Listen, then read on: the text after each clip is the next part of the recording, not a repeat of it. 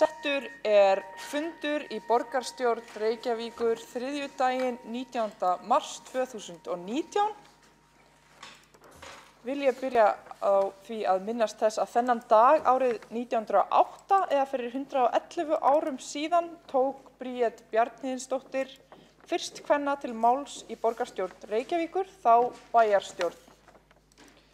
Hún var kjörin inn í bæjarstjórn Reykjavíkur ásamt 3 öðrum konum og fékk þeirra listi, kvennalistinn, flest atkvæði þeirra kosninga í janúar 1908. Bríet fór á téðum fundi 19. mars fram á fjárveitingu til að kenna stúlkum í bænum að synda í sundlauginni. En bæjarstjórn veitti þá 450 krónum til að kenna piltum sund. Tillagan sundkennslu var samþykkt. Jafn aðgangur allra kynja að auðæfum samfélagsins, hvort sem að ræða menntun, þekkingu eða tækifæri, grundvöllur þess að hér geti blómstrað réttlát jafnréttis samfélag. Ein forsenda jafnréttis að hafa tækifæri til að geta bjargað okkur og í þessu tilfelli bókstaflega að geta haldið okkur á floti og synt í land.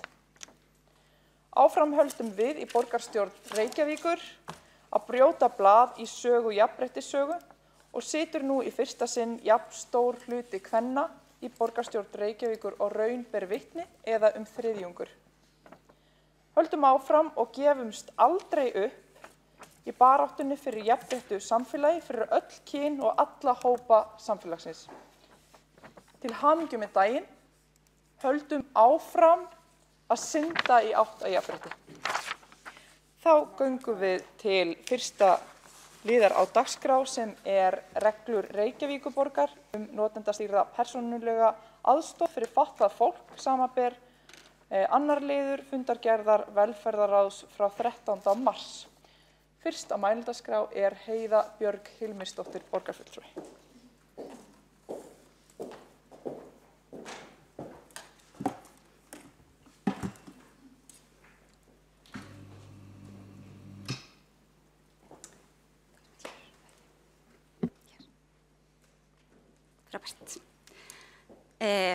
Forseti, ágæta borgarstjórn, skemmtilegt að byrja með þessari innleiðingum Bríeti Bjarnhéðinsdóttur og jafnréttisbaráttuna. Jafnréttisbaráttan auðvitað ekki bara kynjabarátta, heldur líka barátta fyrir því að við séum öll jöfn og eigum öll tækifæri til þess að eiga gott líf. Þannig að það í rauninni viðeigandi með þessa byrjun að byrja fundin á miklu réttlætis og jafnréttismáli sem að reglur Reykjavíkurborgar notendastýrða persónulega aðstoð fyrir fatlað fólk. Þetta mál sem við höfum sannarlega fjallað oft Við samþykktum þessar reglur núna í velferðarráði 13. mars síðastliðinn og venju samkvæmt hefur þær hugsanlega farið til borgarráðs til staðfestingar. En okkur finnst þetta einhvern veginn svo stórt mál og svo magnað og svo mikilvægt að við öll borgarfulltrúar tökum þátt í því að ræða þetta og við sem líka mér finnst einhvern veginn svolítið mikilvægt að við fáum öll að vera þáttur í því að samþykkja vegna þess að borgarstjórn hefur hingað til borið þá gæfu að vera algjörlega einhuga í þessu máli og við höfum í rauninni staðið samhenta því bæði meðan á tilraunaverkefninu stóð og núna að búa vel hnútana þannig að fólk geti átt hér sjálfsögð mannréttindi, notið sjálfstæðra mannréttinda óháð fötlun. Forsagan nefnilega svo, eins og kannski flestir þekkja, að 2013 var samþykkt í velferðarráði að hefja tilraunaverkefni. Það kom heimild 2012, það var bráðabirgðaákvæði í lögum, þar sem að þetta var heimild þeim sveitarfélögum sem að vildu taka þátt í tilraunaverkefni. Reykjavíkurborg vildi það. Þá var stefnt að það að notendastýrð persónulega aðstoð yrði lögbundið þjónustuform í lok árs 2014 og við auðvitað töldum það þegar bráðabirgðaverkefni var sett af stað að þetta yrði nú ekki langur tími. Það var auglýst eftir þátttakendum og unnið í rauninni bara í takti þar sem að kom upplegg frá ríkinu. Þannig að þann 21. mars 2013 samþykkir velferðarráð að setja á laggirnar þetta tilraunaverkefni sem var samþykkt hérna í borgarstjórn í 2013 en því lauk svo ekki 2014 eins og lagt var upp með. Heldur var framlengt, ítrekað, aftur og aftur, í rauninni þangað til að lögin tóku gildi loks núna 1. október 2018. Og með þeim lögum varð í rauninni þau kaflaskil að notendastýrð persónuleg aðstoð núna lögbundin þjónusta sem að fólk á rétt á. Við skorum á ríkið, borgarstjórn sameinaðist það á síðasta kjörtímabili að skora á ríkið að ganga í það, að ganga frá því að lögbinda þessa þjónustu. Það voru auðvitað margar ástæður fyrir því að við gerum það, en við vildum einfaldlega auðvitað geta boðið okkar íbúum upp á þessa þjónustu. Við vildum líka gæta jafnræðis. Okkur var farið að líða svolítið illa með það að vera alltaf með þetta tilraunaverkefni í gangi sem átti að standa í 1,5 ár en var orðið margra ára og í rauninni ekki beint forsenda til þess að fjölga fólki sem fekk þessa þjónustu og þetta varð í rauninni þessi dráttur á því að reglurnar voru samþykktar eða lögin voru samþykkt urði í rauninni til þess að við vorum allt og lengi í rauninni kannski í tilraunaverkefni og allir borgarfulltrúar einhvern veginn voru sammála það þetta var ekki heppilagt og í rauninni gátum við tekið við umsóknum við gátum ekki gert við þar af því það voru engar reglur eða lög til þess að afgreiða umsóknirnar samkvæmt. Þannig að 4. október 2016 þá sameinuðust þessa bókun þar sem við í rauninni skoruðum Alþingi að lögfesta þjónustuna og að fjármagnana. Og það því sannarlega gleðilegt að það búið að lögfestana og ég veit að við munum áfram sameinast það að skora á Alþingi að fjármagnana. Við vorum með 19 samninga á síðasta ári. Meðalkostnaður fyrir hvern og einn samning 15,5 milljónir á ári en það mjög mikil breidd. Lægsti samningurinn á 3,1 milljón og hæsti upp á 37,5 milljónir. Heildarkostnaðurinn á síðasta ári við NPA var 398 milljónir króna og úr borgarsjóði og þar voru borgarsjóði 294,2 milljónir og 103,3 frá ríkinu. Þannig að þó við séum að leggja á það áherslu að við viljum að ríkið fjármagni þetta, þá erum við að tala að við leggjum áherslu að það að ríkið fjármagni sinn hlut. Á tilraunatíminu bilinu sóttu 32 einstaklingar þessa þjónustu og það var ekki hægt að koma til móts við alla vegna takmarkana verkefnisins eins og ég nefndi áðan. Frá gildistökulagana núna síðasta 1. október síðastliðinn hafa 22 nýjar umsóknir borist og það vitaði allavega 2 í viðbót sem eru væntanlegar og ef við teljum saman alla sem að sóttu á sínum tíma nú hefst það, við þurfum að tala við alla þá sem sóttu þegar tilraunaverkefnið hófst. En ef við gefum okkur það að allir sem að sóttum þá vilja áfram fá MPA-samning og auðvitað þeir sem hafa nú sóttum, þá erum við að tala að það eru samtals 56 Reykvíkingar sem að bíða eftir því að fá þessa þjónustu.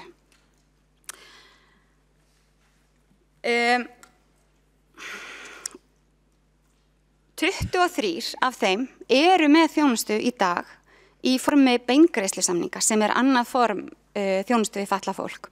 Þannig að það ekki þannig að 56 einstaklingar sé ekki að fá neina þjónustu eða það bætist fullkomlega við en þetta eitthvað sem við eftir að finna út úr og mikilvægt að taka það fram hér að við erum ekki að samþykkja fjárheimildir í dag. Fjárheimildirnar eru eins og þær voru samþykktar í fjárhagsáætlun fyrir árið en við erum þess full meðvituð og tilbúin til þess að skoða eftir því sem líður á árið og eftir því sem að gengur hvernig það mun síðan líta út. 27. desember síðastliðinn tók í gildi reglugerð notendastýrða persónulega aðstoð og þá gátum við farið að undirbúa þessar reglur fyrir fulla alvöru. Það átti einnig að koma út handbók af ráðuneytisins, hún komin í samráðsgátt en við í velferðarráði vorum í rauninni samtak það, við vildum ekki bíða eftir því að vera komið með öll gögn, við vildum flýta okkur þar sem að þessir 56 reykingar sem við vitum að vilja fá svona þjónustu, við vitum að þeir vilja helst fá að vita sem fyrst hvort að hún þeim möguleg eða ekki. Þannig að við erum þess líka fullkomlega meðvituð að þetta innleiðingarfasi sem við erum að fara inn í. Ríkið leggur þetta upp sem innleiðingarfasa til ársins 2022. Við vitum að á þeim tíma mun eitthvað breytast og árið 2022 munum við leggja fyrir borgarstjórn aftur nýjar endurskoðareglur út frá þeim þá reynslu og mati á því hvernig okkur hefur tekist til á þessum innleiðingartíma. Ef að þörf gefst til, sem ég vona ekki, verður það auðvitað fyrr, en ég held að það sé búið að vinna þessar reglur það vel að þær séu orðnar nokkuð góðar. Það kannski ekki síst vegna þess að þetta hefur verið unnið í miklu samstarfi við fatlað fólk, bæði við þá sem eru með NPA-samninga og ekki síður fólk sem hefur hagsmuni af þessu, hagsmunasamtök og starfsmenn og notendur. Þannig að það að svona öflugt samráð við notendur hefur verið á allan tíman auðvitað forsenda þess að við getum í rauninni gert þetta vonandi svona vel, því ég ætla að leyfa mér að segja það að ég alveg sannfærð að við erum að samþykkja alveg stórt, þetta stórt skref sem við erum að stíga.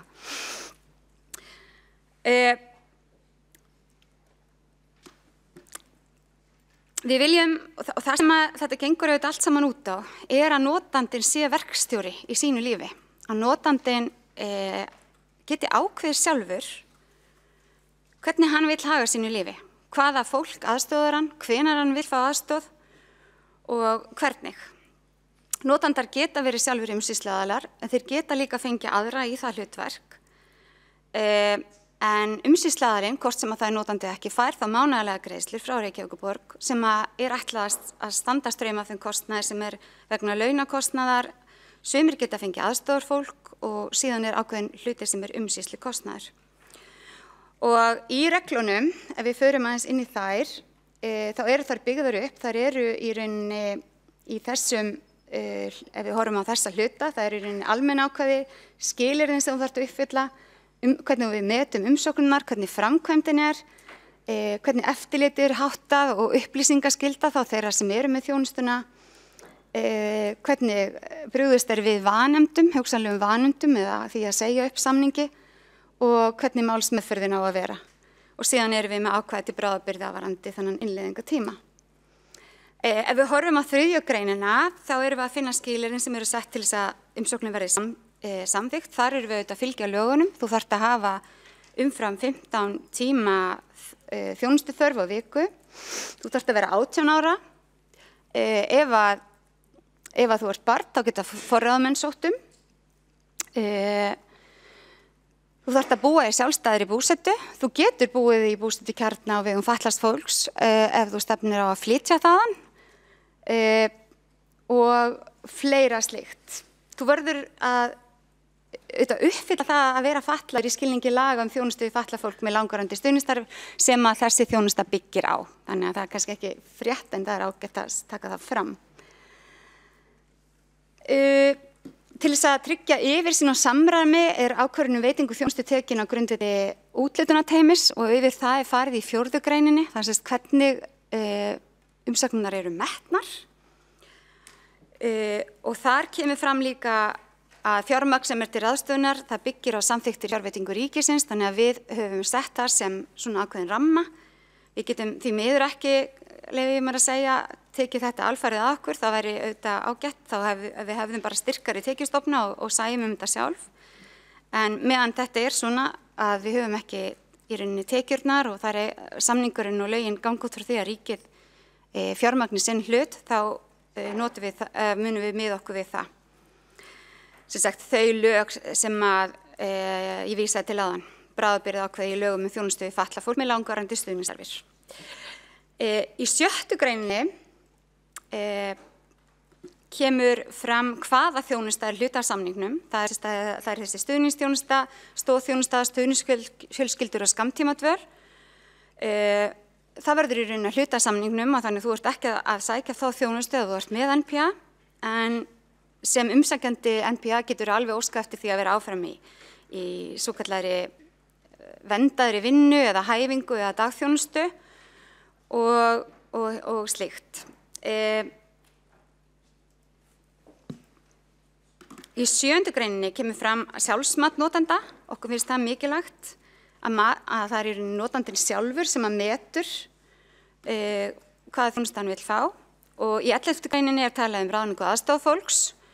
Það er ekki að jafnaði gert ráð fyrir aðstoðarfólk sé maki, sambýlismaður, sambýliskona eða náinn ættingi, en það er þó hægt að gera undantekningar ef að það er það sem best er talið, og að það skal fara fram endurmat á stuðningsþörf og stöðumat innan 16 vikna frá gildistöku samnings.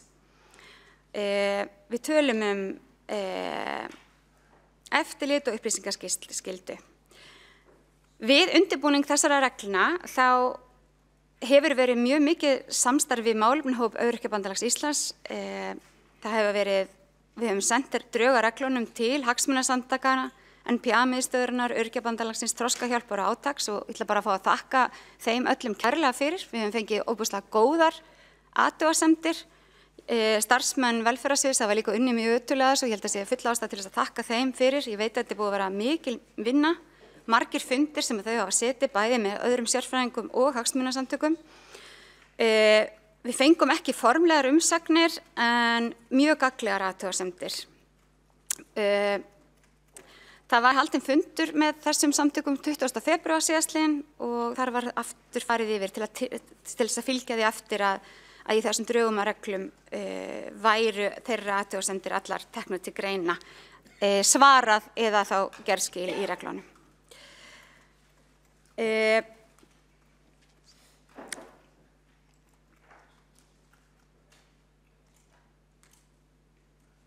Meðal ábendingar sem við fengum í rauninni frá hagsmunaaðilum var að það væri mikilvægt að þessi viðeigandi aðlögun, þú veist, þegar við værum að það væri svona samfella í þjónustunni og við getum fullkomlega tekið undir það, að við pössum að einhvern veginn trappa inn þessa nýju þjónustu, að sjálfsmat notanda verði hluti af reglunum sem að við tókum hjarta undir og það er í reglunum, og það kom líka skýrt fram að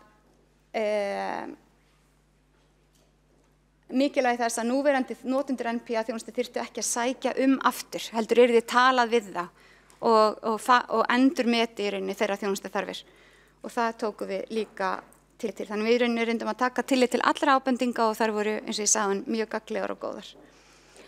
Það var gerð athugasemd við takmörkun á aðgengi að þjónustunni. Þetta varðandi sjálfstæða búsetu, en við teljum að á innleiðingartímanum sé það sanngjarnt að við séum það er bið eftir sjálfstæðri búsetu og við viljum gjarnan fá að veita eina þjónustu til hvers aðila. Það eru grá svæði sem að má gjarnan nefna í verkaskiptingu ríkis og sveitarfélaga og við þurfum að skoða það tengist hjúkrunarheimilum og fleiri aðilum. Kostnaðarmatið, ef ég bara rétt verpa því hérna upp, svo sem fór yfir þetta í upphafi ræðu minnar, fjárheimildin fyrir árið er 445 milljónir og meðalkostnaðin og allt það. Við erum ekki að fjalla kostnaðin hér, við erum að fjalla réttindin og við erum að fjalla þá miklu mannréttindabót að þessi þjónusta verði í boði. Við munum meta kostnaðin áfram á innleiðingartímanum og mér langar bara að fá að óska Reykvíkingum til hamingju með þetta. Ég er svo sannfærð að við munum öll samþykkja þetta eftir og að við munum það bara áfram meta þetta á innleiðingartíma og bregðast við ef að frekari aðgerða er þörf. Takk.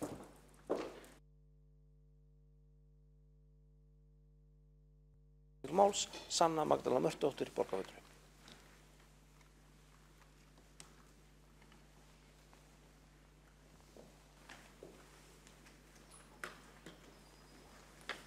Já, forseti, ágæta borgarstjórn og áheyrendur. Ég fagna þessum reglum innilega og þetta sé núna komið fram á sjónarsviðið og sérstaklega eftir mikla vinnu velferðarsviðs og þakka líka þær ábendingar sem að hafa komið fram í samráðsferlinu. Og það svona helsta sem að ég vildi nefna hér í þessari umræðu og sem að gagnrýnin beinist að það er fjármagnið sem að ríkið setur í þennan mikilvæga málaflokk sem er lögbundinn og þessi þjónusta er það. og eins og við vitum þá það miða við ákveðin fjölda samninga á innleiðingartímabilinu og að ég vissum ég tali fyrir alla þegar að við viljum vernda þessi réttindi og þetta eru réttindi sem að fatlað fólk hefur og maður hefur helst áhyggjur af því að sko þó að engum sé synjað að mögulega einhver gæti kannski þurft að bíða til lengdar eftir þjónustu sem hann á rétt á og það það eina sem maður hefur áhyggjur af út frá því fjármagni sem að ríkið setur í fjöldasamninga og þannig að ég vona að við getum bara skorað á ríkið til að auka fjármagni sem þeir setja í þennan mikilvæga málaflokk og það kannski eitthvað sem að ætti heima á borði velferðarráðs og gæti síðan verið vísað til borgarstjórnar ef að það áhugi fyrir því að leggja fram einhvers konar ályktun eða áskorun og ég held að það geti verið mjög sterkt og sérstaklega þá ef að önnur sveitarfélög myndi taka undir og sérstaklega í ljósi þess sem að maður að heyra núna og hefur gríðarlegar áhyggjur af að ríkið sé að hugsa að skerða fjármagn í jöfnunarsjóð sveitarfélagana sem náttúrulega gengur alls ekki.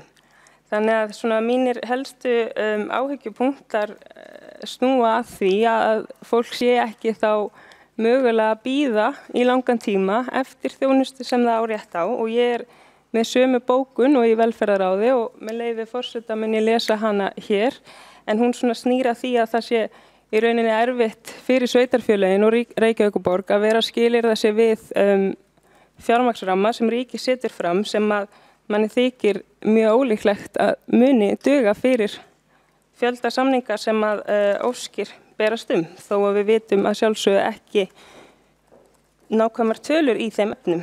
En bókunin, hún svohljóðandi, fulltrúi Sósíalistaflokksins fagnar því að notendastýrð persónulega aðstoð NPA sé lögbundið þjónustuform og fagnar því að reglur borgarinnar þá þjónustu líti nú dagsins ljós.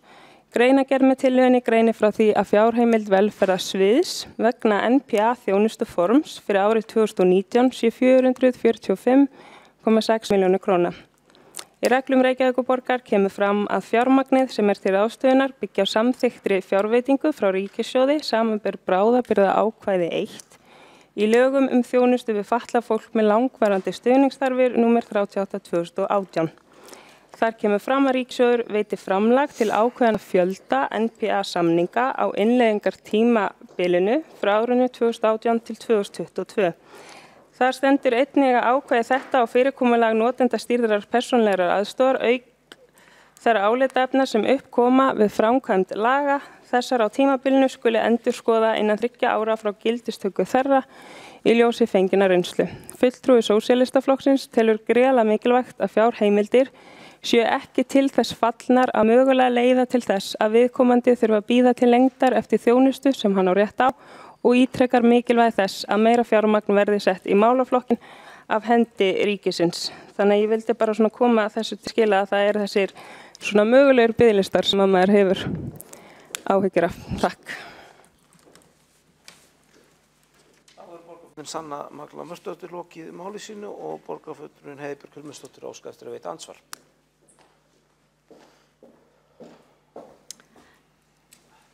Forseti, ágætu borgarfulltrúar, ég ætla að kannski meira meðsvar að því ég nokkuð sammála, þetta kannski það sem maður hefur helst áhyggjur af, það fjármögnunin frá ríkinu. Bókunin sem að borgarstjórn sameinaðist 2016 skoraði á ríkið að fjármagna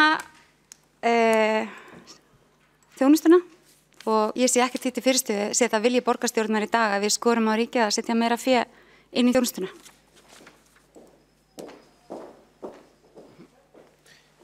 Þá hefur borgarfulltrúin Heiðbjörg Hilmarsdóttir við að veita ansvar. Næstur hefur óskað eftir að taka til máls Egill Þór Jónsson, borgarfulltrúi.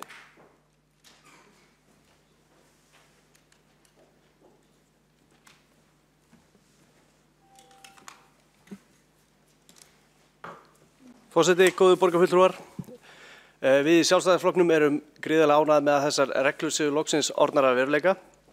En biðin eftir þeim hefur verið frá 2013 en þegar að velferðarráð ákvað fyrst að fara í tilraunaverkefni vegna NPA og því reynslan á þessu orðin þó nokkur En ég vil þakka Heiðu Björg Hilmisdóttur borgarfulltrúa fyrir ágæta yfirferð á reglunum þar sem að hún reifaði þær svona þokkalega vel fyrir okkur, svona helstu aðalatriðin. En við höfum átt ágætis samstarf þetta mál í velferðarráði og það er vel og þetta samráð bara og samtal milli starfsmannasviðsins og auðvitað hefur sviðið átt í góðu samtali við hagsmunaaðila. Það er kannski ástæða fyrir okkur að bara hrósa þessum vinnubröðum sem hafa átt sér stað og það er ekki oft sem að koma svona mál sem að allir eru jákvæðir og allir virðast bara nokkurn veginn bara fullkomlega sammála að þetta sé gríðarlegt framfaraskref fyrir þessa einstaklingi sem að fá og þykja þessa þjónustu í framtíðinni. Þetta er ekki bara þjónusta sem að mun veita einstaklingum hið sjálfstæða líf sem að réttindabarátta fatlaðra snýst núna, heldur veitir þetta aðra möguleika eins og rýmka á biðlistum inn í búsetukjarna og annað þegar þessir einstaklingar geta farið að búa í sjálfstæðri búsetu án þjónustu frá kjarna, heldur bara þjónustu bara beint inn í íbúð. Það er risastórt skref, réttindaskref sem að bara mun vonandi bara fara að stækka að þjónusta verður meira og meiri, en eins og Sanna kom inn á áðan þá er þetta svolítið svona, og Heiða auðvitað líka, borgarfulltrúar, það er tala að við séum svolítið svona bundin af fé frá ríkinu og það er kannski önnur umræða, en reglurnar eru að maður telur þokkalega góðar, en það er svona einhverjir vankantar sem að við þurfum að bregðast við ef það kom upp tilfelli eins og með setja sérstakar viðauka reglur starfsmannmál eða annað, en það verður það bara að taka á því þegar það að því kemur. Og svo þessi skriffinnska sem í kringum þetta, hún alveg töluverð, en eins og ég segi þá þurfum við bara að vera tilbúin að bregðast við því ef það kemur að því að fara að liðka þess fyrir og það kemur auðvitað með reynslur. En ég ætla að lesa upp bara bókun sem við Sjálfstæðisflokkurinn erum með. Hún mjög svipuð voru með í velferðarráði, en áður en ég lesa hann upp þá ætla ég að hvetja ykkur öll til að kíkja á pistlaröð Spegilsins á Ríkisútvarpinu NPA og hvernig þetta hefur breytt lífi margra sem að hafa þegið þessa þjónustu núna síðustu ár, og þetta er alveg má næstu því segja bara bylting fyrir suma. En hér les ég bókunna. Fulltrúar Sjálfstæðisflokksins fagna því að reglur Reykjavíkurborgar notendastýrða persónulega aðstoð NPA sé nú loks samþykktar í borgarstjórn. Þrátt fyrir samþykkt á nýjum reglum afar mikilvægt að á næstu árum innleiðingarferlisins verði hægt að endurskoða reglurnar komi til dæmis í ljós augljósir vankantar á þeim. Áframhaldandi samstarfið notendur og hagsmunasamtökur lykilatriði þegar kemur að því að tryggja bestu mögulegu framkvæmd þjónustunnar til framtíðar. Þá hefur borgarfulltrúinn Egill Þór Jónsson lokið máli sínu og næst er óskað eftir að taka til máls Dóra Björt Guðjónsdóttir, borgarfulltrúi.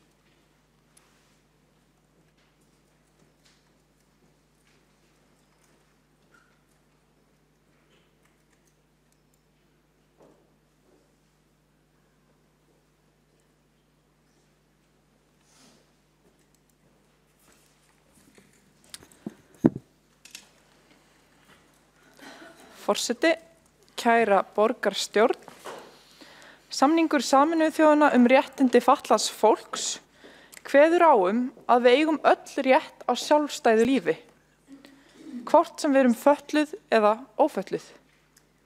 NPA eða notendastýrð persónuleg aðstoð snýst einmitt þetta, að veita fötluðu fólki þjónustu á þeirra forsendum og veita þeim sjálfum fulla stjórn yfir þeirri þjónustu. Fyrir mér þetta ekki bara velferðarmál. Þetta fyrst og fremst spurning lýðræði. Að valdefla fatlað fólk og veita því það frelsi og vald yfir eigin lífi sem það á rétt á og þarfnast til að geta tekið fullan þátt í samfélaginu á eigin forsendum. Ekki á forsendum kerfisins. Með nýjum lögum þjónustu við fatlað fólk með langvarandi stuðningsþarfir sem tóku gildi 1. október 2018 varð slík þjónusta lögbundin og það bæði sögulegt og gríðarlega ánægjulegt.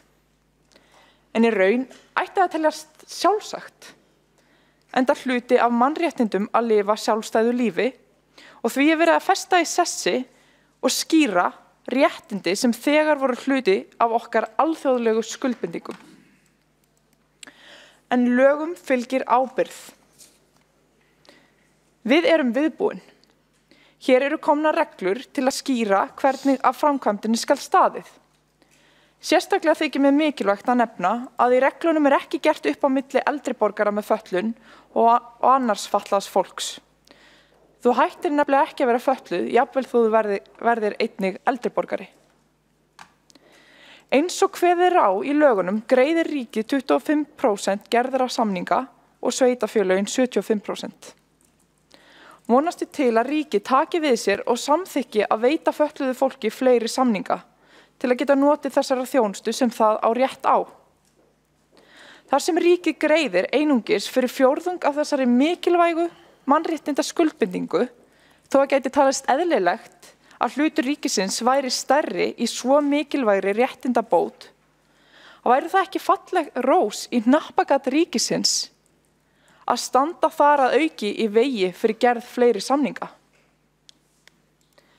Fjölgun samninga mun ekki standa á borginni og náist samstaða að fjölga þeim munum við með glöðu geði borga okkar 75% af öllum samningum. Við setjum ekki kvóta á mannréttindi og ég vona innilega að ríkið geri það ekki heldur. Takk. Þá hefur borgarfulltrúinn Dóra Björk Guðjónsdóttir lokið máli sínu og næst hefur óskað eftir að taka til máls Líf Magnúsdóttir borgarfulltrúi.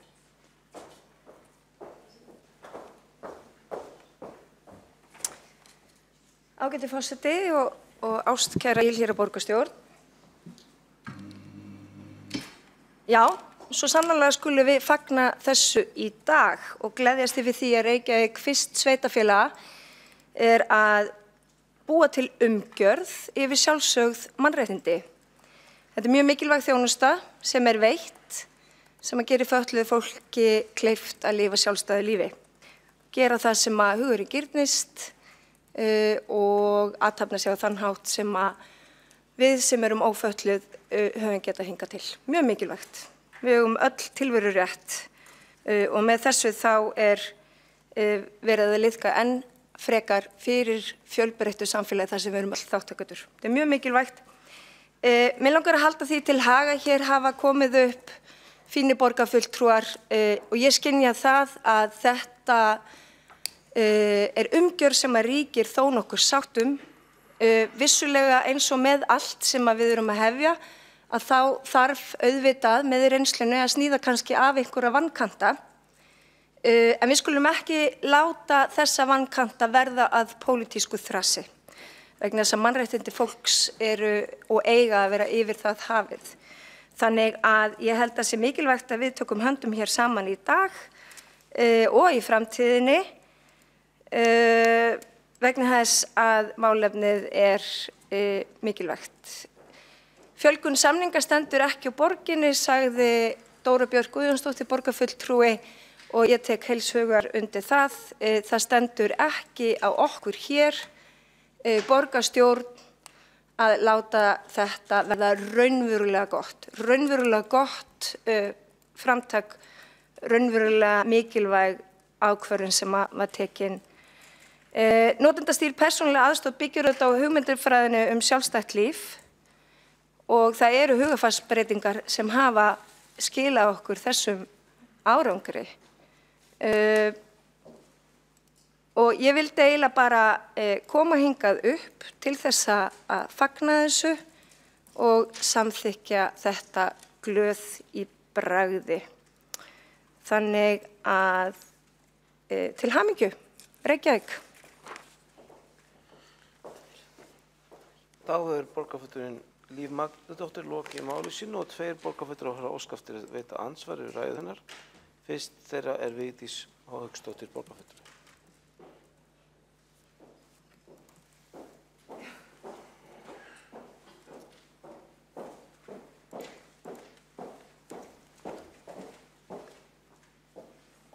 Forseti, ágætu borgarfulltrúar og tilheyrendur, ég eins og fleiri hér fagna þessum áfanga. Ég er hér í andsvari við borgarfulltrúan Líf Magnúðardóttir. Hún sagði okkur hér í þessum sal að ekki myndi standa á Reykjavík varðandi það að uppfylla þessa þjónustu og það sem er lögbundið. Ég hef þá spurningu til borgarfulltrúans, hvernig líta stjórnendur Reykjavíkurborgar á það að nú hefur ríkið undir stjórn forsætisráðherra sem kemur frá Vinstri grænum eins og borgarfulltrúin, forsætisráðherra Katrín Jakobsdóttir, boðað það að jöfnunarsjóður verði skertur fleiri hundruðir milljóna, eitthvað á milli 2 til 3 milljarðar og eins og við vitum öll þá eru málefni fatlaðra hýst þar inni. Hvernig lítur borgarfulltrúnum það þegar sú ríkisstjórn sem nú er starfandi í landinu undir stjórn Vinstri grænna lítið þannig á þessi mál í þessum viðkvæma málaflokki, sérstaklega í ljósi þess að borgarfulltrún er að segja hér úr þessum ræðustóla ekki standi á Reykjavíkurborg að uppfylla þessi mál. Þá hefur borgarfulltrúinn Vigdís Hauksdóttir lokið þetta ansvar og svarað þá ástæðari Líf Magnúðardóttir borgarfulltrúi. Já, góði forseti og ágætu borgarstjórn. Ég var í rauninni að taka undir orð Dóru Bjartar Guðjónsdóttur sem að sagði að það stæði ekki á borginni. Að mér er ljúft og skylt að svara borgarfulltrúnum að þetta tengist ekki þeirri þjónustu. Þá hefur borgarfulltrúinn Líf Magnúðardóttir lokið við að svara ansvari, veitir þá ansvar öðru sinni Vigdís Hauksdóttir borgarfulltrúi.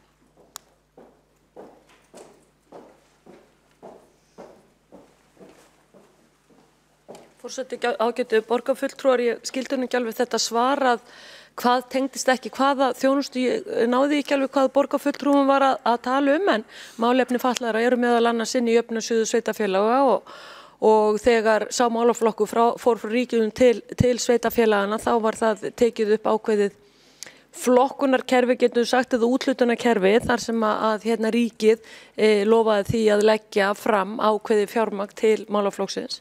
Við vitum það að ríkið hefur ekki staðið við það sem skildi og talið er að ríkið sé 10 milljarða mínus gagnvart Reykjavíkurborg bara vegna þess sem að snýra þessu málaflokki.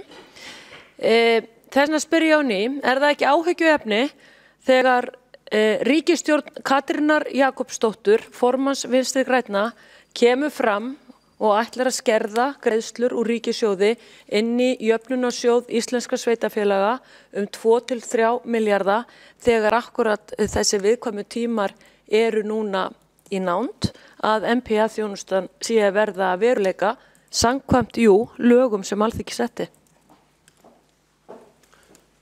Borgarfulltrúinn Vigdís Hauksdóttir lokið við veita ansvar öðru sinni, svarað þá ansvari öðru sinni Líf Magnúðardóttir borgarfulltrúi. Já, forseti, ágæta borgarstjórn. Það er auðvitað óheppilegt ef það fer svo, en það hefur ekkert verið ákveðið fast í þeim efnum og það liggur ekkert fyrir sem við getum rætt í þessum sal og tekið afstöðu til. Þannig er málið vaxið. Það sem við erum að samþykkja hér í dag er óskylt. Þegar ég segi að borgin, það standa ekki á borginni og taki þar með undir orð Dóru Bjartar Guðjónsdóttur, borgarfulltrúa, að standi ekki á Reykjavíkurborg að veita þessa þjónustu, þá er það bara kórrétt. Við ætlum að gera það. Og til þess, þá þurfum við auðvitað fjármagn sem að við þurfum þá að veita í þessa þjónustu. Það er bara svo einfalt. En þetta eru óskyld mál og það er kannski óþarfi að vera fabúlera eitthvað sem ekki hefur verið ákveðið að svo stöddu. Þá er borgarfulltrúinn Líf Magnúðardóttir lokið að svara ansvar öðru sinni. Þá er óskað eftir að veita ansvar Marta Guðjónsdóttir borgarfulltrúi.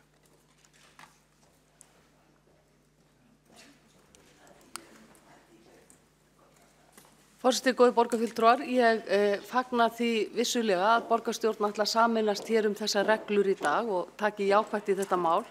En ég velti því aðeins fyrir mér hvað borgarfulltrúin Líf Magnúðardóttir átti við þegar hún sagði að það væri mikilvægt að það yrði brugðist við þeim vanköntum sem kynnu að koma upp varðandi þessa þjónustu.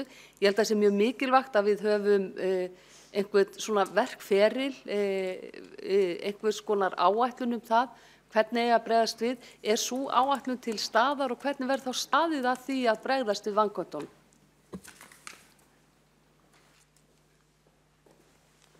Þá borgarfulltrúi Marta Guðjónsdóttir lokið að veita andsvar og svara þá andsvari Líf Magnúsdóttir borgarfulltrúi. Ágæti forseti og borgarstjórn, já, þegar ný þjónusta innleidd, þá fæðist hún ekki full sköpuð. Við þurfum auðvitað að heyra í notendum þjónustunnar til þess að geta aðlaga hana betur. Nú erum við að samþykkja þessa umgjörð hér í dag og svo þarf að láta reyna hana. Kannski kemur það í ljós að það eru engir vankantar.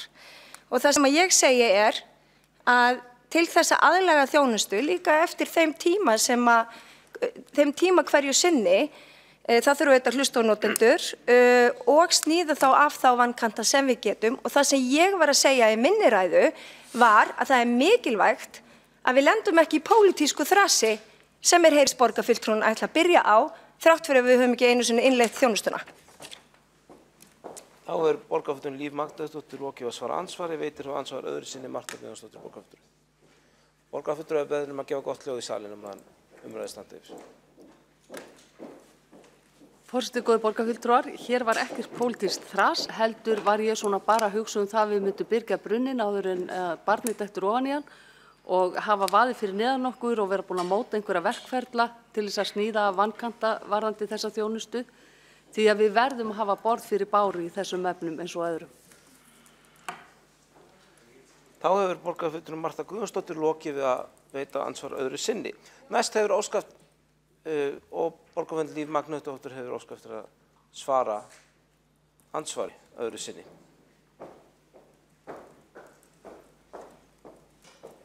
Ágæti forseti og borgarstjórn, jú, það er gott að hafa gott hljóð í salnum. Mér langaði bara að benda á það sem að samflokksmaður hennar sagði hér í ræðustól og ég í rauninni greip á loft og sammála honum að hún hefði kannski átt að beina andsvörum sínum til Egils Þórs Jónssonar borgarfulltrúa í stað þess að spyrja mig út í þessa hluti. Þá borgarfulltrúi Marta Guðjónsdóttir Líf Magnúsdóttir lokið að svara ansvari öðru sinni og borgarfulltrúi Marta Guðjónsdóttir óskað eftir að gera stutta athugasemd.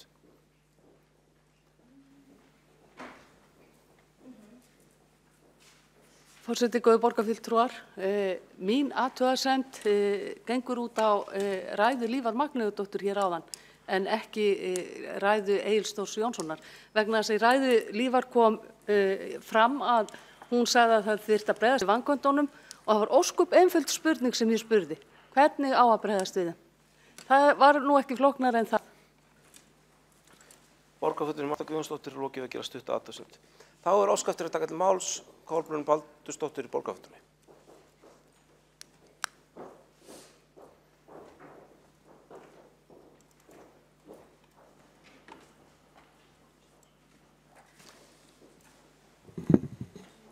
Forseti, borgarstjórn. Já, þetta sannarlega mikið gleðiefni og það að þetta skuli vera orðað raunveruleika, löggjafinn og reglurnar sem að klárlega verða samþykktar hér á eftir. Þá er þetta klárlega eitt af þeim málum sem að það hefur einmitt ekkert pólitískt þras verið í kringum þetta. Ekki nema við ætlum eitthvað að fara að búa það til núna en ég held að við séum ekki að fara að gera það. Ég held samt að það megi vel skilja áhyggjur. Auðvitað viljum við sjá þetta ganga upp og það sem kannski við óttumst þegar við hugsum þetta lengra að það getur orðið langir biðlistar. Og við vitum öll hvernig það með þessa biðlista. Að bíða eftir að fá samning, bíða eftir að fá þjónustuna, bíða kannski mánuðum saman, árum saman. Þannig að það er ekkert skrítið að við séum einhver að hugsa akkurat þetta og það þýðir ekkert endilega að það sé eitthvað þras í kringum það. Við viljum hins vegar bara finna allar leiðir, mögulega leiðir til þess að koma í veg fyrir að það verði. Ég er svona tiltölulega ný í borgarstjórn og ég velti svolítið fyrir mér þessari umgjörð. Það var talað að það væri sátt þessa umgjörð og já, það er það kannski, en er þetta almennt síðan ganga vel þegar að ríki og sveitafélag er að deila með sér svona stóru verkefni, svona stóru málaflokki? Ég er svona verið aðeins að hugsa þetta, ekki sérstaklega í ljósi umræðu til dæmis heima þjónustu og heima hjúkrun sem var verið að tala ekki alls fyrir löngu, ætti kannski bara að vera á einni hendi, hvort að það sé ekki farsælega. Auðvitað er þetta bara einhver framtíðarmúsík, en mér er samt allt til að tala þetta, að þegar þetta er svona samsuða, ríki og sveitafélag, að þá veltir maður fyrir sér hvort að það sé ávísun á vandamál hvað varðar biðlistina. Og núna eru ákveðnir samningar, það er ákveðin fjöldi samninga sem er í gangi og samþyktir, en síðan er spurning hvenær verður samþyktir fleiri samningar og síðan kemur fjármagn frá ríkinu, er það nægjanlegt og er það að bíða eftir því og svo framvegis. Þannig að framundan, ef maður hugsa bara eftir 1-2 ár, hver gæti mögulega staðan verið? Ég er aðeins að tala þetta bara til þess að velta þessu upp, að við hugsum þetta og ef það er einhver sens að gera eitthvað fyrirbyggjandi sem kannski er ekki hægt í þessu, en ef það væri eitthvað hægt að gera fyrirbyggjandi, eiga einhvers konar umræður við ríki fyrr eða gera fólki þá grein fyrir út í hvað býður, þá verðum við að horfast í augu við það. Þó að við fögnum þessu, að þetta sé komið í gang og þetta sé orðið á raunveruleika, að fólk fái tækifæri til að vera verkstjórar í eigin lífi, þetta á það bara að vera svo sjálfsagt að allir eiga að vera verkstjórar í eigin lífi, að þá finnst mér allt í lagi að reifa líka mögulegar áhyggjur af svona samsuðu verkefni ríki og sveitafélags. Þannig að ég myndi alls ekki segja að það sé eitthvað upp á einhverju pólitísku þrasi, við erum bara einfaldlega að hugsa þennan hóp að hann fái sem bestu mögulegu þjónustu og að það verði gert jafnræðis. En þetta er fagnaðarefni held ég fyrir okkur öll hérna í salnum, alla borgarstjórn, ég held að við getum öll verið sammála það að við erum mjög glöð yfir þessu.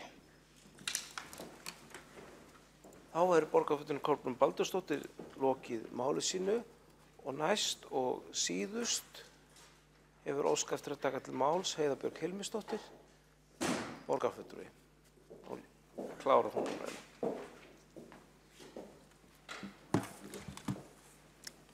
Forseti, ágætu borgarfulltrúar, bara fá að þakka þessa fínu umræðu þessa mikilvægu þjónustu. Þetta, ég held að vona að við getum horft tilbaka og upplifa virkilega að við vorum að stiga stórt skref í mannréttinda átt fyrir Reykvíkinga með því að samþykkja þessar reglur. Þetta er auðvitað, eins og hérna hefur komið fram í umræðinni, þetta er auðvitað byggir á samningi Sameinuðu þjóðanna um réttindi fatlaðs fólks og þá hugmyndafræði sem að sá samningur byggir á og það að fatlað fólk er rétt í sjálfstæðs lífs eins og aðrir og ég hafa sömu valkosti og aðrir og ég get hjartanlega tekið undir orð borgarfulltrúa Egils Þórs Jónssonar þegar hann sagðist mæla með þáttaröðu Spegilsins sem hefur verið undanfarið, frábær umfjöllun, viðtölu við marga,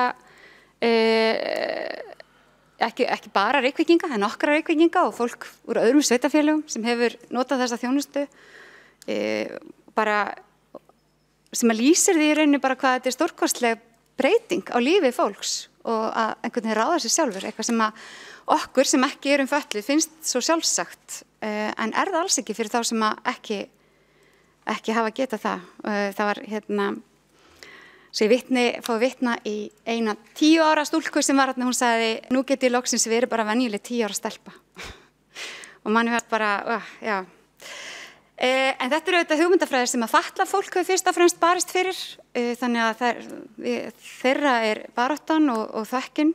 Þetta verður auðvitað tekið langan tíma, eins og við sögðum áðan, þá hófst þetta tilraunaverkefni 2012 og við erum fyrsta sveitafélagi sem leggur fram reglur á grundvelli þessara nýju laga.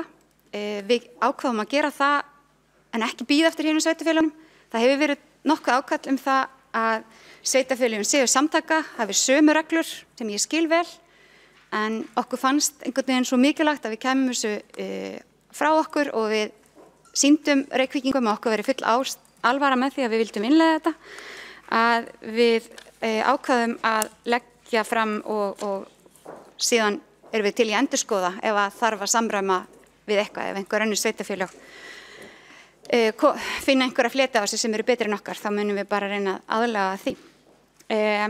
Það hefur verið mikil sátt meðal þeirra sem hafa notað NPA-þjónustu í Reykjavík á tilraunatímanum. Það hafa 20 einstaklingar samtals fengið þjónustu, einn þeirra reyndar einn þeirra komst að því að þetta henta honum ekki, þannig að það er ekki einhverja alheims bóta ræða, þetta hentar ekki öllum, en fyrir þá sem þetta hentar er þetta stórkostleg réttindabót. Þetta hefur verið gríðarlega flókið fyrir starfsfólk borgarinnar, lögfræðinga og fleiri að finna út úr, ekki bara fyrir okkur stjórnmálamennina sem kannski hefur verið óvenjulega auðvelt fyrir okkur af því að við erum nokkuð sammála að við viljum innleiða þetta og erum eiginlega bara alveg sammála. Ég deili alveg áhyggjum af fjármögnun en ég ætla að leyfa mér að hafa ekki mikla áhyggjur í dag. Ég ætla bara að sjá hvernig þetta fer af stað. Ég er alveg sannfærð það ef að þegar við erum búin að fara í gegnum þá umsóknir sem að fyrir liggja og sýnum ríkinu fram á þá þörf fyrir fjármagn sem er inn í þennan málaflokk þá komið það fjármagn. Ég held að liggi svolítið á okkar höndum að sækja það. Það virðist vera mikilvægt að ráðuneyti sé bara vel upplýst þörfina, biðlistan og slíkt og við munum, ég veit að starfsmenn velferðar sviðs er tilbúinir í þá vinna að upplýsa ráðuneytið mjög ört það hverjir eru að sækja og hver margir bíða og hver fjármagnsþörfin er. Það er ein villa sem að leggjast inn í gögnin, inn í reglurnar sem að mig langar að fá heimild borgarstjórnar til að skipta gagn. Það er bara ótrúlega lítið atriði sem er leiðilegt að þurfa að leiðrétta hér en það stendur sem sagt í 5. málsgrein 10. greinar reglana stendur að skilafrestur vegna ársuppgjörs, þetta er sem sagt eitthvað sem að einstaklingurinn gerir einu sinni á ári, sé 20. janúar en það á að standa 15. febrúar. Þannig ef engin borgarfulltrúi hreyfir andmælum þá fáum við að breyta þessu áður en að við réttum vonandi sem flest upp hönd og samþykjum reglurnar. Er það samkvæmt, má ég gera þetta svona, forseti? Ef enginn gerir athugasemd, já. Það má segja að það er allan gleðilegt að við náðum að koma þess að áður en að við greiddum atkvæði.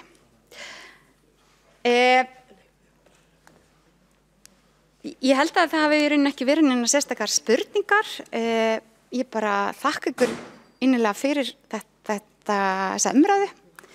Það kannski kom ekki nægilega skýrt fram í mínu máli að við erum í rauninni að opna þjónustuna meira heldur en svona lagt endilega, við höfðum það svolítið í okkar höndum. Foreldrar fatlara barna geta sótt NPA ef þeir telja það henta barninu sínu og það er svona eins og þessi 10 ára stúlka sem býr í Kópavogi hefur verið með NPA. Þá eru auðvitað foreldrar hennar umsjónarmenn og bera ábyrgðina en hún fær þjónustuna. Velferðarráð ræddi mikið, það er svona heimild til þess að skilgreina að 67 ára eldri get ekki sótt NPA en við ákváðum að takmarka það ekki við 67 ára. Þannig ef þú fatlast sannarlega eftir 67 ára aldur þá getur þú sótt þessa þjónustu eins og aðrir. Og við erum þá líka að hugsa að 67 ára fólk er nú ekki gamalt fólk í dag og það fyrir það kannski að finna eitthvað annað viðmið. En þetta voru vissulega pólitísk viðfangsefni sem að við öll saminumst og við langar að lokum bara að fá að þakka velferðarráði fyrir frábæra vinnu í þessu. Það er oft talað að við séum ósammála allt í borgarstjórn, ég held að við getum alveg afsannað það hér í dag. Hér er til dæmis eitt af málunum sem að allir í velferðarráði hafa unnið ötullega að saman og rætt sér niður á niðurstöður og ég veit að það er líka þannig hérna í borgarstjórn. Þannig að við getum nú verið sammála margt gott líka. En bara til hamingju Reykvíkingar með að geta sótt NPA.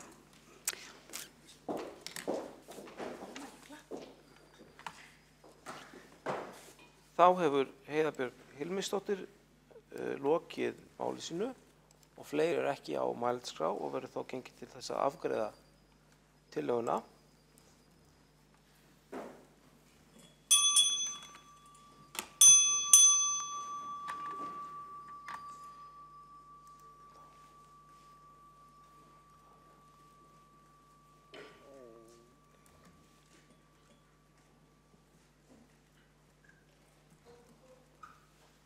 uppbúið. Já, líkt og tillögu flytjandi gerði umtalsefni í máli sínu, þá læddist þarna inn villa inn í þau drög sem send voru út. Þess að stóð 20. janúar í stað 15. febrúar og það þá tillaga að þessu sé breytt á þann hátt, það komi ekki fram athugasemdir við þá afgreiðslu þess að þá tillögubreytingu að það gert í máli borgarfulltrúans en komið þær fram núna, það var til þess rétti tími að bera þær upp hér. Ef svo ekki, þá verður borið fram, þá verður til reglurnar eins og þær verður að senda út til borgarfulltrúa nú, borðnar til atkvæðagreiðslu og því forseti býður eftir að allir fær komist í salinn og virðist svo að það sé raunin og verða tillögum það að borðnar upp til atkvæða. Þeir sem eru fylgjandi tillögunum eins og það er líka fyrir, þess að gefa merki. Þeir sem á móti kunna vera.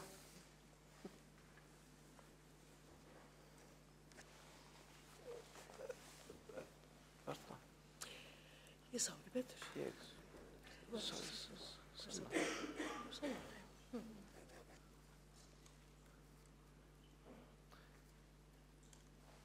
Forseta reiknast það sé 22 sem greiða atkvæði með og 1 greiðir ekki atkvæði.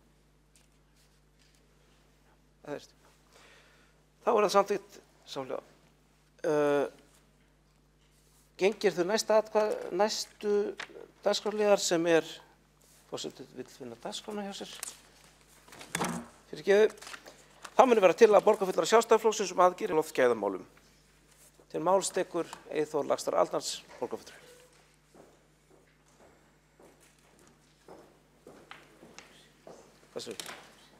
Já. Forseti, ágætu borgarfulltrúar og tilheyrendur.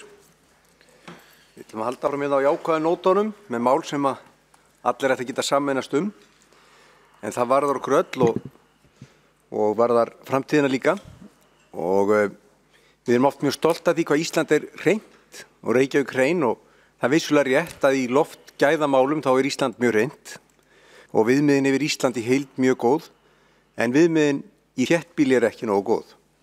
Og við sammæltum stöða fyrir 6 mánuðum síðan hérna mitt í þessum sal 4. september að Svifryk færi ekki yfir heilsuverndmörk hér í borginni og við myndum nýta þau tæki sem við hefðum og skipulags- og umhverfissviði var síðan falið að vinna í þeim málum. Nú til þess að fylgja þessu eftir því að tíminn fljótur að líða hjá okkur og 6 mánuðir hurfu bara eins og dögg fyrir sól að þá viljum við koma hér með 6 liði til að skerpa á þessum áherslum, athuga hvað við getum gert betur og þetta kannski bara byrja á að rifja upp tillöguna með leyfi forseta sem var samþykkt samhljóða í september. Hún var svona: borgarstjórn samþykkir að fela umhverfis- og skipulagssviði í samráði við heilbrigðiseftirlit Reykjavíkur að endurskoða viðbragðsáætlun um loftgæði. Sérstök áhersla verði lögð á að leita nýrra leiða til að draga úr uppspryttu svifryks, í hvaða tilvikum skortir lagastoð til að sporna við þeim, rýna hvaða heimildir sveitarfélög hafa til að vernda íbúa fyrir margs konar loftmengun og hvaða færuleiðir eru áhrifaríkastar þess. Þá er lagt sérstakt mat á hvað þurfi til að ná markmiði loftgæðaáætlunar ríkisins að fækka ótímabærum dauðsföllum úr 80 í færina 5 á ári. Svo kemur loka setningin: borgarstjórn samþykkir það markmið að magn svifryks fari ekki yfir heilsuverndarmörk og nýta tiltæk úrræði sem bæta loftgæði í borginni. Nú, það var ánægilegt að því við sameinumst þarna 2 tillögur. Okkar tillaga var varðandi markmið, við höfum mikla trú á mælanlegum markmiðum og svo voru aðrar áherslur frá meirihlutanum en við sameinumst þessa sameiginlegu tillögu. Þannig að við erum hér með tillögu sem ég ætla að gera grein fyrir. En bara svona rétt til þess að rifja upp nokkrar tölur, að þá ágætt að rifja það upp að mati sérfræðinga, miðað við þau Evrópuviðmið sem hafa verið notuð, að þá má telja að ótímabær dauðsföll á Íslandi séu 80 á hverju ári vegna svifryks og 5 ótímabær dauðsföll vegna niturdíoxíðs á ári. Þetta mjög há tala. Og ég held að margir trúin ekki. Ég held að margir trúið ekki að þetta getur verið rétt og þetta sé bara einhver skýrsla. Þetta svo há tala að í samhengi við til dæmis bílslys að þá þetta ekki bara fleiri heldur en látast bílslysum heldur 10 sinnum fleiri heldur en látast bílslysum að jafnaði í Evrópu. Þannig að við sjáum það að jafnaði þá það 0,1% sem látast í umferðarslysum í Evrópu en talið og þetta kannski erfið staðreynd að kyngja en vísindamenn telja að 10 sinnum hærra hlutfall eða 1% látist ótímabærum dauðdaga vegna loftmengunar. Þetta náttúrulega vandamál allan heim en við viljum með okkur við það sem best gerist og Evrópa hefur náð góðum árangri þrátt fyrir díselskandalinn. Við höfum verið þetta á bilinu 7-20 sinnum yfir heilsufarsmörkum á ári og það alltaf mikið. Við erum að sammála það.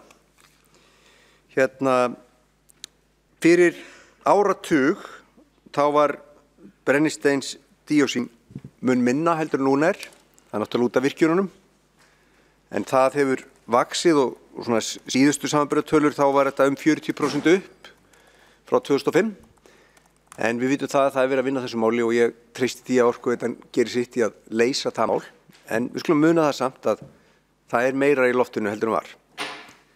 Og síðan það NO2 sem náttúrulega óx mjög mikið með díselnotkun hér á Íslandi og við sjáum það til dæmis að núna í janúar þá var dagur þar sem þetta var 3 sinnum hærra heldur en talið boðlegt. 3 sinnum hærra heldur en heilsufarsmörk í loftinu. Þannig að það mjög nýlegt dæmi fyrir nokkrum vikum síðan. Ef við skoðum aðrar tölur áranguborgarinnar þá þegar við til dæmis tala nagladekk þá hefum við heyrt það að það sé búið að halda því að fólki að nota naglanna minna en tölurnar segja bara allt annað og ef við flettum upp nagladekkja notkun frá því að í byrjun síðasta kjörtímabils þegar að nú þetta meirihluti svona lítið breyttir mynd tók við að þá var nagladekkja notkun í mælingu borgarinnar 32% árið 2014. 2015 voru það 35%. 2016 voru það 39% og 2017 voru það 47% sem notuðu nagla. Þetta ekki í lagi ef við ætlum að ná tökum á því að fólk noti nagladekk minna. Við erum ekki að tala banna, heldur þessi fræðsla sem átt í stað, hún ekki skila sér.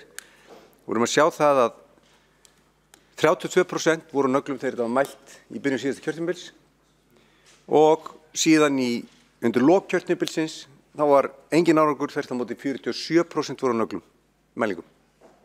47%. Og þetta eitt af þeim atriðum sem borgin lagði áherslu á og hefur talað fyrir. Þannig ég held að sem brýnt að við minnum okkur á hvar erum við stödd í þessari baráttu. Ég ætla að byrja að lesa þessa tillögu. Hún svohljóðandi: tillaga borgarfulltrúa Sjálfstæðisflokksins aðgerðaáætlun í loftgæðamálum. Lagt til að borgarstjórn samþykki stefnumörkun í loftgæðamálum í 5 liðum auk 7. sem sérstakur. Svo unnt sé að fylgja eftir samþykkt borgarstjórnar frá því fyrir hálfu ári síðan að svifryk fari ekki yfir heilsuverndarmörk. 1. Lagt til að gerð verði endurskoðun á efnisvæli borgarinnar varðandi gæði efna. Í fyrsta lagi verði endurskoðun gæði sands sem dreiftur götur og stíga borgarinnar, borið hefur á að molni og auki þannig rykmyndun. Í annan stað að fari verði ítarlega við gæði malbyggs sem lagt á götur Reykjavíkurborgar. Í þriðja lagi að fari verði yfir leiðir til að minnka losun jarðefna af umferðareyjum og gróðursvæði meðfram umferðaræðum. Borið hefur á að jarðefni safnist fyrir við gangstéttakanta og umferðareyjum sem þyrlar síðan og eykur svifryksmengun í andrúmsloftinu. Yfir 60% svifryks á upptök sín í þessum efnum auk salt sem borgin leggur að auki til í borgarlandinu. Úttekt á efnisvæli verði skilað skipulags- og samgönguráðs og í framhaldinu til borgarráðs og fljótt sem verða má. Annað, þrif verði aukin á umferðaræðum, sópun, þvottur og rykbinding. Á meðan unnið að langtíma lausnum nauðsynlegt að borgin bæti þrif á götum og stígum frá því sem nú er.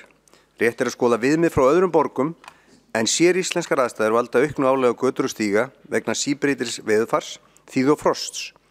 Tillögur úrbætur verði lagðar fyrir skipulags- og samgönguráð og í framhaldi til borgarráðs hið fyrsta. 3.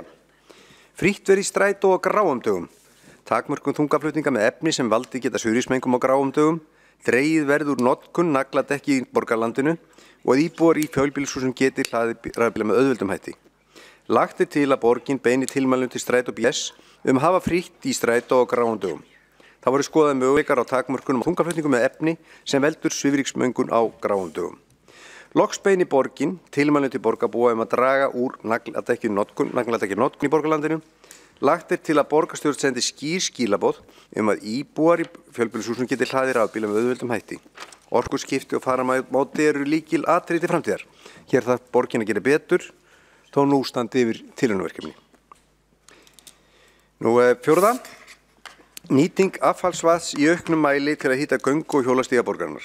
Lagt er til að borgarstjórn fylgi til tillögu sjálfstæðismanna sem samþykkt var í sameiginlegri samþykkt og síðan í skipulags- og samgönguráði 7. mars að borgin vinni framkvæmdaáætlun í samvinnu við Orkuveitu Reykjavíkur að nýta affallsvatn í auknum mæli til að hita upp göngu- og hjólastíga borgarinnar. Slíkt fyrirkomulag ætti að minnka þörf fyrir snjómokstur, salt, notkun og sand.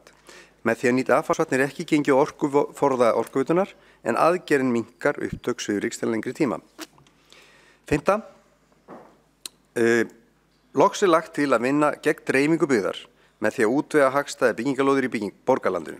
Á síðustu árum hefur þéttingastefna borgarinnar snúist upp í andhverfu sína og leitt til mestu dreifingar byggðar í sögu Reykjavíkur. Þannig hefur fólk neyðst til að flytja í nærliggjandi sveitarfélög á landsbyggðinni sem hefur lengt vegalengdi fólks til og frá vinnu sem varla umhverfisvænt. Þessu fylgir greinargerð. Borgarstjórn samþykkti fyrir 6 mánuðum síðan, hinn 4. september tillögu það markmið að magn svifryks fari ekki yfir heilsuverndarmörk og nýta tiltæk úrræði sem best til að bæta loftgæði í borginni. Ekki hefur komið fram endurskoðuð viðbragðsáætlun loftgæði en ljóst er að svifryk hefur ítrekað farið yfir heilsuverndarmörk á þessu ári í Reykjavík. Til að fylgja eftir samhljóða samþykkt borgarstjórnar er lagt til að skerpa á stefnumörkum borgarinnar varðandi 4 meginatriði. Ljóst er að yfir 60% svifryks á upptök sín í efnum sem sett eru niður í borgarlandinu. Skiptast þau sem hér segir með nýjustu greiningu frá Eflu á efnagreiningu frá árinu 2015. Malbygg 49%, sót 31%, jarðvegur 8%, salt 4%, annað efni 8%. Mikilvægt er að borgin besti notkun efna sem eru uppistaðan í svifryki, en borgin rekur meðal annars malbyggunastöð og dreifir bæði sandefnum og salti. Í upphafi skyldi endurskoða og hér mikið sóknarfæri að vinna gegn svifryki í borginni. Þá er ljóst að betur er hægt að gera í þrifum í borginni bæði sópun, þvotti og ryggmyndingu. Hægt er að gera mun betur í að hvetja til orkuskipta með því að auðvelda íbúum að nýta rafmagn fyrir bíla. Jafnframt getur borgin beint tilmælum til íbúa borgarinnar að draga úr notkun nagladekkjanna gegnum hvata í borgarlandinu. Ennfremur er lagt til að nýta strætó betur á gráum dögum með því að bjóða upp á fríarferðir með reglunum þessa daga. Á sama tíma við búum við frost, snjó og hálku sem gerir mörgum erfitt fyrir á göngu- og hjólastígum, býr borgin svo vel að hús eru öll upphituð með heitu vatni. Með því að nýta betur affallsvatn er hægt að minnka notkun á þeim efnum sem valda svifryki. Skipulagsmál eru síðan langtímaverkefni en enga síður gríðarlega mikilvægt þáttur í að minnka umferðarálag og efla sjálfbærar samgöngur. Það erum við sammála í þessum sal. Undanfarin ár hefur verið meiri fjölgun í dreifbýlinni Reykjavík og hefur fjölgun íbúa í Mosfellsbæ, Garðabæ, Reykjanesbæ og á Selfossi leitt af sér aukinn þunga á vegakerfið. Þessu þarf að snúa við með hagstæðum og fjölbreyttum valkostum í skipulagi Reykjavíkur. Þetta eru svona þessar lykilleiðir eða lykiltól sem við höfum til þess að takast á við þetta mál. Okkar skoðun er svo að það þurfi ekki bara eina sleggju í þetta, það sé ekki bara ein aðferð sem dugi til, heldur eins og þegar farið er inn í eldhús að búa til mat, hvort sem er að ræða kjötsúpu eða pasta, það þarf fleiri en eitt efni til að gera vel.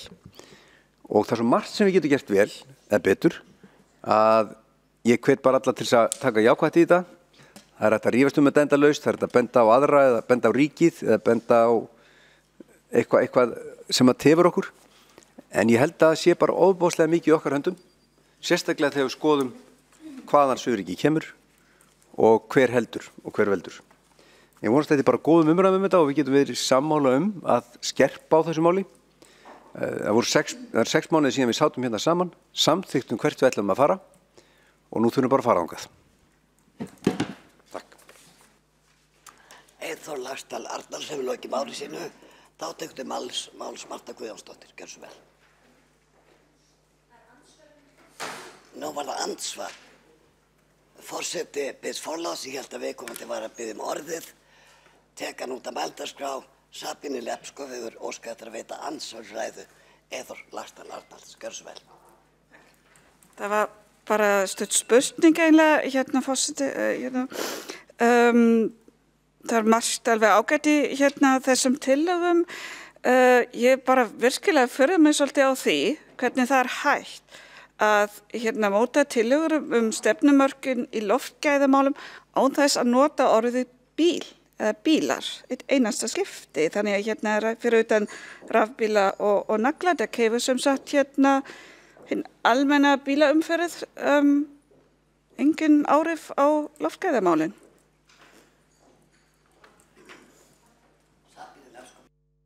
Ekki að veita ansvar, þá mun Eyþór Laxdal Arnalds svara ansvari.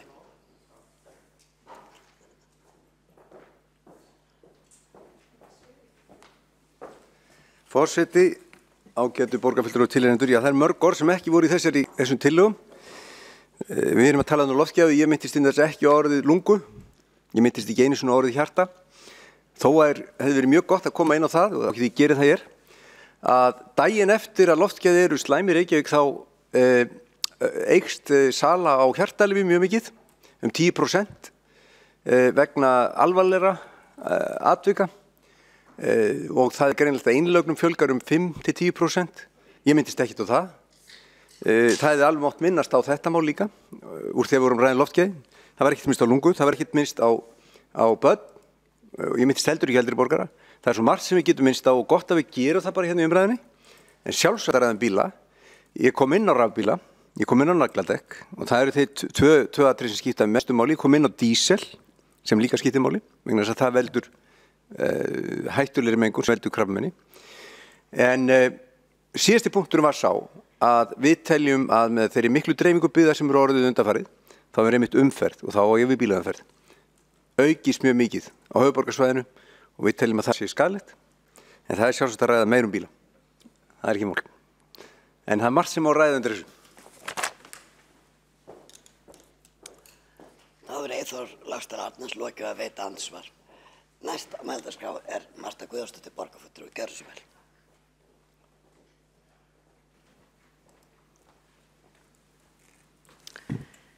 Forseti, góðir borgarfulltrúar, hér erum við að tala alvarlegt vandamál. Svifryksmengun í Reykjavík er orðin að mjög alvarlegu heilsuspillandi vandamáli og mælist því miður allt of oft yfir heilsufarsmörkum.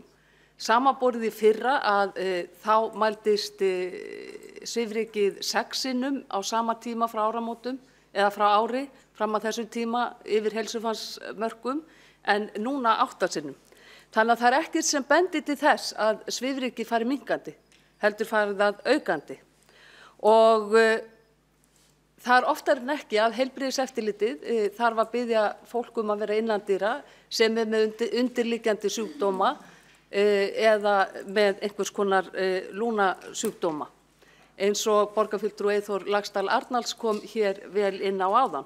Og samkvæmt árlegri loftgæðaskýrslu Umhverfisstofnunar Evrópu má rekja allt að 80 ótímabær dauðsföll til svifryksmengunar á Íslandi á hverju ári. Þá er enn fremur í skýrslunni talið að samband sé á milli notkunar hjarta- og astmalyfja og loftmengunar í Reykjavík. Þetta sýnir skýrslan, þetta staðfestir skýrslan. Enn fremur hafa fræðimenn sem hingað hafa komið og metið aðstæður talið að svifryksmengunin í Reykjavík sé meiri heldur en í stóru iðnaðarborg í Bandaríkjunum. Þessar alvarlegu staðreyndir kalla á skjót viðbrögð og að farið verði strax í aðgerðir til að bæta loftgæðin í borginni. Þess vegna leggjum við sjálfstæðismenn hér í dag fram víðtækar aðgerðir og stefnumörkun til að draga úr loftmenguninni í borginni. Við höfum reyndar áður lagt fram tillögur í þeim efnum og nú síðast 4. desember á síðasta ári, en því miður hafa þær tillögur okkar ekki fengið hljómgrunn meirihlutans hingað til og verið felldar. Ein af þeim tillögum sem við höfum lagt til og leggjum til í dag er að auka þvott, sópun og rykbindingu á helstu stofn- og tengibrautum borgarinnar. eins og gert var á árum áður og viðgengst víða í borgum erlendis. Meðan götur eru þvegnar hér einu sinni á ári eru þær þrifnar mun oftar í þeim löndum sem við berum okkur saman við. Ég nefni til dæmis Prag.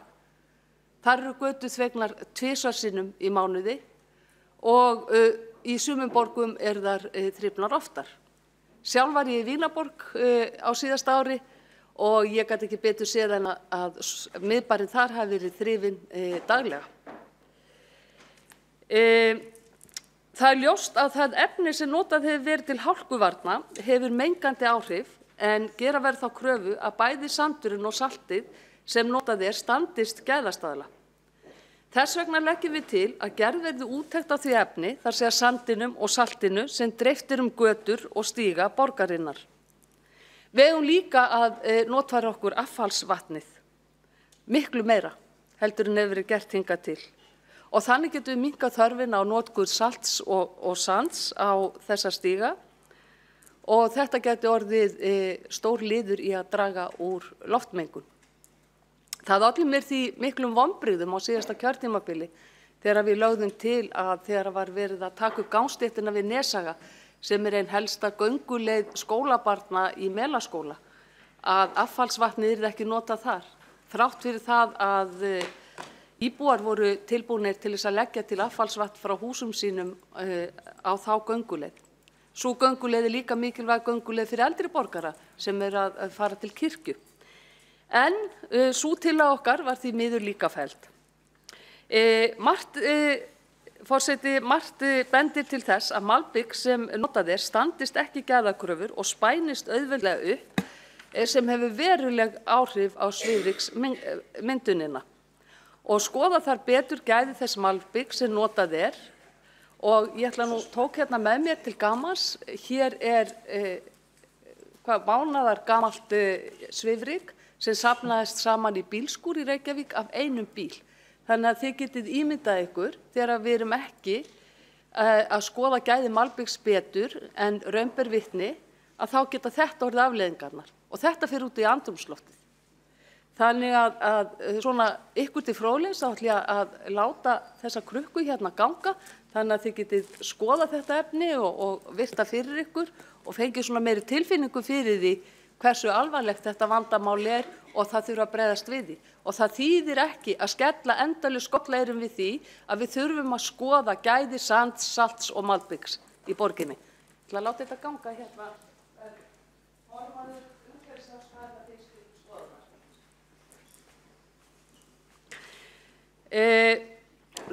Þungaflutningar með uppgröft og jarðefni hafa stóraukist á stofnbrautum á undanförnum árum og eiga stóran þátt sömuleiðis í aukinni loftmengun. Hér höfum við verið að sjá þungaflutningabíla fara borgina þvera og endilanga með efni úr Vatnsmýrinni og upp í Bolöldu og upp í Úlfarsfell og þess vegna er nauðsynlegt að við skoðum takmörkun á þessum þungaflutningum, minnsta kosti álagstímum, með efni á gráum dögum. Á síðustu árum hefur svo þéttingarstefna borgarinnar snúist upp í andhverfu sína og leitt til enn meiri dreifingar byggðar en nokkru sinni fyrr. Fólk hefur neyðst til að flytjast í nærliggjandi sveitarfélög á landsbyggðinni sem hefur lengt vegalengdir fólks til og frá vinnu sem að varla getur talist umhverfisvænt. Ég held að það sé ljóst að við þurfum að staldra hér við og við þurfum að fara í markvissar aðgerðir til að sporna við þeirri heilsuspillandi mengun sem er í borginni. Við viljum ekki að börnin okkar við sjálf eða foreldrar okkar og eldri borgarar sem að búa í þessari borg þurfi að búa við það að búa hér við heilsuspillandi svifryk með þeim afleiðingum að af getur hlotist heilsubrestur. Marta Guðjónsdóttir hefur lokið máli sínu. Þá hefur Sigurbjörg Ósk Hallsdóttir óskað að veita andsvar.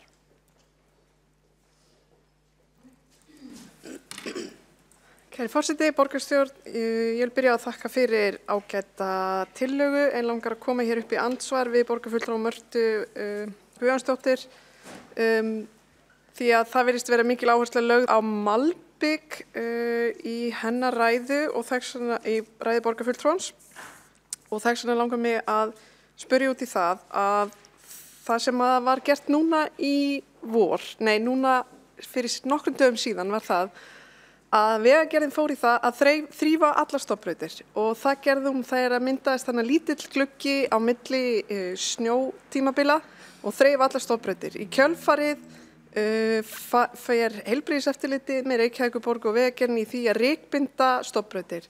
Og það ekki bara rykbundi kantanir, heldur öll gatan og það í fyrsta skipti sem það gert. Það voru ekki bara stofnbrautir sem voru rykbundnar, það voru líka aðrar götur sem tilheyra Reykjavíkurborg sem voru rykbundnar í fyrsta skipti. Niðurstaðan af öllu þessu var svo að svifryk fór yfir heilsuverndarmörk, ítrekað. Þannig að þetta eru plástrar sem þetta er ekki góðir plástrar, þetta eru lélegir plástrar. Við verðum að ráðast að uppsprettinni og við verðum að minnka bílaumferð. Á meðan umræðan gæði malbyggs sem ég tek fram að skiptir líka máli, en hún skiptir ekki öllu máli. Að náum við ekki að komast þangað sem við þurfum að komast. Á síðasta ári fjölgaði bílum 23.000 á höfuðborgarsvæðinu. Fólki fjölgaði 10.000. Þetta er þróun sem við verðum að snúa af ef við ætlum að ná að minnka svifryk. Og þetta er lykillinn í því. Og svo langar mig að benda á eitt að varðandi þrif í miðbæ og miðborg Prag að þá miðbærinn hér þrifinn daglega yfir sumartíman eða það segja þegar veðurfar leyfir. Sigurborg Ásta Haraldsdóttir hefur lokið að veita andsvar, þá svarar andsvari Marta Guðjónsdóttir. Forseti, góðu borgarfulltrúar, það vissulega rétt hjá borgarfulltrúanu Sigurborgu Ósk Haraldsdóttur að það var farið í tilraun í fyrra að þvo oftar götur, en það duði ekki til. Þetta er svo uppsafnaður skítur sem hér á götunum og við verðum að fara bara oftar í að þvo reglulega til þess að ná böndum á þessu. Varðandi það að þessi þrifið tvisvar í mánuði í miðborg Prag, ég sagði ekki miðborg, það er nefnilega stórt svæði fyrir utan miðborgina þar sem þrifið tvisvar sinnum í mánuði. Varðandi malbyggið, þá það alveg augljóst mál. Þetta þunnt lag, þetta malbyggslag, þetta bara eitt lag, við sjáum það bara hólunum sem myndast hérna og öllum þeim kvörtunum sem komu hér í lok síðasta kjörtímabils að hér voru bílar að skemmast, það var að þyrlast hér upp ryk út frá þessu malbyggi og fara út í andrúmsloftið. Ég lét ganga hér krukku á milli ykkar til þess að sýna ykkur svifrykið af einu bíl á einu mánuði og ímyndið ykkur bara hvernig þetta þegar þetta komið út í andrúmsloftið. Við verðum að skoða allar leiðir. Það þýðir ekkert að skella skollaeyrum endalaust við og neita að horfast í augu við vandann. Marta Guðjónsdóttir hefur svarað andsvarið þá hefur Sigurborg Ósk Haraldsdóttir óskað að veita andsvar öðru sinni. Mér langar að árétta það sem ég var að nefna áðan varðandi þrif á stofnbrautum og rykbindingunni að hún átti sér einfaldlega stað bara fyrir nokkrum vikum síðan. Þetta er ekki eitthvað sem gerðist á síðasta ári, það gerðist bara fyrir, það mars núna, ætlilega febrúar. Þannig að það nú ekki lengra síðan og þá voru göturnar þrifnar og síðan voru það rykbundnar en samt fór svifryki yfir heilsuverndarmörk. Þannig að það ekki bara þessi uppsafnaði skítur sem að borgarfulltrúinn vill meina að sé að orsaka svifrykið, heldur það umferðin og við megum ekki skella skollaeyrum við því, við verðum að taka ábyrgð sem kjörni fulltrúar og einstaklingar og við erum svo sem sammála það og sammála margt en ég vil bara ítreka það að það er ekki hægt að leysa þennan vanda nema við ávörpum breyttar ferðavenjur og þessa miklu bílaumferð sem hér í Reykjavík. Sigurborg Ósk Haraldsdóttir hefur lokið andsvari og þá mun svara andsvari Marta Guðjónsdóttir. Forseti, góðir borgarfulltrúar, já, ég tek svo sannarlega undir orðið borgarfulltrúar Sigurborgar Ósk Haraldsdóttur að við verðum að taka ábyrgð á vandanum og það komið tími til. Við höfum margoft kallað eftir því. Varðandi það að það götur hafi verið sveignar daginn en svifryk í andrúmsloftunni hafi samt sem áður verið mikið, Það er vegna þess að það þarf að þrífa oftar. Þetta safnast upp í köntunum, gangstétta köntunum og þeir ná ekki að gera það með því að þrífa einu eða tvisvar. Það þarf að fara í allsherjar hreinsun á stofnbrautum og tengibrautum ef við ætlum að draga úr þessu svifryki. Það er staðreyndin. Og fyrir nú utan annað að þá hafa sérfræðingar bent á það að við þurfum að fara líka bara til langframa og fyrir okkur til þess að vinna með í það að finna út úr því nákvæmlega hvaðan svifryki kemur. Það er eitt af verkefnunum sem býður okkar og við höfum reyndar kallað eftir að yrði gert. Þá er Marta Guðjónsdóttir lokið að veita andsvar öðru sinni. Næstur á mælendaskrá er Björn Gíslason.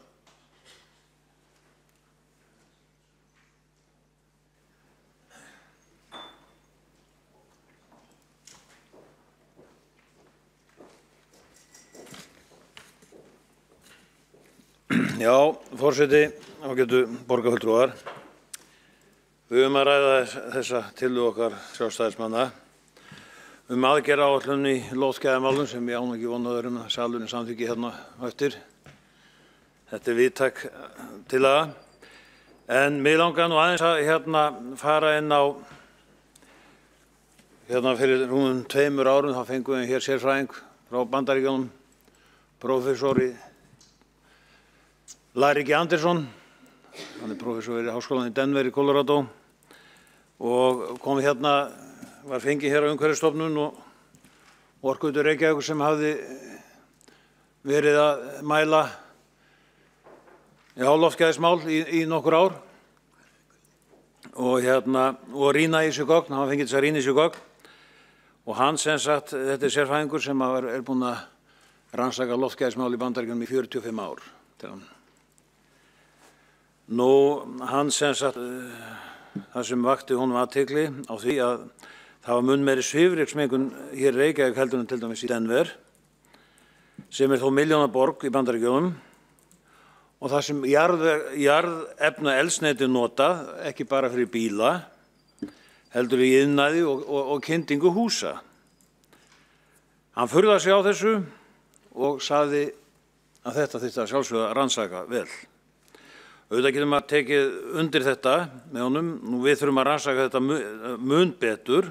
Við þurfum að vita betur upprunan í þessum efnum, svifrykinu sem sagt. Og við þurfum að rannsaka, hlutfall sótsins í rykinu eins og hann sagði. Það var mjög mikilvægt. Nú það er eins og hefur komið fram hérna með malbyggið. Það er allt öðruvísi malbygg hér. Og sliti er allt öðruvísi hér heldur en á götum í Denver eins og hann sagði og ég held að það megi nú rekja til þess að efnið, þá erum ekki með sama gæða efni í malbygginu hér eins og víða annars staðar. Það er náttúrulega herslan í mölinni eða grótinu sem notað er í malbygginu hér er ekki eins mikil eða sterk og í erlendis eins og í Noregi. Við þekkjum nú dæmi þess eins og í Spölur til að mynda, tók inn efni frá Noregi til að malbygga Hvalfjarðargöngin og það er eingöngu út af því að það er herslan í grótnum þar er mun meiri og þar með endist þetta betur og þetta er ákveðið vandamál sem við höfum við að malbyggið er svona mýkra við getum orðað svo hér heldur en erlendis víða allavega. Nú það svo kom fram hér áðan að 40% bíla sem hér á nöglum og umhleypingar í veðri sem náttúrulega slítur malbygginu. Nú notkun nagladekkja, geti ekki verið eina útskýringin á þessu tilfelli eins og Dr. Larry Anderson komst að. Það kemur mjög gróft svifryk frá nagladekkjum, fínarykið er mun hættulegra. Og gera má ráð fyrir að jarðefnaeldsneyti útblástur á bensín- og dísilbílum eigi þátt í menguninni, eins og hann sagði. En hann náttúrulega tíundaði það líka jafnframt að við brennum ekki eldsneyti nema með bílum, trukkum og strætisvögnum og því líku og eiginlega engu öðru. Þetta þótti honum mjög dularfullt og eins og hann sagði það verður að rannsaka þetta svo við getum fundið út hvað veldur menguninni. Það ekki hægt að leysa þetta vandamál fyrir en við vitum af hverju þetta stafar. Nákvæmlega. Nú það má búast við að hluti af svifrykinu hjá okkur hér á höfuðborgarsvæðinu sé gosaska eða sandfok. Nú við vitum það að hérna við höfum átt vandamál með umferðina. Það mikið álag hér á álagstímum, mikið álag á götum og stofnæðum. Og það náttúrulega segir sig sjálft að þetta jarðefnaeldsneyti, það brennur meira. Bílar eru að keyra hægt og í lausagangi á ljósastýrðum gatnamótum og það hefur aðeins verið í gegnum árin fundið að því að við séum kannski með heldur og mikið af ljósastýrðum gatnamótum hér. Og sem veldur þessari fínu mengun, þessu fína svifryki, jarðefnaeldsneytið. Og þetta held ég þarf að skoða einnig. En ég held að niðurstaðan sé fyrst og fremst sú. Það þarf að fara út í meiri greiningar, ekki bara maggreiningar á heildarrykinu, heldur nákvæmlega hvaða efni eru í því svifrykinu og það sem segir okkur þá meira upprunan. Ég held að þetta sé aðalmáli hjá okkur að komast að hvernig er efnablandan í þessu. Þá Björn Gíslason lokið máli sínu og næsta mælendaskrá Vigdís Hauksdóttir. Gjörðu svo vel.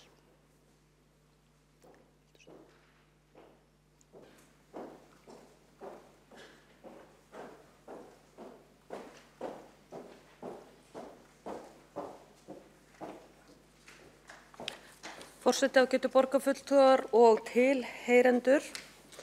Ég fagna þessari tillögu mjög því að eins og hefur komið hér fram að þá samþykkti borgarstjórn hinn 4. september síðastliðinn tillögu markmið að magn svifryks fari ekki yfir heilsuverndarmörk og að nýta tiltæk úrræði sem bæta loftgæði í borginni.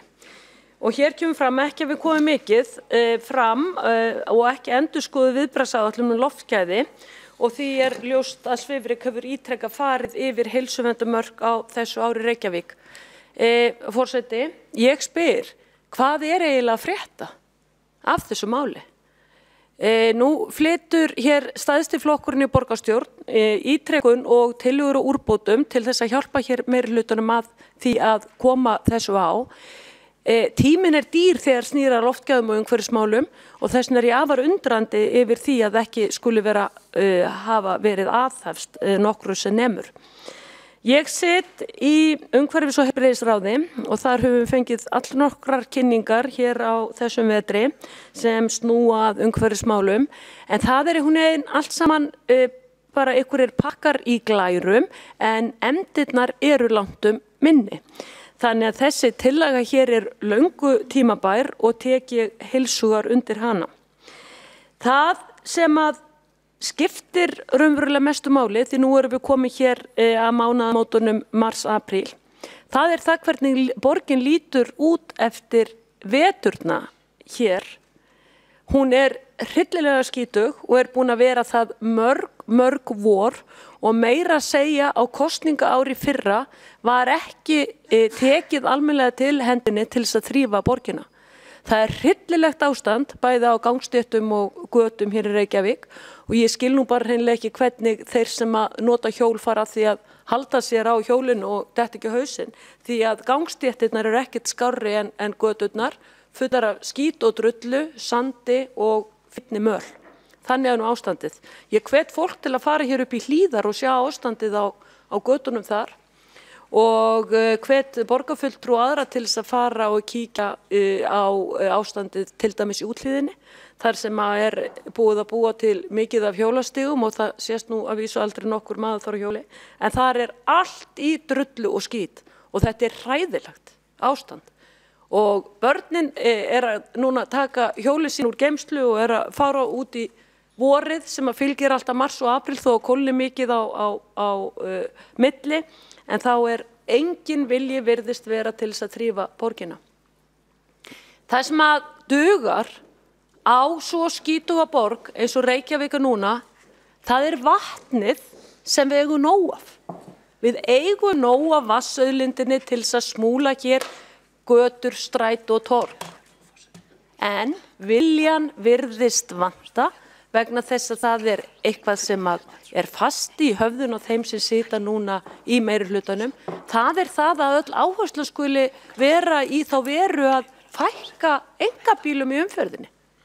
Þetta svo mikinn meinloka og þetta orðið svo pínlegt, forseti, sérstaklega í ljósi þess að þegar við skoðum hér fréttatilkynningu frá Vegagerðinni frá 7. mars á þessu ári, 7. mars árið 2019, sem hljóðar svona: mikil aukning í umferð á höfuðborgarsvæðinu í febrúar. Og svo ætla ég að lesa hér upp með leyfi forseta. Umferðin á höfuðborgarsvæðinu í febrúar jókst ríflega 7%, sem mikil aukning í febrúar og mun meiri aukning en að jafnaði í þessu mánuði. Hluti skýringar á mikilli aukningu gæti verið að fyrir ári var mjög lítil aukningu umferðin í febrúar, frá áramótum hefur umferðin aukist 4,3% á höfuðborgarsvæðinu. Tilvitnun lýkur. Hér kemur þetta skýrt fram. Það þýðir ekki lengur að lemja hausnum í steinin. Hérna kemur þetta skýrt fram, bílaumferð að aukast. Allar tilraunir til þess að koma fólki í strætó eða út að labbið, út að hjóla hjá meirihlutanum hafa mistekist. Það stöðug aukning á umferð þar sem að einkabíllinn á í hlut. Þess vegna það svo alvarlegt, út af því hvað borgin skítug, að það búið að setja svo miklar þrengingar víðsvegar borgina sem að hægir svo allri umferð og meirihluti virðist ekki skilja það að tíminn sé peningar í fyrsta lagi, en það að hægja svo mikið á umferð og gera bílaumferð svo tímafreka, það eykur stórkostlega útblástur og mengun. Þannig að þetta markmið meirihlutans með því að koma öllum í almenningssamgöngur nær náttúrulega í fyrsta lagi alls ekki markmiði sínu og í þokkabót til þess gerð að borgin verður skítugri og hér verður andrúmsloftið verra og mengaðra fyrir alla, bæði börn, eldri borgara og fjölskyldur og einstaklinga sem hér lifa og þá sem þurfa að heimsækja borgina. Og hvað hægt að gera þegar ekki hægt að koma þessum staðreyndum inn í kollin hjá þeim sem stjórna borginni? Þetta alveg hreint með ólíkindum og það eins og þetta fólk lifi bara í allt annarri veröld heldur en þorri almenning sér í þessu landi. Þegar allar tölur sýna þennan veruleika. Aukin mengun, verri loftgæði, skítugri götur, meiri umferð. Nei. Það bara, lausnin við því bara Miklubraut í stokk og allir í strætó. Jú, og borgarlína, ekki gleyma því. Þannig að við þurfum að bregðast við þessari vá nú þegar. Þess vegna, eins og ég sagði áðan, styð ég mjög þessa tillögu. Hér tillaga númer 2 að þrifverði aukin á umferðaræðun, sópum, þvottur og rykbinding. Ég ætla að benda á það að það búið að grípa til þess ráðs að þvo ekki göturnar, að sópa ekki göturnar, en það tekið lokaskrefið í þessari tillögu, það að rykbinda göturnar. Ergo, það verið að dreifa eitri ofan á eitur til að reyna að halda rykin í skefjun sem á götun. Hvað eiginlega bara í gangi hér í þessari Reykjavíkurborg? Binda eitur með eitri í stað þess að þvo göturnar með vatni, eins og ég sagði áðan, sem við eigum gnótt af, sópa þær og svo hægt að rykbinda þær. Það ekki nokkuð leið til að fá borgaryfirvöld til þess að taka þátt í þessu einfalda og ódýra heilsusamlega verkefni. Vatn besta lausnin. Ef að mannslíkaminn skítugur, þá farið í sturtu. Það eins með göturnar. Ef að þær eru skítugar, þá þarf að smúla þeim með hreinu vatni. Þetta nú ekki flókin fræði, sko. Þetta nú bara frekar einfalt. Svo kemur hér tillagan frá sjálfstæðismönnum frítt í strætó á gráum dögum og þá það að hvetja fólk til þess að taka strætó þegar mengun sem mest. Við í Miðflokknum viljum ganga alla leið og hafa frítt í strætó alla daga. En ég að sjálfsögðu samþykki þessa tillögu vegna þess að þetta geti verið upphafið að því að það verða veruleika, að við látum reyna á það í eitt skipti fyrir öll hvort að sé ykkur möguleiki á því að fjölga farþegum sem að velja þann kost að taka strætó. En það var verið að dreifa hér myndband á netinu fyrir svona eins og 2 vikum og þó verið að sýna fram á það hvað strætó myndi þyrla upp miklu reki, 30 til 40 metra langur kassabíll, svo hár eins og strætó þegar hann keyrir fram hjá svona rekbing á götu, þyrlast allt upp, eins með vörubílina sem að keyra allt rastlið á Landspítalalóðinni og hérna á Vatnsmýrinni og keyra út úr borginni. Það eru þeir sem að þyrla upp mesta rekinu, ekki einkabíllinn. Og það bara segir sig sjálft, þegar svo stór ferlíki á götunum, að það náttúrulega bara eðli málsins samkvæmt, þyrla þeir langt meiri mengun og reki heldur nokkuð tíman einkabíllinn.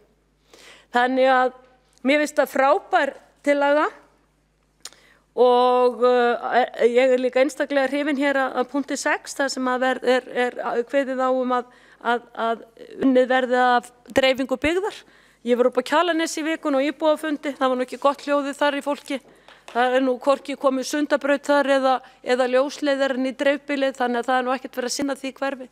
Ég mjög hlynnt þeirri uppbyggingu sem í Gordónum og Pípunum upp á Kjalarnesi. Nema það að borgin náttúrulega bara gefur ekki leyfi til þess út af því að hér ríkir sem sagt það sem kallað þéttingarstefna, sem að ég kalla þrengingarstefna og þrengingarstefnan gengur út á það að útrýma öllum grænum svæðum í borginni vestan Kringlumýrarbrautar. Þetta nú öll umhverfisverndin sem þessi meirihluti stendur fyrir og 2 síðustu meirihlutar hjá borginni. Forseti, það alltaf verið að tala umhverfismál á tyllidögum. Hér vísað til þess að borgarstjórn samþykkti 4. september síðastliðinn að gera og fara á stað með átak í þessum málum. Nú fer stærsti flokkurinn í borgarstjórn á stað með þetta mál og það fagnaðarefni. Nú þarf að efna það sem að borgarstjórn samþykkti. Þetta hlutur í því og fyrsta skref og jafnvel annað og jafnvel þriðja, því nú komið að því að gera eitthvað í hlutunum. Því að það nefnilega þannig að þegar borgarstjórn samþykkir einhverja hluti, þá þarf að sjálfsögðu að framkvæma það. Umhverfismál ekki bara eitthvað sem notað á tyllidögum og rauðum dögum í almanakinu.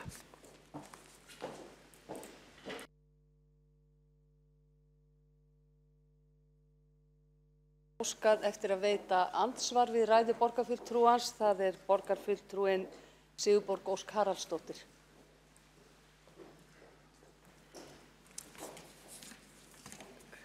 Ágæti forseti, borgarstjórn, ég kem hérna upp aðeins til að halda nokkrum staðreyndum til haga varðandi vegna þess að borgarfulltrúinn Vigdís Hauksdóttir vék að stöðu hjólastíga í borginni. Þá gott að halda því til haga að hjólastígar eru aldrei sandaðir í borginni, ekki lengur, þeir eru einfallega saltaðir. Og það farið af stað með sóp og þrif í borginni en þetta göngustígakerfi jú 811 kílómetra langt kerfi og það tekur tíma. Varðandi það tilraunir meirihlutans að fá fólk til þess að taka strætó hafi mistekist, get ég ekki tekið undir það vegna þess að frá árinu 2012 hefur aukning í strætó verið 21% á meðan aukning í bílaumferð 20%. Þannig að það allavega jákvæð teikn á lofti þó að það megi gera svo miklu betur hvað það varðar. Varðandi það að tafir á bílaumferð auki mengun og þá sé besta lausnina að auka flæði bílaumferð til þess að við fáum þá meiri bílaumferð. Ég get ekki séð að það sé rökrétt niðurstaða af staðreyndunum sem standa hérna fyrir framan okkur. Til dæmis sú staðreynd að það 80% af svifryki kemur frá bílaumferð. Svo af hverju ættum við að vilja auka bílaumferð? Að lokum þá langar mig að benda á það að magnesíum steinefni en ekki eitur. Þá hefur borgarfulltrúi Sigurborg Ósk Haraldsdóttir lokið við að veita andsvar og þá svarar andsvari borgarfulltrúi Vigdís Hauksdóttir.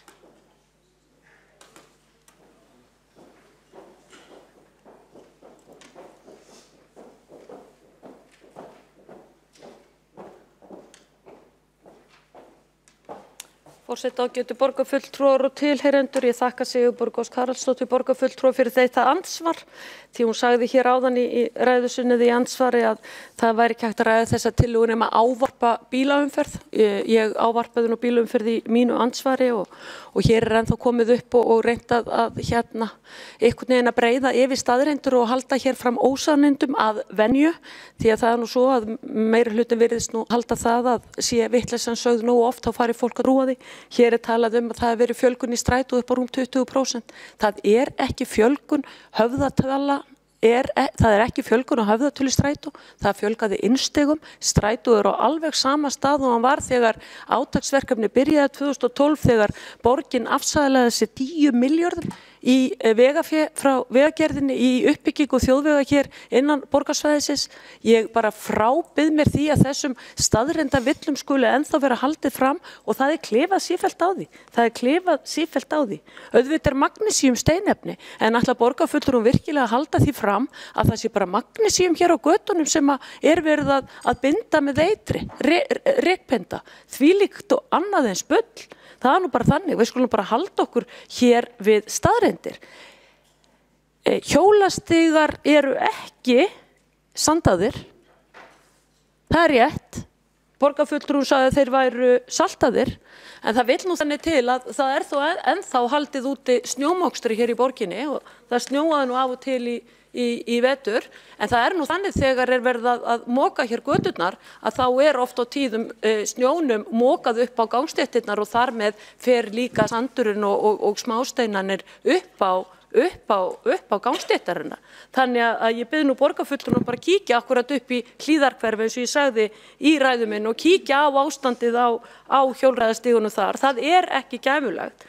En svo er verið að tala hér um að það sé byrjað að þrífa bæði og þá aðalega hjólastíga, gott og vel, en það má segja að ástandið á borginu núna eins og hún kemur undan vetri er hræðilegt vegna þess að það er eiginlega búið að vera sama vetur í Reykjavík núna í heilt ár, 9 stiga hiti og rigning, þannig að borgin þurfti aldrei að verða svona skítug hefði verið farið í hreinsun í vetur eins og hægt er. Þá hefur borgarfulltrúi Vigdís Hauksdóttir lokið við að svara andsvari og þá hefur óskað eftir að veita andsvar öðru sinni borgarfulltrúi Sigurborg Ósk Haraldsdóttir. Forseti, já, það er rétt sem að Vigdís Hauksdóttir segir hér varðandi hlutfall þeirra sem að taka strætó af heildarferðavenjum allra. Það er að segja að það hefur haldist í 4%. Íbúum hefur fjölgað og talan er ennþá 4%. Það segir okkur það að farþegum strætó hefur fjölgað þó að hlutfalli sé ennþá 4%. Þannig að ég heldur sem við erum að tala um sama hlutin, við erum bara að ávarpa sikkura töluna inn í sama menginu og gott að halda því til haga og það ég held sér gott að allir átti sig á því. Enn og aftur þá langar mig að ávarpa það að magnesíum klórið sem að sett er á götu borgarinnar, þetta er ekki eitur, þetta er ekki hættulegt fólki, ekki frekar en útvarpssendir á Úlfarsfelli. Þá hefur borgarfulltrúi Sigurborg Ósk Haraldsdóttir lokið við að veita andsvar öðru sinni og þá hefur borgarfulltrúi Vigdís Hauksdóttir óskað eftir því að svara andsvari öðru sinni. Virðulegi forseti, ágætu borgarfulltrúar tilheyrendur, hér er haldið áfram með fjölgun í strætó. Með fjölgun í strætó. Hún er ennþá 4%. Það er engin fjölgun í strætó. Innstigum fjölgaði. Það var tekið upp nýtt talningakerfi til þess að reyna að búa til formúlu til þess að blekkja fólk. Og borgarfulltrúin heldur hér áfram að blekkja fólk. Innstigum fjölgaði en farþegum fjölgaði ekki. Svo einfalt er það. En þegar borgin árið 2012 fór og gerði þennan afleik aldarinnar strætósamningin það að afsala sér 10 milljörðum í framkvæmdafé frá ríkinu í til dæmis Sundabraut, í til dæmis Misla gatnamót og í aðra vegaúrbætur hér í borginni, þá var stefnan sett á það að fjölgunin ættu að ná upp í 8% á tímabilinu. Aukningin á strætó átti að fara úr 4% upp í 8%. Halló, það er ekkert að frétta, það er komið 2019, ekkert að frétta, engin fjölgun, búið að tapa og afsala sér þessum peningum, þetta fer í strætó, gott og vel, ok, en Hvar leiðakerfið? Hvar þjónustan við borgarbúa? Akkur ekki hægt að hafa strætó þá eins og almennar og almennilegar almenningssamgöngur? Það bara nær þess ekki nokkur einasti maður. Samt bullinu haldið áfram að það sé aukning í strætó og þetta sé allt saman í himnalagi. Ég vísaði hér í frétti frá Vegagerðinni frá því í byrjun mars á þessu ári. Bílaumferð alltaf að aukast. Þetta tilraunaverkefni Reykjavíkurborgar mistókst að neyða fólk inn í strætó og almenningssamgöngur, það tilraunaverkefni mistókst. Allar tölur sýna það, en samt verið að reyna að halda öðru fram hér og stefnan að hatast áfram út í einkabílinn. Þetta alveg hreint með ólíkindum, forseti, að þurfa að taka þátt í þessum umræðum einu sinni enn. Þá hefur borgarfulltrúi Vigdís Hauksdóttir lokið við að veita andsvar öðru sinni og fleiri hafa ekki óskað eftir því að veita andsvar og þá tekur til máls borgarfulltrúi Líf Magnúðardóttir.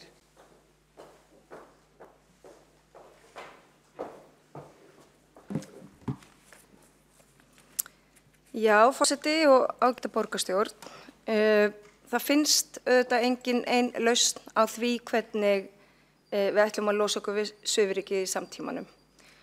Við þurfum að beita margvíslegum úrræðum. Það liggur alveg fyrir. Svona bland í poka aðferðafræðin frekar en einhver barbabrellu aðferðafræði. En best gæti okkur þó gengið að uppræta svifryk af mannanna völdum. Það svifryk sem verður til við útblástur ökutækja eða að völdum iðnaðar eða útblæstri frá skipaflotanum, svo eitthvað sem nefnt. Og ég held að við ættum að einbeita okkur á þessum þáttum, tala staðreyndir og gera eitthvað róttækt. Við eigum auðvitað ekki að sætta okkur við mengað andrúmsloft, við gerum það ekki.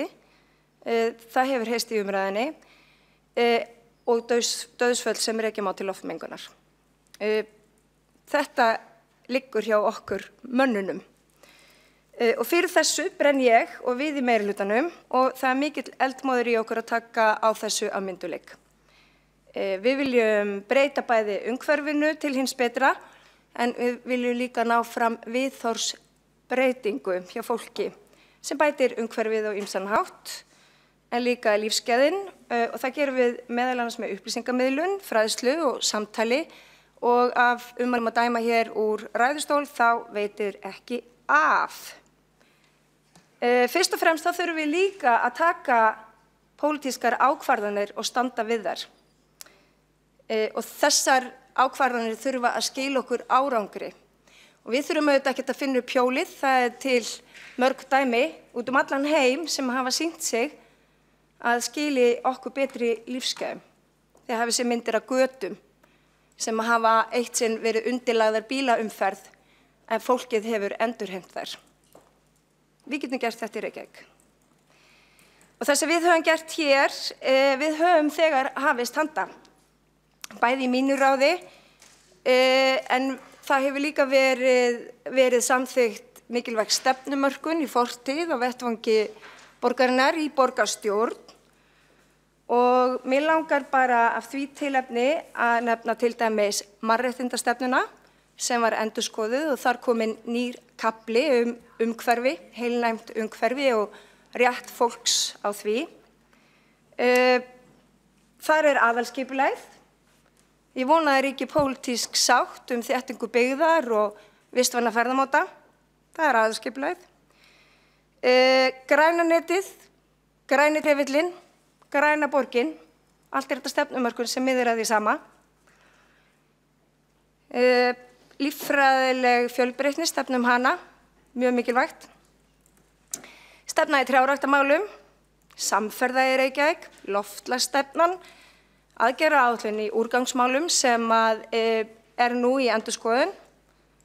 Þar gæti jafnvel komið upp zero waste policy svokölluð, ég aðhyllist hana. Við þurfum að minnka neyslu, það umhverfismál, það jafnvel líka loftgæðamál. Og svo erum við með bíla- og hjólastæðastefnu. Og að mínu viti þá ættum við að endurskoða bílastæðastefnuna kannski og hnykkja aðeins á henni og kveða þar á róttækar aðgerðir. róttækari. En auðvitað áætlanir og stefnumörkun og endurskoðaðar áætlanir og stefnumörkun, þær kom ekki veg fyrir svifryksmengun. Heldur það framfylgdin og aðgerðina sem ráðumst í. Og það ætlum við svo sannlega að gera. Og í meirihlutasáttmálanum, og það var svo ótrúlega ánægilegt að mynda þennan meirihluta sem var svo sammála þessi mál. Og við erum þegar að vinna að þeim. Þess að við ætlum að halda áfram að leggja áherslu á þetta, blandaða þéttbýgð, gera Laugaveginn að göngugötu. Við getum gert fleiri svæði að bíllausum svæðum. Þar mætti til dæmis nefna að búa bara hreinlega til svifrykslaus svæði í hverfum inn í borgum. Þar getum við bara meinað bílum, mjög mengandi bílum upp að einhverju marki aðgang, og þá bara bílum yfir höfuð, þannig að svona vistvænni og nýrri bílar fá kannski að keyra inn í hverfið með sérstakri merkingu. Við getum gert þetta. Við ætlum að halda áfram að vinna borgarlínu. Það er bara loftslagsmál. Það er loftgæðamál, vistvænni ferðamátar. Bæta strætó, við erum að vinna því.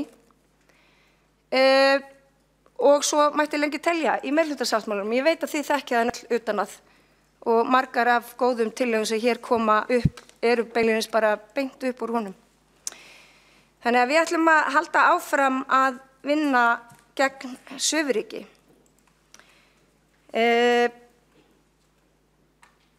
En í allri þessari umræðu þá þurfum við líka að gæta sanngirnis án þess þó að vera sérhlífin.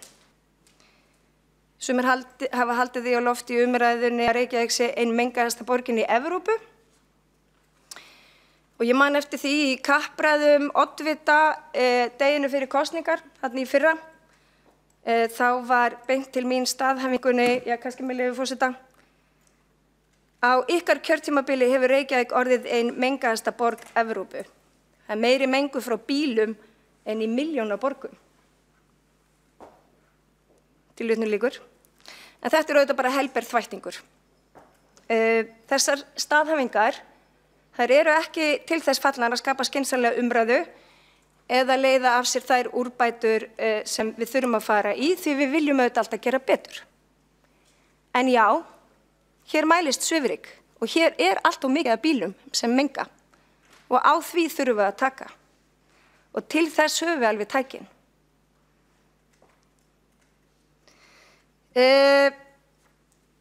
Samkvæmt Alþjóðaheilbrigðismálastofnuninni að þá voru 2 lönd sem stóðu sig best hvað varðar loftgæði og það voru Ísland og Finnland. Og við skulum halda því líka til haga að við búum í heilnæmri náttúru þar sem að loftmengun mælist sjaldnar en í stórborgum Evrópu yfir heilsuverndarmörk í svifryki. Skulum halda því líka til haga, en við skulum jafnframt grípa til aðgerða til þess að mælast bara 0. Þannig að við þurfum ekki að anda að okkur mengun.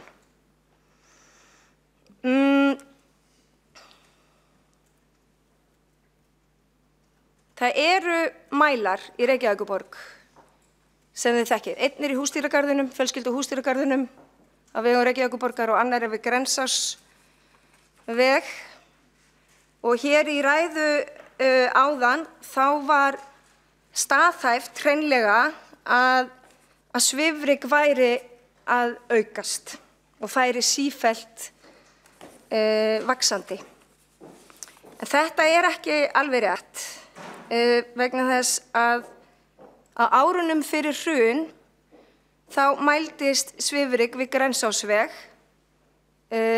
mun oftar yfir heilsuverndarmörkum heldur en stuttu eftir hrun. Jú, og hvað segir þetta okkur? Það er fækkun bíla á götunum. Það er mín kenning.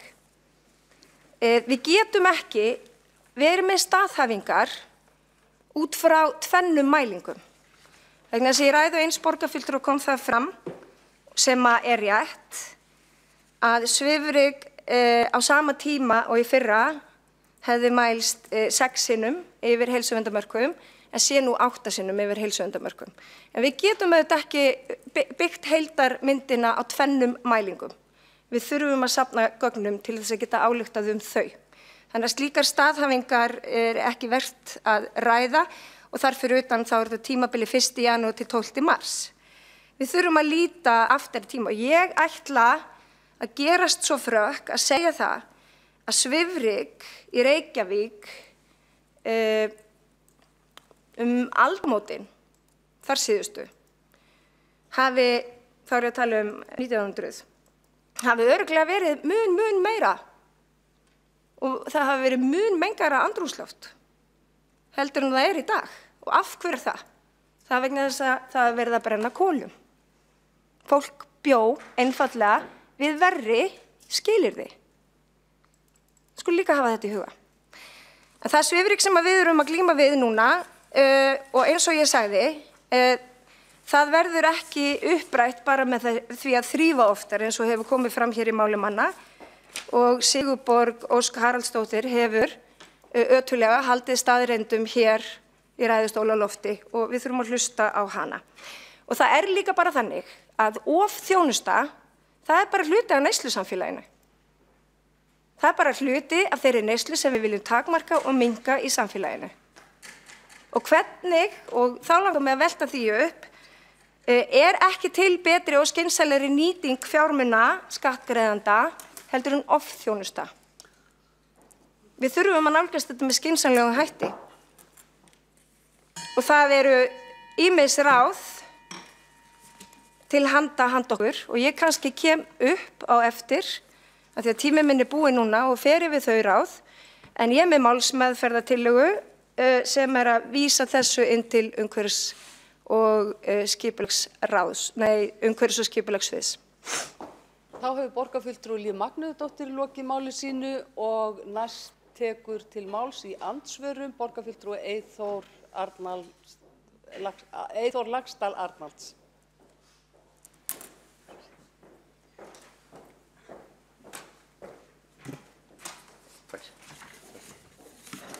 Forseti, ágætu borgarfulltrúar og tilheyrendur.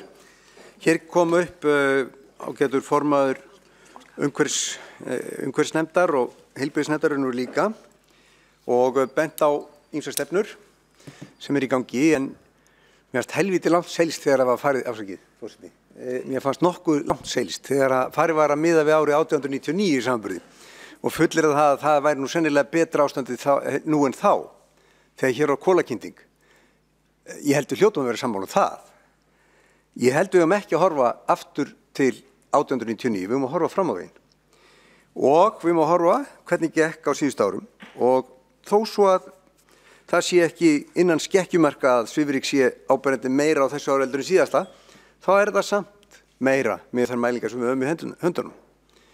Og 2 mælingum meira heldur en í fyrra, það er 2 mælingum mikið eða jafnvel 8 mælingum mikið. Nú, ef við horfum á árangurinn, þá finnst mér alveg ótrúlegt að enginn hafi nefnt það hér, eftir að ég fór yfir það hér í upphafsræðunni, að notkun nagladekkja hefur vaxið svo mikið að það er 46% hærra hlutfall, það er að segja, á síðasta kjörtímabili, þar sem að einmitt borgarfulltrúi Líf Magnúsdóttir var við völd, þá jókst notkun nagladekkja úr 32% í 47%. Það er árangurinn. Þá dreifðist byggð, þá jókst bílanotkun og mengun minnkaði ekki. Það er staðreynd og við höfum að horfast í augu hann í staðinn fyrir að tala árið 1899. Við höfum náttúrulega að segja hvernig ætlum við að ná markmiðinu sem við samþykktum fyrir 6 mánuðum. Það er það sem við erum að ræða hér. Við eigum að taka öllum þessum tillögum fagnandi. 6 mánuðir eru allt og langur tími að hugsa okkur og grípa til aðgerða. Það er það sem við þurfum að gera hér í dag og ég vona við sameinumst það. Nú, vonast til þess að geta komið hér upp og rætt þetta frekar en horfum fram á við.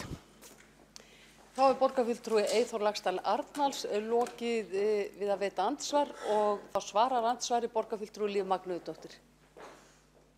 Já, forseti og borgarstjórn.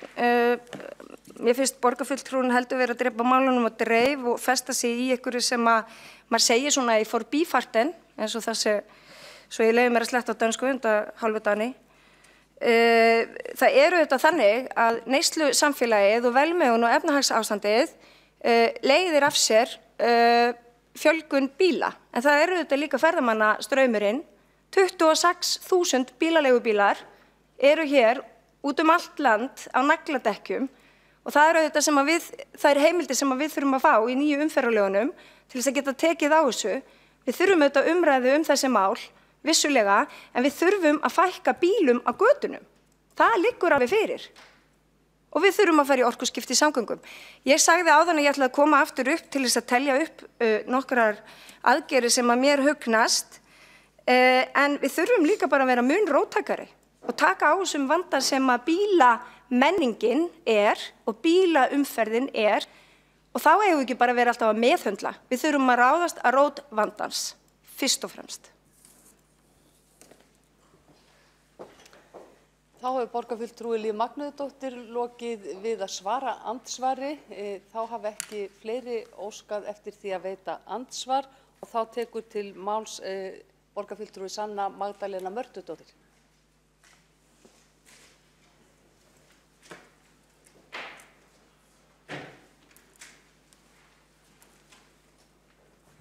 Já, forseti, ágæta borgarstjórn og tilheyrendur. Ég held við getum öll verið sammála að staðan í loftgæðamálum oft mjög slæm og að við þurfum að finna leiðir til þess að fyrirbyggja slíkt. Og hér eru nefndir góðir þættir en svona það sem ég tel að við þurfum heildstæð aðgerðar áætlun og ég kalla eftir henni og núna svona staðan þannig að það unni út frá ýmsum aðgerðaráætlunum og viðbragðsáætlunum. En það sem að ég kalla hér eftir nú að heildstæð aðgerðaáætlun frá þeim sem þekkja best til málsins og að vinna að þessu verði sett fram og lögð hér til kynningar sem allra fyrst og eins og fram hefur komið meðal annars í skipulags- og samgönguráði að þá eru sérfræðingar sem kynna málin þar með fjölmargar hugmyndir hvernig best að taka á þessu máli og hafa nefnt þurfa helst fjármögnun til þess að koma þeim til leiða. Þannig að ég tel að þar þurfi þeir sem að komi að framkvæmdinni, bæði Reykjavík og Vegagerðin, að leggja fram tillögur á úrbótum í heildstæðri aðgerðaáætlun og að svo þurfum við eitthvað kerfi þar sem við getum metið eftir ákveðin tíma hvernig það hefur gengið, hvort það sé eitthvað þar sem þurfa að laga og bæta, skoða hvað hafi gengið vel og hvað ekki. Þannig að já, ég hér með að kalla eftir svona heildstæðri aðgerðaáætlun og með bókun sem ég bara lest á núna með leyfi forseta. Engin vafi leikur á mikilvægi þess að fyrirbyggja alvarlegar afleiðingar svifryksmengunar. Það er sannlega enginn hér sem efast að þetta sé vandamál og það sé hægt að vinna á þessu gríðarstóru vandamáli. Vandamáli sem kemur verst niður á þeim sem standa höllum fæti í samfélaginu okkar. Mikilvægt að sett verði fram skýr heildstæð aðgerðaáætlun í þessum málum og að henni verði fylgt eftir. Einnig þarf að tryggja meira fjármagn í málaflokkinn til þess að hægt sé að innleiða hugmyndir, skrifstofureksturs og umhirðu Reykjavíkur borgar. Takk fyrir. Þá hefur borgarfulltrúi Sanna Magdalena Mörtudóttir lokið máli sínu. Enginn hefur óskað eftir því að veita andsvar og þá næstur á mælendaskrá borgarfulltrúi Pavel Bartósek. Já, virðulegur forseti, takk fyrir þetta. Ég fagna alltaf tækifæri til að ræða loftgæðamál og umhverfismál og þakka þessar tillögur sem eru framkomnar frá Sjálfstæðisflokknum. Tillögurnar eru þetta margt ágætar og það eiga nú það sameiginlegt að kosta peninga og svo ég segja það með smágagnrýni þó að þær séu margar góðar per se að mér finnst þetta dálítið kurteisar. Þetta eru mjög kurteisar tillögur. Þetta er svona nálgun væru til að vera ekki hérna inn á skítuumniskónum, allt í lagi, ég skal bara þrífa betur, ég skal bara kaupa sterkara parkett, ég skal bara biðja aðeins kurteisar að fara og skipta skó kannski næst en bara eins og þú vilt, ekkert vandamál. Tillögurnar sem slíkar eru fínar en ég held að það þurfa að vera partur einhver stærri mynd og ef við aðeins förum í gegnum þær og setjum okkur í spor einhvers aðila sem bara ánægður með það að keyra sinn bíl, segjum bara, köllum hann Þröst, segjum að Þröstur sé bara 23 ára gamall nemi í byggingaverkfræði sem býr í Hafnarfirði og í námi við Háskólann Reykjavík. Þröstur bara mjög ánægður með það að keyra sinn bíl. hann bara fekk bílpróf 17 ára seint fannst honum og hann bara himinlifandi með samgöngumáta og verður engan áhuga að breyta Þannig að hann fer bara á hverjum einasta degi sinna ferð á bíl, hann gæti vissulega nota annað ferðamáta en hefur bara ekki áhuga á því. Og ef við förum bara í gegnum þessar tillögur, þar er verið að leggja til að það verði harðara og betra malbygg. Þröstur er náttúrulega bara mjög ánægður með það. Hann þarf ekki að breyta neitt sína stefnu, sín ferðamáta, það verður bara harðara og betra malbygg sem mun taka ómakið af honum og minnka það magn svifryks sem í loftinu. Það verður siglt til landsins með sterkara steinefni frá Noregi því að við sækjum ofta staðan, blandað við bitumen og þannig verður til sterkara malbygg sem mun koma í veg fyrir það að það verður jafn mikið slit á og mikið svifryk sem myndast á íslensku vegum út af þessu. Vegna þess að náttúrulega vandinn eins og borgarfulltrúi Björn Gíslason kom inn á náttúrulega bara steinefni á Íslandi það nú gert að það mjúkt vegna þess að Ísland ný eyja og þess vegna þyrlast það meira upp. Þannig við þurfum bara að fara til Noregs að ná í sterkara og meira steinefni. Síðan þarf að sópa og þrífa og rykbinda betur og Þröstur bara mjög ánægður með þetta. Þetta sannfærir hann að hann sé ekki að gera neitt rangt. Það bara borgin og aðilarnir sem sjá gatnaþrifin sem þurfa að standa sig betur í að sópa, þrífa og rykbinda. Þar með ekki að segja að ég sé að móti því að sópa, þrífa og rykbinda. Ég held að megi alveg sópa og þrífa göturnar betur. En þær rannsóknir sem ég hef séð, ég hef ekki séð það til dæmis að sópa og þrífa götur hafi þau marktaka áhrif á það að minnka magn svifryks. Rigning gerir það vissulega en leið og raunir agnirnar það smár leið að komnar í loftið, þá það bara þar og þá mun ekkert skipta máli þótt og spúlum göturnar aðeins. Rykbinding hins vegar skilar árangri og hún eins og annað dýr. Og eins og aftur, það ekkert að því að nota þessa aðferð en ein og sér þá hún bara svolítið kurteis. Síðan á að gefa frítt í strætó og á grándögum og það tillaga sem ég get alveg tekið undir. Hún kostar ca. 1,8 milljónir á dag ef ég hef skoðað það rétt. Það samt þá magn af staðgreiðslumiðum sem keyptir á hverjum degi þannig að það það sem þurfti að fara. Ef við myndum gera þetta 9 daga þá þetta það 9 sinnum 1,8 þannig að þetta einhverjar 20 milljónir, svona rétt þar undir. Og það bara kannski alltaf í notkun á peningum. En höfum það í huga að í þeim löndum þar sem þessum aðferðum beitt, þá það oftast hugsað sem mótvægis aðgerðir við talsvert drastiskari aðgerðir til að hindra fólki að nota einkabíl og ég kem að því á eftir. Nú síðan á að hvetja fólk til að draga úr notkun nagladekkja, hvetja. Ég meina, Þröstur væntanlega bara nokkuð ánægður með það sé verið að hvetja, hann þarf ekkert að breyta neinu nema hann sé bara neittur, hann ekkert verið neðanvist til þess, það bara verið að hvetja fólk til að draga úr notkun nagladekkja, benda í kurteislega á, ekki að þynga, þannig að það bara gott og vel. Og síðan á borgin að senda skilaboðum meiri hleðslu í fjölbýlishúsum, að það sé auðveldar að hlaða rafmagnsbílana sína og ég held að Þröstur sem fílar að keyra bíl sinn bara frá Hafnarfirði og niður í HR á hverjum einasta degi, hann bara mjög ánægður með þetta. Hann getur þá bara tekið sinn rafmagnsbíl þegar hann eignast hann og hlaðið hann ágætlega. En þá áfram sannfærum það að sé ekkert sem hann þurfi persónulega að breyta í sínum ferðavenjum. Þetta snýst allt bara einhvers konar, að gera, að vera svona kurteislega hvetjandi til þess að gera þetta einhvern veginn auðvisi. Og síðan að stígar séu hitaður upp, það náttúrulega alveg brilljant. Okkar maður ætlar ekkert endilega að fara að hjóla neitt, en hann bara mjög glaður með það að það sé verið að búa til gott net fyrir einhvern annan til þess að nýta sér þessa hjólastíga sem þar eru. Þannig ekkert af þessu mun neyð okkar mann til þess að breyta á sína ferðavenjur eða ýta honum í það áttina, heldur svona bara hvetjanlega til þess. En ég held að því leyti þá séu tilhörnar ágætar, en ég bara hvet og rauninni vil bara ása, bara sjálfstafloknum smá hugrekki brjóst að vera hugrekkari. Það kemur að því að hvetja fólk til að breyta sína ferðavenjur. Ekki bara vera með svona fallegar leiðbeinandi tilmæli, heldur að reyna að beina aðferðum sem eru drastískari, einhvern veginn svo. Og hvaða aðferð gætu það verið? Ég ætla bara að nefna nokkra sem hafa verið reyndar í nokkrum löndum, án þess þó að það endilega sem fullist að skila aftur árangri, en það náttúrulega hefa verið lönd sem hafa bannað til að mista að fólki að keyra bíla ef það með 8 slettur bílnúmer. Það leið sem notið í Frakklandi. Ég ekkert endilega sannfærður það virki. Það gæti haft hliðar áhrif að menn myndi bara kaupa sér 2 bíla, eitt sem væri með sléttutölunúmeri og annar áttatölunúmeri. Það gæti verið að Þröstur myndi bara fara að fá þá leiðina, þannig að það ekkert víst að sé skynsamlegt. En það kann að vera dæmi miklu drastískari aðgerð sem væri svona meira í þá veru. Nú síðan væri hægt að taka upp græn svæði, það að segja svæði sem eru þess háttar að bílar sem menga of mikið mega einfaldlega ekki keyra þar inni.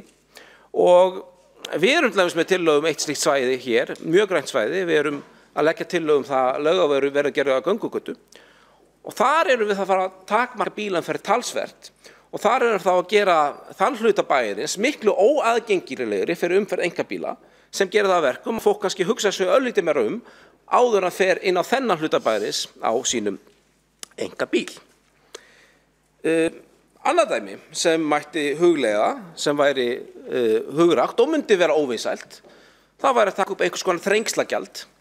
Þannig að menn þyrftu þá að borga beinlínis fyrir það að keyra inn í ákveðin bæjarhluta. Það hefur gert sums staðar og það hefur þá skilað þeim árangri að draga úr umferð. Vegna þess að ég held að skipti máli að það verður náttúrulega að líta til þess að besta leiðin til þess að draga úr svifryki er að draga úr umferð. Fleira, hærri stöðugjöld. Mér finnst ennþá vera allt ódýrt að leggja bílnum í miðbænum. Hér fyrir neðan þetta ágæta hús er bílakjallari með fullta stæðum. Það að leggja bílnum sinna heila dag kostar 5.000 kall. Undir ráðhúsi í höfuðborg lands, 1.000 kall á dag. Hvað fær maður fyrir 1.000 kall? Maður fær ekki samloku fyrir 1.000 kall. En maður getur lagt bílnum sínum í heilan dag undir ráðhúsinu. Og þetta bílastæði er ekki eins og alltaf fullt. Það er ekkert mál að finna stæði hérna flesta daga ef maður kemur nægilega snemma. Þannig ég bara velti því fyrir mér og þess vegna hef ég verið svolítið talsmaður þess að menn líti aðeins til hins frjálsa markað þegar kemur að verðlagningu á bæði og bílastæðum og vegakerfi almennt. Þegar ég held að ef kapítalism myndi læsa sínum kærleikslíku krumlum þessar hluti, þá myndi kannski verðlagningin vera bara lítið betri. Þá myndi menn ekki rukka 1.000 kall á dag fyrir að leggja bílnum sínum undir kjallara í ráðhúsi í höfuðborg lands. Nagladekk. Í tillögunum lagt til að því sé beint til fólks að það noti ekki nagladekk. Ég held nú aftur að það þurfum við að skoða með fullri alvöru hvort við þurfum ekki að finna einhverja drastiskari leiðir til þess. Annaðhvort að verðleggja sérstaklega notkun nagladekkja eða hreinlega banna það. Og hér var þetta nefnt eins og áður að árangur í því hafi ekki nægilega mikill. Og ég held að skýringin sé, eins og kom fram hjá borgarfulltrúum Líf Magnúsdóttur, að það eru margir bílaleigubílar sem hafa einhvern veginn ákveðið það að þetta sé það sem fólk vilji að vera á nagladekkjum og það sé það sem vandamálið liggur og við getum líka þurft að vera drastískar þegar kemur að því. Og svo má náttúrulega bara spyrja sig hvort við ekki að gera eins og sem ríkið hafa gert, sem er að banna ákveðnar tegundir bíla. Að banna einfaldlega díselbíla frá ákveðnum ári. Það hafa komið fram tillögur þess efnis að frá ákveðnu ári verði ekki lengur heimilt að keyra bíla sem menga of mikið eða ekki heimilt að keyra inn á ákveðið svæði. Og nú er ég ekkert endilega að segja að ég sé mæla með öllum þessum aðferðum sem ég hef lagt hér til. Sumar finnst mér leggja alveg beint við. Ég held að til dæmis það að hækka gjald fyrir að leggja sé algjörlega klárt og einfalt í framkvæmd og hægt að gera til það hratt. Annað gæti krafið okkur einhverjar lagabreytingar og svoleiðis. En ég held að samt að þegar við skoðum þessar hlutir í heildstætt þá þurfum við þá að vera örlítið hugrakari og ekki bara hugsa jákvæða hvata heldur líka að þvinga fólk til þess að nota sér grænari ferðamáta. Þannig ég þakka kærlega fyrir þessa umræðu og styð þá tillögu þetta mál farið til sviðsins. Þá hefur borgarfulltrúi Pavel Bartósek lokið máli sínu og Eyþór Laxdal Arnalds hefur óskað eftir að koma upp í andsvar.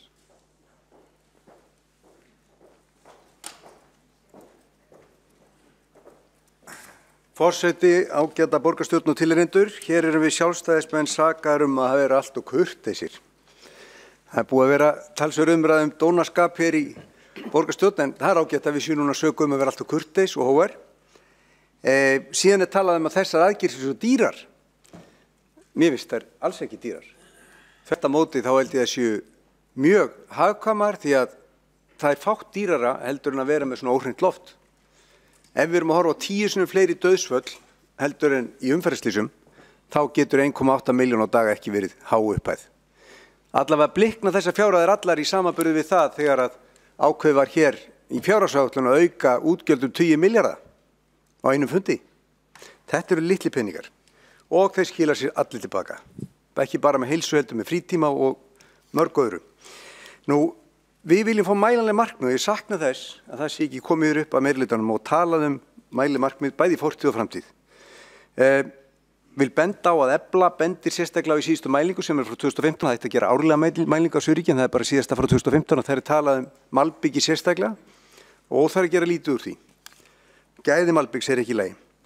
Nú, við erum hér með tillögur það sem við getum gert sem borg.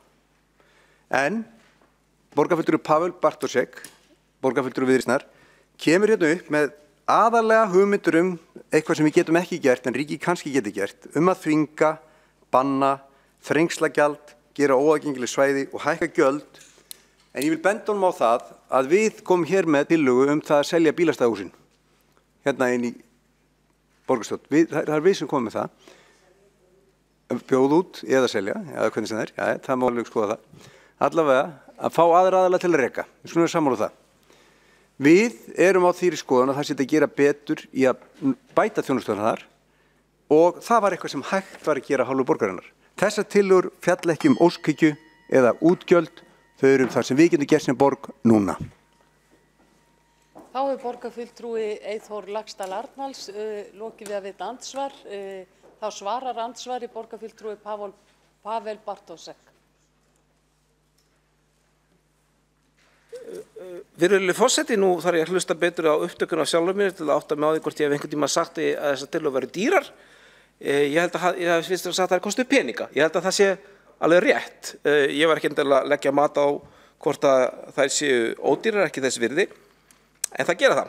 Það kostar flesta peninga og það kannski mín gagnrýni að það í öllum tilfellum hér reynt að bregðast við þeim kostnaði sem bílaumferð veldur. En ekki að reyna að fara í forvirka aðgerð til að minnka bílaumferðina sjálfa. Og svo sé rétt að eitthvað af því sem ég nefndi myndi kalla á breytta löggjöf, þá samt enga síður forvitnilegt að vita hvort að Sjálfstæðisflokkur í borgin myndi styðja leiðir í þá veru eða hvort að einskora sig við það að leggja ekki á neina slíkar viðbótar tillögur. Það segja hvort að þær tillögur sem hér eru lagðar fram og eru einungis að nota jákvæða hvata, hvort það séu þannig út af því að Sjálfstæðisflokkurinn einskorðaði sig í sínu tillögugerð við þær tillögur sem hann gat gert innan ramma núverandi laga, eða hvort það sé hugmyndarfélag móti því að beita aðferðum sem myndi kalla á meiri þvingun. Þá borgarfulltrúi Pavel Bartošek lokið við að svara andsvari og þá veitir andsvar öðru sinni borgarfulltrúi Eyþór Laxdal Arnalds.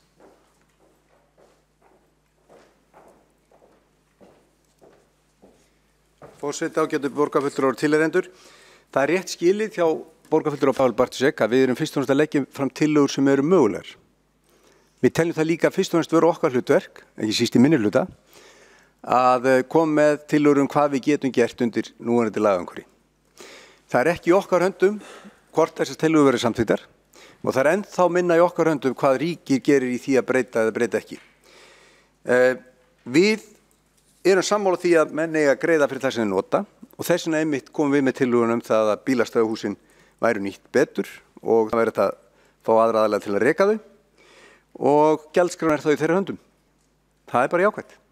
Varðandi nagladekkin, við erum opin fyrir hugmyndum sem eru mögulegar. Eitt af því að nota stöðumálasjóðu líka, en við erum ekki sammála því að leggja bara upp úr því að gera fólki erfitt fyrir. Við erum flokkur sem viljum að fólk hafi val.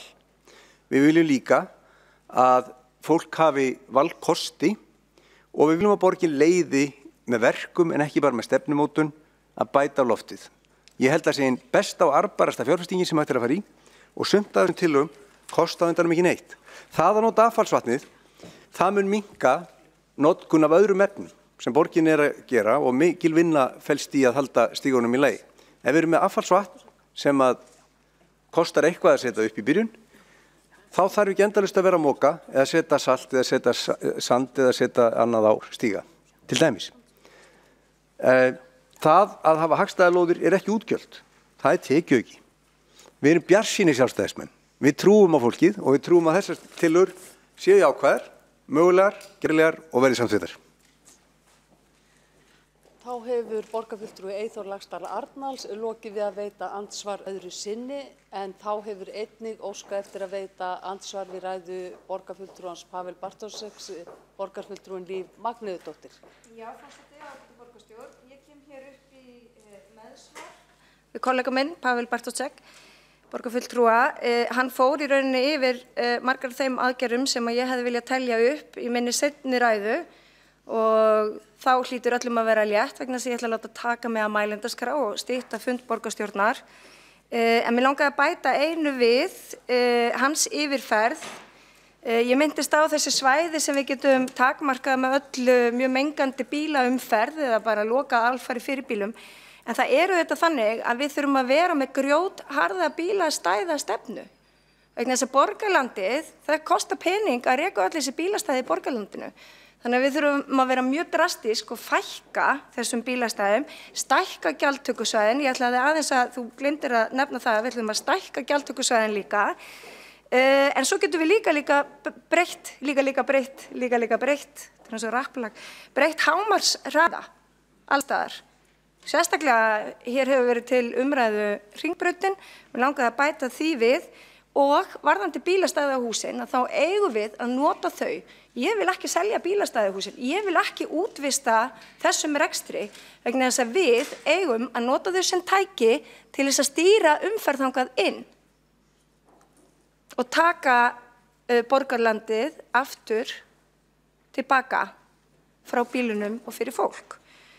Og svo varðandi, það eru tafagjöldin, það er eitthvað sem að ríkið verður að skoða og svo þurfum við auðvitað að fá þessi lög eins og ég sagði áðan í gegn svo að sveitarfélögin getur farið einmitt að sekta fyrir nagladekk og fleira og takmarkað með drastískum hætti alla bílaumferð.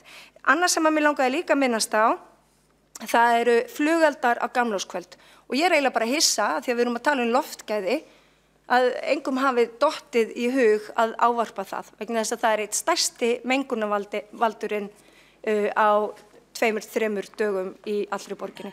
Þannig að ég er til í að skoða að banna flugelda líka. Þá hefur borgarfulltrúi Líf Magnúðardóttir lokið við að veita andsvar. Fleiri hafa ekki óskað eftir andsvörum og næstur á mælendaskrá er borgarfulltrúi Örn Þórðarson.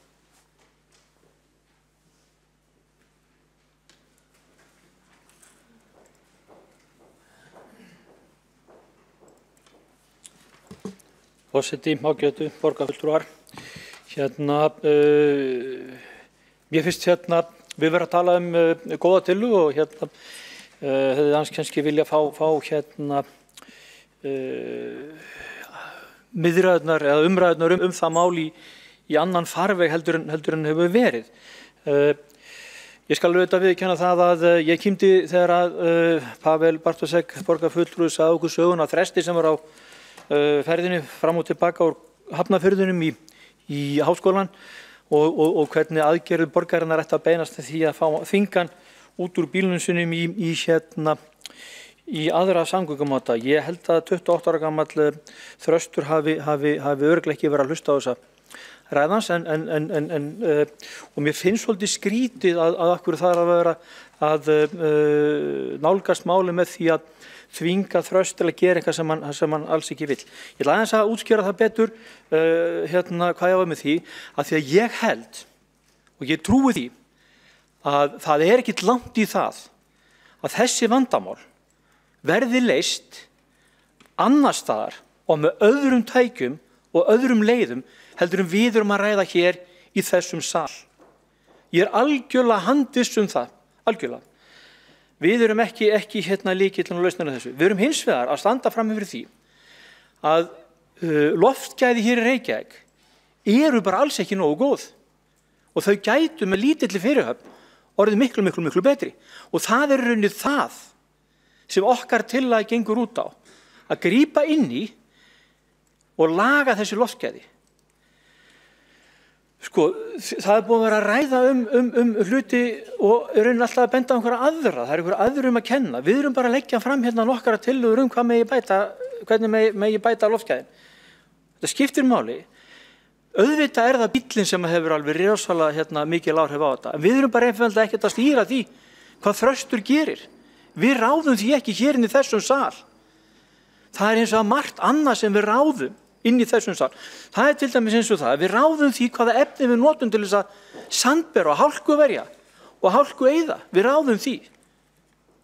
Reyndar í samráði við Vegagerðina, en við höfum ansið mikil áhrif á það hvaða efni við erum að nota í þetta. Við erum að biðja þessu betri umhverfisvænni. Efni notuð í þetta, efni sem hafa minni neikvæð áhrif á loftgæði.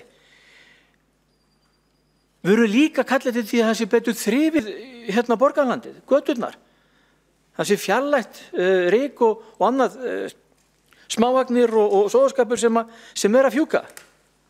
Við erum að biðja það. Eitthvað óverið til það? Við erum að biðja líka það að strætó verið betur nýttur.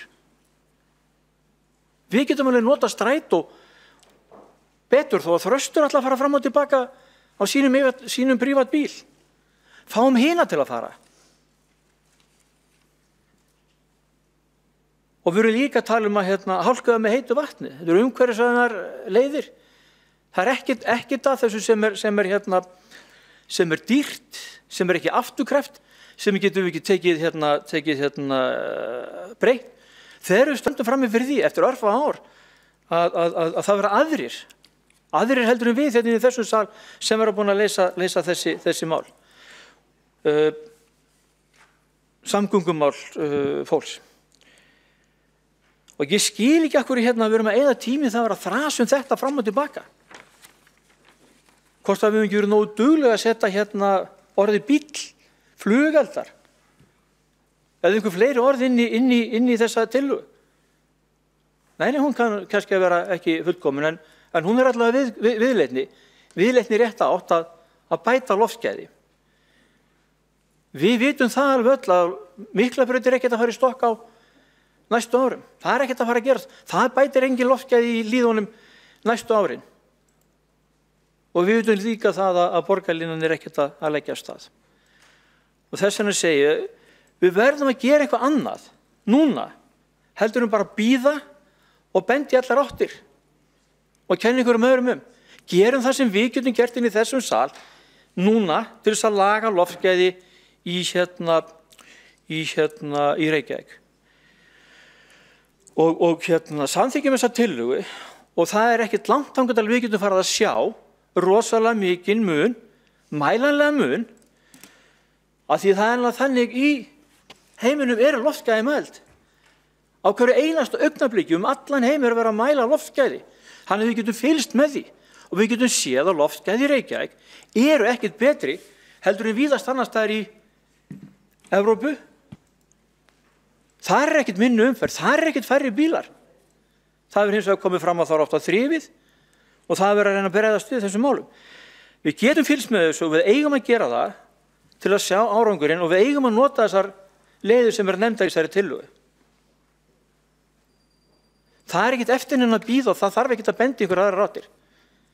Samþykkjum þetta og förum af stað.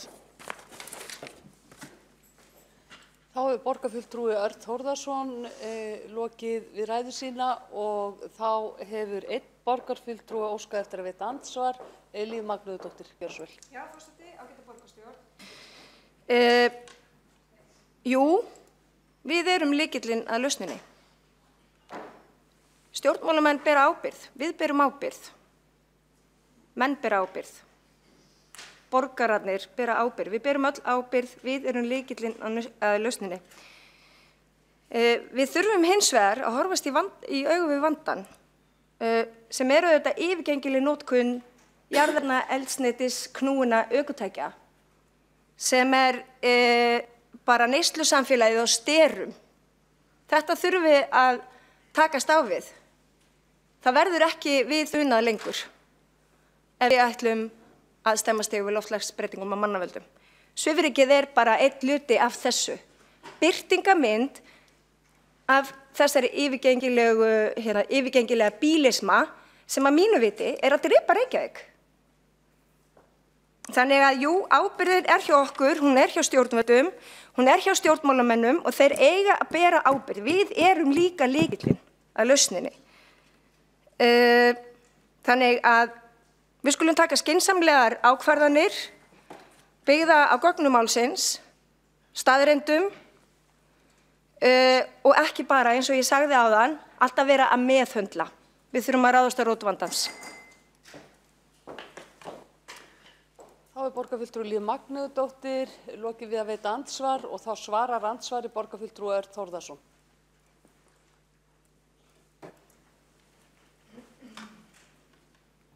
Forseti, ágætu borgarfulltrúar. Já, Líf, ég held við eigum að, fyrir ekki Líf Magnúsdóttir borgarfulltrúi, já, ég held við eigum að byrja, við eigum að gera það hér. Það má miskila það sem ég sagði á það. Ég heldur reyndar að þetta séu tæknilausnir sem að komu fyrir að jarðefnaeldsneyti verði orkugjafi í samgöngumálum í framtíðinni.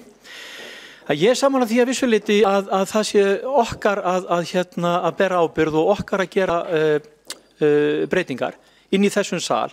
En það var það sem ég var að nefna með þetta. Gerum þær breytingar sem við getum náð fram. Við getum, það er ofsalega erfitt að gera það í gegn, að koma þresti úr bílnum sínum. Það er miklu auðveldara að fara út og sópa. Gerum það sem við getum og getum gert fljótt og örugglega. Ekki vera að bíða eftir að einhver annar geri eitthvað. Það er nákvæmlega það sem ég var að segja. Byrjum við hér, samþykkjum þessar tillögur og byrjum hér. Þá borgarfulltrúi Örn Þórðarson lokið við að svara andsvari. Fleiri hafa ekki óskað eftir að koma upp í andsvörum og þá tekur til máls borgarfulltrúi Hildur Björnsdóttir.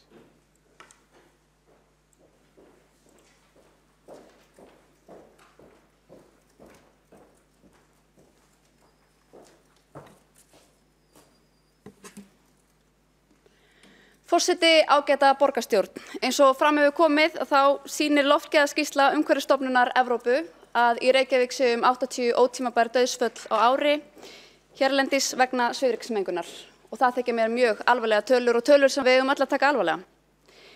Hér er enginn að reyna að horfa fram hjá þeirri staðreynd að bílaumferð sé vissulega stærsti leikmaðurinn þegar kemur að svifryksmengun og eins og fram kom í máli formanns skipulags- og samgönguráðs, borgarfulltrúans Sigurborgar Óskar Haraldsdóttur áðan, að þá hefur bílum fjölgað meira en fólki í borginni síðustu árin. Og það er þróun sem við þurfum auðvitað að breyta í báða enda. Ég er alveg reiðubúin að grípa til róttækra aðgerða til að draga úr svifryksmengun, minni kurteisi og meira hugrekki eins og borgarfulltrúinn Pavel Bartusek kallaði eftir hér áðan. Ég er alveg sammála því, en margar af þeim hugmyndum sem ég hefði kannski í huga þarfnast lagabreytinga og tillögurnar sem við leggjum fram hér í dag miða að aðgerðum sem við getum gripið til án lagabreytinga. Loftgæðamál eru risavaxin mál og mér finnst rétt að við reynum að skapa hérna samstöðu og þverpólitíska sátt þær aðgerðir sem við getum gripið til í þessum efnum, án þess að reyna að skapa einhverja flokkadrætti hér. Og ég held reyndar að við séum miklu meira sammála en við viljum einhvern veginn vera að láta. Auðvitað er langtímaverkefni í þessum efnum að draga á bílaumferð og bjóða fleiri góða kosti í samgöngum heldur en við bjóðum upp á í dag, orkuskipti og betra borgarskipulag, sjálfbær hverfi. En tillögur okkar miða að því sem við getum gert núna, aðgerðum sem við getum gripið til strax, ekki aðgerðum sem taka 10, 20, 30 ár, eitthvað sem við getum gert á þessu ári. Og þess vegna spyr ég hversu lengi ætlum við eiginlega að bíða? Hversu mörg ár ætlum við að bíða áður en við grípum til aðgerða sem skila árangri strax í loftgæðamálum? Hversu mörg 80 ótímabær dauðsföll eiga að verða og okkar vakt? Þá hefur borgarfulltrúi Hildur Björnsdóttir lokið máli sínu. Enginn hefur óskað eftir að koma upp í andsvörum. Þá tekur til máls borgarfulltrúi Kolbrún Baldursdóttir.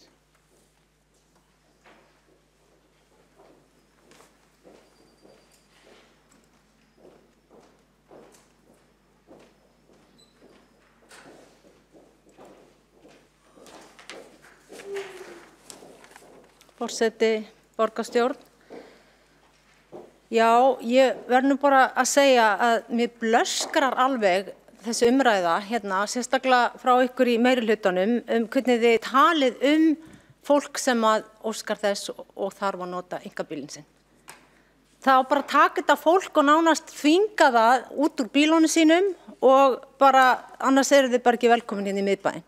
Það enda með því að það verður engin Íslendingur hérna í miðborginni ef að á að halda áfram á þessari braut. Við stjórnum ekki hvað fólk ákveður að gera. Við stjórnum ekki lífi fólks. Ef að einhver óskar að nota sinn einkabíl eða þarfnast þess, þá gera hann það. Þannig að þetta er ekki það sem að málið fjallar Þessi forræðishyggja bara komin út yfir öll eðlileg mörk, finnst mér, í þessari umræðu sem við erum að tala hérna að bæta loftgæði. Þannig að ég vil bara að við höldum okkur við hvað við getum gert, annað en að segja fólki hvernig á að lifa lífinu sínu. Það er ekki okkar hlutverk hérna í borgarstjórn.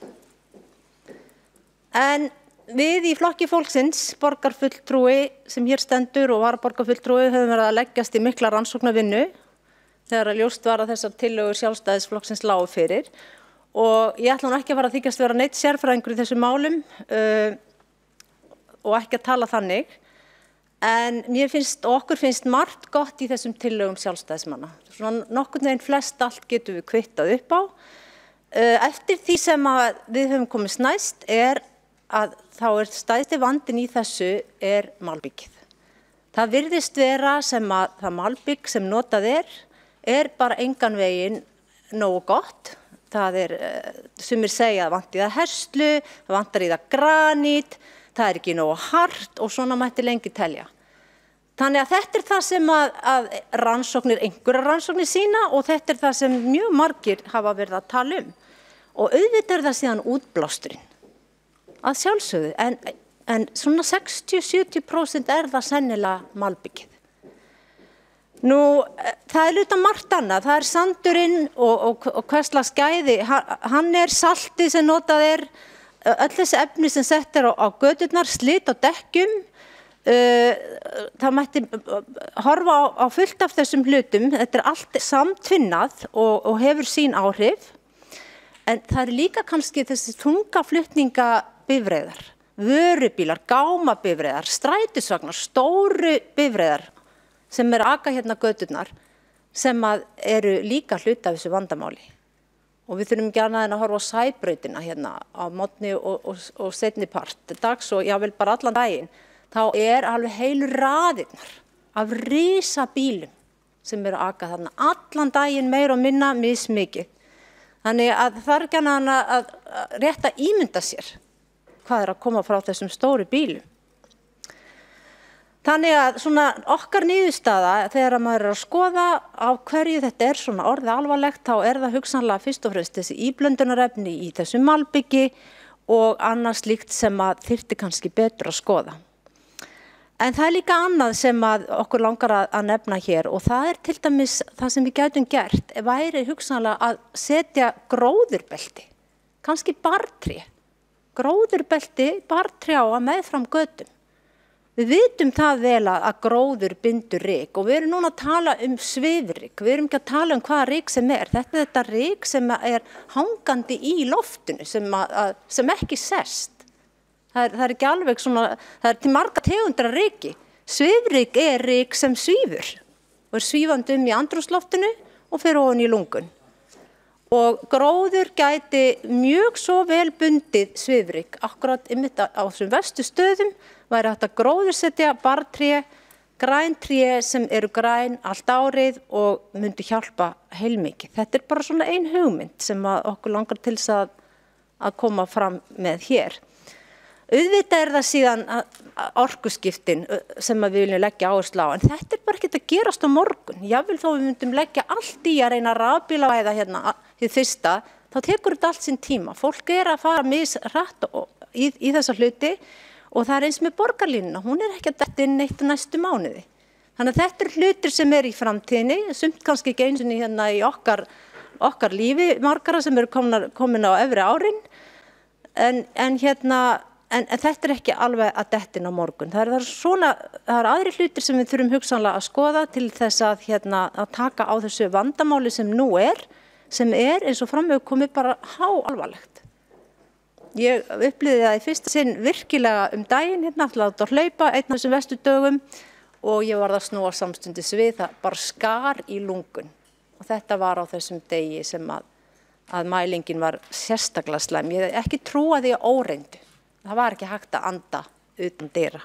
Getið rétt ímyndað ykkur börnin og eldri borgarana, viðkvæma hópa sem eru að fara milli húsa á þessum dögum. Þannig að við erum að tala um hluti sem að verður að taka á og spurningin hvað getum við gert núna? Þannig að horfum bara á hlutina svolítið með ákveðnu raunsæi og í staðis að tala til fólksins svona, mér finnst hálf niðurlægjandi, að reyna að fá fólk til að breyta sinn lífsstæl, hætta að nota bílinn, komdu í strætó, gerðu þetta, gerðu hitt. Mér finnst það ekki rétt að við eigum að tala svona til fólksins í borginni, að segja þeim hvernig það á að lifa sínu lífi. Þannig að svona forræðishyggja, sem myndi segja að þetta er bara ofbeldi, hreint og klárt og núna til dæmis bara talandi það að þá vorum við hérna á fundi fyrir hádegi með Laugavegssamtökunum sem hafa miklar áhyggjur af því að Íslendingar koma á alla orði niður í miðbæ.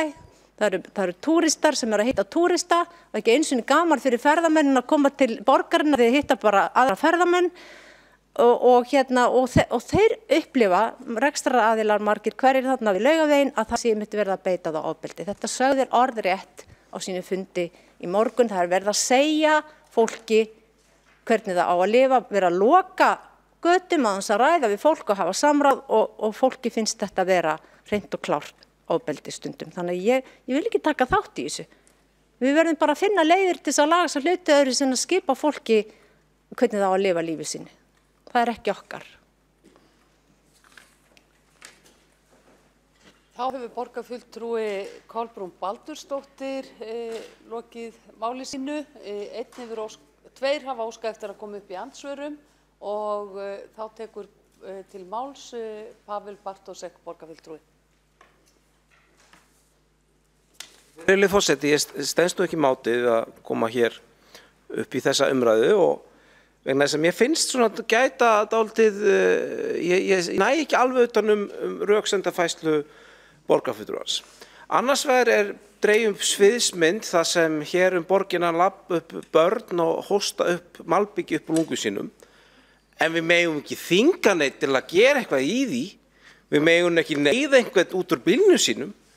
Sko annarkvort staðan grafalvarleg og þá getum við og eigum að beita ýmsum úrræðum, eða staðan ekki svo alvarleg og þá getum við einhvern veginn reyndað einbóktur af því að búi til plaggöt eða hvetja fólk með einhverjum mjúkum aðferðum til þess að breyta venjur ef það kýs að gera svo. Ég held við þurfum aðeins að ákveða í hvora löppur við ætlum að stíga þessum efnum. Annarkvort staðan alvarleg og þá getum við beitt alvörulegum meðulum til þess að bregðast við, eða staðan kannski ekki svo alveg og þá getum við einhvern veginn reynt að hvetja fólk, eins og ég sagði aftur, með einhverjum mjúkum fallegum aðferðum til þess að breyta lífsstíl og ferðavenjur ef það kýs að gera svo. Þá er borgarfulltrúi Pavel Bartósek lokið við að veita andsvar og þá svarar andsvari borgarfulltrúi Kolbrún Baldursdóttir.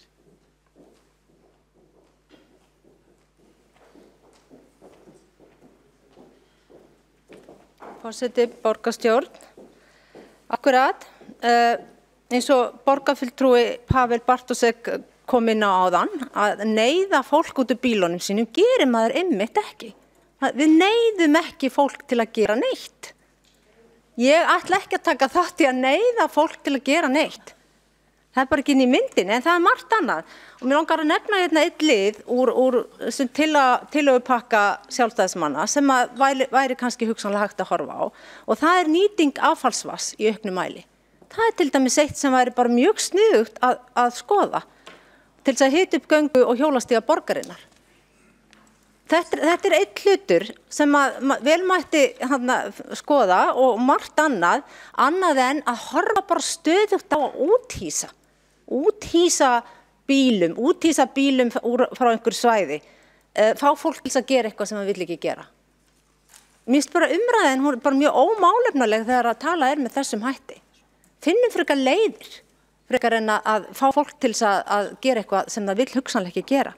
Það er bara mjög margir sem geta ekki notað almenningssamgöngur, þeir eru hugsanlega hreyfihamlaðir, þurfa bílinn og þetta þarf bara að virða og það getur verið fjölmargar aðrar ástæður. Þannig að já, við getum vel saminast að finna leiðir til þess að grípa mætti til strax. Kannski tekur þetta allt einhver tíma en sumar leiðir taka vissulega mun lengri tíma en aðrar og eins og rafbílavæðing og allt þetta, það mun taka tíma, borgarlínan, þetta sennilega allt saman framtíðin en þetta ekki alveg að dettin. Þá borgarfulltrúi Kolbrún Baldursdóttir lokið við að svara andsvari og þá hefur einnig óskað eftir að veita andsvar borgarfulltrúi Líf Magnúðardóttir. Já, forseti borgarstjórn. Hér kallar borgarfulltrúin eftir málefnalegri umræðu en sakar samt þau sem að vilja koma í veg fyrir ótímabær dauðsföll af völdum loftmengunar forræðishyggju og ofbeldi þegar við vitum hver vandinn Og ég hef sagt það áður hér í ræðustóli, við þurfum að ráðast að rót vandans og ekki alltaf að vera meðhöndla og setja plástra á.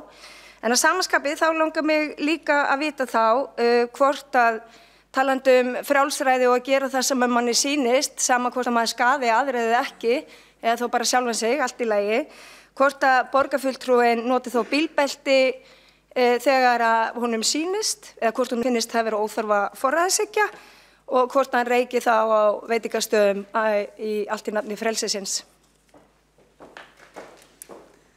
Þá borgarfulltrúi Líf Magnúðardóttir lokið við að veita andsvar og þá svarar andsvari borgarfulltrúi Kolbrún Baldursdóttir.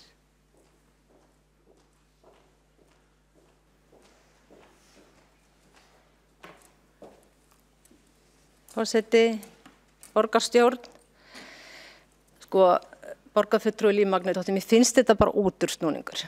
Þú ert að bera saman þarna hluti sem ekki hægt að bera saman. Nota bílbelti, ekki að nota bílinn. Þetta auðvitað ekki sambarilegt. Það ekki bannað með lögum að aka í bíl. En það lögbundið að setja á sig bílbelti.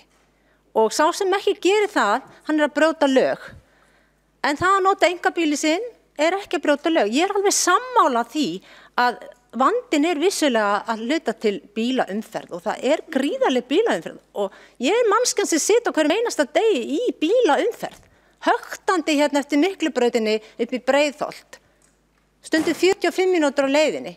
Hvernig heldur borgarfulltrúin Líf Magnúðardóttir að það fari nú með andrúmsloftið? Og af hverju vandinn svona orðinn mikill bílaumferðin hérna? Það allt fast. Og á bara að loka ákveðnu svæði fyrir bílum. Ég meina, þetta bara ekki leiðin að tala svona. Við þurfum að leysa ákveðið vandamál varðandi loftgæði og við þurfum að finna leiðir en við tölum ekki svona við fólkið í borginni.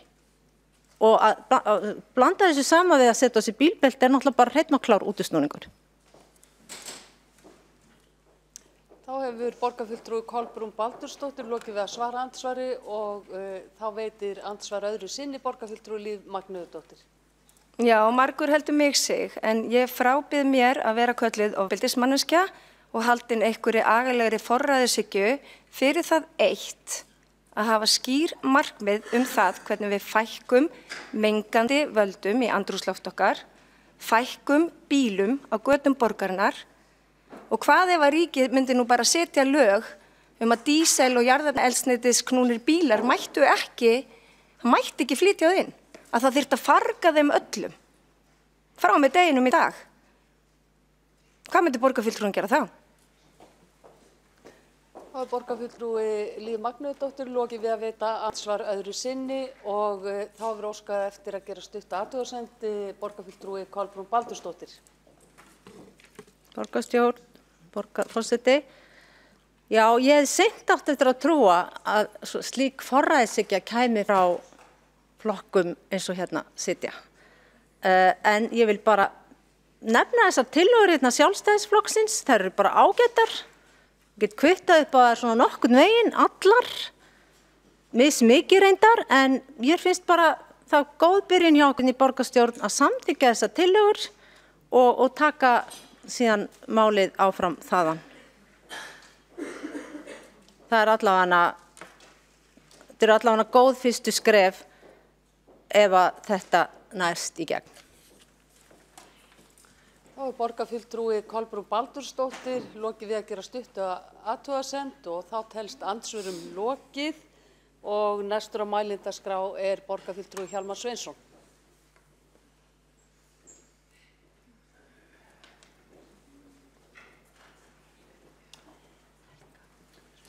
Já, forseti, ágæta borgarstjórn, ég þakka fyrir þessu umræðu og ég ánægður með það að Sjálfstæðisflokkurinn skyldi taka þetta upp. Ég ætla þó að segja strax í byrjun að ég ekki tilbúin að samþykkja þetta hér. Þrátt fyrir góðan ásetning og þrátt fyrir að vera ánægður með þetta, að þá held ég að við þurfum að ganga aðeins lengra heldur en gert í þessum tillögum og við mjög góð ráð, umhverfis- og heilbrigðisráð og skipulags- og samgönguráð, það sem eru fullt af sérfræðingum sem að starfa og það verið að vinna að tillögum sem verða örugglega að mörgu leyti í takt við þær tillögur sem að hér hafa verið bornar fram, en ég held að verið róttækari og muni ganga lengra og við þurfum á því að halda. Umræðan náttúrulega farið svona svolítið út og suður, verð ég að segja, og ég ætla að byrja á einni anekdótu. Ég bjó einu sinni í borg sem öll hús voru kolakynt. Það er mjög langt síðan, ekki öll hús, flest hús. Og sú borg var alltaf kolsvört. Það var reynt að hreinsa húsin aðeins en það var frekar vonlaust vegna þess að það var kolakyndingin, það var í rauninni þessi ógeðslegu orkugjafi sem var rótin að menguninni. Eina leiðin til að komast út úr skítnum var að hætta með kolakyndingu, það var gert og síðan þá þessi borg gjörsamlega breytt og orðin miklu hreinni og betri. Þannig að við erum að tala rót vandans og ég held að það sé alveg rétt og mig langaði að svona bara til upplýsingar að vitna hérna aðeins í skýrslu norrænu ráðherranefndarinnar sem að kom út 2017 af því að þetta svona málefni og það er alveg skiljanlegt að þeir sem eru í umferðinni, ég mikið gangandi og hjólandi í umferðinni, þannig að ég hef heilmikið það að segja og upplifun á hverjum degi. En svo eru líka til mjög víðtækar og umfangsmiklar rannsóknir og þetta er rannsókn sem var unnin á síðastliðnum árum og skýrslan var gefin út 2017, heitir Road Dust and Particle Matters in Nordic Countries, ef ég man rétt, og svo kemur undirtitli Measures to eitthvað, sem sagt leiðir til að bæta Og það er alveg öruggt að þetta eru mestu sérfræðingar sem að til eru í veröldinni, að þetta snýst hvernig hægt að koma í veg fyrir að minnka svifryksmengun af völdum bílaumferðar í norrænu borgum. Af því þar eru aðstæður nokkuð sérstakar, það skiptast oft á frost og þíða og það eru sjálfur sem notuð svipaðar aðferðir. Það eru sett nagladekk undir bílana, það eru sett sandur og götur og salt og svo framvegis. En sem sagt, hvernig var það nú aftur? Jú, það sem sagt svifrykið á götunum að það eru greint hér í 5 þættir eða það eru 5 orsakavaldar, megin orsakavaldar.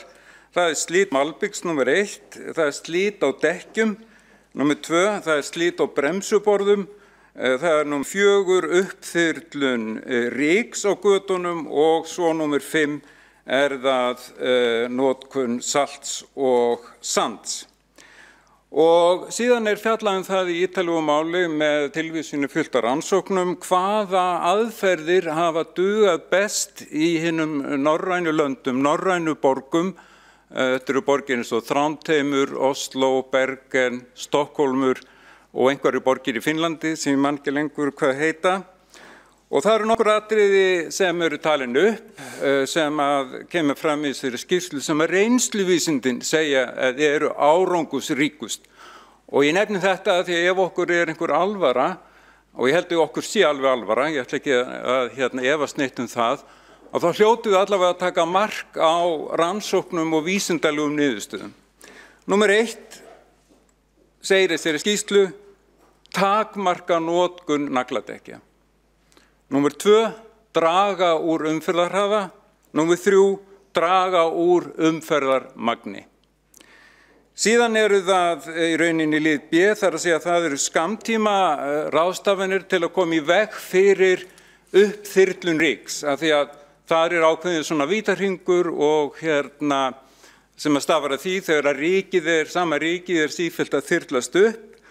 Og þar kemur ljós að þar er sem sagt rykbindingin með þessu magnesíumklórið sem að er ekki eitur eins og var sagt hér ranglega áðan. Það hefur reynst best, það er gefnar einkunnir í plúsum og það fær 3 plúsa. Í þessari skýrslu, ég hvet ykkur til að lesa hana, einkunnar skjalið er á blaðsíðu 28 í þessari ágætu skýrslu. En síðan er það götuþvottur, götuþvotturinn getur reynst vel en hann þarf að vera mjög nákvæmlega framkvæmdur af því hann getur líka gert illt verra.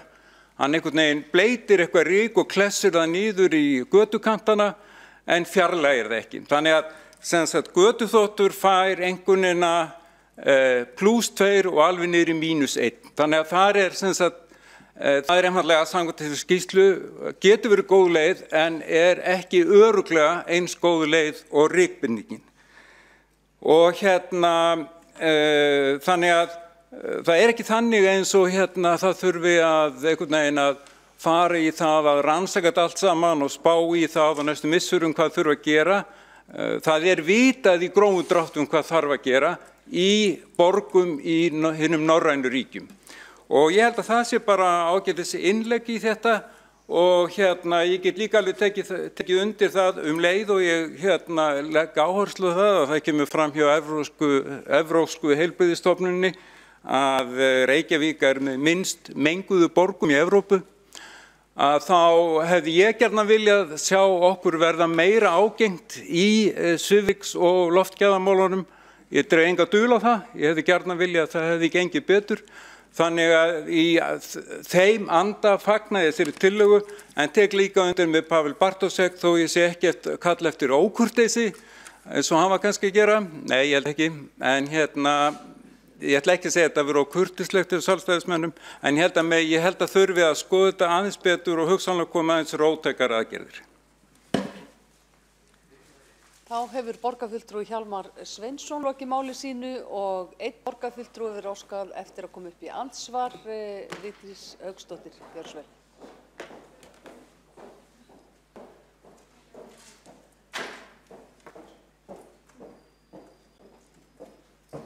Forseti, ágætu borgarfulltrúar og tilheyrendur, þetta var alveg mögnuð ræða hjá borgarfulltrúanu Hjálmari Sveinssyni, sérstaklega þegar hann fór að tala um Reykjavík þegar brennd voru kol hér. Sem betur fer hættur Íslendinga mjög snemma að brenna kol. En það skal nú bara upplýst hér til að halda sögunni réttri að í tíð ríkisstjórnar Jóhönnu Sigurðardóttur og Steingríms J. Sigfússonar þá var byrjað að brenna kol aftur á Íslandi. Vinstri grænir í Reykjavík og Samfylkingin Reykjavík er með svona frjálst leyfi frá flokkunum að fá að vera umhverfisflokkar hér á mölinni, en þeir eru það bara því miður ekki á landsvísu. Meira að segja forsætisráðherra sjálf sem er formaður Vinstri grænna, hún lítur svo á að kísilver séu ekki stóriðja og bara hefur sagt það, nei, kísilver eru ekki stóriðja. Samt eru kísilver á Bakka og það er verið að reyna að koma aftur á stað kísilverinu í Helguvík við mikinn ófögnuð og mótmæli þeirra sem búa á því svæði. Ég bara ætla að rifja hér upp frétt sem birtist á Vísir þann 4. febrúar 2017 og hlustuðu nú ágætu umhverfisverndarsinnar vinstri flokkan í Reykjavík því að flokkarnir ykkar bera ábyrgð á þessu. Kísilverð á Bakka mun þurfa 66.000 tonn af kolum árlega til þess að standa undir framleiðslu á kísilmálmi, brenna þar kolin til þess að búa til kísilmálmin. Í umhverfismati kemur fram að fyrir hvert tonn af kísilmálmi þurfum 400 kíló af kolefnisgjafa, svo sem kolum, koks, viðarkolum, viðar eða kolarskauta, útliti fyrir allt slíkt hráefni verði flutt inn til landsins. Og hvað kostar það á þungum, spúandi olíuskipum? Svona er nú hræsnin ágætu Reykvíkingar. Þá hefur borgarfulltrúi Vigdís Hauksdóttir lokið við að veita andsvar og þá svarar andsvari borgarfulltrúi Hjálmar Sveinsson. Forseti, ágæta borgarstjórn, ég hef ekki dálit á þessari framleiðslu, ég á mótinni. En að öðru leyti hafði borgarfulltrúinn ekki einu sinni fyrir því að hlusta eftir því hvað ég sagði. Ég var ekki að tala að ég hefði búið í Reykjavík þegar hún kolakind, þó ég sé að verða gamall, að þá ég ekki 150 ára. En það dæmi gert fyrir málflutning þessa borgarfulltrúa sem hann yfirleitt svo ómerkilegur, hann ekki svaraverður og mun ég í framhaldi af þessu svara þvættingi í borgarfulltrúanum eins sjaldan og ég mögulega get. Þá hefur borgarfulltrúi Hjálmar Sveinsson lokið við að svara andsvari og þá veitir andsvari öðru sinni borgarfulltrúi Vigdís Hauksdóttir.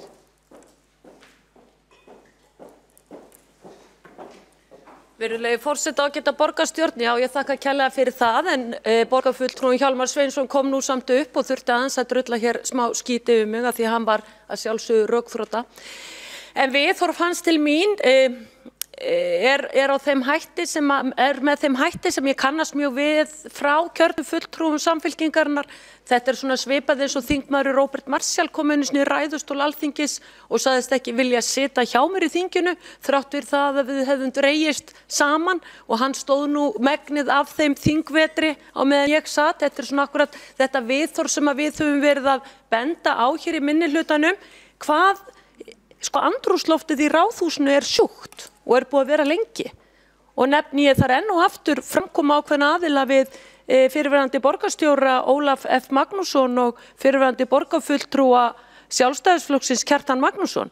Nú þetta bara upplýst og það var gott að þetta var í beinni útsendingu því að það nú þannig, virðulegi forseti, að við í Miðflokknum höfum farið fram á það að allir fundir borgarna verði teknir upp svo að við sannarlega getum borið af okkur sakir í framkomu ákveðin aðila gagnvart okkur í minnihlutanum. Þetta frábært að þetta kom hér upp en það ágætt að í framtíðinni að ég þurfi ekki að vera eyða tíma mínum í það að fara upp í andsvör við borgarfulltrúa Hjálmar Sveinsson. Ég skal ekki ónáða með það mikið meir, finnst að hann óskar ekki eftir því að fara í andsvör um mig en hann freistaðist nú til þess kall greið í þessu og notaði tækifæri til þess að drulla yfir persónulega og eins og ég hef alltaf sagt, þegar ráðist á mann persónulega, þá rökin farin og rökin engin og ekki hægt að mæta manni á málefnilegum grunni. Ég veit ekki hvort það sé vegna þess að fólk sé ekki með nægilega þekkingu á málaflokknum sem það að tala eða hreinlega það sé svo látt að það nenni ekki að kynna sér málaflokkin.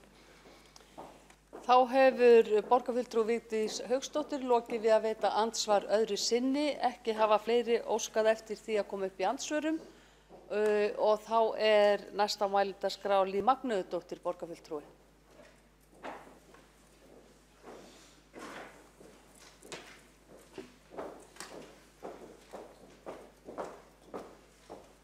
Já, forseti ágæta borgarstjórn. Ég fór með ranga málsmeðferð hér í ræðustóli áðan og mér ljúft og skylt að leiðrétta það. En við ætlum að vísa þessari tillögu Sjálfstæðisflokksins í umhverfis- og heilbrigðisráð. Umhverfis- og heilbrigðisráð. Og það gerum við með eftirfarandi bókun.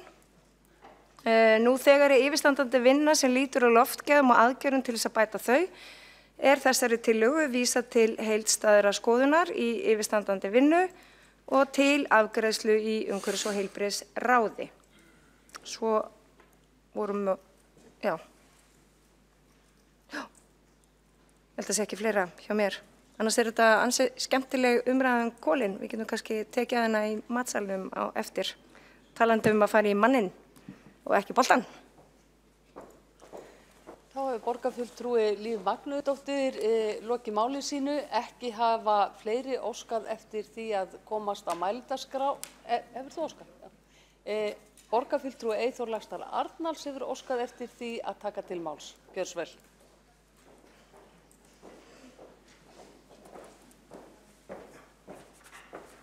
Forseti, ágætu borgarfulltrúar og tilheyrendur. Ég ánægð með það að tillögunni ekki hafnað og ég líka ánægð með það að það sé ekki reynt að vísinni frá fundinum eins og stundum hefur gerst. Ég hef talið að þetta sé bæði umhverfis- og skipulagsmál, auðvitað aðalega umhverfismál en líka skipulagsmál. og það væri gott að þegar það búið að vísa henni inn til umhverfis- og heilbrigðisráðs að hún fengi líka, eða þær tillögur sem koma út úr þessu fari líka verið skipulags- og samgönguráð, því að þetta er líka skipulags- og samgöngumál og eins og við erum flest hérna sammálum þá er þetta samtvinnað. En ég vil bara fagna því ef að þessi tillaga fær framgang. Ég veit að hún á samhljóm með mörgum þeirra hugmynda sem að starfsmenn hafa verið með og þeir þurfa bara að fá grænt ljós frá pólitíkinni til þess að verða veruleika, þannig að ég held að það sé mjög jákvætt og ég ætla ekki að koma með einhverja neikvæða punkta hérna þó þessi freistandi, en bara þakka fyrir fundin. Þá hefur borgarfulltrúi Eyþór Laxdal Arnalds lokið máli sínu og ekki hafa fleiri óskað eftir því að setja sig á mælendaskrá og telst þá umræðu lokið. Vilja borgarfulltrúar ganga frá bókunum núna eða í lokfundar? Já. Við skulum ganga fyrst til atkvæða og svo göngum við frá bókunum. Já, umræðan er greinilega mjög spennandi því að nú vilja borgarfulltrúar Olmur setja sig á mælendaskrá og ég ætla að leyfa það. Það er borgarfulltrúi Aron Leví Beck. Gjörðu svo vel. Forseti, ágæta borgarstjórn. Ég fagna þessari umræðu með upphitun hjólastíga og göngustíga. Borgarfulltrúi Örn Þórðarson nefndi áðan að þessar 6 leiðir væru þess eðlis að hægt væri að ráðast í þær strax. Borgarlína er í framtíðinni, þessar leiðir er hægt að ganga í bara núna. Og til þess að sjá árangur strax með upphituðum göngu- og hjólastígum þarf að ráðast í upphitun á ansi mörgum hjólastígum. En annað sem ég set kannski spurningamerki við er að nýta affallsvatnið og ég vil kannski segja aftur að ég styð það 100% að hita upp göngu- og hjólastíga en sjálfur vann ég rannsókn á því að nýta affallsvatn til upphitunar og það einhvern veginn var ekkert sérstaklega fýsilegt. Það var fýsilegra að stinga beint inn hjá Orkuveitunni en kannski bara við höldum í til haga að skoða þessa kosti rosalega vel áður en við vöðum í það bara að nota affallsvatnið. En ef það er fýsilegt að nota affallsvatnið þá er það náttúrulega frábært. Já, takk. Þá hefur borgarfulltrúi Aron Leví Beck lokið máli sínu og ekki hafa fleiri óskað eftir að taka til máls og þá telst umræðu lokið og þá er komið að atkvæðagreiðslu. Eru allir í salnum?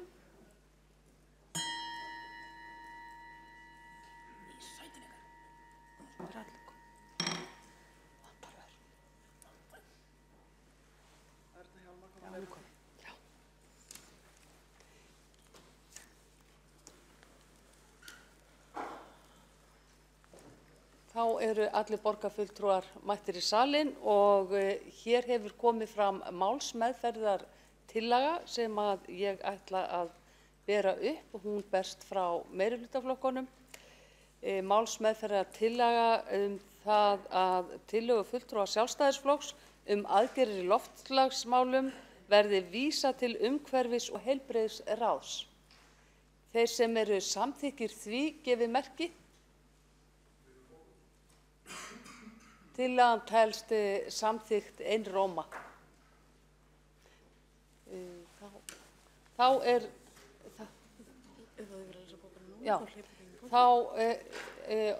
gef ég Eyþóri Laxdal Arnalds orðið. Hann ætlar að lesa upp bókun fyrir hönd fulltrúa Sjálfstæðisflokks.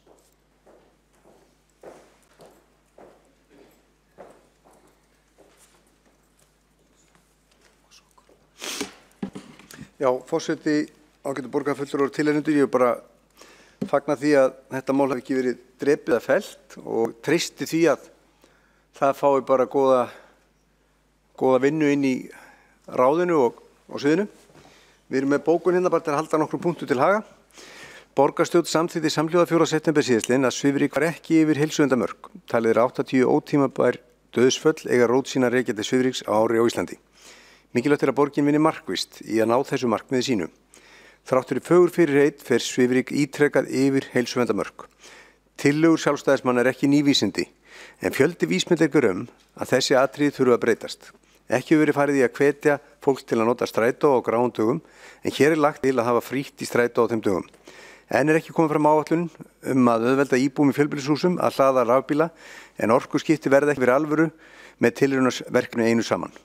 Nýting affallsvatn hagkvæm lausn sem minnkar þörf fyrir sand og saltaustur. Bætt efnanotkun í malbyggi, minni losun, jarðefna og bætt gæði sands og salts allt stóra atriði sem þarf að taka á. Þrifum gatna og stíga ábóta vant og undir þeim viðmiðum sem við sjáum hjá erlendum borgum. Hér hefur Sjálfstæðisflokkurinn lagt til lausn. Þá mikilvægt að borgarfulltrúi átti sig á hver afleiðing núverandi húsnæðisstefnu er. Aldrei hefur verið meiri fjölgun á landsbyggðinni frá lýðveldisstofnun. Dreifing byggðar hefur aukið umferðarþungan á höfuðborgarsvæðinu til muna. Núverandi stefna hefur orðið til að það er vaxandi í umferðarþungi, mun meiri notkun nagladekki en áður og fyrsta skrefið að við horfumst í augu við staðreyndirnar, jafnframt að grípa til þeirra aðgerða sem mögulegar eru og lagt til í dag.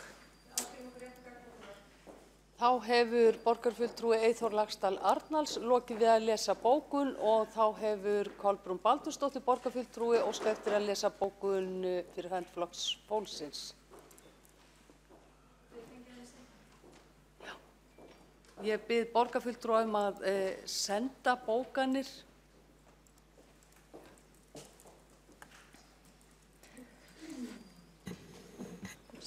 Borgarstjórn.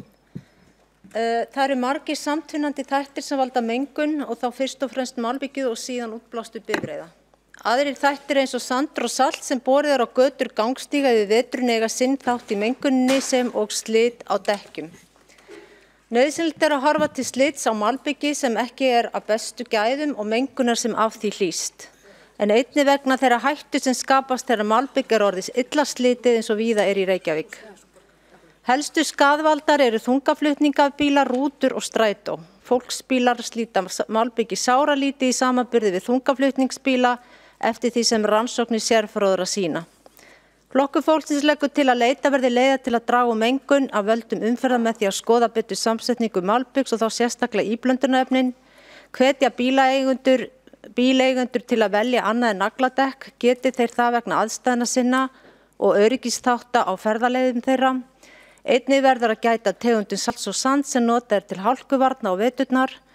Borgarfulltrúi Flokks fólksins leggur jafnframt til að myndu verður gróðurskjólbelti bartrjá meðfram götum. Bartré halda ögnum sem mynda svifryk kyrrum.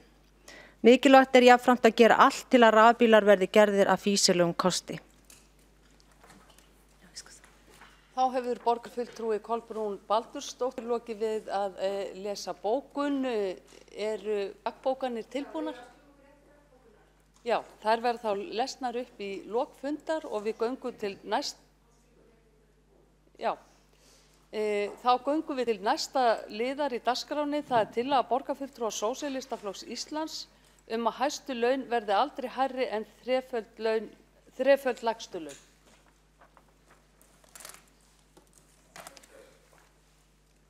Forseti, borgarstjórn og tilheyrendur. Kveiktar.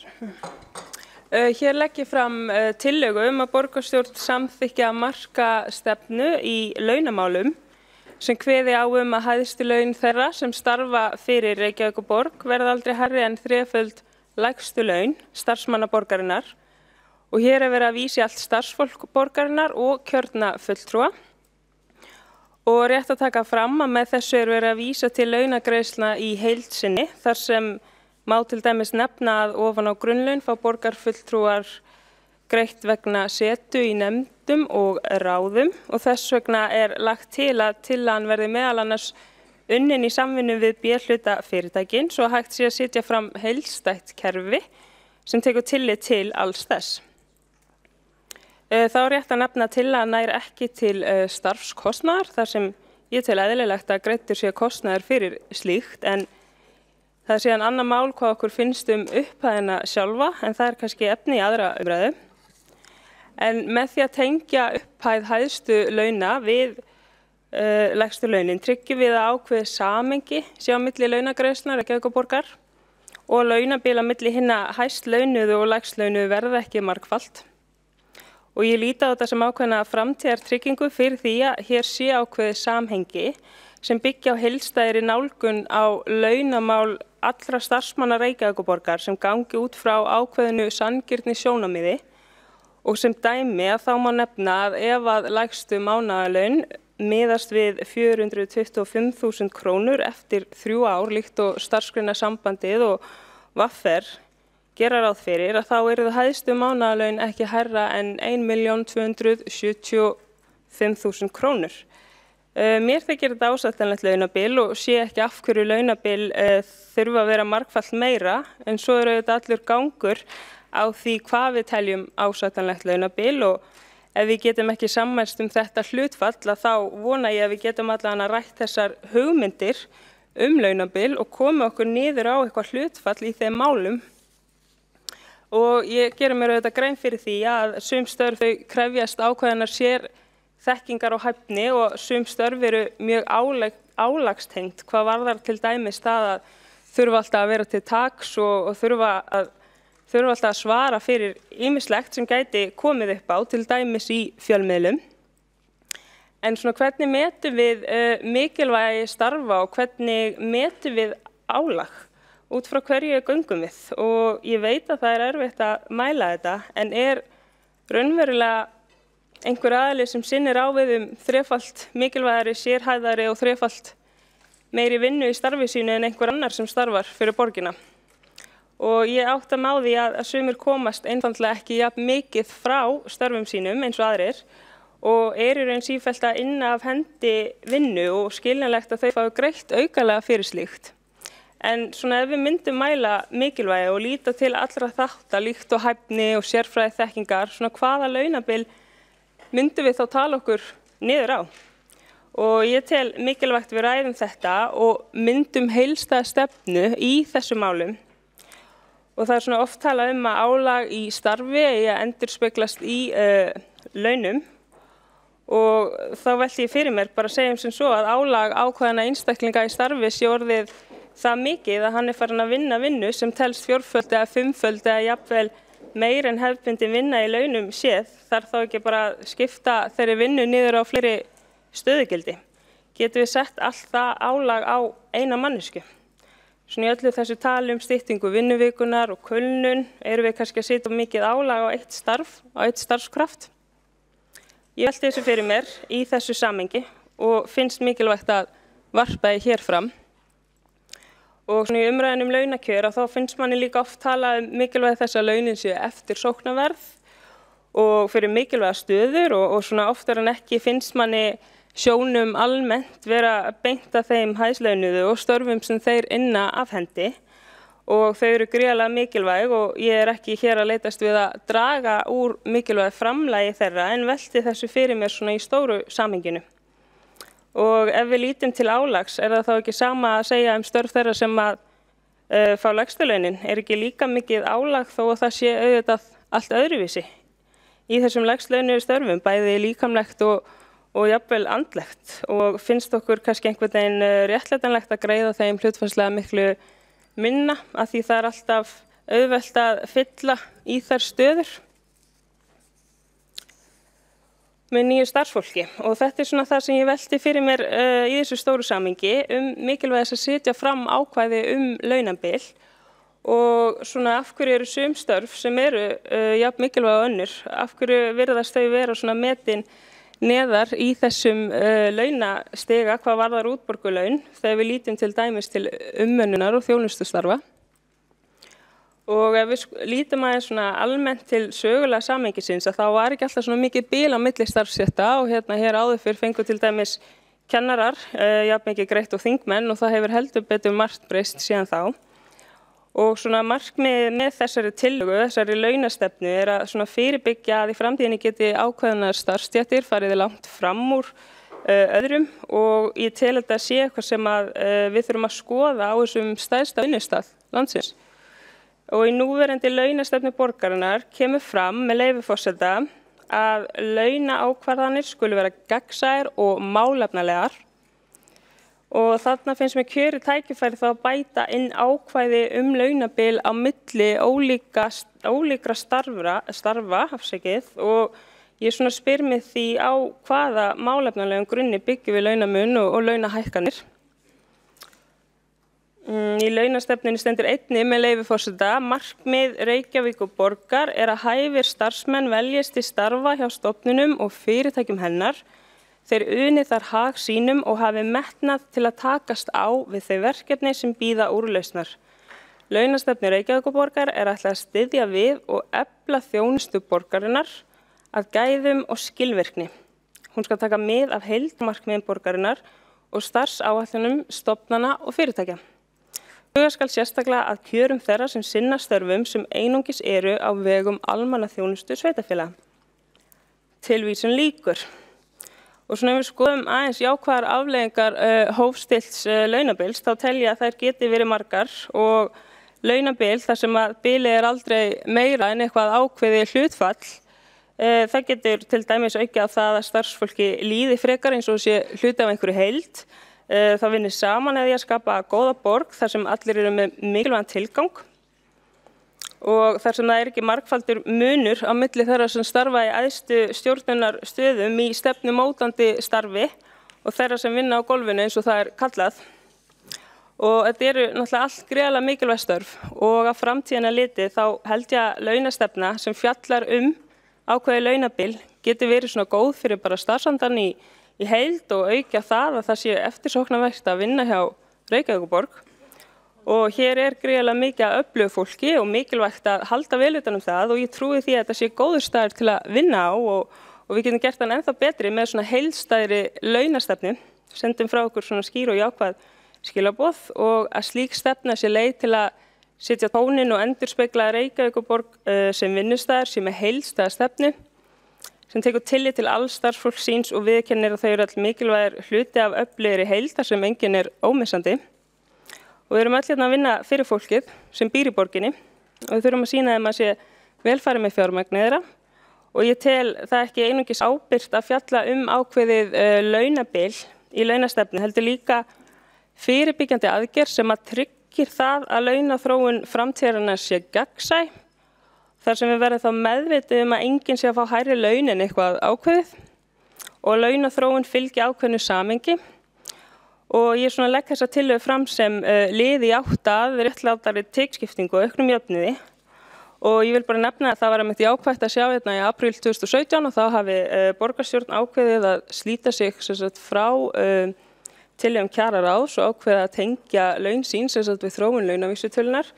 En mér finnst að við þurfum að setja fram svona heildstæðari stefnu í þessum málefnum og svona hvernig við lítum á þetta allt saman í stóra samhenginu. Þannig að þetta vona ég að þetta verði samþykkt en ef við erum ekki sammála þessa tölu þá vona ég að við getum auðvitað rætt samt hvernig við myndum vilja setja slíkt fram. Takk. Mörtudóttir hefur lokið máli sínu. Næst á mælendaskrá Jórunn Pála Jónasdóttir.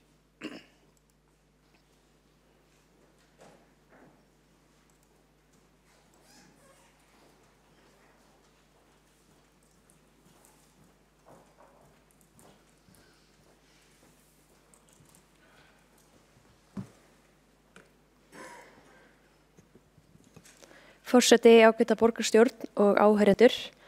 Tillagan sem hér til umræðu kveður á róttæka breytingu á launastefnu Reykjavíkurborgar. Mér finnst tilefni til þess að staldra við svona tillögu og taka henni alvarlega, sérstaklega hún sett fram sem tilraun til þess að ná fram sátt á milli stétta. Nú síðast í dag umfjöllun á kjarnanum launahækkanir ríkisforstjóra. Hvernig hefur þróun launahækkana hjá forstjórum borgarfyrirtækja verið? Það væri fróðlegt að sjá slíka úttekt. Forseti Íslands, Guðni T.H. Jóhannesson, sýnir gott fordæmi og gefur dágóðan hluta af launum sínum til góðgerða í hverju mánuði. Í fjölmiðlum hefur jafnframt komið fram að flutningsmaður tillögu þessarar, borgarfulltrúi Sanna Magdalena Mörtudóttir, gerir slíkt hið sama sem til fyrirmyndar og eftirbreytni. Varðandi tillöguna að hæstu laun hjá Reykjavíkurborg verði aldrei hærri en þreföld lægstu laun, þá eru dæmi hliðstæður í íslensku atvinnuleyfi föst launabil eins og lagt til. Til dæmis hefur það verið gert á skipum þar sem hásetar fá einn hlut og skipstjórar og aðrir starfsmenn eitthvert margfeldi á honum. Hins vegar hlutfallið og nánari útfærsla á álitamál út af fyrir sig sem þyrfti að skoða sérstaklega og þá ofan í kjölinn. Til dæmis verður að hafa í huga samræmi við aðrar sveitarstjórnir. Svo er eðlilegt að gæta að einhverju marki samræmis milli sveitarstjórna og þingmanna eða ríkisstjórnarinnar í launasetningu. Einnig mikilvægt að hafa í huga að fyrir þinginu liggur nú fyrir frumvarp nýtt fyrirkomulag við launasetningu þeirra hópa sem áður heyrðu undir kjararáð. Það væri því kannski skynsamlegt að fylgjast með því hvað kemur úr þeirri vinnu áður en farið er á stað með stórar breytingar hjá borginni hvað þessi mál varðar.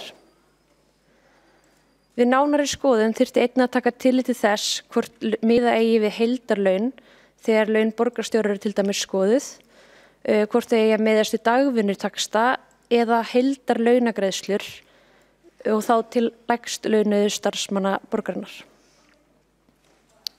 Það er gott að opna umræðuna þetta, sérstaklega ef hún hefur ekki verið tekið nýlega hér í þessum sal, þótt ég veit ekki hvernig það hefur verið, en í því tilviki þyrfti kannski að byrja víðar, taka efnislega umræðu framtíðarskipulagið enda eru margar leiðir færar. Takk. Þá Jórunn Pála Jónasdóttir lokið máli sínu og þá Sanna Magdalena Mörtusdóttir óskað að veita andsvar í ræðu Jórunnar.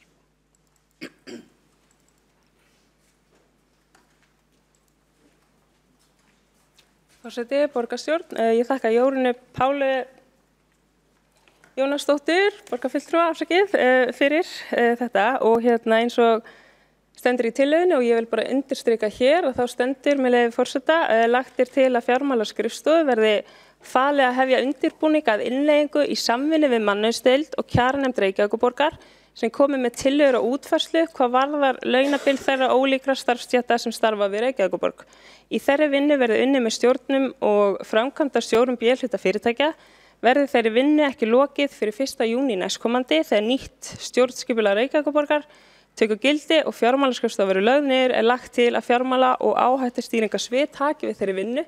Þannig eins og ég hefði hugsað mér þetta að þau myndi þá skoða svona ólíkar útfærslur á þessu og við getum þá vonandi fengið kynningar á því og rætt þetta hér í borgarstjórn hvernig við sjáum bestu útfærsluna fyrir en ekki endilega að það verða einu bretti bara já, lægstu laun eru X og hæstu laun eru X, heldur að við svona ræðum aðeins þetta samhengi og hvort þetta sé eitthvað sem við getum sammælst að við þurfum að taka umræðu hér í borgarstjórn og ákveða síðan í framtíðinni hvernig við myndum þá mögulega vilja útfæra slíkt og eins og ég nefndi áðan að þá ákvað borgarstjórn alltaf 2017 að svona dálítið aftengja sig frá þessum ákvörðunum kjararáðs þannig að hún hefur ekki viljað fylgja ákvörðunum starfsstéttum í gegnum tíðina og mér finnst það bara jákvætt að sjá hún hefur hafnað þar gríðarlegum hækkunum þannig að það eru margir þættir sem þarf að taka inn í myndina og ég vona bara að við getum rætt þetta hér.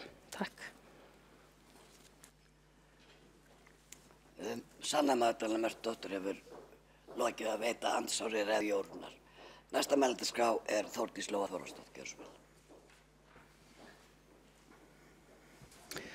Borgarstjórn, forseti, góða borgarstjórn. Já, takk fyrir þessa tillögu borgarfulltrúi Sanna Magdalena Sósíalistaflokksins. Ég tek undir, mig langar að sérstaklega taka undir orðin með að Reykjavíkurborg hefur á að skipa mikið af öflugu starfsfólki og ég kannski ætla að fá að nota tækifærið og takka starfsfólki við Reykjavíkurborgar fyrir sína góðu og frábæru vinnu. Því að þegar maður hefur störf hér hjá borginni, þá höfum við borgarfulltrúar þau forréttindi að fara á marga staði, tengjast mörgum og ólíkum stöðum. Við förum inn í velferðaráð, við förum velferðarmálin, við tengjumst skóla- og frístundamálum, við tengjumst skipulagsmálum og umhverfismálum og samgöngumálum og mannréttindamálum og allskyns málum. Og það eru forréttindi sem við borgarfulltrúar búum við. Og hvað sjáum við á þessari vegferð okkar? Við sjáum gríðarlega metnaðarfullt starfsfólk, áhugasamt og tilbúið til að vera með okkur alla leið. Við erum með gríðarlega marga sem starfa í þjónustu í erfiðum málaflokkum, þar sem mikið álag, þar sem gjarnan lág laun og þarna bara gríðarlega mikill mannauður. Þannig að ég tek undir orðin Sanna Magdalena borgarfulltrúi og skila góðri kveðju til alls þess góða fólks. En það gríðarlega áhugavert að ræða svona þetta launabil og ég tek undir að þessi umræða er áhugaverð og við erum með ákvæði hana einmitt í meirihlutasáttmálunum okkar. Ef við skoðum aðeins 5 efstu, ef við horfum aðeins á launabili eins og það birtist okkur núna í október 2018, þá sjáum við að efstu 5% starfsmanna með meðaltali 848.000 í mánaðarlaun en neðstu 5% með 300.000 krónur í mánaðarlaun. Og launamiðlunin þarna nokkuð innan við þrefaldur, en svo þurfum við að horfa á þetta líka út frá fleiri sjónarhornum. Meðal heildarlaun hæstu 5% eru 939.000 en lægstu 5% 343.000 og ef skoðuð eru til samanburðar efstu 10% starfsmanna eru meðallaun þeirra 751.000 en neðstu 10% 306% sem gefur svipaða niðurstöðu. Meðal heildarlaun hæstu nema 855 en þeirra lægstu 355 og mánaðarlaun starfsmanna í langflestum tilfellum ákveðin í kjarasamningum ef frá eru talin laun 50 einstaklinga sem heyra undir ákvarðanir kjaranefndar. Og ákvarðanir mánaðarlaun eru hjá flestum byggðar á starfsmati að frá eru taldir kennarar. Og launatenging starfsmatsniðurstöðu byggir á kjarasamningum. Reykjavíkurborg getur ekki einhlega breytt starfsmati eða launatengingu þess. Þessi atriði eru náttúrulega bara ákveðin af samningsaðilum og eru niðurstaða kjarasamninga eins og við þekkjum. Almenna reglan eins og við höfum kannski sagt áður hér í þessum sal, að við leysum ekki kjaradælur á borði borgarstjórnar, heldur leysum við þær við samningsborðið. Ég vil leggja til að málinu verði vísa frá og ætla að kynna hér ákveðna bókun að almenn sátt, og hún svohljóðandi. Almenn sátt það í íslensku samfélagi að samningar kaup og kjör fari fram milli vinnuveitanda og stéttarfélaga launafólks sem fara með samningsumboðið. Rétt ber að nefna í samstarfssáttmála meirhlutans segir, og ég ætla að fá að kvóta, við ætlum að eyða launamun kynjanna hjá starfsfólki Reykjavíkurborgar, móta kjarastefnu og halda áfram tilraunaverkefninu styttingu vinnuvikunar. Það okkar mati rétt nálgun. Það sem ekki þykir rétt að sveitarfélagi beiti sér í kjaramálum með þeim beina hætti mælt með að tillögunni verði vísað frá. Takk fyrir. Þá hefur Þórdís Lóa Þórhallsdóttir lokið máli sínu og kynnt málsmeðferðartillögu og bókun. Og þá óskar Sanna Magdalena Mörtusdóttir eftir að veita andsvar við ræðu Þórdísar Lóu. Og tilheyrendur, kjarasamningar eru svo sannarlega ekki á okkar borði en það hindrar okkur ekki í því að sitja fram yfir stefnu í þessum launamálum og eins og hefur komið fram að þá ekki verkalýðsfélög sem að semja laun allra þeirra sem starfa fyrir Reykjavíkurborg, þannig að þarna þá undanskilinn stór hluti sem að mér finnst að við þurfa samt sem áður að ræða laun þeirra í samhengi við laun þeirra sem að fá lægstu launin hjá borginni.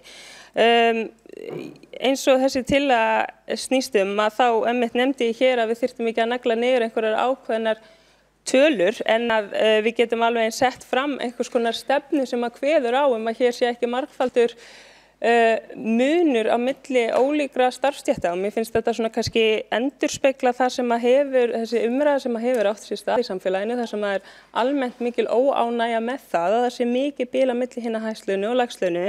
Þannig ég sé þarna bara kjörið tækifæri til þess að við endurskoðum launastefnuna sem að Reykjavíkurborg nú með og setjum dálítið svona markvisst inn í þetta og skýr skilaboð hvernig við metum svona launabil og hvernig við í rauninni greiðum þeim sem eru í þessum best launuðu störfum og þeim sem eru í þessum lægst launuðu störfum eins og kemur fram í núverandi launastefnu að þá sem sagt fjallað að launahækkanir þurfa að vera málefnalegar minni með að standi en hvað felst í því? Hvað það nákvæmlega? Þannig að mér finnst alveg komið tíma á að endurskoða þessa launastefnu og hvað mögulega vanti inn í hana.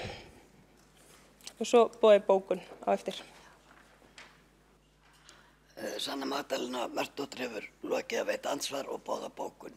Næsta mælendaskrá Kolbrún Baldursdóttir. Næsta mælendaskrá Kolbrún Baldursdóttir.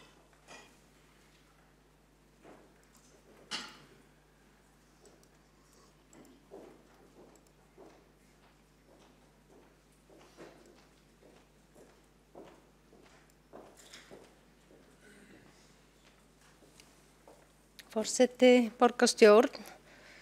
Já, leiðilegt að heyra að það stendur til að vísa þessari ágætu tillögu frá. Mér verið ljúft og skylt og okkur í Flokki fólksins að styðja þessa tillögu Okkur finnst þetta að vera svona hreint og klárt prinsippmál og bara einfallega sjálfsagt. Hér er einungis verið að tala að marka stefnu. Þannig að mér langar með leyfi forseta að fá að lesa bókun. Ég er komin hingað og hún hljóðar svona. Þetta er hreint prinsippmál sem öllum ætti að þykja sjálfsagt. Hæstu laun þeirra sem starfa fyrir Reykjavíkurborg ættu aldrei að vera hærri en þreföld lægstu laun starfsmanna borgarinnar. Þetta ætti ekki síður að vera regla hjá ríkinu enda þótt borgarstjórni því ekki. Borgin gæti hins vegar riðið á vaði með góðu fordæmi í að marka stefnu eins og þessa. Þeir sem eru á lægstu laununum eru margir hverjir sárfátækir þeir ná engan veginn endum saman. Húsnæðiskostnaður tekur iðulega stóran hluta lágra launa þeirra. Þetta hefur verið barátta fólks árum saman og virðist ekki bóla á lausnum. Bilið milli ríkra og fátækara er orðið geigvænlegt og sértækara aðgerða er löngu þörf. Einblína þarf á jöfnuð umfram allt og grípa til aðgerða sem rétta kjör þeirra verst settu og sérstaklega barnafjölskyldna. Öðruvísi næst jöfnuður ekki. Sú tillaga sem hér er lögð fram er liður í einhver skynsemi komin í þessi mál og styður borgarfulltrúi Flokks fólksins heilshugar. Þá hefur Kolbrún Baldursdóttir lokið máli sínu og kynnt bókun. Næstur mælskrá er Eyþór Laxdal Arnalds.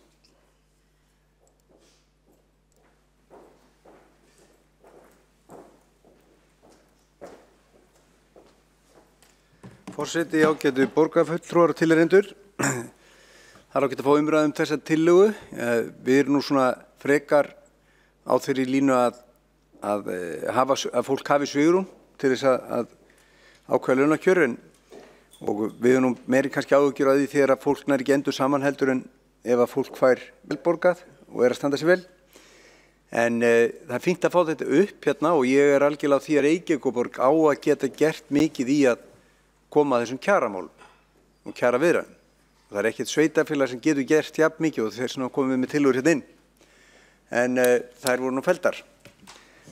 En það hérna, mér finnst svolítið vondur bragur að því að vísa tillögum frá og vildi kannski koma aðeins upp með það. Hér liggur fyrir tillaga sem annarkvort er þetta samþykja eða synja eða vísa í einhverja nefndir til frekar úr skoðunar. En það hefur einhvern veginn orðið sá bragur hérna þegar mál er óþægileg fyrir meirihlutann. Svona eins og þegar við komum með tillögum það að það ætti að auka fjárframlög til SÁÁ. Það var óþægilegt að hafna því. En samt var þetta ekki samþykkt og það voru vísa frá. Nú hérna, það er heimilt samþykktunum að vísa manni frá, vísa manni út, en það verður þá verið einhver rök fyrir því og sama gildir tillögur að vísa þeim frá á þess að það sé rökstutt finnst mér lélegur bragur. Hjá dómstólum þá er málum vísa frá vegna þess að þeir uppfylla ekki tæknilegar kröfur eða einhver annmarkar á málum og sama á að gilda hér mál. Við höfum ekki að leyfa okkur það að taka ekki afstöðu og vísa málum bara á dyr eins og þetta sé einhverjir dónakallar eða einhverjir óþægilegir aðilar hér í salnum. Það segir hér með leyfi forseta hérna í samþykktum borgarinnar 27. grein tillögur og afgreiðslu mál má afgreiða með því að samþykkja það eða fella. Svo kemur vísaði frá með einfaldlega rökstuddri dagskrá. Vísaði til afgreiðslu borgarstjóra eða nefndar með því að samþykkja tillögum frestun. Og þetta er 27. greinin. En hérna þá að vísaði frá með einfaldlega rökstuddri dagskrá. Ég les það þannig að það verður rökstuða af hverju að vísa málunum frá. Og ég myndi gjarnan vilja að heyra það hér frá borgarfulltrúa Þórdísi Lóu, hver rökin eru fyrir því að vísa málun á dyr. Af hverju á ekki annaðhvort að samþykkja hana eða fella hana eða fá hana til frekari úrvinnslu eða eitthvað óljóst. En það að vísa málum frá eins og óboðnum gesti í Höfða, minnst ekki mikill bragur að því. Eyþór Laxdal Arnalds hefur lokið máli sínu og næsta mælskrá Vigdís Hauksdóttir borgarfulltrúi.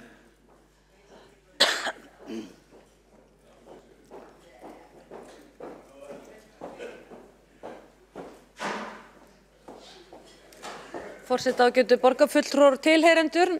ég nú kannski komið hér upp á sama grunni og síðasti borgarfulltrúi, en úr því að ég komin upp þá ætla ég að tjá mig þessa tillögu. Ég hef verið mikill talsmaður þess að laun embættismanna verði gerð opinber.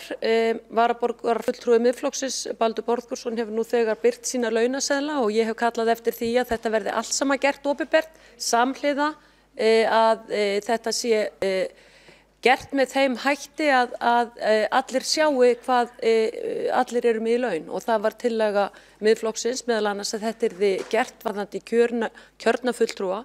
Það var nú kynnt fyrir ykkur 3-4 vikum og þetta væri alveg rétt að koma, en það hefur ekkert heyrst frá því síðan að það átt að vera svo með kjörna fulltrúa.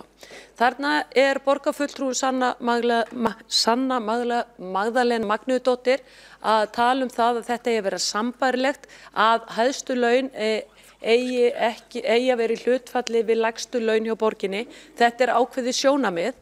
Það sem hefur gerst til dæmis hjá ríkinu, það það að til dæmis ráðuneytisstjórar eru komnir á slíkt launaskrið að þeir eru jafnvel á pari við eða hærri en forstjórar fyrirtækja á einkamarkaðinum, þrátt fyrir það að vera með ríkistryggðan lífeyrissparnað. Það þótti hér á árum áður réttlætanlegt að kannski þeir aðilar sem væru hjá hinu opinbera væru kannski á örlítið lægri launum heldur en einkageirinn, á þeim grunni að það náttúrulega ekki uppsagnarákvæði á þeim, þeir eru æviráðnir og svo þar að auki með ríkistryggðan lífeyrissjóð. Hvað gerist ekki í hruninu? Þeir sem voru á einkamarkaði máttu taka á sig þvílíka skerðingu á sínu lífeyrissjóðum. Talið að lífeyrissjóðunir hafi tapað tótal 1.000 milljörðum, en hvað gerist? Lífeyrissjóður starfsmanna ríkisins var ríkistryggður og þeir halda sínum lífeyrisréttindum. Eina sem að þurfti að gera það var að setja slurk af stöðuleika framlögunum sem að Sigmundur Davíð Gunnlaugsson formaður Miðflokksins barðist fyrir inn í lífeyrissjóð starfsmanna ríkisins til að uppfylla þessar lagaskyldur. Og svo þar að auki fór kjararáð fram með þeim hætti núna síðustu mánuða meðan það starfaði að það hækkaði alveg gríðarlega þessa aðila sem að hefur jafnvel leitt vonsku inn í það kjaradælur sem nú standa yfir. En þá að málsmeðferðinni, og út af því ég nú fyrst og fremst að standa hérna upp. Mér finnst hérna í borgarstjórn vera orðið frekar skrítið andrúmsloft varðandi það hvað gert við tillögur sem koma hér á borð og eru til umræður. Og ég þarf ekkert að taka það fram að þetta eru oftast og alltaf tillögur þeirra sem sitja hér í minni hluta, sem eru þó samt í meiri hlutum með meira magn atkvæða á bakvið sig. Mér farið að líða þannig eins og borgarstjórn Reykjavíkur sé dómstóll. Hér ákveðið að vísa þessari tillögu Sósíalistaflokks Íslands frávísun. Hvað það í fundarsköpum? Hvað það í fundarsköpum? Málum oft vísa frá dómstólum þegar það kannski ekki efnislegu grunnur fyrir þeim. Ef það eitthvað tæknilega að málunum, þá þeim vísað frá. En að fjölskipastjórnvald eins og borgarstjórn Reykjavíkur láti það spurjast sig að hér komi tillögur fram og þeir sem vísa frá, bara eins og ekkert sé, eins og dómsmál sé ræða, það ekki boðlegt þessu stjórnvaldi. Hræðsla meirihlutans síðan ég tók sæti í borgarstjórn, þetta örugglega búið að vera svona í mörg ár, það að taka mál til afgreiðslu, fella málin. Hvað það? Hvað málið? Út af hverju hræðsla við það? Þá getum við sagt að hér sé að ræða popúlíska hugsun, að skapa sér ekki óvinsældur út í samfélaginu, það geti verið. Meirihluti treystir sér ekki til að fella hér mál. Meirihlutin treystir sér ekki hér til að fella mál. Og ég orðin svo dauðþreytt á þessum vísunartillögum. Þá vísa þessari tillögu frá og það á að greiða atkvæði tæknilega hlið málsins. Þessi atkvæðagreiðsla á þá ekki að snúast það hvort við séum efnislega sammála eða ósammála tillögunni. Það sjá allir hvílík steypa þetta Svo hef ég náttúrulega í gegnum tíðina hér úr þessu púlti gagnrýnt líka þessar nefndar vísunartillögur að ef það eru einhverja tillögur sem koma hér þá er þeim sífellt vísað inn í nefndir. Þannig fór nú tillögu sjálfstæðismanna hér áðan, henni var vísað inn í umhverfis- og heilbrigðisnefnd. Og til hvers? Jú, til þess að meirihlutinn fái svigrúm til þess að laga þessar góðu tillögur að sínum málflutningi og svo koma þær hér breyttar fram, örlítið breyttar og þá undir kennitölu meirihlutans. Það er náttúrulega bara ekki hægt að láta bjóða sér þetta. Það er náttúrulega bara ekki hægt. Þetta er svo skrítið hvernig vinnubrögðin hér í þessum sal eru. Þetta er svo einkennileg þessi undanskot frá því að greiða hér atkvæði á sannan og réttan hátt með eða móti samþykkja tillögur eða hafna tillögum að lengur verður ekki við unað. Það eru ýmis tilbrigði hér. Ég tók heilan fund í það að vera á móti öllum nefndarvísunartillögunum bara til þess að sýna hér andmæli. En þetta er bara bullið og vitleysan og ruglið heldur hér áfram í þessu sal. Alveg hreint, það er ekkert verið að hugsa fundarsköp eða neitt í þessu málum. Já, núna skal þessi tillaga bara vera vísa frá, eins og bara hverju öðru máli bara hjá héraðsdómi Reykjavíkur eða annars slíkt.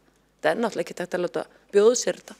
Kjarkleysið eða slíkt, það er ekki einu svona, þau þora ekki lengur að fella hérna tillögur. Hvað er málið, spyr ég? Hvað er málið? Þetta er kjarkleysi. Vigdís Hauksdóttir er lokið málsins, þá er Dóra Björk Guðjónsdóttir óskað að veita andsvar við ræðu hennar.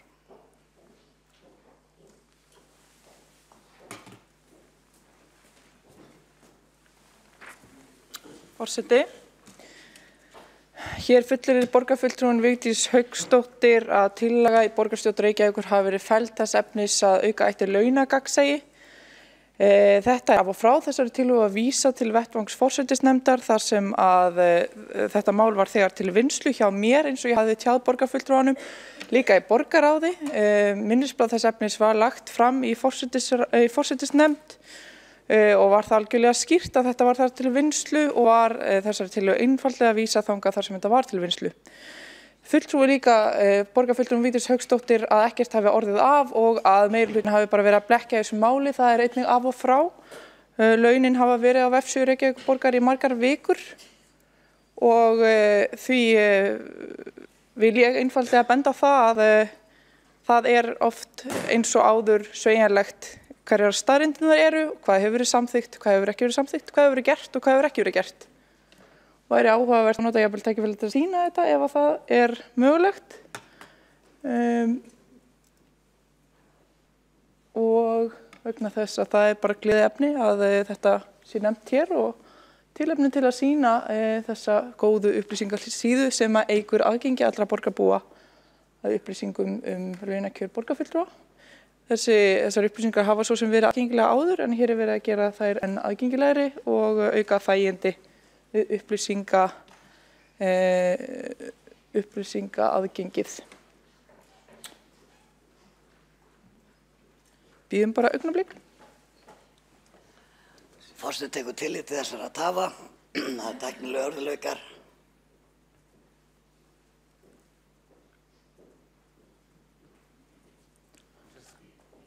Voila, svo mikil var blekkingin, svo mikið var ruglið og svo mikið var verið að tefja og fela málin. Gjörið svo vel. Hér er sannleikurinn. Mánuði síðan. Þá hefur Dóra Björk Guðjónsdóttir lokið að veita andsvar við ræðu Vigdísar Hauksdóttur og hefur hún nú beðið að svara andsvari.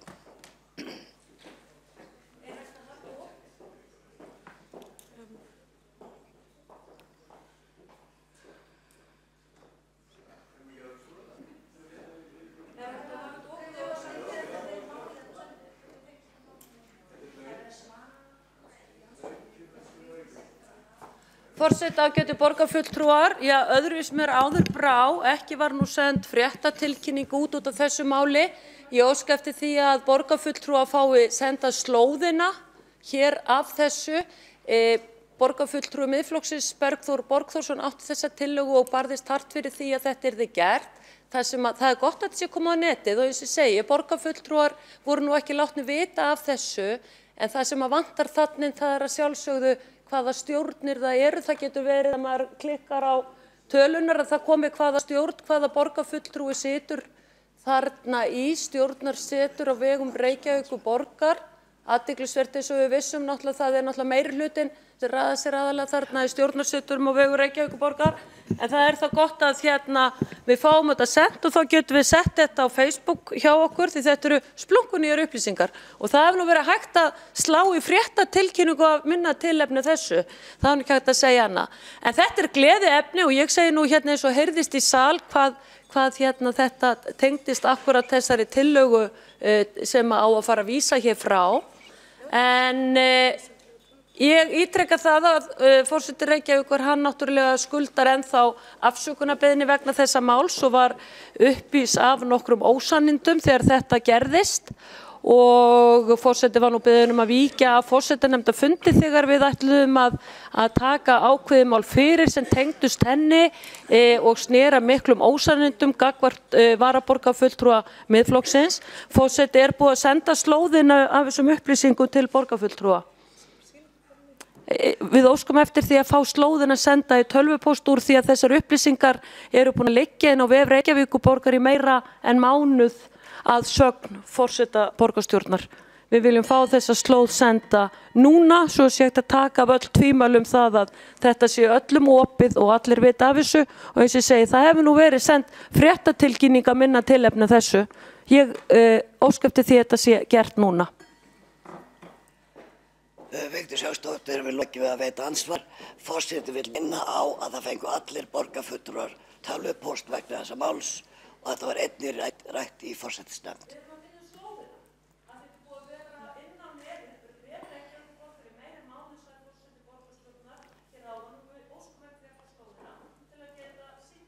Já, þið munið fá það sent, en það búið að senda það áður frá skrifstofustjóra borgarna og þá Dóra Björk Guðjónsdóttir óskar að veita ansvar Vigdísar. Forseti. Spurt var stjórnarsetur á vegum Reykjavíkurborgar, það kemur líka þarna fram ef þú vilt fá nánar upplýsingar fyrir hvaða stjórnir þessar greiðslur eru, þá ítirðu einfallega á nöfn borgarfulltrúana til að fá þær upplýsingar. Þetta allt þannig að gefið upp, þannig að það ekki rétt sem kemur fram sem að fullyrt var að þetta vantaði, þetta þannig allt saman. Borgarfulltrúin fékk tölvupóst sendan í aðdraganda þess að það ætti að birta þetta til þess að borgarfulltrúin gæti tryggt að upplýsingarna væru réttar eins og allir aðrir borgarfulltrúar. Þannig að ef að borgarfulltrúin hefur ekki tekið eftir því þá harma ég það, en svo var það gert. Ég vil einnig, ef að borgarfulltrúin vil taka til máls þá kemur hann upp í pontu og kallar ekki úr sæti sínu, en ég vil einnig benda á það að tillaga þetta var flutt hér í borgarstjórn eftir að ég lagði fram minnisblað þess efnis í forsætisnefnd að þetta væri vinslu, eftir að hafði munnlega komið fram fyrir þann tíma að þetta væri vinslu, þannig að það ekki rétt að þetta sé eitthvað vegna einhvers borgarfulltrúa. Það voru einfaldlega margir sem vildu að þetta gert, þar á meðal undirrituð sem að fóra af stað með það í haust að undirbúa þetta mál. Svo kom það tillagasefnis, hún var send á þann vettvang þar sem þetta var til vinslu hjá mér. Nú þetta komið, það bara ljómandi gott til hamingju með þetta öll saman, meira gagnsæi. Þá andsvöru lokið og síðustur á mælendaskrá í þessu máli Sanna Magdalena Mörtudóttir.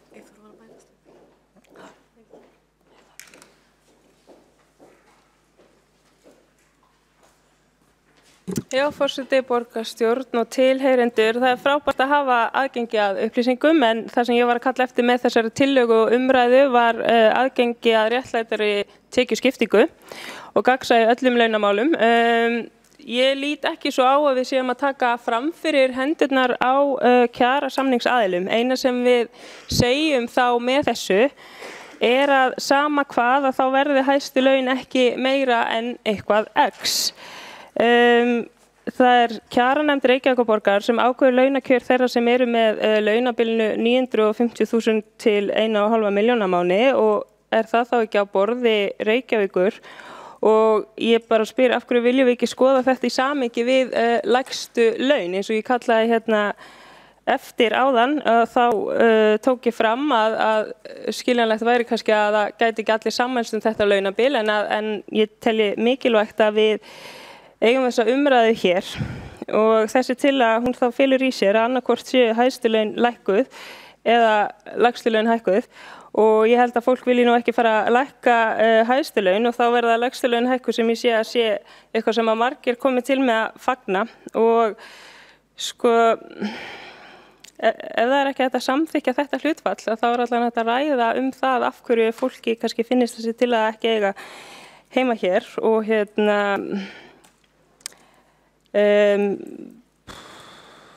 já, ég hefði svona haldið að þetta væri málstofan okkar og til að ræða tillögur þannig ég svona velti fyrir mér á hvaða forsendum þessari tillögu vísað frá og hver svona skoðun borgarstjórnar hvað henni finnist svo ég get allavega þá gengið hérna úti í kvöld og svona átta mig á því af hverju þessari tillögu hafi verið vísað frá ef við skoðum bara mun á lægstu launum og hæstum að þá eru þau yfir sexföld. Þarna tek ég laun borgarstjóra sem sinnir auðvitað stóru og mikilvæga starfi og þarf alltaf að vera til taks en það gera líka hinn lægst launu og þetta yfir sexfaldur launamunur. Þannig að mér finnst alveg eðlilegt að við ræðum þetta hér hvort okkur finnst við þurfa að setja fram eitthvað launabil, hvort okkur finnst við ekki þurfa að gera það, af hverju við tölum ekki það í launastefnu borgarinnar, hvað við meinum með málefnalegri ástæði fyrir launahækkunum. Ég hefði svona vonað að við hefum tekið dýpri umræðu þetta og svona ólíkar skoðanir hefði þá komið fram varðandi þessi málefni. Þannig að já, ég svona velti fyrir mér á hvaða forsendum tillögunni vísað frá eða svona á hvaða grundvelli og alveg opin fyrir öllum mögulegum breytingartillögum ef að einhverjar eru að bara skoða þetta og það sé þá hægt að taka afstöðu til þess síðar og skoða þá kannski ólíkar útfærslur með ólíku launabili. Sanna Mandela, Mörtudóttir hefur lokið máli sínu þá við Þórdís Lóa Þórðarsdóttir óskað eftir að veita ansvar við ræðisvörnu Mandelinu. Fyrir fundinum liggur tillaga, hún hljóðar svona, tillaga borgarfulltrúa Sósíalistaflokks Íslands hæstu laun verði aldrei hærri en þreföld lægstu laun. Það alveg skýrt í okkar meirihlutasáttmála að við ætlum og viljum gera allt sem að okkar valdi stendur til þess að eyða launamun kynjanna hjá starfsfólki og móta kjarastefnu og halda áfram tilraunaverkefni styttingu vinnuvikunar. Á þeim forsendum viljum við vísa þessari tillögu frá. Hér er ekki tillaga opið samtal kjarastefnu, alls ekki. Hér er tillaga að hæstu laun verði aldrei hærri en þreföld lægstu laun. Það er eitthvað sem við erum ekki tilbúin í. Við viljum vísa þessari tillögu frá að þessum forsendum.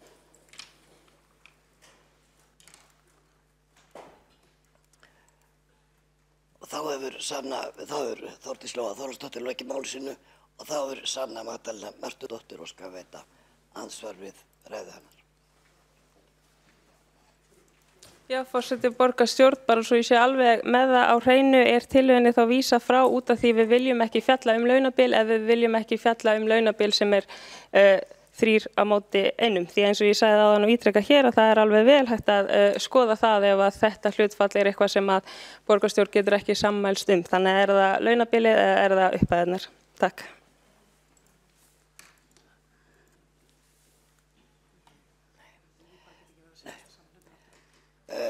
Þá hefur Sanna Magdalena Mörtudóttir lokið við andsvar.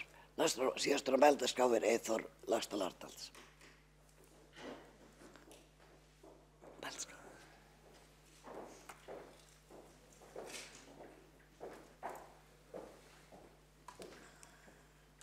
Já, forseti ágætu borgarfulltrúar. Sérstök umræða, við erum hér að ræða tillögu frá Sósíalistaflokknum sem að fær ekki afgreiðslu og vísað héðan burt án rökstuðnings að ég fæ best heyrt ég sé ekki að það sé neitt í þessari tillögu sem að sé þess valdandi að hún sé ekki tæk til afgreiðslu og sakna þess að það sé ekki lögð fram rökstuðningur eða dagskrá eins og það kallaði 27. ykkurinni. Nú síðan komið hérna með slóð af hérna, það kannski gaman að fá myndin aftur, ef maður hægt, hérna, já. En hérna vantar tvennt. Þið sjáu þetta Excel-skjal og það svona fyrirningur, en hann opinn í annan endan. Það vantar samtöluna. Það hefði verið ágætt að hafa hana, sjá sko hvað þetta samtals. Því þetta afskaplega mismunandi. Ég held að sé alveg 80-100% munur á kjörunum. Sko, þó að líti út fyrir að vera mjög jafnt að það vinstra megin, þá held ég að sé að samtalan sé giska ólík. Þarna dæmi stjórnarlaun upp á 500.000 á listanum, en svo hitt sem vantar líka og það náttúrulega sá borgarfulltrúi sem ekki hér. Efst í textanum, já.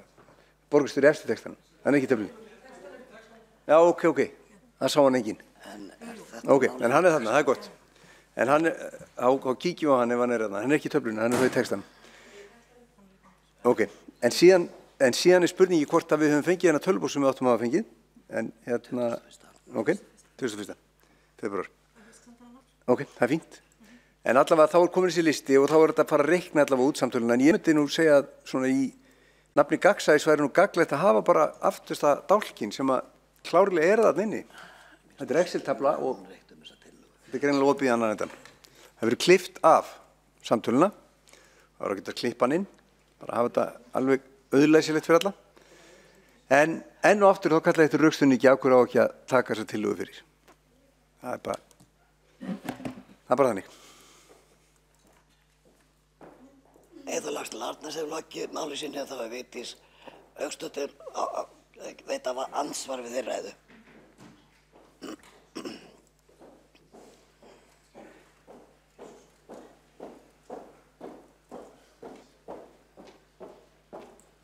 Forseti, þá getur borgarfulltrúi, ég veit ekki hvort sé ansvar eða hvort sé stutt athugasemd, því hér verið að ræða sko fyrirkomulega atkvæðagreiðsluna, en þetta snýr að starfskjörum borgar starfsmanna og kjöruna fulltrúa tillagan sjálf allt svo, þannig að þá kom þessi umræða upp að ég væri talsmaður þess að þetta allt saman gefið upp varðandi kjörna fulltrúa og embættismenn og starfsmenn borgarna, þetta væri mjög gegnsætt og þá þessu brugðið hér upp og sagt að þetta sé búið að vera opinbert í heil mánuð. Forseti, ég hafði hreinlega ekki hugmyndaflug í það vegna þess að þegar þessar töflur voru kynntar til bráðabirgðin í forsætisnefnd, þá var talað það að það myndi koma endalegt inn í forsætisnefnd áður en þetta yrði gert opinbert og ég man ekki betur en að það hefðu nátt að gera eitthvað húllum úr þessu öllu saman, en ég tek undir með borgarfulltrúanum Eyþóri Laxdal Arnalds að það náttúrulega sjálfsögðu vantar hér samtöluna, út af hverju það veit ég ekki, en ég sé að forseti borgarstjórnar staðin upp og ætlar hér að svara mér einu sinni, en þetta orðið eitthvað hér þrátefli virðist vera milli mín og hennar, en svona var nú staðan. Það ekki búið að kynna þetta endalega inn í forsætisnefnd, það voru mikla vöflur á því að fá upp öll stjórnarlaun sem kjörnir fulltrúar voru með, við erum að tala Orkuveitunum, við erum að tala Faxaflóahafnu, við erum að tala félagsbústaði og svo framvegis. Þetta mjög óskýrt og þetta ekki eins gegnsætt eins og í þinginu. Þetta verður að vera fullkomið og nú þetta komið í loftið, það ágætt, nú veit vonandi almenningur af þessu fjölmiðlar, nú hægt að fara að skoða þessi mál, en það átti að kynna þetta fyrst í forsætisnefnd þegar þetta væri fullbúið. Þegar þetta var hálfkarað, þá var þetta í forsætisnefnd og ég man alveg eftir því að ég fekk eitthvað póst hvort að þetta væri rétt mig. Ég sagði strax, ég þarf ekkert að skoða neitt, ég ekki neitt að auka stjórn, þannig að þetta var mjög einfalt mál með launin mín, þannig að það nú alltaf verið svona hálfa hagræða sannleikanum. Það Vigdís Hauksdóttir lokið við að veita ansvar við ræðu Eyþórs. Bara svo það sé á hreinu. Eyþór Laxdal Arnars óskar til að svara ansvari. En ég vil minna borgarfulltrúa á hvaða mál hér til umræðu. Það mál Sósíalistaflokks Íslands. Forseti, ágætu borgarfulltrúar, við erum að ræða hér kjaramál og það var mjög gott bara að forseti borgarstjórnar skildi benda okkur á þessa heimasíðu. Við erum þá með þá á hreinu að borgarstjóri hann er þá með 2,2 milljónir cirka bát í laun með textan þegar við kíkjum á þetta. En það var sagt að við höfum fengið tölvupóst þessa síðu. Svo vissi ekki hvar hann var, en svo var með bent á að hann væri frá 21. febrúar, flett honum upp, en það er ekkert þessa síðu. Sko. Það er bara verið að tala samkvæmt persónuverndarlögum, þá þarf ég að gefa upplýst samþykki þetta sé rétt og það verið að spyrja hvort þessu upplýsingar varðandi mig séu réttar. En ég vissi alveg hvað ég var með í laun. Þessi síða er ekki gerð til þess að ég kom að staði hvað ég er með í laun. Hún er gerð til þess að almenningur og við hér í þessum sal vitum hvað aðrir eru með í laun. Það var engar slíkar upplýsingar í þessum tölvupósti, svo það sé upplýst Vigdís Hauksdóttir. Þá hefur Eyþór Laxdal Arnars lokið við að veita svaransvari. Þá er á mælendaskrá Líf Magnúsdóttir.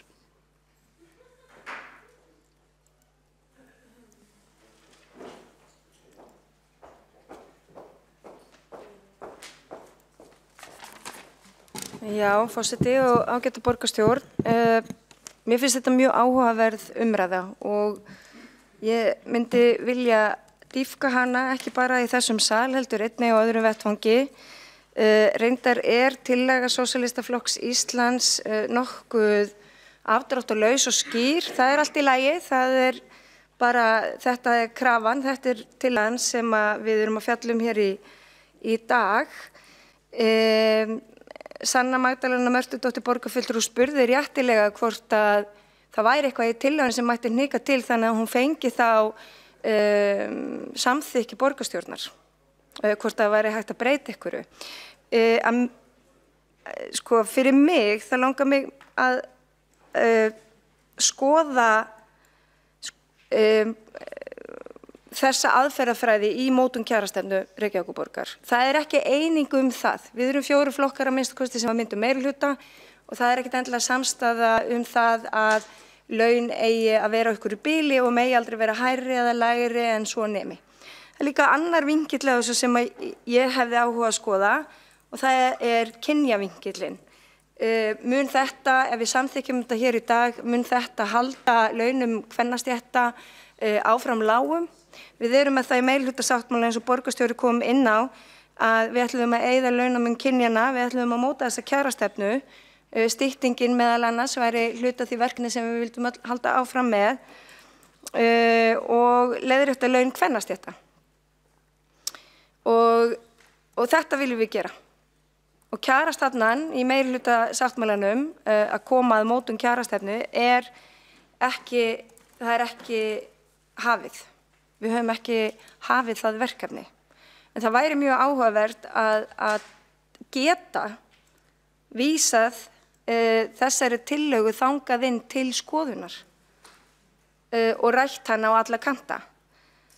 Þannig fyrir mitt leyti þá myndi ég alveg vilja sjá að henni yrði vísað á einhvern pólitískan vettvang og svo hún kannski afgreidd eftir umræðu og skoðun. Hér er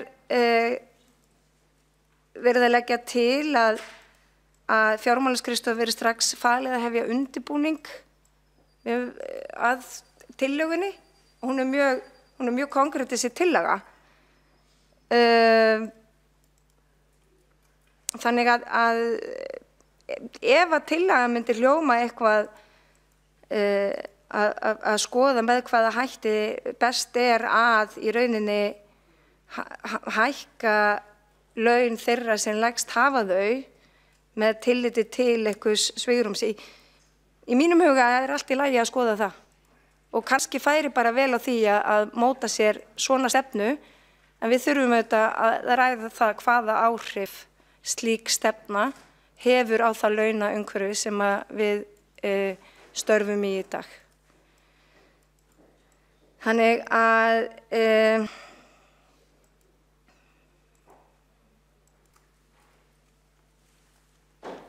nú hefur í rauninni nú eru lausasamningar og það verða lausasamningar á vettvangi borgarinnar Borgarstjórn hefur ákveðið að vera í samfloti með Sambandi íslenskra sveitarfélaga varðandi það að fjallum kaup og kjör. Það er eitthvað sem hefur verið ákveðið nú þegar. Þannig á þeim grundvelli þessu vísað frá af því að við höfum í rauninni ákveðið hvernig skal standa að hlutunum núna, en það er ekkert því til fyrirstöðu að velta þessu fyrir sér þegar við síðan mótum kjarastefnu yfir höfuð. Þannig að svo stöddu held ég að sé kannski besta vísinni frá eða þá vísinni inn á borð borgarstjóra, en þá kannski bara týnist hún. Þannig að ég held að sé kannski bara besta vísinni frá að svo stöddu, en það væri líka hægt að móta einhverja tillögu allir flokkar einhvers konar ramma laun í Reykjavík og þá með það fyrir augum að hækka lægstu laun.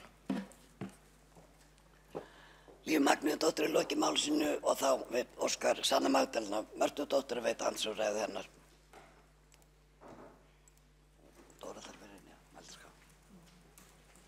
Já, forseti, ágæta borgarstjórn. Þetta að ákveðnu leyti svona meðsvar. Það margt sem ég get tekið undir ýmislegt, en svona sumt sem ég vil aðeins nefna eins og til dæmis það mikil áhersla á útrýma launabundum kynjamun sem náttúrulega gríðarlega mikilvægt, en með þessari tillögu spyr maður sig líka dálítið hvað með stéttamun og svona launabila. Það yrði vissulega ákveðin trygging fyrir því að þeir sem eru á lægstu launum sitji þá ekki eftir ef að hækkulaun að hækka umtalsvert meira. Þannig að þetta yrði ákveðið svona samtryggingar kerfi og þá leið og hæstu toppar hækki að þá hækki líka lægstu laun. Þannig að þetta líka liður sem maður hefði hugsað fyrir sér í þessu öllu saman. Já, eins og ég hef sagt, ég lagði þetta fram og nefndi í ræðu minni með hvað að við gætum alveg skoða þetta. Þetta væri ekkert endilega greift í stein nákvæmlega þessi upphæð, þó að ég leggi það fram að þá nefni þegar ég flyt tillöguna, ég vona eftir að við getum skoðað þetta nánar og ég trúi því að við getum tekið stöðuna nákvæmar upphæðir eftir að kjarasamningar hafa náðust. Að við bara svona skoðum þetta og síðan dálítið svona opin fyrir því að velta þessu fyrir okkur og eins og ég segi, það þarf ekki endilega að vera nákvæmlega eins og kom fram í minni tillögu, bara að þetta sé eitthvað sem að við viljum skoða svona heildstætt og skoða svona ólíkar útfærslur á þessu öllu saman.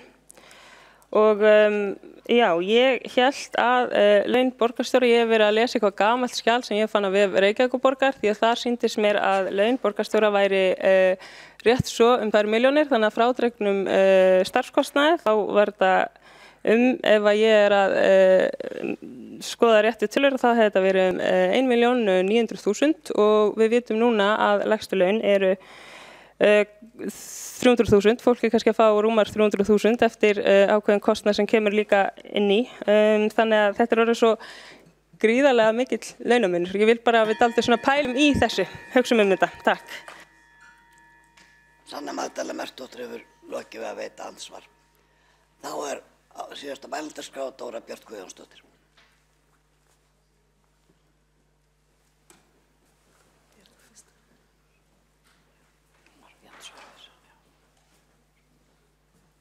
Forseti. Mér þykir eiginlega dálítið leitt að þessi umræða tillögu Sönnu Magdalenu Mörtudóttur borgarfulltrúa hafi farið út í það að ræja mig að hafa hagrætt sannleikanum þegar ég eingöngu að sýna það að hér búið að standa við gefin loforð. Mér finnst ástæða til að leiðrétta það sem að fullyrt hefur verið. Í forsætisnefnd fullyrti ég aldrei að yfirliti yrði sýnt aftur í forsætisnefnd eftir sýninguna og umræðuna á fundinum í febrúar. Ég upplýsti forsætisnefnd það að borgarfulltrúar myndu fá tölvupóst til að tryggja upplýsingarnar þeirra launakjöru væru réttar.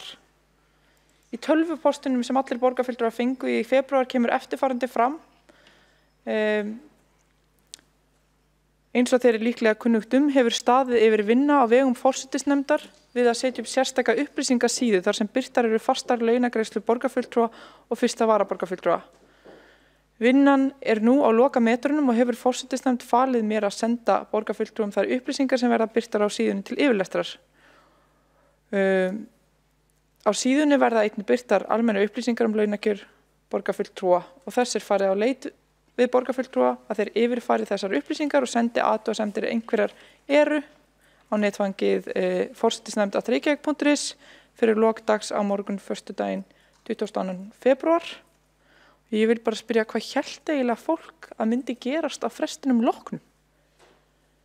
Ég skil ekki þessa umræðu birtingu launa. Fólk ekki ánægt með þetta? Svo hljómar allavega ekki stemningin. Ég ræði að hagræða sannleikanum. Þetta bara svolítið undarlegt, en takk. Dóra Björk Guðjónsdóttir hefur lokið máli sínu og þá Vigdís Hauksdóttir beðið orðið. Eiginlega ertu í ræðu. En síðan verður gert matarhlé.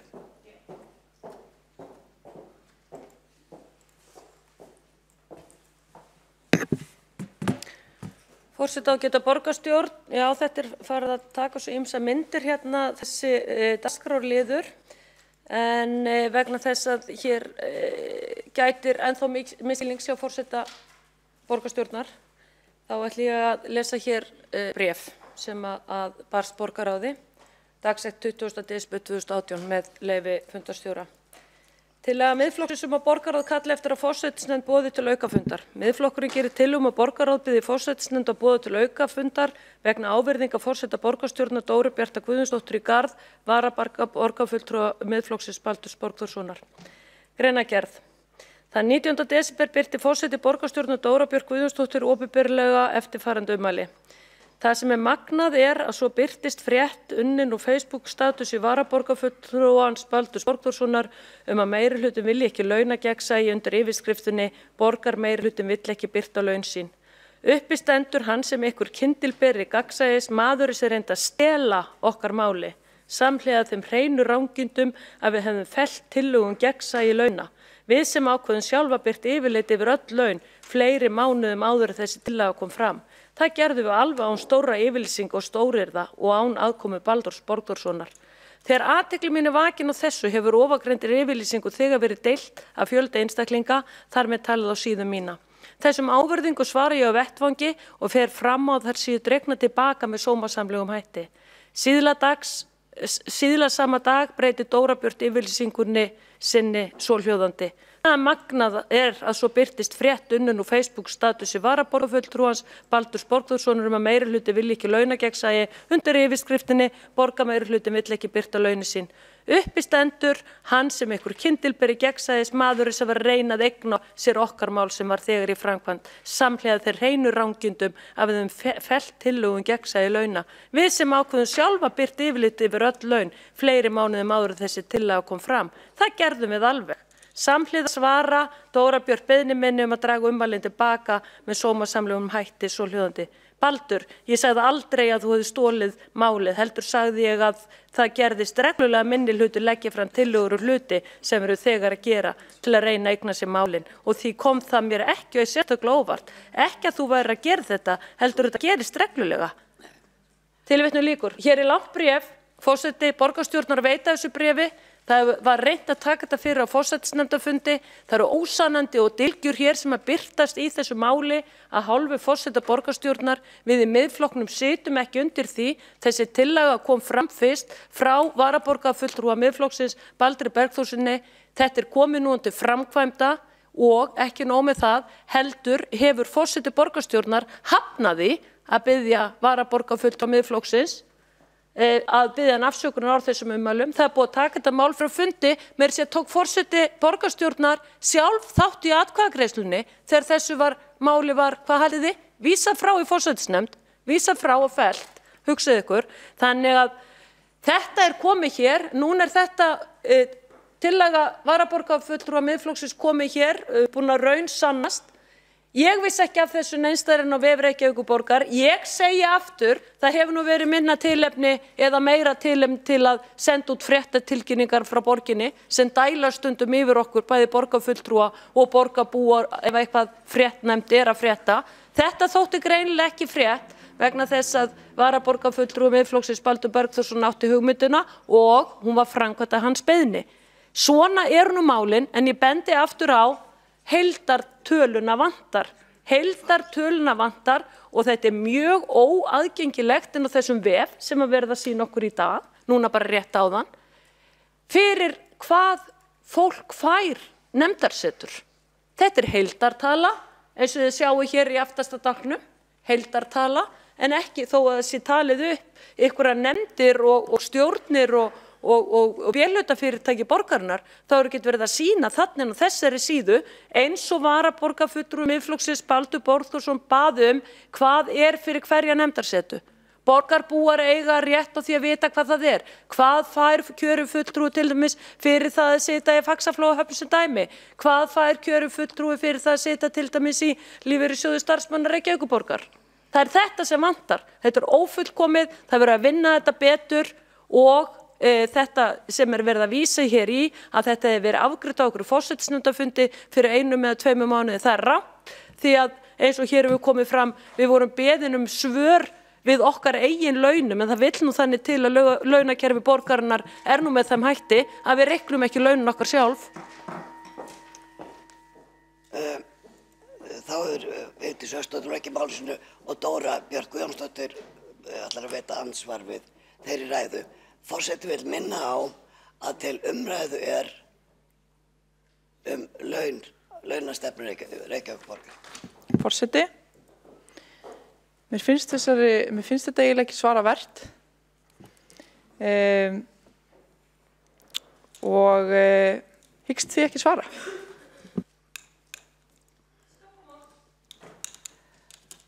Þá verður gert matarhlé í hálftíma.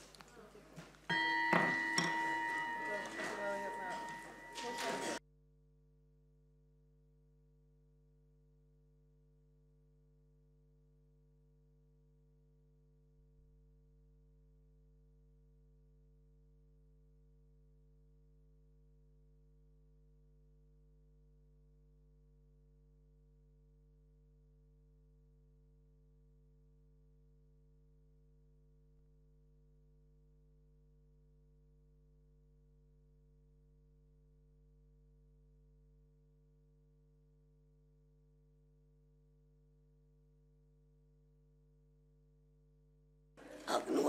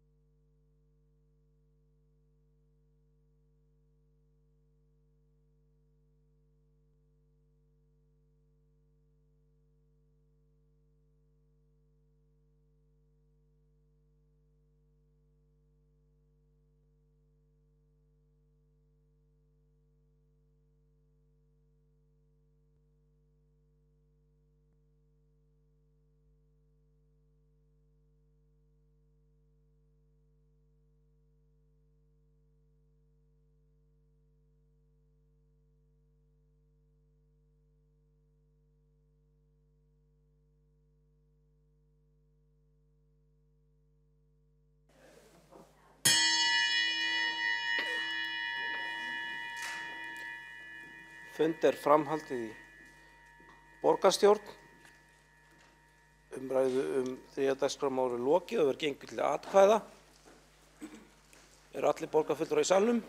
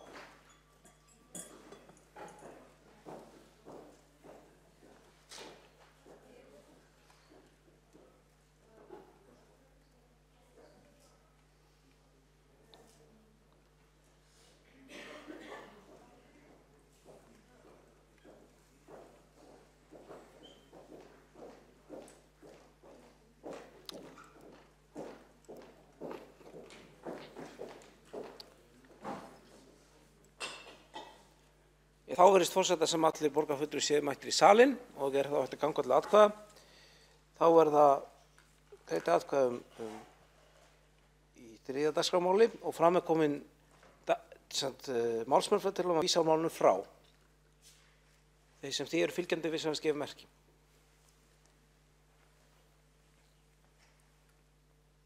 Svo þeir sem á móti kunna vera. Hátt getur forseti beðið fólk að rétta upp hönd, svo að sjá það hátt og skýrt. Þannig að takk fyrir það. Málsmeðferðartillagan samþykkt með 12 atkvæðum gegn 3 og 8 greiða ekki atkvæði. Ekki rétt? Já. Verður þá gengið til 4. dagskrármáls sem umræða gagna. Beiðni að endurtaka atkvæðagreiðsluna. Atkvæðagreiðsluna verður þá endurtekin. Fram komin málsmeðferð til að vísa málinu frá. Þeir sem því eru fylgjandi við sem gefa merki. Svo þeir sem á móti kunna vera.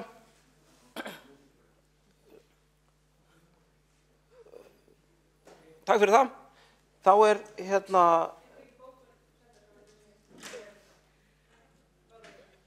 bókunin var lesin upp að meirihluta, já. Já, það sjálfsagt að verða við því. Boðar borgarfulltrúinn gagnbókun? Bókun, hún ekki tilbúin. Takk fyrir það. Ég sé ekki annað heldur að það var 2, 3, 8 aftur. Já, og niðurstaðan var svo að það voru 12 sem greiddu atkvæði með tillögunni, 3 á móti og 8 greiddu ekki atkvæði. Þá gengið til 4. dagskrármáls á dagskrá sem umræða gagnaveitu Reykjavíkur að beiðni borgarfulltrúa Miðflokksins til máls tekur borgarfulltrúi Vigdís Hauksdóttir og hefur til þess 15 mínútur.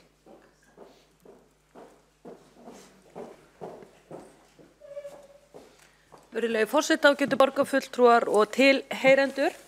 Stundum talað það hér í þessum sal og í borgarkerfinu að borgarfulltrúum kemur það ekki við hvað kemur B-hlutafyrirtækjum og hvað þá heldur dótturfyrirtækjum B-hlutafyrirtækjanna. En svo alls ekki því að við höfum ríka eftirlitsskyldu líka inn í B-hlutafyrirtækjunum og dótturfélögum þeirra. Þess vegna þessi umræða hér á dagskrá að beiðni minni. Nú það mjög jákvætt að það sé nóg að stofna til umræðu dótturfélag Orkuveitu Reykjavíkur eins og hér í dag til þess að þá skyndilega myndi félagið uppfæra og kynna upplýsingar reksturinn en það gerðist hér í morgun. Það ágætt að upplýsingaskyldan sé svo rík því að undanfarin ár hefur Gagnaveita Reykjavíkur aðeins sýnt ársreikning sinn 31. ágúst ár hvert fyrir árið undan, en það síðasti mögulegi dagurinn sem lagalega má koma út með slíkar upplýsingar. Ársreikningur Orkuveitu Reykjavíkur komin út fyrir 2018 og það tryggt ávallt og vendilega að ekki sé hægt að sundugreina neitt eða ansi lítið gagnaveitu Reykjavíkur per se. Þessi einhvern veginn öllu blandað saman og þetta mjög ólæsilegt og óskýrt fyrir lesandann. Það lítið gegnsæi í ársreikningi Orkuveitu Reykjavíkur eins og við sem hefum verið að glöggva okkur á honum sýnir. En það gott að þetta sé með þessum hætti að þegar á að spyrja út í málefni fyrirtækis í borgarstjórn þá skyndilega farið á stað og farið út með fréttatilkynningu þess efnis og það raunverulega verið að gefa þess skinn í hvað miklum blóma þetta fyrirtæki sé.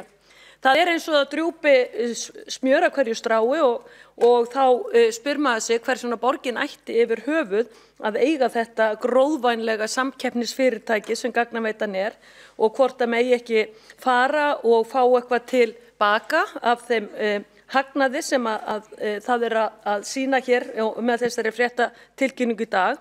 Því að eins og við vitum þá náttúrulega væri það best fyrir alla íbúa Reykjavíkur og eiganda Orkuveitunar sem við vitum að hverjir eru, að það væri fyrst og fremst lækkuð gjaldskráin hjá Orkuveitu Reykjavíkur því það gagnast öllum.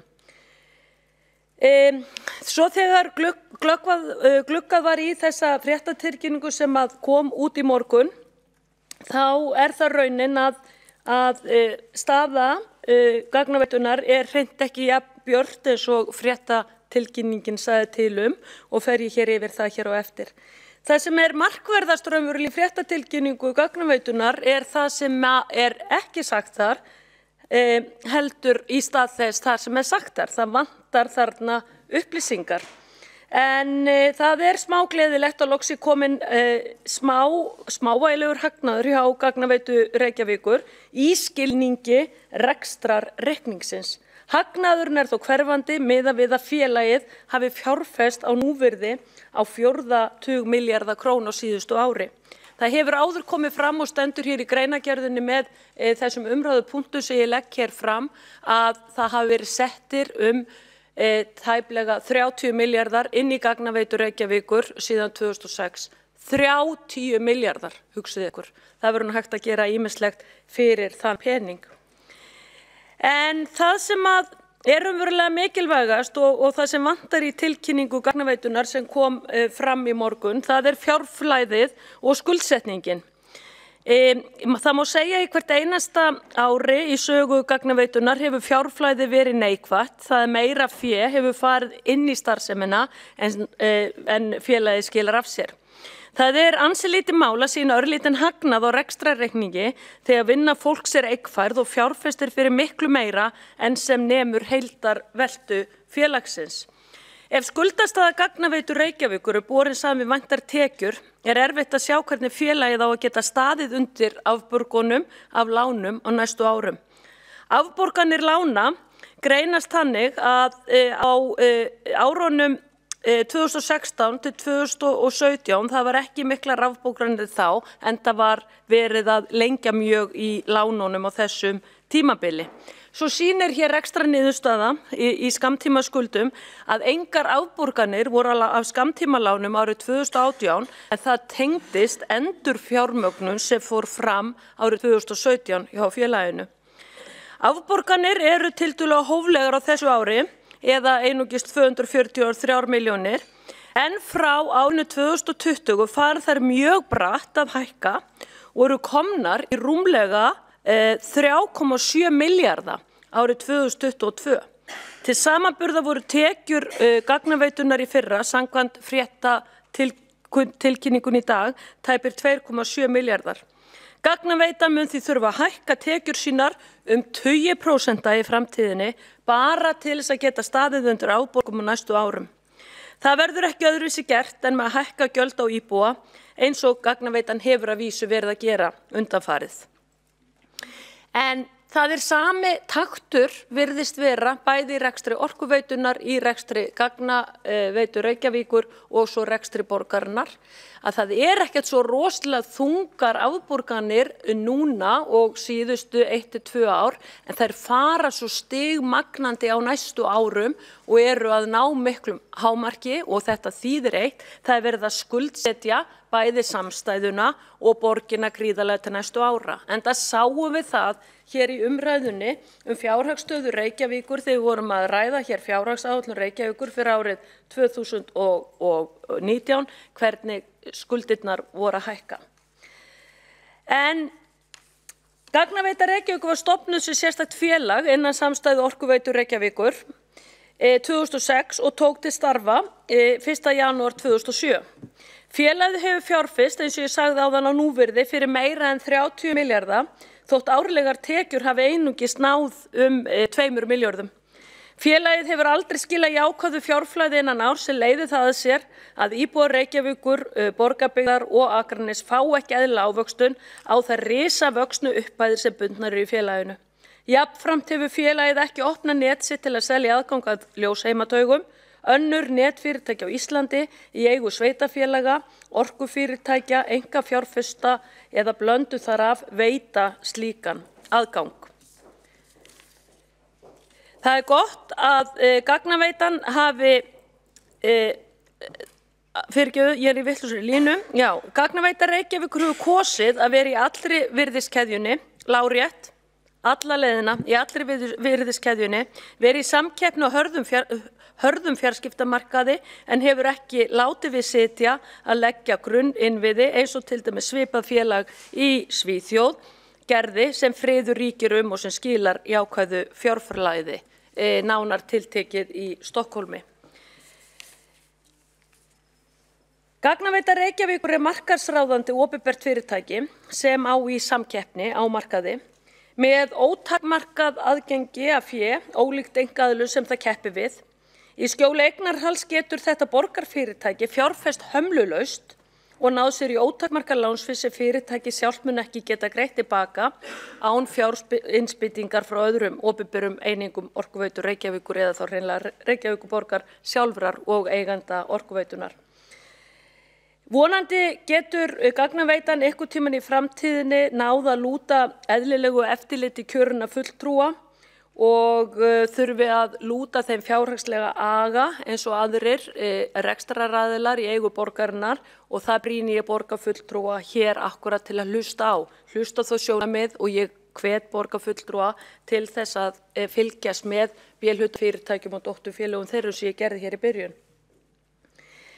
Þetta mál snýst að þetta raunverulega grunnur, þetta dótturfélag Orkuveitu Reykjavíkur, Orkuveita Reykjavíkur selur hér kalda vatnið, heita vatnið og það sér okkur fyrir þessu grunnlífsgæðum sem allir þurfa og ég tel að Gagnaveita Reykjavíkur eigi að sinna þeim þætti líka. Láta eins og í öðrum þáttum reksturinn og heimtaugarnar vera í höndum einkaaðila sem keppa á samkeppnismarkaði. Því eins og ég hef sagt stundum varðandi Gagnaveitu Reykjavíkur, mér stórlega til efs að það standist samkeppnisreglur EES-réttarins varðandi opinbera aðstoð. Þegar þessar tölur eru skoðaðar að það hafi verið sett inn í félagið 30 milljarðar af opinberu fé frá Orkuveitu Reykjavíkur, ergo Reykjavíkurborg og þessi litli hlutur Akraness og Borgarness jafnframt, að þá ekki annað hægt að tala en að þetta sé opinber styrkur fyrir félag sem í samkeppnisrekstri. Og það ólöglegt samkvæmt EES-samningnum og það hefur oft reynt á það sem kallað ríkisstyrkjareglur varðandi íslenska ríkið og það á það sama við Reykjavíkurborg og sveitarfélögin. Það fjárfest fyrir 100 milljóna í að leggja fjarskiptainnviði í hverju mánuði á suðvesturhorninu. Þessar aðgerðir á vegum aðila sem samhafa sig að litlu leyti framkvæmdir og gröft. Hluti þessa fjár hrein sóun sem bætir ekki stöðu að þjónustu íbúana en eykur kostnað þeirra mun framkalla tilgangslaust rask í mörgum hverfum eins og við höfum séð og heyrt af næstu árin og það algjörlega galið að grafa ljósleiðara ofan á annan ljósleiðara og grafa tvisvar saman skurðinn inn í sama húsið og það var ekki fyrir en árið 2017 þegar Kópavogsbær skikkaði Gagnaveitu Reykjavíkur að grafa ekki ofan í skurðina sem Gagnaveitan ástundaði grimt fram að því. í þeim tilgangi að Míla kæmist ekki að þá hætti gagnaveitan þessu háttalagi og sagði þarf stopp á, en það var Kópavogsbær sem að krafðist þess. Það gríðarleg offjárfesting á suðvesturhorninu af þessum ástæðum og óendanleg sóun og opinberu fé sem hægt væri að nota í lögbundna þjónustu. Gagnaveita Reykjavíkur hunskast við að vilja selja eingöngu heildstæða fjarskiptaþjónustu og verið samkeppni í allri virðiskeðjunni með tilheyrandi tækniveðmálum en neita að selja hráan aðgang að innviðum sem búið að leggja fyrir 20 milljarða sem ekki komið til vegna eignarhalds Orkuveitu Reykjavíkur á því. Í grunninn á að líta á ljósleiðir að gagnaveitunar eins konar þjónustu Orkuveitunar með heitvatn, eins og með heitvatn, kalt vatn og rafmagn, hrágrunngæði. Þannig að þetta er mjög skýrt og mikill common sense í akkurat þessari sýn að þetta að vera með þessum hætti, sérstaklega þegar litið til eignarhaldsins. Að þetta er dótturfélag Orkuveitu Reykjavíkur sem að býður upp á þessi gæði sem að enginn getur í dag verið án, þó að við höfum geta gert það kannski fyrir 10-15 árum varðandi ljósleiðaratengingu. Þá spyr maður sig hvers vegna dótturfélag Orkuveitu Reykjavíkur að leggja í fjárfestingar í öðrum sveitafélagunum, eins og til dæmis Reykjanesbæ, Árborg, Kópavogi, Hafnarfirði, Garðabæ á öllum þessum stöðum og leggja ljósleiðara þar þegar eignarhaldið er klárt í Orkuveitu Reykjavíkur sem í eignarhaldi Reykjavíkurborgar, Borgarbyggðar og Akraness. Hvers vegna? Hvers vegna verða skuldsetja Gagnaveitu Reykjavíkur með þessum hætti og að Gagnaveita Reykjavíkur skuli bera upp í kostnaðinn af þessu, já við skulum bara segja þetta sé ákveðin áhætta sem í þessu felst. Það er búið að, eins og ég segi, setja 30 milljarða inn í fyrirtækið. Út af hverjir Gagnaveitana standa í þessum rekstri? Reykjavíkurborg á Orkuveitu Reykjavíkur þar með Gagnaveitu Reykjavíkur. Hvað er hér í gangi? Hvers vegna er þetta með þessum hætti? Akkur er þetta fjármagn ekki frekar nota til þess að greiða hér niður reikning Orkuveitu Reykjavíkur? Kalda vatnið, heita vatnið, rafmagnið. Það gagnast öllum. Það gagnast fátækafjölskyldum, það gagnast barnafjölskyldum, það gagnast öryrkjum, það gagnast eldri borgurum, það gagnast öllum ef orkuverð lækkar hér. Nei, þá er bara eitthvað dótturfélag Orkuveitunar að standa í lífskjara bætingu fyrir önnur sveitafélög og er bara komin langt út fyrir sitt svið. Það finnst mér að minnsta kosti og mér finnst það mjög áberandi. Ég held, ágætu forseti, að það sé löngu orðið tímabært að borgarstjórn fái faglega ytri ráðgjöf í þessum málum sem snúa að dótturfélögum til dæmis Orkuveitu Reykjavíkur og B-hluta fyrirtækjum borgarinnar. Það þarf að kveikja áhuga hjá borgarfulltrúum þessi mál og hvað eru gríðarlega miklir fjármunir undir. Það er ekki droslega margir sem að hafa akkurat áhuga á fjármálu borgarinnar að þessu leyti. Við sáum það alveg í fjárhagsumræðunni fyrir árið 2019. Borgarfulltrúar verða að kynna sér þessi mál því þarna eru punktarnir og þarna eru peningarnir sem við gætum verið að forgangsraða í önnur verkefni eins og til dæmis velferðarþjónustu, lögbundna þjónustu eða aðra grunnþjónustu. Færa til fjármagn og setja það á rétta staði. Þetta eru gömul tugga hjá mér, það hafið heyrt mig segja þetta svo oft. Það þarf einnig að fara fram ytri skoðun á Gagnaveitu Reykjavíkur með það leiðarljósi að opna á leigu inn á net og ljósleiðara borgarinnar. Öll önnur net á Íslandi leigja slíkan opinagang að innviðum sínum. Sparnaðurinn er því gríðarlegur og eins og ég sagt áður, það er ekki heil brú eins og framkvæmdin er núna að fyrirtæki séu að grafa skurð ofan í skurð með sömu vöruna og vera í þessu stagli. Virðulegi forseti, ég bið að fara aftur á mælendaskrá því ég er hérna með tillögur eða umræðupunkta sem væri mjög gott að fara yfir og það sem að borgarfulltrúar gætu þá kynnt sér. Ég óska eftir að fara aftur á mælendaskrá. Við því verður orðið. Þá hefur óska eftir að taka til máls Þórdís Lóa Þórðarsdóttir borgarstjóri. Fyrirgefðu. Forseti biðst forláts tók ekki eftir því að einn borgarfulltrúi, Dóra Björg Guðjónsdóttir, óska eftir að veita ansvar við ræðu borgarfulltrúans.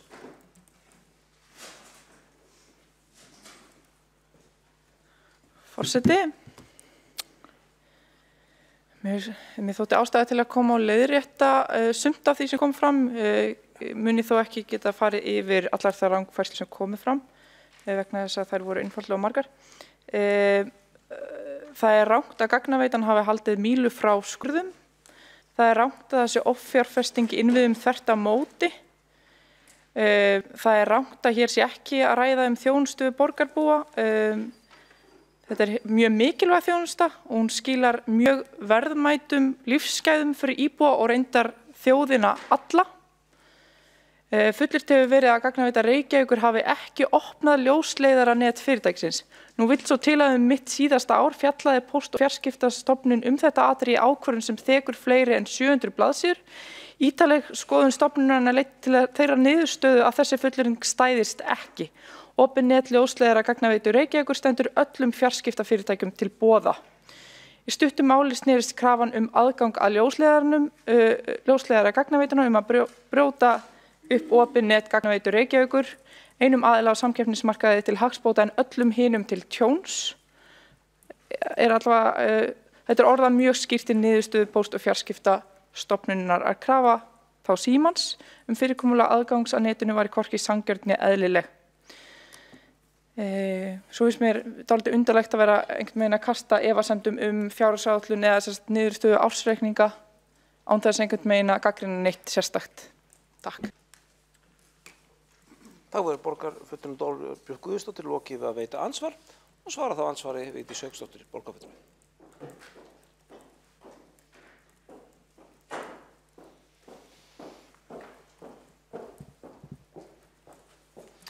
Forseti, ágætu borgarfulltrúar, þetta voru eðlileg viðbrögð en ég reiknaði nú ekki með þessu úr þessari átt. Ég náði nú ekki öllum þessu spurningum og forseti hægt að fá að því ég sá að borgarfulltrúi las þetta upp af skjá sínum hvort að ég gæti fengið þessar spurningar sendar og svara þeim í ræðu minni þannig að þetta verði hér á eftir sem ég er búin að biðja orði fyrir þannig að þetta verði í samhengi fyrir þá sem eru að hlusta á.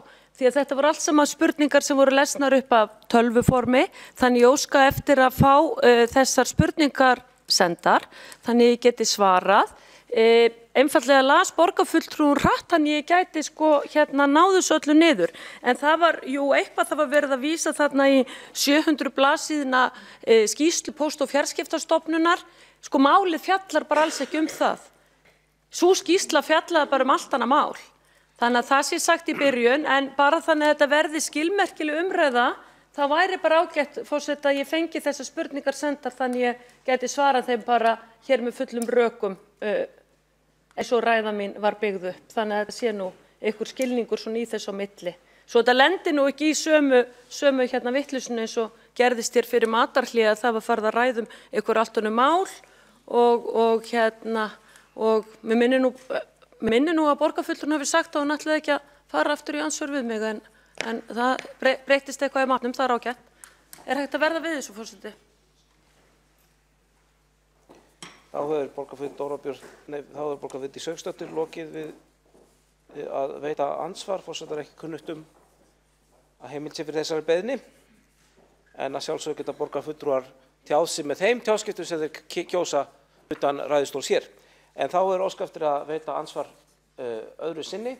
Dolbjörg Guðjónsdóttir, borgarfulltrúi. Forseti, það sem ég fór fram með hér voru einfaldlega fullyrðingar og svör, engar spurningar. Þess vegna hyggst ég ekki senda neina spurningar af því að ég þurfti að svara og benda á hluti sem voru einfaldlega rangir í máli borgarfulltrúans Vigdísar Hauksdóttur hér áðan. Ég þurfti að tala svo hratt vegna þess að þetta var svo margt sem ég þurfti að koma að sem var rangt. Þá hefur borgarfulltrúi Dolbjörg Guðjónsdóttir lokið við veita ansvar öðru sinni. Svara þá ansvar öðru sinni Vigdís Hauksdóttir, borgarfulltrúi.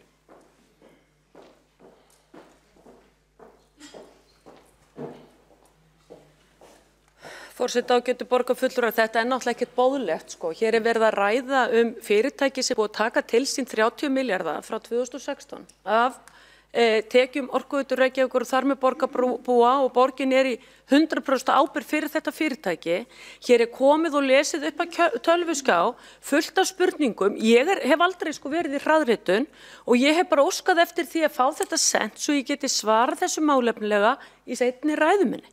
Píratar vilja ekki verða við því, þetta nú allt gegnsæið sem þá ræðir, en virðulegi forseti, ég verð þá bara að svara þessu með þeim hætti að því ég náði ekki þessu spurningum, svara því með blaðagrein, ég verða þá að fara þegar þessi fundur búinn, horfa á upptök á fundinum og reyna að nema það sem að borgarfulltrúinn bar hér fram í spurningaformi og svara því með blaðagrein.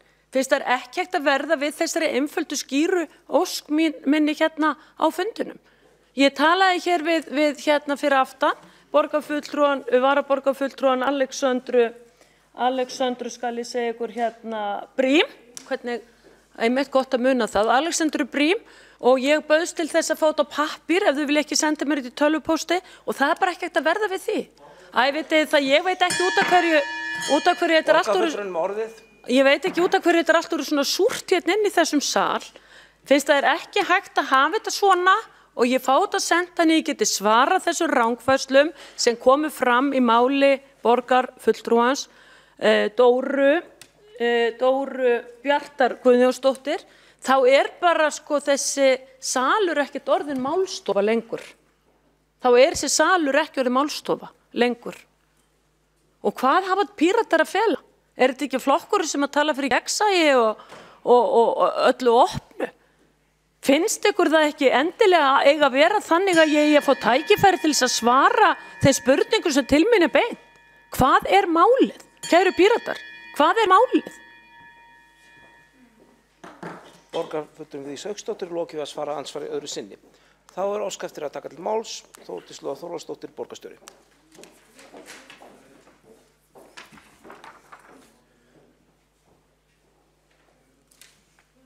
Forseti, góða borgarstjórn, ég fagna því alltaf að fá að ræða fyrirtæki borgarinnar og fagna því hér einnig.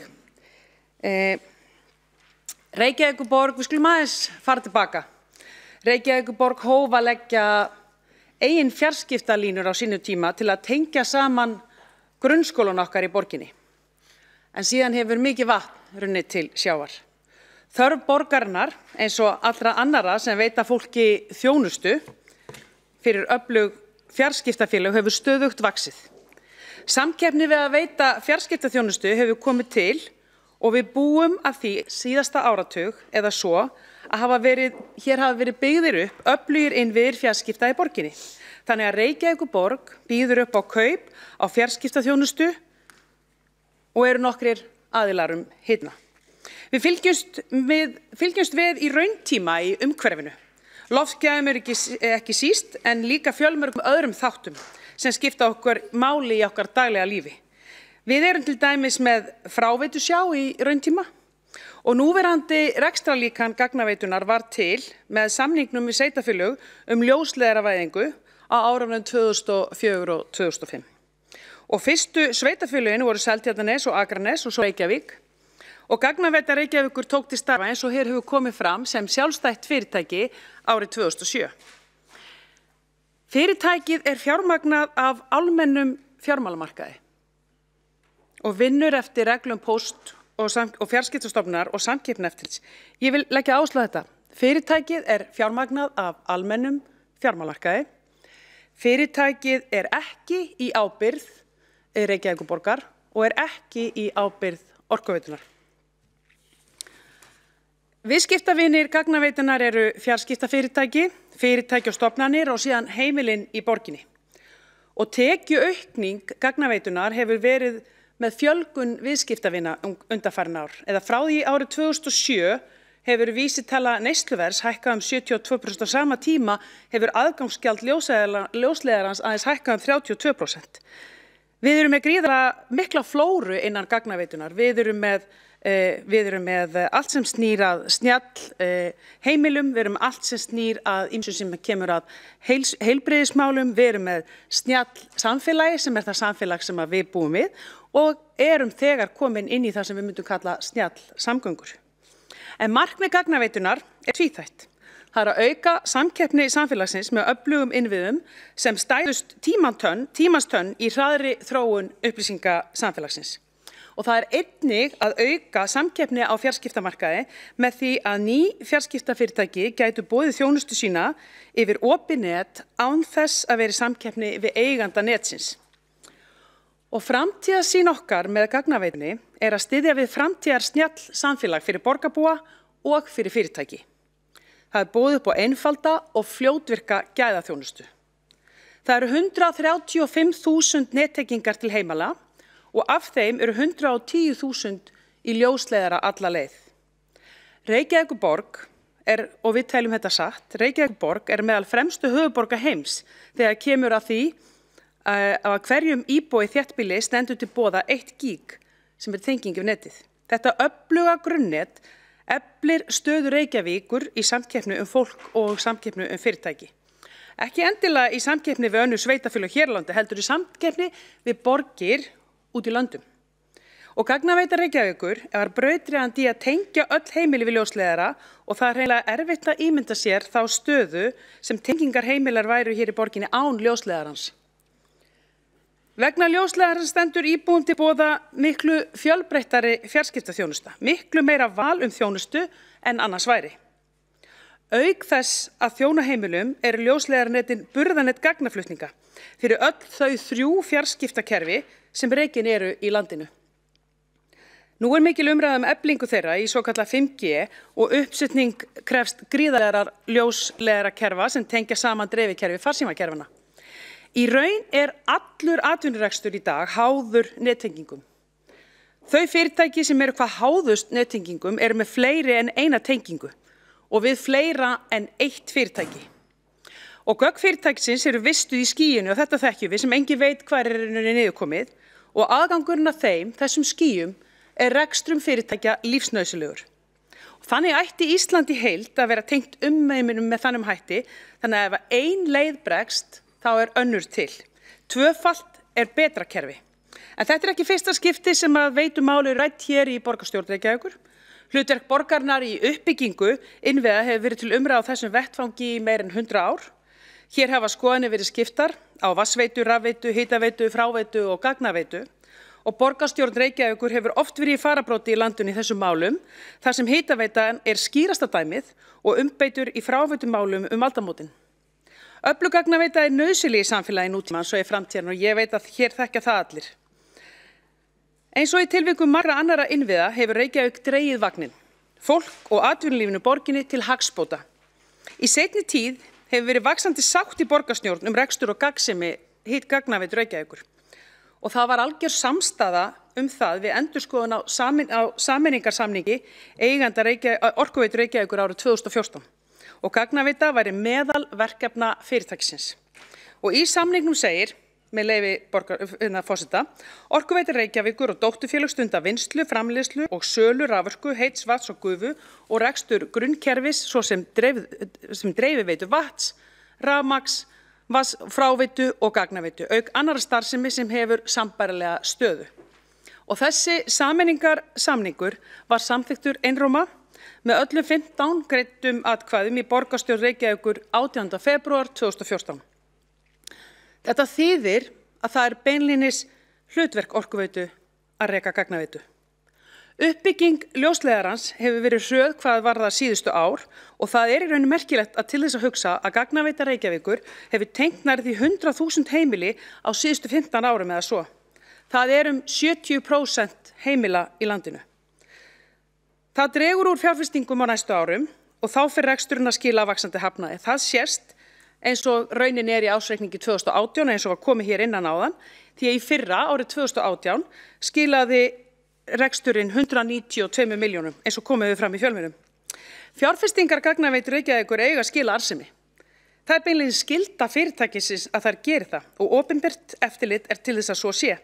Póst- og fjarskiptastofnun og samkeppniseftirliti hafa eftirlit með því að ekki séu stundum undirboð á markanum en óviðeigandi afkoma einstakra fyrirtækja gæti bent til svo að svo væri. Það er ekki í tilviki gagnaveitunar. Í greinargerð sem hér liggur fyrir eru nefndar fjárfestingar að á löngu árabilu í samanburði við tekjus eins árs. Að kasta slíku fram einungis gert til að slá ryki í augun á okkur. Öll uppbygging kallar á innviði á fjárfestingar sem hugsaður til langs tíma. Það vitum við. Uppbygging innviða kostar en gríðarlega mikilvægur þáttur í uppbyggingu sveitarfélaga. Þá gagnaveitan ekki ólík öðrum innviðum á vegum Reykjavíkurborgar. Til dæmis má nefna eignir gagnaveitu eru nú bókfærðar á 20 milljarða króna, eignir Faxaflóahefna eru til samanburði metnar á 16 milljarða í ársreikningi 2018. Við erum að sjá ýmislegt áhugavert út úr rekstrinum 2018, við erum að sjá að rekstrartekjur eru að aukast 24% en rekstrargjöld eru að lækka 2%. EBITDA eru 44%, þetta er áhugavert fyrir þá sem hafa áhuga á ársreikningum. En það eðlileg krafa að fyrirtæki skili eðlilegri ávöxtun og fjárhagsáætlun gerir ráð fyrir því að afkoman eigi að batna enn frekar á næsta árum. Í greinargerð sem liggur fyrir borgarstjórn í dag fullyrst að gagnaveitan hafi ekki opnað ljósleiðaranet fyrirtækisins. Ég ætla þá að fá að endurtaka það sem að borgarfulltrúi Dóra Björt sagði hér áðan.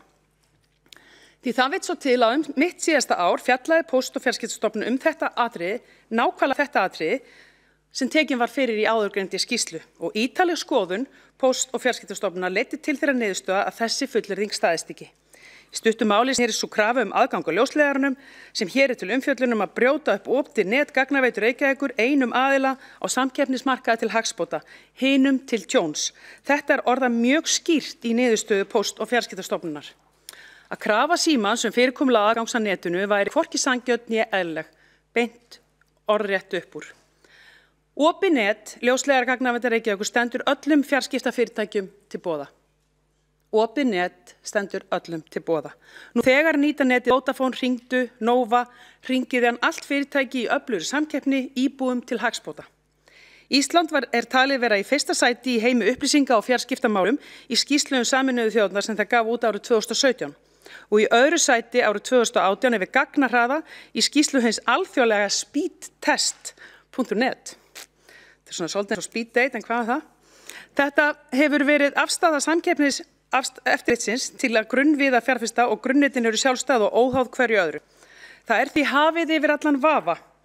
Mikilvægi grunnneta fyrir byggðasamfélag mun aukast stórum skrefum og sérstaklega í hinni svokölluðu fjórðu iðnbyltingunni.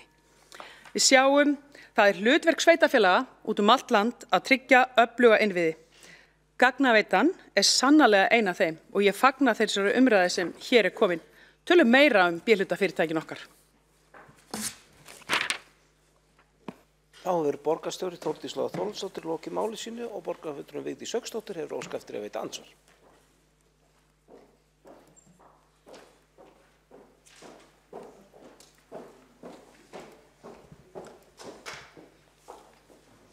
Forseti ágætu borgarfulltrúa og áheyrendur, ég þakka borgarfulltrúanum Þórdísi Lóu Þórhallsdóttur kærlega fyrir þessa ræðu. Fín ræða, það var farið hér yfir akkurat söguna sem að ég var nú bara aðeins rétt búin að fara inn á og farið hér víða völl. Ég sammála því, við skulum endilega ræða hér enn frekar B-hlutafyrirtæki og dótturfélög þeirra. En ég mjög undrandi á því að formaður borgarráðs skuli halda því hér fram að þetta fyrirtæki sé ekki á ábyrgð borgarinnar. Það vita allir hvernig þessu háttað að Reykjavíkurborg ber ábyrgð á Orkuveitu Reykjavíkur og á fundi síðasta borgarráðs sem að mér minnir að formaður borgarráðs hafi ekki verið á, þá kom það nú fram að ábyrgðir á lántökum B-hlutafyrirtækja og þá var það Orkuveita Reykjavíkur og Félagsbústaðar eru yfir 100 milljarðar króna. Svo þetta leitt fram með þessum hætti að svo Orkuveitan í ábyrgðum fyrir Gagnaveitu Reykjavíkur. Þetta venjuleg virðiskeðja eins og gerist með móðurfélög og dótturfélög. En gleymum því ekki hver lang stærsti eigandinn í Orkuveitu Reykjavíkur, það Reykjavíkurborg. Og ég fór yfir það hér að svo náttúrulega Akraneskaupstaður og Borgarnes hér jafnframt líka hlut. En ég vil beina þeirri fyrirspurn til borgarfulltrúans. Hvað finnst henni það að Gagnaveitu Reykjavíkur kjósi það að vera í allri virðiskeðjunni og vera í samkeppni á þessum harða fjarskiptamarkaði sem hér þetta nú ekki stór kúnnahópur sem hér, við erum 350 til 360 manns í strjálbýlu landi, Af hverju gagnaveita Reykjavíkur ekki bara í grunnþjónustunni eins og til dæmis Veitur sem annað dótturfélag Orkuveitu Reykjavíkur og úr því að borgarfulltrúum fór aðeins yfir á það svið að tala líka heitt vatn, kalt vatn og rafmagn. Út af hverju þá Veitur með svo langtum hærri gjaldskrá heldur en nágrannasveitarfélögin og að lokum finnst borgarfulltrúum það eðlilegt að Gagnaveita Reykjavíkur sé að fjárfesta svo gríðarlega í öðrum sveitarfélögum þegar eignarhaldið svo skýrt í Orkuveitu Reykjavíkur. Þá borgarfulltrúinn Vigdís Hauksdóttir lokið að veita andsvar og svarar þá andsvari borgarstjóri Þórdís Lóa Þórðardóttir. Já, takk fyrir. Fyrsta lagi það bara fakta að Gagnaveita Reykjavíkur á almennum fjármálamarkaði og bara ekki, og Orkuveitan ekki í ábyrgð fyrir þær fjárfestingar. Það bara fakta. Það annað að Gagnaveita ekki í allri virðiskeðjunni. Talandi samkeppni að þá leggjum við, ég held að sé mjög mikilvægt að við horfum á samkeppnina sem eðlilegan hlut. Við í samkeppni og við viljum vera þar. Við viljum að samkeppni sé heilbrigð og góð og við tölum einmitt að Gagnaveitan sé fínt fyrirtæki inn í þessari samkeppni eins og hún í dag. Þá hefur borgarstjóri Þórdís Lóa Þórðardóttir lokið við að svara andsvari og veitir þá ansvar öðru sinni Vigdís Hauksdóttir borgarfulltrúi.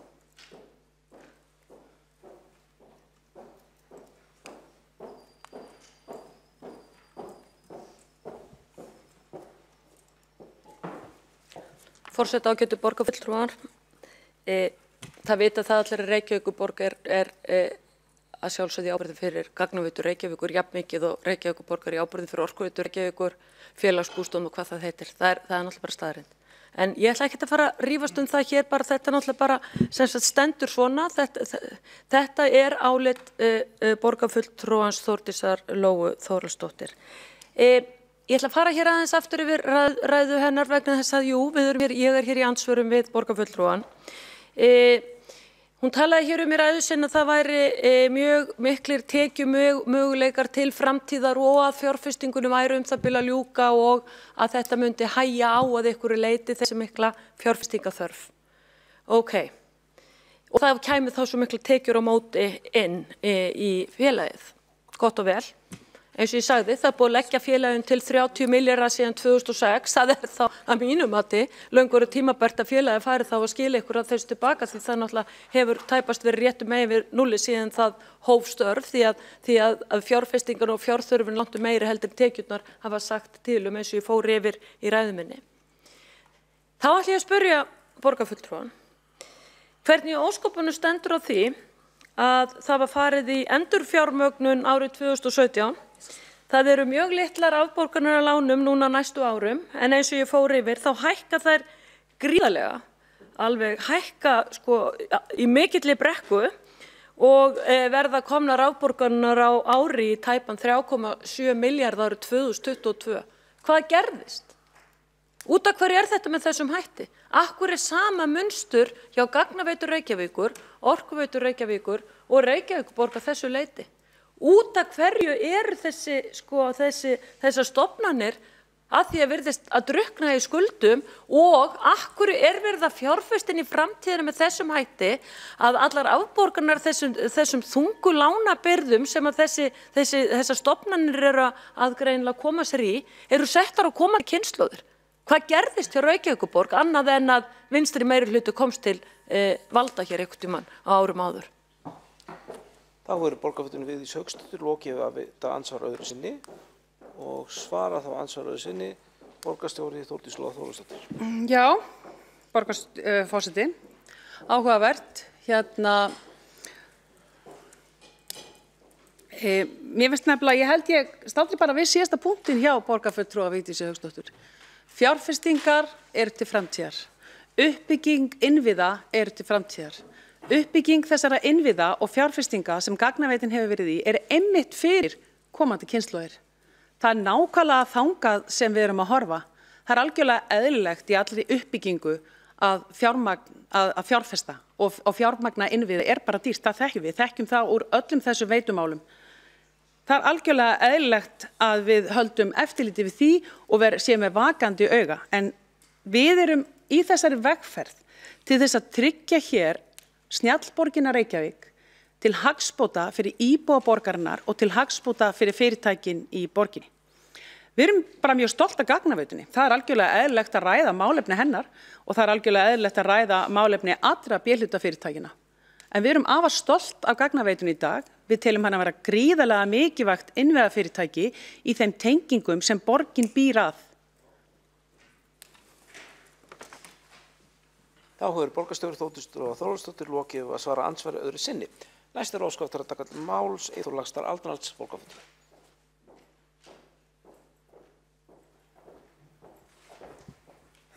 Forseti ágætu borgarfulltrúar og tilheyrendur. Við erum hér að tala fjárfestingar til framtíðar og þá var ágætt að velta fyrir sig forsögu málsins því að þó að gagnaveitan hafi heitið þetta í nokkur ár, þá var forsagan 20 ára núna í júní. Það er þá 20 ár síðan Orkuveitan ákvað að fara í internettengingar hér.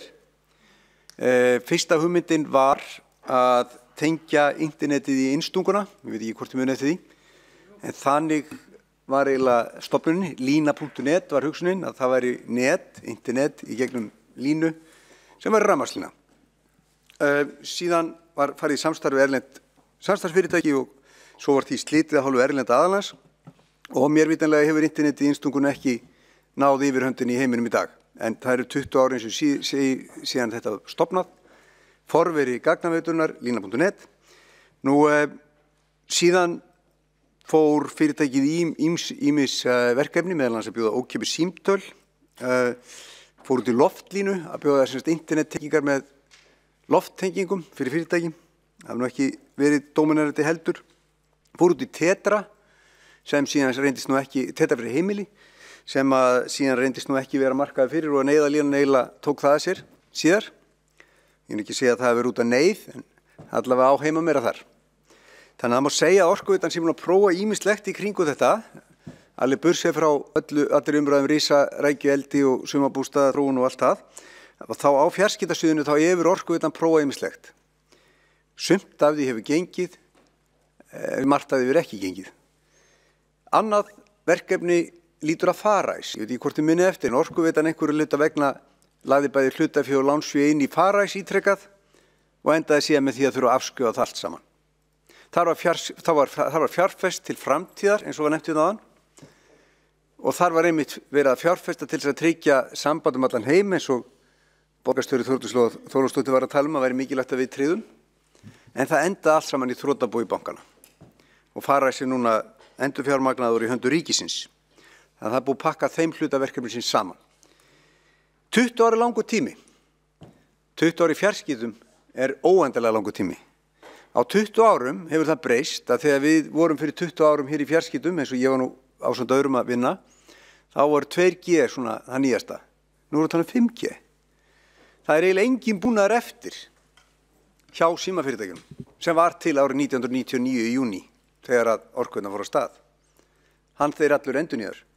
Og svo fjárfesting sem hefur átt sér stað með ýmsum hætti með lánsfé og hlutafé og öðru upp á 30 milljarða er búin að taka 20 ár. Og ég verð að segja eins og að 20 ár er ekki eðlileg framtíð fyrir fjárfestingu. Á 20 árum hefur svo mikið gerst að fyrirtæki eins og Nova var bara stofnað fyrir 12 árum úr engu og það er búið að ná frábærum árangri, mikilli markaðshlutdeild, hagnaði og vera gríðarlega verðmætt fyrirtæki og búið til verðmæti úr því sem var lagt í það fyrir eiganduna. Það tók 12 ár, eða tók það bara 11 ár, eða 10 ár. Það var ekki 20 ár. Það er liðin 12 ár síðan það var stofnað. Þannig að það er ágætt að setja þessi 20 ár í samhengi því að í upphafi þá náttúrulega átt að gera stóra hluti með línu.net. Við skulum ekki ætlast til þess að fjarskiptafyrirtæki sé byggð upp á 30 árum eða 40 árum. 20 ára er bara alveg nóg. Ekki komið tími til að fyrirtæki sé sjálfstætt eftir 20 ára aðhlýningu. Ég er alveg sannfærður um það þó svo að það sé að forminu til aðgreint frá Orkuveitunni. Þá er það þannig að að fjármálafyrirtæki og aðri líta svo á að Orkuveitan passi nú upp á dótturfyrirtækin sín, treysta Orkuveitunni fyrir barninu. Og þegar við bætist 100 milljarða ábyrgð borgarsjóðs á Orkuveitunni, að þá náttúrulega líður fjármálafyrirtækjunum enn betur að treysta þessi fyrirtæki. Þeir vita það að það kemur til hjálpar ef eitthvað gerist. Nú, á borgin að vera í fjarskiptum?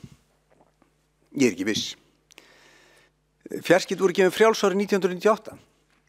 Af einhverjum ástæðum þá ákvað borgin að hún þyrfti að setja pening í þetta, en í dag eru mörg fjarskiptafyrirtæki sem veita þjónustu. Af hverju á borgin að vera í þessu? Er einhver nauðsyn fyrir því? Nei, engin nauðsyn fyrir því. En ef hún á að vera í þessu, af hverju á hún þá ekki verið einhver öðru? Af hverju á hún þá ekki líka að vera með forritunarhús til að keppa við tölvufyrirtækin? Það er mikið af starfsfólki hér sem sinnir tæknimálum.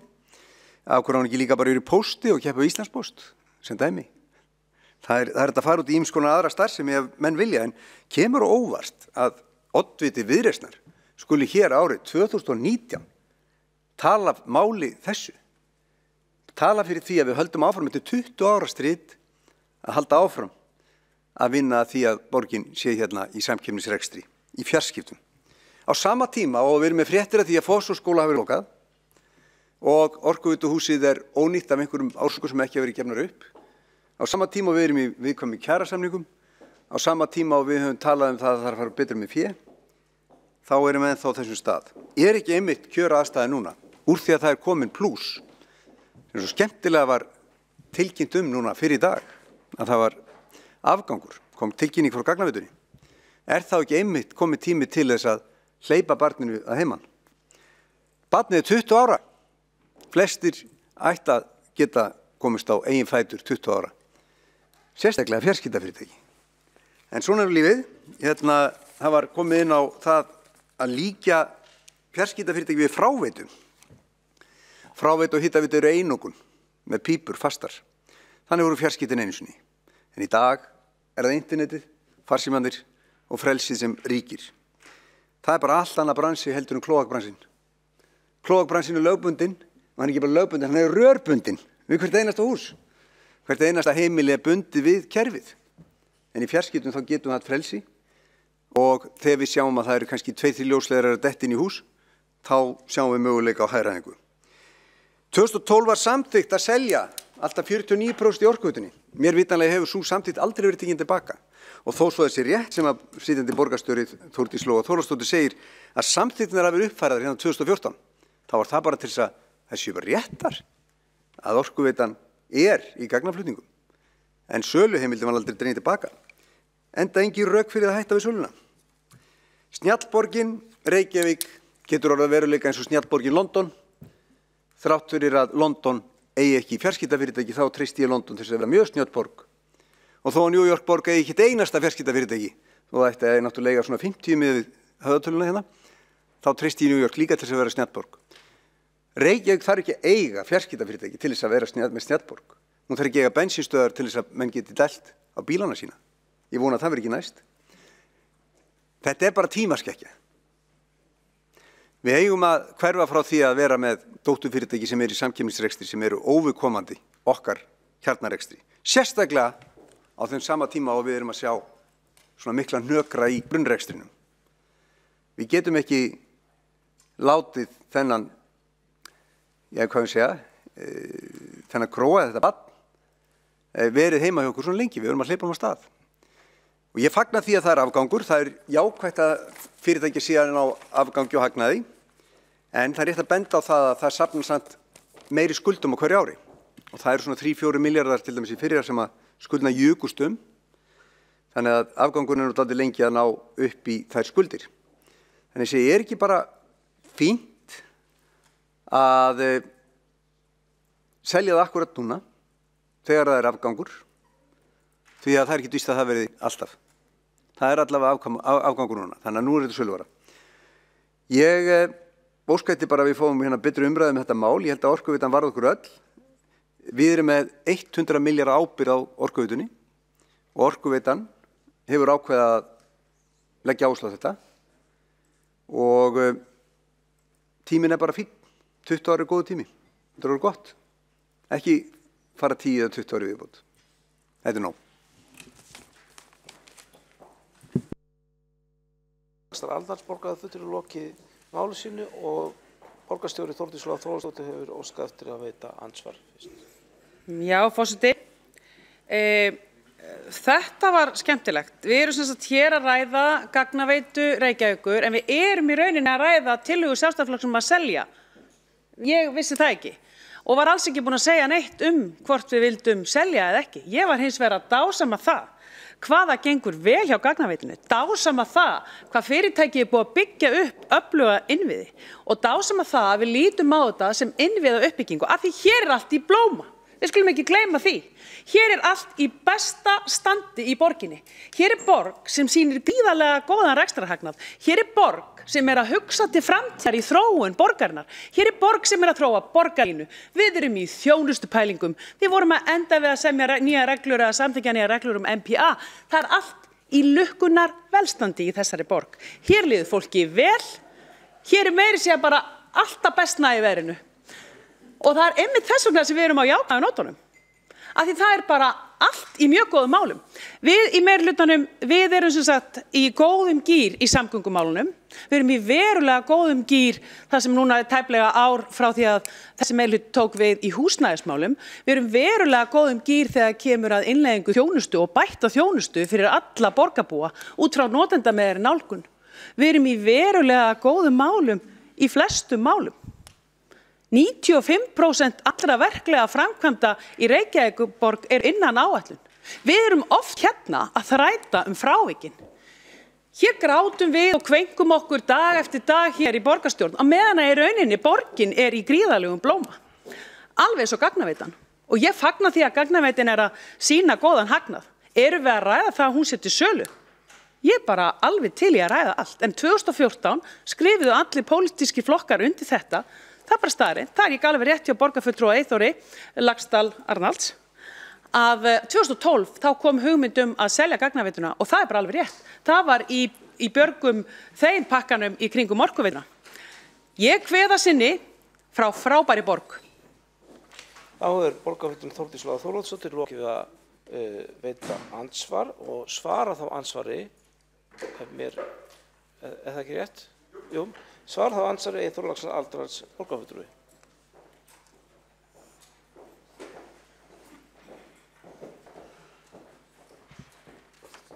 Forseti, ágætu borgarfulltrúar, við erum hér fyrst og fremst að ræða málefni gagnaveituna almennt, að beiðni borgarfulltrúa Miðflokksins, en það sem ég var að gera var að reifa söguna og auðvitað rifja upp okkar frábæru tillögu hérna að selja gagnaveituna. En það held ég að sé mjög gagnleg tillaga. En hérna borg í blóma og allt þetta, þetta er mjög gaman að hlusta á þetta. Minnir mig svolítið á grein sem ég sá frá borgarstjóra, það er að segja borgarstjórunum sem er fjarverandi, sem fjallaði nýjustu tölur frá Reykjavík, þar sem allt var fallegt og meðal annars talaði hagnaðinn, það væri góður hagnaður. En við erum í borg sem eigur skuldir sínar mörg hundruð milljónir og stundum milljarða á mánuði, borgarsjóður. Nú borg sem er sem sagt að skila hagnaði en heildarhagnaðurinn af endurmati fasteigna í félagsbústöðum, íbúðunum þar, eru 44 milljarðar samkvæmt nýjasta ársreikningi. Nú við erum í borg sem sinnir ekki nægilega við viðhaldi, vonandi fyrir hún að taka á því núna, en þar er hún búin að taka mjög dýrt lán. Og miðað við það sem maður hefur séð úr fræðibókum að þá er talað það að frestun á 1 krónu eða $1 jafngildi því að kosta á endanum 4. Þetta eru mjög dýr lán. Við erum í borg sem mælist neðst í þjónustukönnun Gallups og viðbrögðin hjá borginni voru að hætta að kaupa könnunina. Þannig að við getum alveg talað hvers konar borg við erum í. En við vorum náttúrulega að ræða gagnaveituna og ég vil bara nefna það að þessi tillaga, hún er algjörlega undir þessum dagskrárlið og fagna því að það við tekist að ná afgangi og þá er akkurat komið tími til þess að framkvæma það sem við sögðum. Við þurfum ekki að bíða lengur, nú er þetta kannski markaðsvara og þá getum við létt á skuldum og létt á okkur áhugjum. Þá er borgarfulltrúi Eyþór Laxdal Arnalds lokið við að svara andsvari. Og þá hefur óskað eftir að veita andsvar Dóra Björt Guðjónsdóttir, borgarfulltrúi.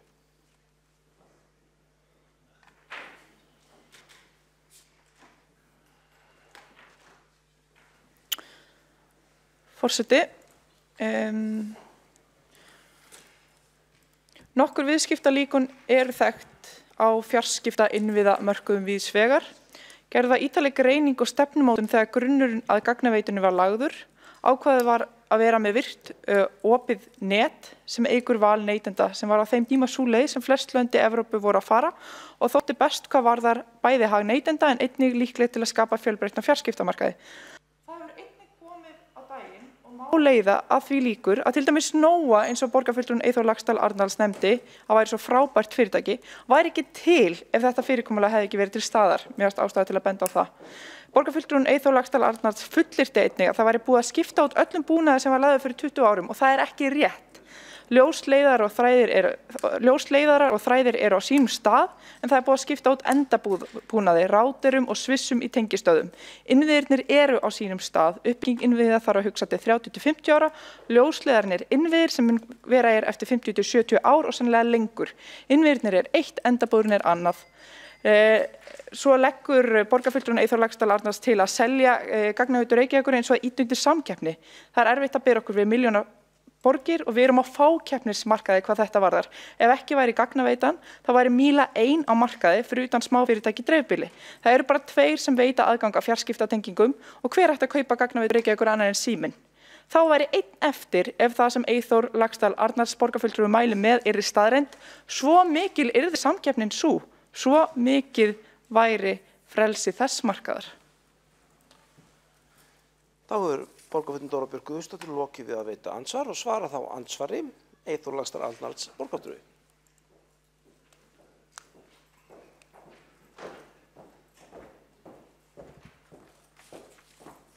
Forseti, ágætu borgarfulltrúar, ég sagði ekki allur búnaður, ég sagði mest allur búnaður og vegna þess að nákvæmlega það eru sum rör sem á nota áfram. En það var nú ekki búið að leggja mörg rör fyrir 20 árum hér. Þau voru nokkur og þau hafa ennþá nýst. En endabúnaðurinn, hann hefur allur skipt út. Sennilega 2 svar, ef ekki 3 svar. Því að það er fátt sem að afskrifast jafn hratt og fjarskiptabúnaður. Og endur fjárfestingarþörf þessari fyrirtækja eins og til dæmis Nova, Símans, Vodafone og annara er gríðarlegur. Hann étur upp afkomuna. Þeir þurfa alltaf að vera að kaupa ný tæki.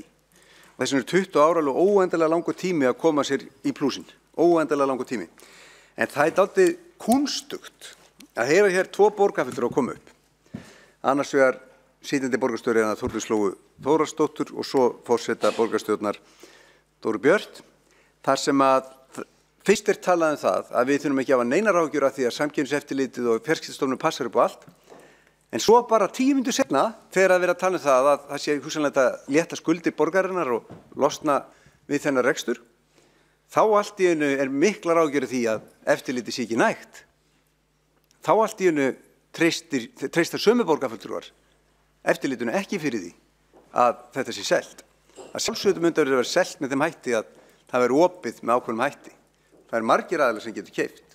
Hver af þessum fjarskiptafyrirtækjum sem við höfum nefnt gætu keypt eða það getur verið lífeyrissjóðir sem myndu kaupa. En ef að það eru rök fyrir því að við höfum hér að vera með 30 milljarða fjárfestingu hérna inn í borgarkerfinu, að við treystum ekki eftirlitinu, þá vorum við mikill í mótsögn við frummælendur sem voru hér í kvöld þegar þeir töluðum það að það verði að treysta eftirlitinu og þyrfti ekki að hafa áhyggjur af þessu. Þannig að hvort er það? Treystum eftirlitinu eða ekki? Þá hefur borgarfulltrúinn Eyþór Laxdal Arnalds lokið við að svara andsvari. Næst hefur óskað eftir að taka til máls öðru sinni Vigdís Hauksdóttir, borgarfulltrúi.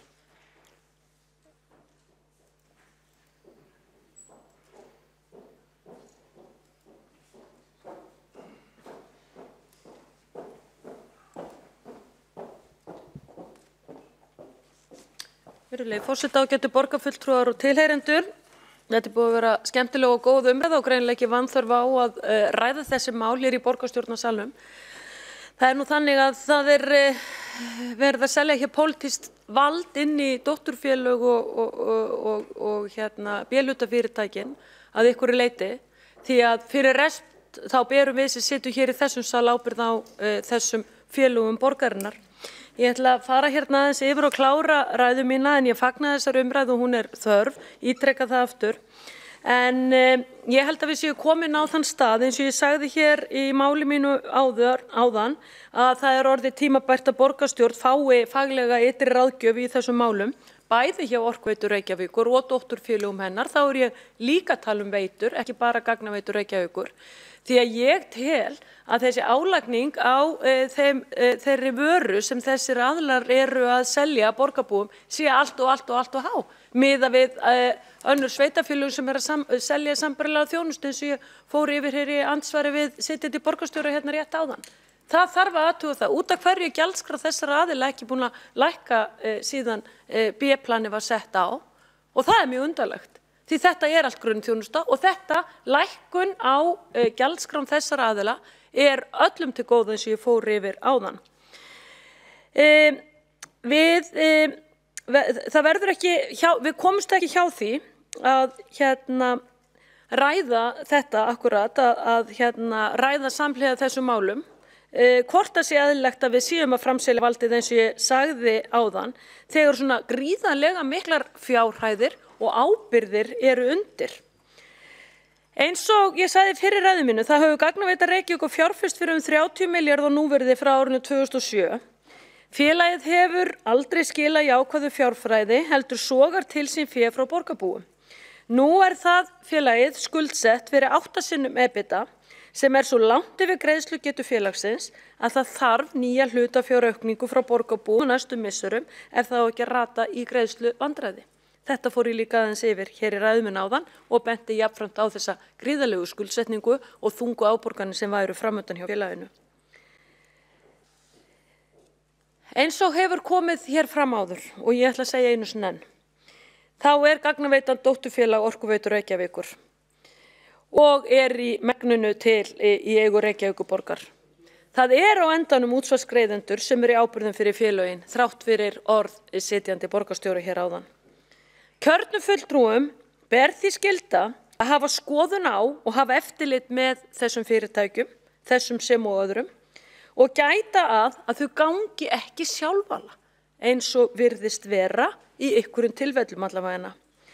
Í hinum ört breytilega heimi fjarskipta og tækniinnviða getur hið opinbera á sveitarstjórnarstigi og jafnvel líka og á vettvangi ríkisins lagt sitt af mörkum til að tryggja að fjárfestingarnar nýti sem best fyrir samfélagið allt, að engin sóun sé til staðar, að hlutirnir séu bara að fara í grunninn.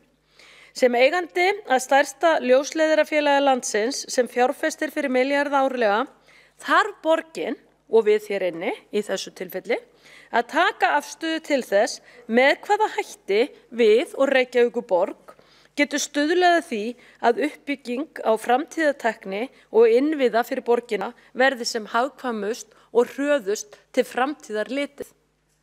Ég talsmaður þess að horfa til framtíðar eins og þið vitið og þetta verður að huga þessu málum til að losa þá sóun sem á sér stað í kerfinu. Í öllu borgarkerfinu, hjá B-hlutafyrirtækjum og svo líka hjá dótturfélögum.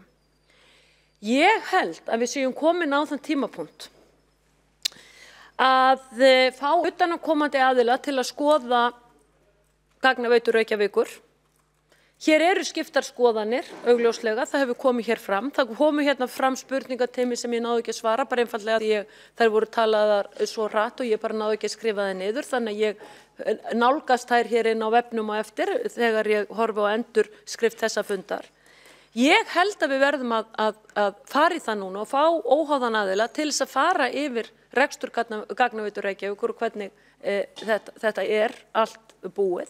Hvers vegna skammtímaskuldirnar hækka svo mikið til framtíðar, hvers vegna búið að fjárfesta fyrir svo mikið og ekki síst hvers vegna Gagnaveitan að fjárfesta svona gríðarlega í öðrum sveitarfélögum þar sem að Gagnaveitan ber enga skyldu og svo jafnframt þetta hvers vegna Gagnaveita Reykjavíkur í virðiskeðjunni allri.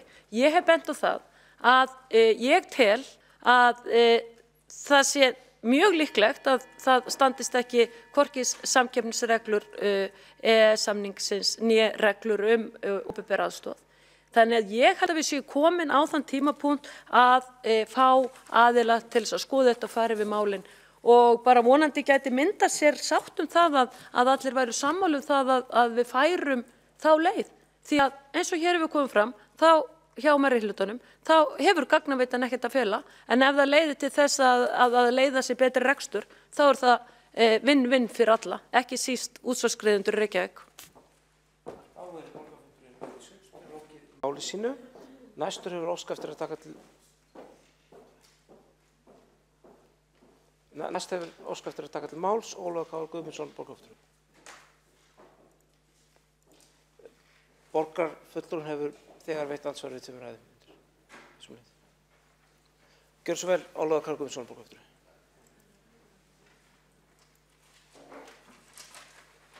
En get glatt borgarfulltrúi með hann úr að mæði, sko.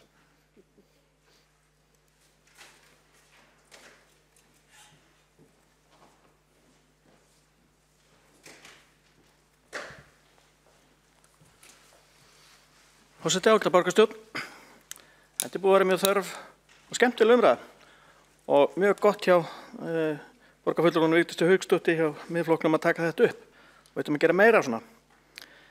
En það kom fram áðan hér að hjá borgarfulltrúa Eyþóri Arnalds að gagnaveitan í raun orðið 20 ára gamalt barn, það orðið fullorðið. Og ég held að þess vegna að það sé alveg rétt að það er komið tími á það að gagnaveitan fari frá hótel mömmu. Þetta er orðið gott. Þannig ætlustu til að hlutirnir séu. Það var líka að tala mikið hér forystu fyrirtæki Reykjavíkur. Það er ekkert verið að tala floppin öll. Minnst á nokkur þeirra, Línanet, Rækjueldi og svo framvegis. En það er fleira og ég held að það veri mjög gott eins og þessi umræða hefur gengið út á að við gerðum úttekt á stöðu B-fyrirtækja og dótturfélaga. Við erum með alls konar rekstur hjá Reykjavíkurborg sem að önnur sveitarfélög eru ekki og bara yfir höfuð sveitarfélög eigi ekki verið að sinna. Nefni bara eitt dæmi, Malbikunarstöðin Höfði sem hefur áður borið á góma. Af hverju erum við að reka Malbikunarstöð? Ekkert annað sveitarfélag á landinu gerir það. Það er nóg af Malbikunarstöðum. Þannig að ég styð það og held að það veri afskaplega gott vel til fundið að fá úttekt og ekki bara úttekt, heldur fá óháða úttekt og samanburð á svipuðum borgum eins og okkar. Hvaða borgir að reka þetta svona fyrirtæki á sama hátt og við? Hliðstæðar borgir erlendis. Væri ágætt að fara í svona smá yfirreið, erum við á réttri leið í þessum efnum, endurskipuleggjum okkur aðeins. Það er alltaf gott að kíkja í naflan á sér endrum og eins og vita hvort hlutirnir sé á réttri leið og ég held að þetta sé ágætist tilefni til þess að fara bara yfir það að við tökum bara allan B-hlutann og rennum í samanburði við aðra. Þannig ég styð þessa hugmynd Miðflokksins af heilum hug. Erum við á réttri leið? Þá er borgarfulltrúinn Ólafur K. Guðmundsson lokið máli sínu og 2 borgarfulltrúar hafa óskað eftir að veita andsvar við ræðu hans. Fyrst þeirra er Líf Magnúsdóttir, borgarfulltrúi. Já, forseti, ágæta borgarstjórn. Rækjueldinu til varnar þá var þetta tilraunaverkefni á vettvangi Orkuveitu Reykjavíkur til þess að nýta affallsvatn. Og mér finnst algjör óþarfi að gera lítið úr hvers kyns nýsköpun, hvernig við getum þá nýtt fjármunum borgarinnar betur eða einhver úrræði. Þannig að við skulum halda því fyrir utan þessa umræðu. Þá hefur borgarfulltrúinn Líf Magnúsdóttir lokið að veita andsvar og svara þá andsvari Ólafur K. Guðmundsson, borgarfulltrúi.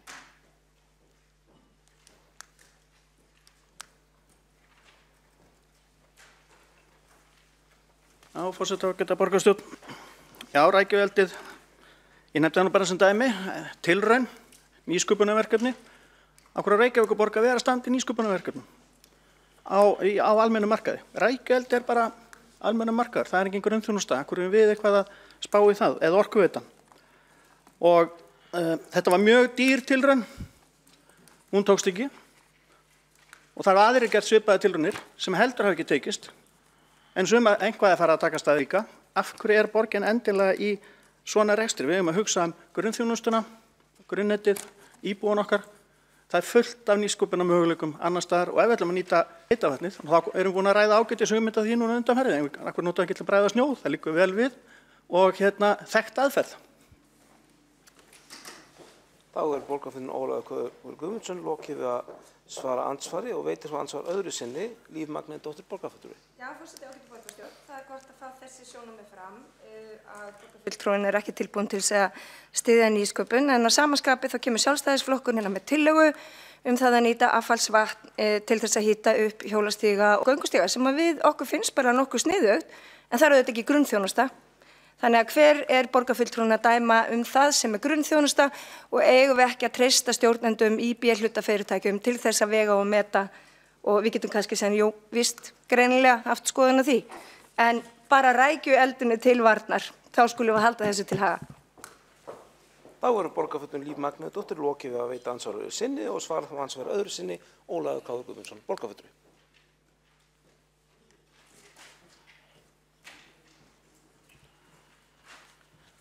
Já, ég lít nú aðeins mismunandi augum á þetta. Rækjueldið, ég var svo sem ekkert að skammast út í rækjueldið, mér finnst rækju góðar, allt góð með það. En ég lít nú á hitun og gangstéttum og nýtingu á heitu vatni til þess að bregða snjót fyrir borgarbúa, til þess að þetta ekki á hausinn í hálku, standa okkur mikið nær heldur rækjueldi. Þá borgarfulltrúinn Ólafur K. Guðmundsson lokið að svara ansvar öðru sinni. Þá óskað eftir að veita ansvar Vigdís Hauksdóttir borgarfulltrúi.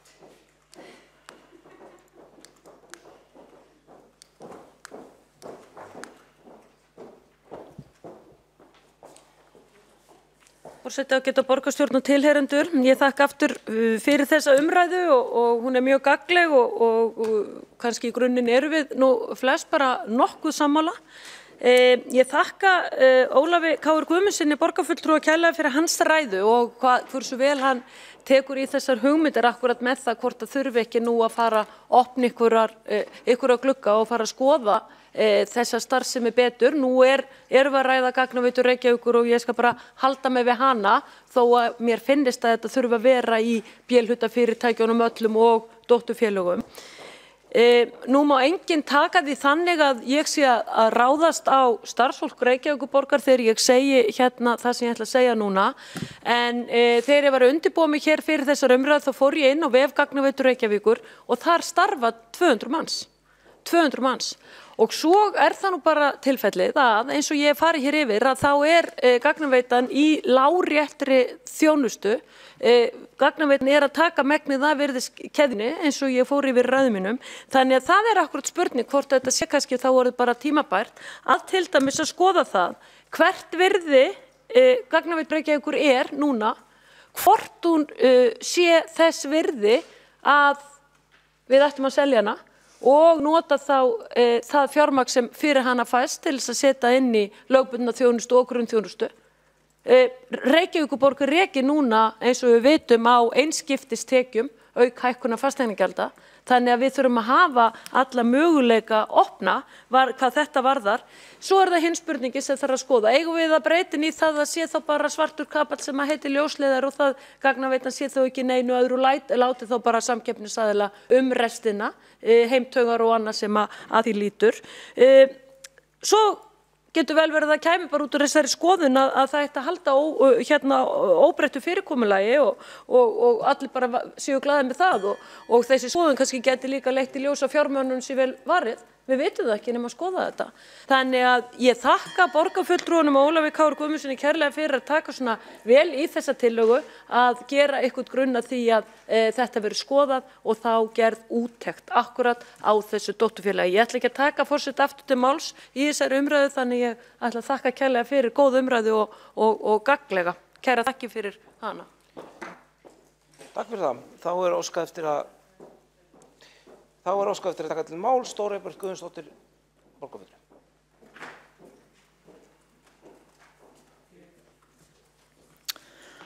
Áður en ég hef ræðu mína þarf ég að leiðrétta rangfærslur sem ég náði ekki að leiðrétta í andsvari af því að ég var búin með andsvari mín.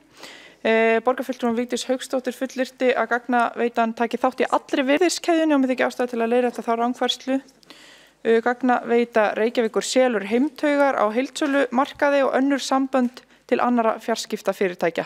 Gagnaveita Reykjavíkur veitir enga þjónustu sjálf ljósleiðarann og keppir því ekki við þjónustuaðila ljósleiðarans því þetta algjörlega rangt og þessu eru haldið fram ítrekað. Vigdís Hauksdóttir borgarfulltrúi spurði hvers vegna Gagnaveita Reykjavíkur væri að fjárfesta utan veitusvæðisins og svarið að Gagnaveita Reykjavíkur að fjárfesta í öðrum sveitafélögum til að styrkja reksturinn, fleiri notendur, meiri tekjur. Ég held að það hefði kannski sagt sig sjálft. Ólafur Kár Guðmundsson, borgarfulltrúi, efast að borgin ætti að vera að standa í nýsköpun. Mér finnst það svolítið undarleg staðhæfing. Borgin verður að huga að nýsköpun því annars endar hún bara uppi sem einhvers konar þurs og það væri nú leitt. Já, og ætla ég nú að hefja ræðu mína. Internetvesen svo hrikalega leiðinlegt vesen. Þið þekkja líklega mörg hversu pirrandi það getur verið að ferðast landið eða heiminn og missa nettengingum stundarsakir. Eða að þurfa að notast við svo hæga nettengingu að upp kemur beiðni í tölvuna eða síman það að hlaða ekki upp myndum til að spara tíma. Það ansi leiðilegt. Þá uppgötum við hversu háð við erum góðri nettengingu. Ég ætti sjálf erfitt með að komast minna ferða án internettengingar. Ég verð að fullyrða það vegna þess að ég svo léleg að rata. Ég minnist þess oft þegar ég bjó í Berlín þar sem nettengingin var mjög misgóð. Það þurfti ég oft að skrá nákvæmlega hjá mér kort af því hvert ég væri að fara fyrir ferðina á veitingastað eða hitta vini á kaffihúsi. Stöðugar háhraðatengingar eru reyndar orðnar forsenda fyrir því að nútíma samfélög virki sem skildi og þau lönd og þær borgir sem búa yfir bestu gagnatengingum munu standa betur að flestu leyti þegar horft til næstu framtíðar og jafnvel lengra. Öflugt og hratt netsamband á viðráðanlegu verði ekki bara bráðnauðsynlegt í nútímanum, heldur grundvallar krafa. Bæði hvað varðar lífsgæði en ekki síður þegar kemur að öryggi. Háhraðasamband orðin jafnmikil grunnþjónusta og vatn og rafmagn og gríðarlega mikilvægt að tryggja jafnt og gott aðgengi að þessari auðlind í nútíma samfélagi. Nú búið að ræða mikið einkavæðingu Gagnaveitu Reykjavíkur og ég hef svo sem ekkert sterkar skoðanir á einkavæðingu almennt en mér finnst mikilvægt að allt svona sé rætt á forsendum almannahags. Við erum hérna fyrir almenning, fyrir íbúa. Vont dæmi einkavæðingu vatnsveitu til dæmis vatnsveitur Breta. Vatnsveitur voru einkavæddar og viðhaldi var hætt og í dag mígleikur kerfið með tilheyrandi kostnaði. Hér má líka benda á vegakerfi Ítalíu en sögum slælegs viðhalds hrundi brú síðasta sumar. Þar átti og á markaðurinn að reka þjóðveg. Ég svo sem opin fyrir alls konar rekstrarformum í alvörunni. Svo lengi sem að þjónar hagsmunum almennings. Og það ekki víst að gera það alltaf. En þetta má allt saman skoða. Ég algjörlega opin fyrir því. Ég tek rökum, ég fagna nýjum upplýsingum. Frjálst flæði upplýsinga og öflugt netsamband fyrir alla kjarnagildi Pírata. Enda eru upplýsingar og aðgengi að þeim grundvallar forsenda upplýstrar þáttöku í lýðræðis samfélagi. Með vaxandi notkun internetsins hefur þörf almennings fyrir gögn og hraðan gagnaflutning margfaldast. Í árdaga netnotkunarinnar á Íslandi var flutningshraðinn mældur í örfáum kílóbitum á sekúndu. En nú öldin önnur og í dag Ísland í öðru sæti í nethraða á heimsvísu, samkvæmt mælingum speedtest.net árið 2018. Ljósleiðarinn gerir hraðanflutning mikils magns gagna mögulegan, 1 gigabit til þeirra heimila sem eru tengd ljósleiðaranum. Það athyglisvert að það ekki einkafyrirtæki á markaði Míla sem þó hefur markaðsráðandi stöðu á Íslandi, þó að öðru hafi verið haldið fram hér áðan, sem hefur leitt þessa þróun, heldur Gagnaveita Reykjavíkur. Það alveg magnaður árangur og fyrir okkur sem fjárfestum ekki bara í gróða sem mælist í beinhörðum peningum, heldur lítum einnig til lífskjarabóta íbúa og eflingar atvinnulífs og nýsköpunar þetta mikilvægur ávinningur. Innviða fjárfestingar snúast ekki skammvinnan gróða. Þó Gagnaveitan hafi skilað milljónahagnað á síðasta ári eins og farið hefur verið yfir. Þær snúast lífskjör og tækifæri. Innviða uppbygging á borði þá sem Gagnaveitan stendur fyrir einnig langtíma verkefni og þau viðskiptamódel sem notuð eru í slíkri uppbyggingu lúta öðrum lögmálum, svolítið þolinmóðari lögmálum. Heldur þau líkön sem krefjast hagnaðar eftir ca. 5 ár. Fyrir rúmlega 10 árum nýttu einungis 1,3% íslenskra heimila ljósleiðara eða 1218 heimili. Nú eru þau orðin hátt í 70.000 sem kjósa ljósleiðara. Það eru nú 135.000 heimili á Íslandi og þar af eiga 110.000 heimili kosta á að tengjast ljósleiðara alla leið eða 81,4%. Þessi góða internettenging sem við búum við ekki sjálfsögð. Reykjavík meðal best nettengdu höfuðborga heims, samkvæmt upplýsingatækniskýrslu Sameinuðu þjóðanna árið 2017. Þetta öfluga grunnnet eflir stöðu Reykjavíkur í samkeppni fólk og fyrirtæki. Ekki endilega í samkeppni við önnur sveitarfélög hér á landi, heldur í samkeppni við borgir í útlöndum. Hvernig gerist þetta? Þetta tilviljun? Nei, þetta plan, skipulag, viðskiptamódel gagnaveitunar sem byggir á opnum aðgangi að ljósleiðaratengingum ein af ástæðum þessa árangurs. Gagnaveita Reykjavíkur og forverar hennar voru brautryðjandi í að tengja öll heimili við ljósleiðara og það hreinlega erfitt að ímynda sér þá stöðu sem tengingar heimila væru hér í borginni án þessara stefnu. Stefna sem fáir aðrir en þeim sem geta leyft sér þolinmótt viðskiptalíkan, þar sem ekki krafist hámarks arðsemi eftir mjög fá ár, myndu setja sér. Þetta í þágu almennings. Þetta höfum við gert fyrir borgarbúa og þetta skilar sér margfalt. Vegna ljósleiðara gagnaveitunar stendur íbúum til boða miklu fjölbreyttari farskiptaþjónusta, miklu meira val þjónustu en annars væri. Samkeppni á fjarskiptamarkaði á Íslandi því í raun mun betur en ætla mætti miðað við stærð markaðarins. Það mikilvægt að samkeppni á markaði milli þjónustuaðila sé virk og öflug. Þannig myndast bestu og sanngjörnustu verðin fyrir neytendur og þjónustuframboð helst fjölbreytt. Þegar kemur að rekstri innviðana núverandi fyrirkomulag líklega hið besta til að tryggja virka og fjölbreytta samkeppni. En allt má auðvitað skoða nánar. Framtíðarsýn gagnaveitunar að styðja við snjallsamfélag framtíðarinnar og þeirra fjölmörgu nýsköpunarmöguleika sem þar liggja. Snjallborgin háð framúrskarandi gagnatengingum. Sjálfkeyrandi bílar og allt þetta framtíðardót sem mun bæta og bætir þegar líf okkar og hjálpar okkur að reyna að bjarga plánetinu og svona hluti, þarf öruggar og hraðar tengingar. Auk þess að þjóna heimilum ljósleiðaranetin burðarnet gagnaflutninga fyrir öll þau 3 farsímakerfi sem rekin í landinu. Nú mikil umræða eflingu þeirra í svokölluð 5G farsímanet. Ljósleiðarinn undirstaða 5G neta framtíðarinnar. Opið virt net kemur fyrir virkum endabúnaði inn á heimilum notenda. Þannig fjárfesting fyrir nýja aðila á markaði lágmörkuð og lítið mál að skipta þjónustuaðila. Virt opið kerfi þýðir einfaldlega að þú hafir val. Þú getur til dæmis haft netsamband hjá einum aðila og sjónvarpsþjónustu á öðrum aðila. Það þægindi, það þjónusta, það lífsgæði, það samkeppni. Annað fyrirkomulag flækir þau sjálfsögðu réttindi neytenda að skipta þjónustuaðila þegar hentar. Það svo þægilegt að geta bara hringt til að skipta þjónustuaðila. Það ekki sjálfsagt. Það hluta þessu módeli. Ég veit að mér þætti letjandi ef það að fá einhvern heim til að skipta kerfi hjá mér væri forsenda þess að skipta þjónustuaðila. Það gæti ekki langan tíma að bíða. Vesinn letjandi hvað varðar samkeppni. Sumir aðilar á markaði sem bjóða upp á víðtæka þjónustu eins og sjónvarps, net og símaþjónustu vilja búa til umhverfi þar sem þú sem notandi velur að notast bara við þessar þjónustu frá þessum aðila. Hvernig best að koma því við?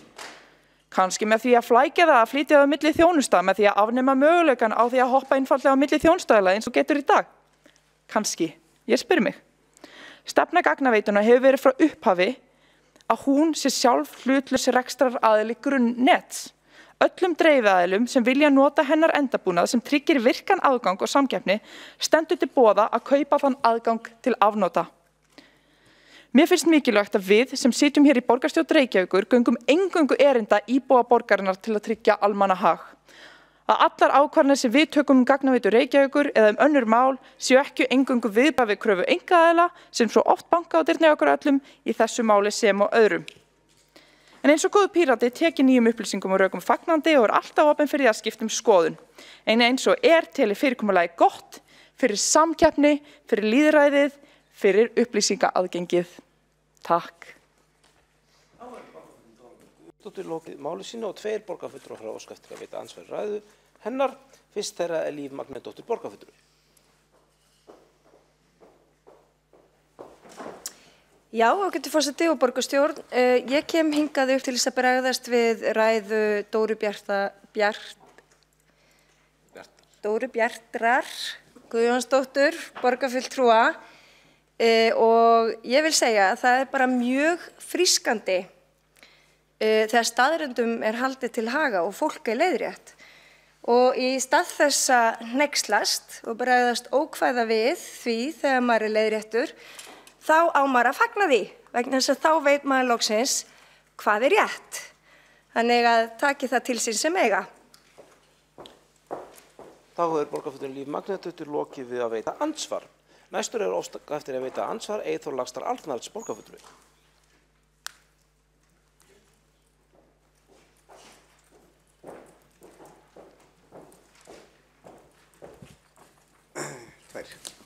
Forseti, ágætu borgarfulltrúar og tilheyrendur, það er alveg magnað að heyra fyrst oddvita Viðreisnar mæla fyrir því að Reykjavíkurborg sé með 30 milljarða efnahagsreikning undir fjarskipti hérna og heyra svo oddvita Pírata koma hérna upp og mæra hið opinbera að það sé lykillinn að því að hér sé góðar internettengingar. Ef við horfum á söguna, ég ætla nú ekki að fara út í Sovétríkinu og eitthvað svoleiðis, en ef við horfum bara á söguna okkar frá 1998, hvernig var staðan á Íslandi þegar að fjarskipti voru gefin frjáls?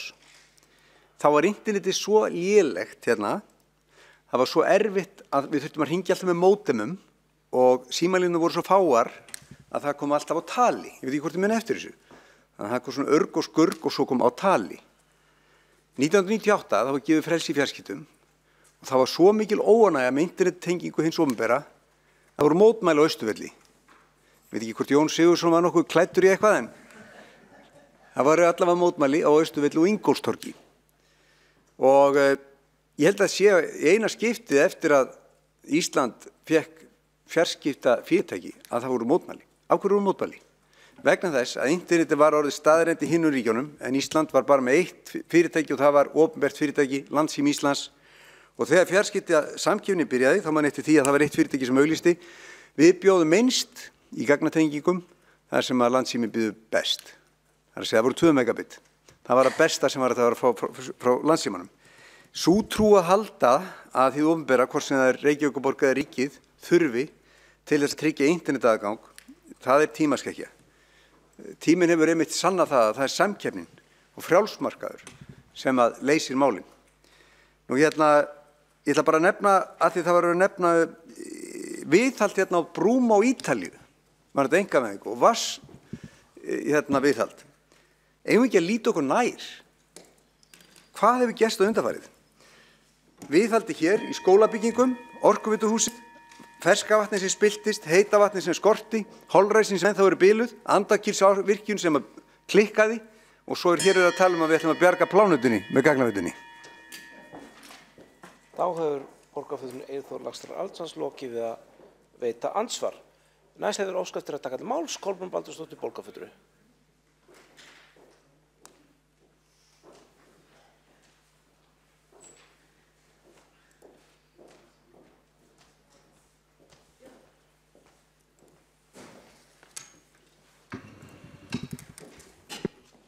Forseti, borgarstjórn.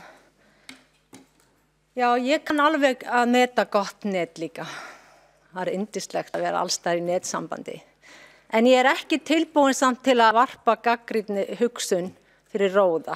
Og þess vegna finnst mér þessi umræða búin að vera bara mjög góð og ég var aðeins að googla þetta svona bæði í gær og aftur áðan og mér langar aðeins að lesa úr þessari frétt sem að er inn á netinu sem er bara frá því seint í september í fyrra. Bara örstutt, en þar segir skuldir Gagnaveitu Reykjavíkur, dótturfélags Orkuveitu Reykjavíkur jukust tæplega 4 milljarða milli ára samkvæmt nýbirtum ársreikningi félagsins fyrir árið 2017. Fjárfest var fyrir ríflega 3,2 milljarða króna í fyrra eða hátt í sömu upphæð og kynnt var fyrir borgarstjórn í árslok 2016. að ætti að fjárfesta fyrir á 5 ára tímabili 2018 til 2022. Og framkvæmdastjóri gagnaveitunar segir að hinu auknu skuldsetningu félagsins upp á 3.938 milljónir í fyrra megi rekja til aukinnar fjárfestinga í innviða uppbyggingu höfuðborgarsvæðisins í verkefnum ársins 2017 og hluta til 2018. Í gær eða fyrradag var svona næstum eins og stóri bróðir væri komin bara bak við mann því að allt í einu kemur skeyti frá kynningastjórunum, kynningafulltrúa gagnaveitunar og ég held að það komið til okkar allara og maður leit svona aðeins í kringum sig bara, hann bara á staðinum eða lesa hann hugsanir eða eitthvað því að þetta náttúrulega mjög sérkennlegt að við erum að fara að tala þetta núna og ég hef aldrei fengið skeyti frá kynningafulltrúa gagnaveitunar fyrr. Þannig að þetta var svona pínu spooky.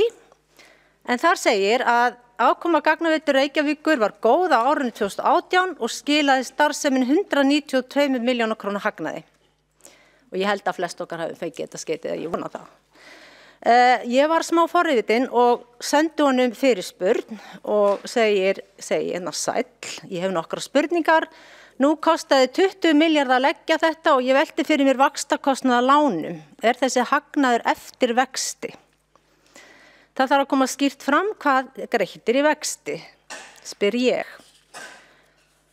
Og kynningafulltrúinn svo almennilegur að hann svarar mér og segir já, þetta er heildar afkoma gagnaveitu Reykjavíkur, 192 milljónir króna og svo býðst hann til þess að senda mér sundurliðun á fjármagnskostnaði sem ég á eftir að fá og hlakka til. Allt í góðu lagi með það. En svona almennt séð þá langar mig að segja nokkur orð þessi fyrirtæki. Eins og gagnaveitan er þessi B-hluta fyrirtæki borgarinnar og með leyfi fyrst að fá að lesa stutta bókun hérna akkurat þessa svona mína og okkar flokksfólksins hugsun hvað varðar þessi fyrirtæki. Þetta er eitt af þessum byggða samvinnufélögum 3 sveitarfélaga sem borgarfulltrúar flokksfólksins finnst vera svona næstum orðið eins og ríki í ríkinu. Og kjörnir fulltrúar hafa lítið ákvarðanir gagnaveitunar að gera sem og annarra B-hluta fyrirtækja borgarinnar. Gagnrýn umræða gagnaveitu Reykjavíkur er nauðsynleg og löngu tímabær. Hér að ræða fyrirtæki sem mörgum finnst að hafi dottið úr tengslum við eiganda sinn, borgina. Þessi B-hluta fyrirtæki eru í eigu borgarinnar og eiga að lúta sömu reglum og verða að taka mið af vilja borgarbúa og ábendinga kjörinna fulltrúa. Skýrt dæmi tengslaleysi borgarinnar við B-hluta fyrirtæki var þegar óhreinsuðu skolpi var hleypt í sjó. Borgarstjóri var sannarlega ekki fyrsti maðurinn til að fá upplýsingar það, ófremdar ástand sem þá ríkti. Ég held að hann hafi verið bara liðið nokkri dagar, meiri segja. Þannig að vandamál hafa komið upp hjá fleirum af þessum fyrirtækjum og þá hafa borgaryfirvöld engan veginn náð að beita sér eins og þurft hefði. Þannig að ég hef þá skoðun að alveg sama að við getum glaðst yfir að það er komin smá hagnaður en skuldafarganið er gríðarlegt hjá þessu fyrirtæki og staðgengill borgarstjóra var mjög svo glöð hérna áðan alveg fagnaði gríðarlega mjög hamingjusöm yfir að það er komin smá hagnaður í fyrsta sinn í langan tíma og fyrsta sinn smá hagnaður en risa skuldir þarna baki.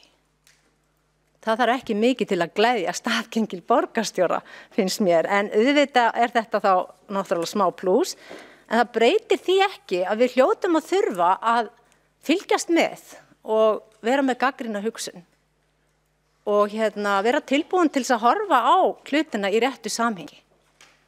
Þetta fyrirtæki, gagnaveitan, er með ekkert smá skuldardæmi að bakinu og hvað skildi vera mörg ári að einhvern tímann slettist úr því. Það verður ekki í mínu lífi svo mikið víst. Takk.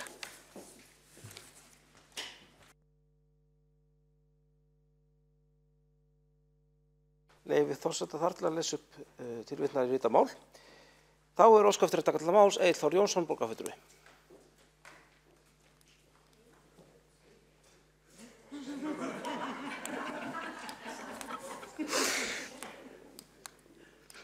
Egill Þór Jónsson, borgarfulltrúi. Gjörðu svo vel.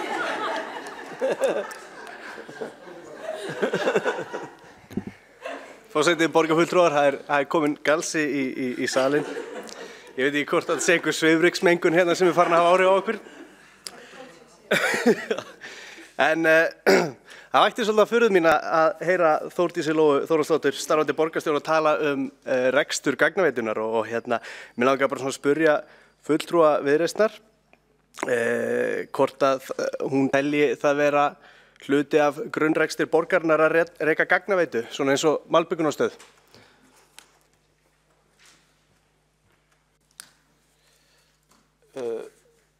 Þá hefur borgarfulltrúinn Egill Þór Jónsson lokið máli sínu.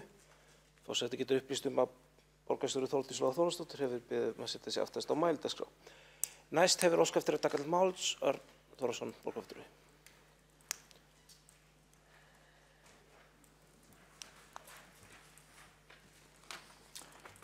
Forseti, ágætu borgarfulltrúar. Við erum að ræða hérna málefni gagnaveitunar og hérna sýnist sitt hverjum. Sumum sýnist þetta að vera mikið þarfa fyrirtæki sem er stór þáttur í að skapa Reykjavík það sérstöðu sem hún hefur í heiminum varðandi gagnaflutning og annað. Ég er ekkert endilega viss að svo sé að þetta fyrirtæki sé endilega lykillinn að því að hér séu fjarskipti og samskipti í gegnum netið eingöngu gagnaveitunni að þakka. Og mér finnst þetta vera svolítið skrítin umræða. Það er verið að tala um það að skoða þetta, það er verið að tala um stöðuna hvort það sé skynsamlegt að sveitarfélagið sé að standa í svona rekstur og svona fjárfestingum. Og ég er þeirra skoðunar að svo sé ekki. Ég held að þetta sé ekki innviða uppbygging sem er nauðsynlegt að sveitarfélög sjáu fyrir og sjáu rétt eins og vatnsveita og fráveita og önnur slík veitustarfsemi. Ég velti fyrir mig þegar maður er að horfa tilbaka og það svo sem ekki að setja mér í sérstaklega inn í málið, átti ekki vona svona langri umræðu þetta mál, að þá fór ég að hugsa aftur í tíman og ég man ekki eftir að þetta fyrirtæki hafi nokkuð tíman skilað hagnaði fyrir núna. Ég man hins vegar eftir því að það hafi verið settar alveg gríðarlegar upphæðir í fjárfestingum, að fjárskuldbindingar eru alveg á 20 milljarða. Aðeins þó að þekkja nákvæmlega upp á nánari skilgreiningu á hversu háar upphæðir eru að ræða. Og ég velti bara fyrir mér, hvenær færum við borgarbúa sem höfum nú þurft að greiða kostnaðinn að þessa stóru hluta? Hvenær förum við að sjá til lands í því að þetta fyrirtæki fara að standa undir þeim kostnað sem það er búið að leggja á okkur. Ég þarf að skoða að Reykjavíkurborg eigi ekki að vera viðstæðnast í þessu. Það sé tækifæri til þess að losa sig bara við þetta með einhverjum hætti.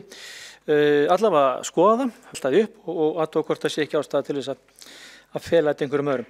Sjálfur gengi með svona apparat sem heitir Sími, sem er fjarskiptatæki, og ég var að viðurkenna það að þó ég sé með gagnaveitu tengingu, háhraða tengingu heima hjá mér, þá hef ég eiginlega aldrei hugmynd í gegnum hvaða tengingu ég er í samskiptum við umheiminn. Ég bara hef ekki hugmynd það hvað er að tengjast. Þannig að í mínum huga skiptir þetta afskaplega litlu máli. Það eru 2 boxi heima hjá mér, annað er frá gagnaveitunni og hitt er frá Mílu. Og ég held ég geti með einu símtali fengið mig tengda við Mílu. Míla er í eigu einkaaðila og hérna er samkeppnisaðilega keppinauti gagnaveitunar. Ég veit það ekki og það er 4G inni hjá mér og gott að vera ekki bara 5G hérna í þessum sal sem eru þráðlausar tengingar. Ég skil ekki hversu það verður að tala um þetta sé svo gríðarlega mikilvægt að Reykjavíkurborg eigi þetta fyrirtæki og hversu þessu svona rosalega mikilvægt að þetta sé að verja einhver almenna hagsmuni eða þetta sé þá almennings. Ég velti fyrir mig hvort það sé bara út af því að þetta er eitthvað fyrirtæki sem tengist meirihluta Reykjavíkurborgar, þá er við meirihluta borgarstjórnar. Við erum allavega ekkert voðalega spennt fyrir þessu í minnihlutanum og ég veit í rauninni ekkert af hverju þetta er svona mikilvægt fyrir meirihlutan að tala fyrir þessu fyrirtæki. Við langar aðeins nefna nokkuð dæmi og af hverju ég er að tala um að við þurfum að skoða þetta mjög vel. og það hefur verið nefnt hérna áðan fyrir í kvöld í umræðinni að fyrirtæki sem að Orkuveitan stofnaði risarækjueldi og við þekkjum svo sem öll þá sögum. Það hefur verið gagnrýnt og það hefur verið gagnrýnt að það hefur verið gagnrýnt. Ég þekki ágætlega þetta risarækjueldi, ég stóð að þeim sem að fjárfestu í þessu ævintýri úr annar átt og risarækjueldi var nú reyndar ekki vitlausasta hugmyndin sem kom frá Orkuveitinu, heldur voru það önnur verkefni sem voru miklu verri og vitlausari. Og mér dettur í hug bara þegar maður að rifja upp ævintýrin sem voru í gangi á vegum Orkuveituna sem að skiluðu engum hagnaði, hvorki fyrir eigendur Orkuveituna, borgarbúa, né heldur aðra fjárfesta sem lögðu þarna til fé. Það fyrirtæki sem heiti Feying hét þá. Það stóð fyrir hörvinnslu í Þorlákshöfn og það voru settir í það 100 milljónir þegar hann að koma. Og ég get alveg lofað því það kom ekki einasta afurð út úr því fyrirtæki. Það var starfrækt í mörg ár án þess að nokkuð tíma kæmi út svo mikið sem 1 kíló af hör út úr þeirri framleiðslu. Þess vegna segi ég við þurfum aðeins að huga hvað það sem skiptir máli, hvað það sem að borgarbúar þurfa að kalla eftir í rekstri sveitafélagsins. Er það svona ævintýri, er það svona hugmyndir eða er það grunnþjónustan? Og við höfum að ræða það alveg örugglega einhvern tíma seinna í kvöld hvað hefur verið sett aftar í forgangsröðina þegar þetta hefur verið fjármagnað. Og ég segi bara endilega skoðum það með opnum hug að hvort það sé ekki ástæða til þess að finna einhver aðra leiðir til þess að vera nettengt, til þess að vera í fararbroddi, í forystu, í netsambandi höfuðborga um allan heim. Það er ágætissamband líka í fleiri sveitarfélögum og ég held að þurfum ekki að ágjöra því þó að sveitarfélagi sjálft sé ekki að stunda svona rekstur. Þórðarsson borgarfulltrúi lokið máli sínu og næst hefur óskað eftir að taka til máls Björn Gíslason borgarfulltrúi.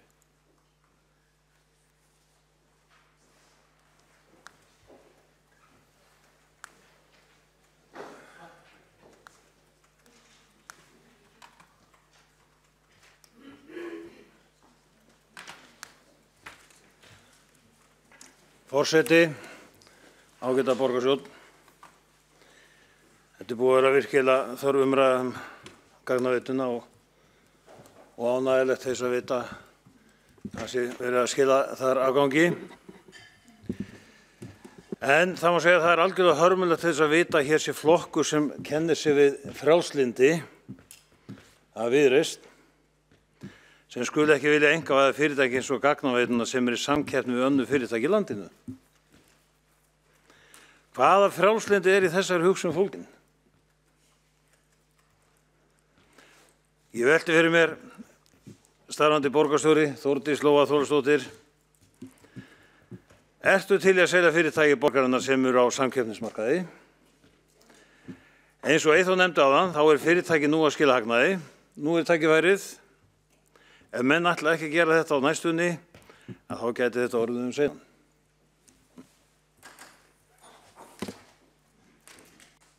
Þá hefur borgarfulltrúi Björn Gíslason búið. Þá er borgarfulltrúi Björn Gíslason lokið máli sínu. Næst er óskað eftir að taka máls. Borgarfulltrúi er búið með sín ansvar. Næst er óskað eftir að taka máls. Þórdís Lóa Þórðardóttir borgarstjóri.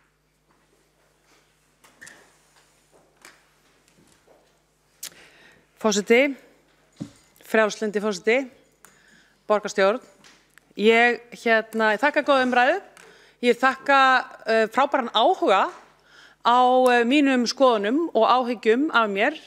Ég er frjálslynd, ég er jafnréttissinnuð og ég er alþjóðleg og það kallar á það að ég hef ýmsar skoðanir á ýmsu og ég þakka fyrir áhyggjur, þið þurfið ekki að hafa neinar áhyggjur. Vill ég selja allan fjandann?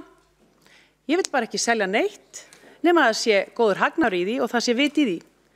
Ég er alltaf hins vegar tilbúin til að skoða hluti og það er búin að segja nokkru sinnum í kvöld, þannig að ég bið bara fólk að skafa úr eyrunum og hlusta betur. Ég vil þó slá á ákveðin misskilning sem var hér fyrir kvöld og mér finnst mikilvægt að komi fram að OR þarf ekki að setja aukið fjármagn inn í félagið. því annars stefni það í óefni. Það er þvert á móti, þá mun gagnaveitan skila arði og þeir 60 starfsmenn sem þar starfa standa vel í að bæta innviði borgarinnar. Og ég var spurð að því hvort mér fyndist þetta vera grunnrekstur. Já, það finnst mér. En það hefur verið vaxandi sátt hér í borgarstjórn rekstur og starfsemi gagnaveitur Reykjavíkur undanfari kjörtímabil. Ég gagnrýndi það ekki í kosningabaráttunni af því að ég hef ákveðna trúa á ákveðnu innviða uppbyggingu en mér finnst algjörlega eðlilegt að endurskoða það og við höfum alltaf að vera vakandi við því. Það var algjör samstaða það við endurskoðun á þessum sameiningarsamningi eigenda Orkuveitunar árið 2014 að gagnaveita væri meðal verkefna fyrirtækisins og ég ætla að fá að endurtaka hér að í samningnum stendur með leyfi forseta. Orkuveita Reykjavíkur og dótturfélög stunda vinnslu, framleiðslu og sölu raforku, heits vatns, gufu og rekstur grunnkverfa svo sem dreifiveitu rafmagns, hitaveitu, vatnsveitu og fráveitu og gagnveitu. Þetta stendur og stendur mjög skýrt. Þessi samningur var samþykktur einróma og já, aftur, heyriði, ég sammála því, það má endurskoða það, já, ég er algjörlega sammála því líka. Það er hins vegar hafin yfir alla vafa mikilvægi grunnneta fyrir byggðasamfélög, fyrir sveitafélög og mun þessi þörf aukast stórum skrefum og sérstaklega í henni svokölluðu 4. iðnbyltingu. Ég held að sé alveg rétt hjá borgarfulltrúa Eyþóri Arnaldi Laxdal að við þurfum að horfa til framtíðar og framtíðin er ekki bara langt inn í framtíðina, hún er líka stutt. Þessi markaður er það síbreytilegur að við verðum að vera á tánum, við megum alls ekki vera risaeðlur og það er eðlilegt að við séum dýnamísk í ákvörðunum og ekki síst fyrirtæki sjálft. Það verður ótrúlega og það er búið að vera ótrúlega gaman að fylgjast með bara undanfarin ár hvernig þróunin hefur verið og þið þekkið þetta öll við borgarfulltrúa Örn Þórðarson fór hér yfir að hann ætti GSM síma og ég er bara alveg sammála, við eigum öll GSM síma og við þekkjum það hvernig við notum þetta allt saman. En við erum ekki að tala hér samt hvernig við vöknum á morgnana og ýmislegt sem við höfum nú líka rætt inn í borgarstjórn. En hvernig verður heilbrigðisþjónusta framtíðarinnar? Blóðþrýstingurinn yfir netið, sjónin mæld með í gegnum síman, skoða hvort við séum með mislingaútbrot eftir sömu leiðum eða verður hátækni sjúkrahúsi kannski bara heima hjá okkur?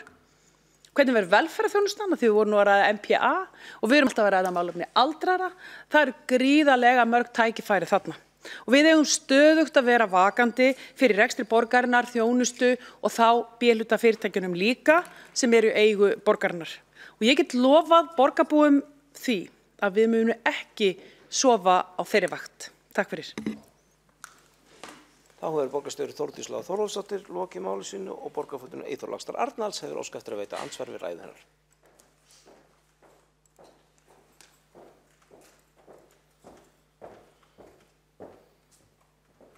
Forseti, ágætu borgarfulltrúar, smá endurtekið efni af því það verður aftur að rifja upp samtíðina frá 2014. Það var það náttúrulega bara til þess að uppfæra þann raunveruleika sem að Orkuveita var í. Eftir stendur að það var farið í gegnum mikið ferli hér í borgarstjórn að farið yfir hvort þetta selja gagnaveituna 2012 og það var samþykkt. Það var ekkert svoleiðis ferli sem fór að stað aftur til þess að hætta við það. Þess vegna hafa engin rök komið fyrir og engin lýðræðisleg umræða átt sér stað það að hætta við söluna sem samþykkt 2012. En bara ágætt að rifja upp samt hvað fyrirtæki er að gera. Jú, það er að skila hagnaði núna en samt juku skuldnar einhverju 3 milljarðar á síðasta ári, þrátt fyrir hagnaðinn. En hvernig er hagnaðurinn fenginn? Jú, hann er fenginn meðal annars vegna þess að það hefur fjölgað heimilum, en líka vegna þess að verðhækkanirnar hafa verið miklar. Og hvað skildi tengingin kosti í dag? Hún er búin að hækka 23% á 26 mánuðum, þá hækkaði hún 23%. Það er nú bara ansi hressilega hækkun.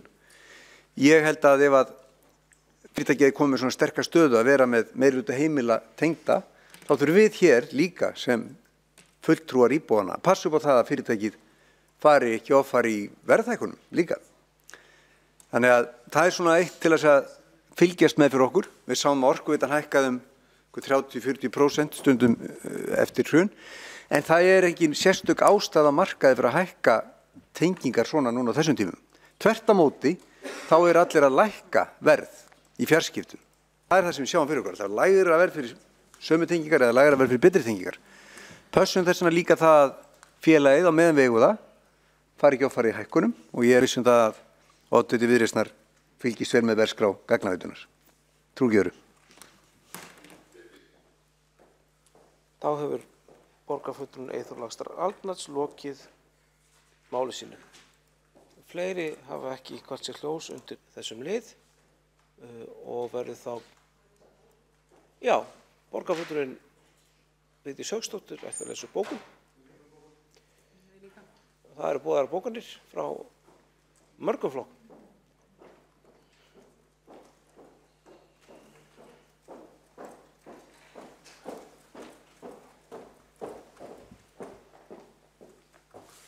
Forseti, ágætu borgarfulltrúar, ég þakka enn og aftur fyrir þessa umræðu. Hún var mjög gagnleg og fræðandi og vonandi hafa borgarbúar haft gagn af henni.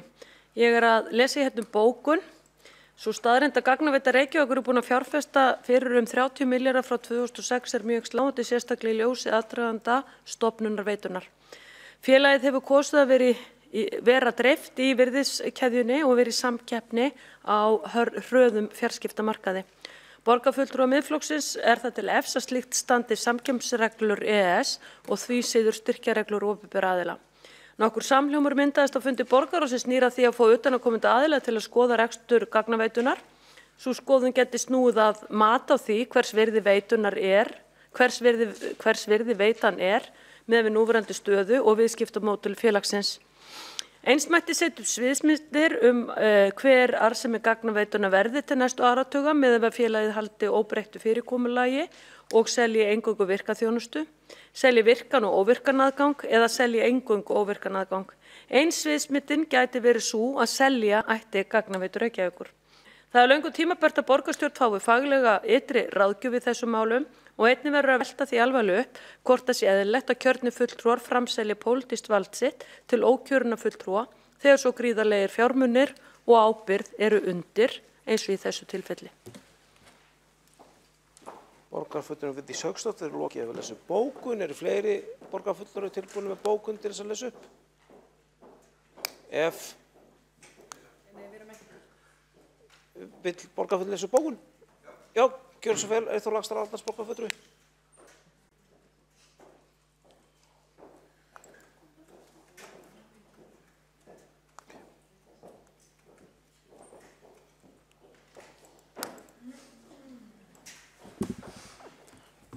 Forseti, ágætu borgarfulltrúar og tilheyrendur, ég vil bara þakka fyrir þessa umræðu hérna. Bókunin er einföld, hún er svona fulltrúar Sjálfstæðisflokks lögðu fram tillögu þess efnis í desember síðastliðinn að Gagnaveita Reykjavíkur EHF yrði selt og söluandvirðið yrði nýtt til að lækka skuldir og fjármagnskostnaði samstæðu Reykjavíkurborgar. Sú tillaga mun verða lögð fram að nýju. Sala á nettengingum er hvorki hluti af grunnrekstri Reykjavíkurborgar né hefðbundum grunnrekstri Orkuveitunnar. Miklir fjármunir liggja bundnir í dótturfélagi Orkuveitu Reykjavíkur, Gagnaveitunni og eru fjárfestingar frá upphafi verkefnisins yfir 30 milljarðar núvirði.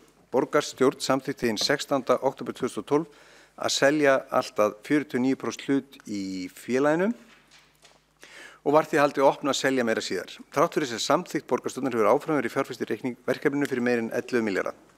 Nú liðu 6 ár og margir milljarða farið í þróa verkefni enn frekar. Nær 20 ár eru síðan Orkuveitan fór að fjárfesta í nettengingum og síðan þá hafa öflugilega aðilar í fjarskiptum búið til samkeppnismarkað. Það er því engin þörf fyrir opinber borgarfyrirtæki í þróun markaðar fjarskiptum. Sú leið að losa landfestar og Gagnaveitu Reykjavíkur og láta hana standa á eigin fótum myndi minnka áherslu í rekstri borgarinnar, lækka vaxtagjöld og stuðla eðlilegu samkeppnisumhverfi á fjarskiptamarkaði. Var það þannig? Senda það. Borgarfulltrúinn Eyþór Laxdal Arnalds hefur lokið að lesa upp bókun. Þá hefur óskað eftir að taka til máls að lesa upp bókun Dóra Björk Guðjónsdóttir borgarfulltrúi.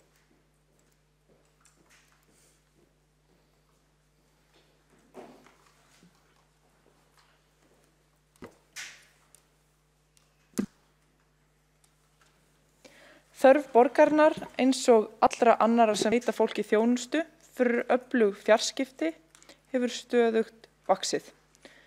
Samkeppni við að veita fjarskiptaþjónustu hefur komið til og við búum að því að síðasta áratug eða svo hafa verið byggðir upp öflugir innviðir fjarskipta í borginni. Uppbygging innviða á borði þá sem Gagnaveitan hefur byggt upp er ekki á færi margra einkaaðila. Það sanna dæmin.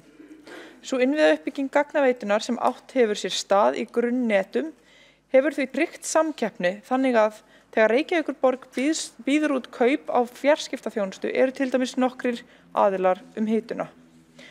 Framtíðarsýn gagnaveitu Reykjavíkur er að styðja við snjallsamfélag framtíðarinnar fyrir borgarbúa og fyrirtæki þar sem boðið er upp á einfalda og fljótvirka gæðaþjónustu. Kerfi gagnaveitunar stuðlar einnig að öryggi í rekstri fjarskipta en það er vaxandi þörf fyrir slíkt. Það eru 135.000 nettenginga til heimila og af þeim komast 110.000 á ljósleiðara alla leið. Reykjavík er meðal fremstu höfuðborga heims hvað þetta varðar með því að hverjum íbúa í þéttbýli standi til boða 1 gig tenging við netið. Þetta öfluga grunnnet eflir stöðu Reykjavíkur í samkeppni fólk og fyrirtæki við borgir í útlöndum. Takk. Borgarfulltrúinn Dóra Björk Guðjónsdóttir hefur lokið við að lesa upp bókun. Umræðu 4. dagskrármál er lokið. Þá er gengið til 5. máls á dagskrá sem er tillaga borgarfulltrúa Flokks fólksins aukna talmennaþjónustu í grunnskólum. Til máls tekur Kolbrún Baldursdóttir, borgarfulltrúi.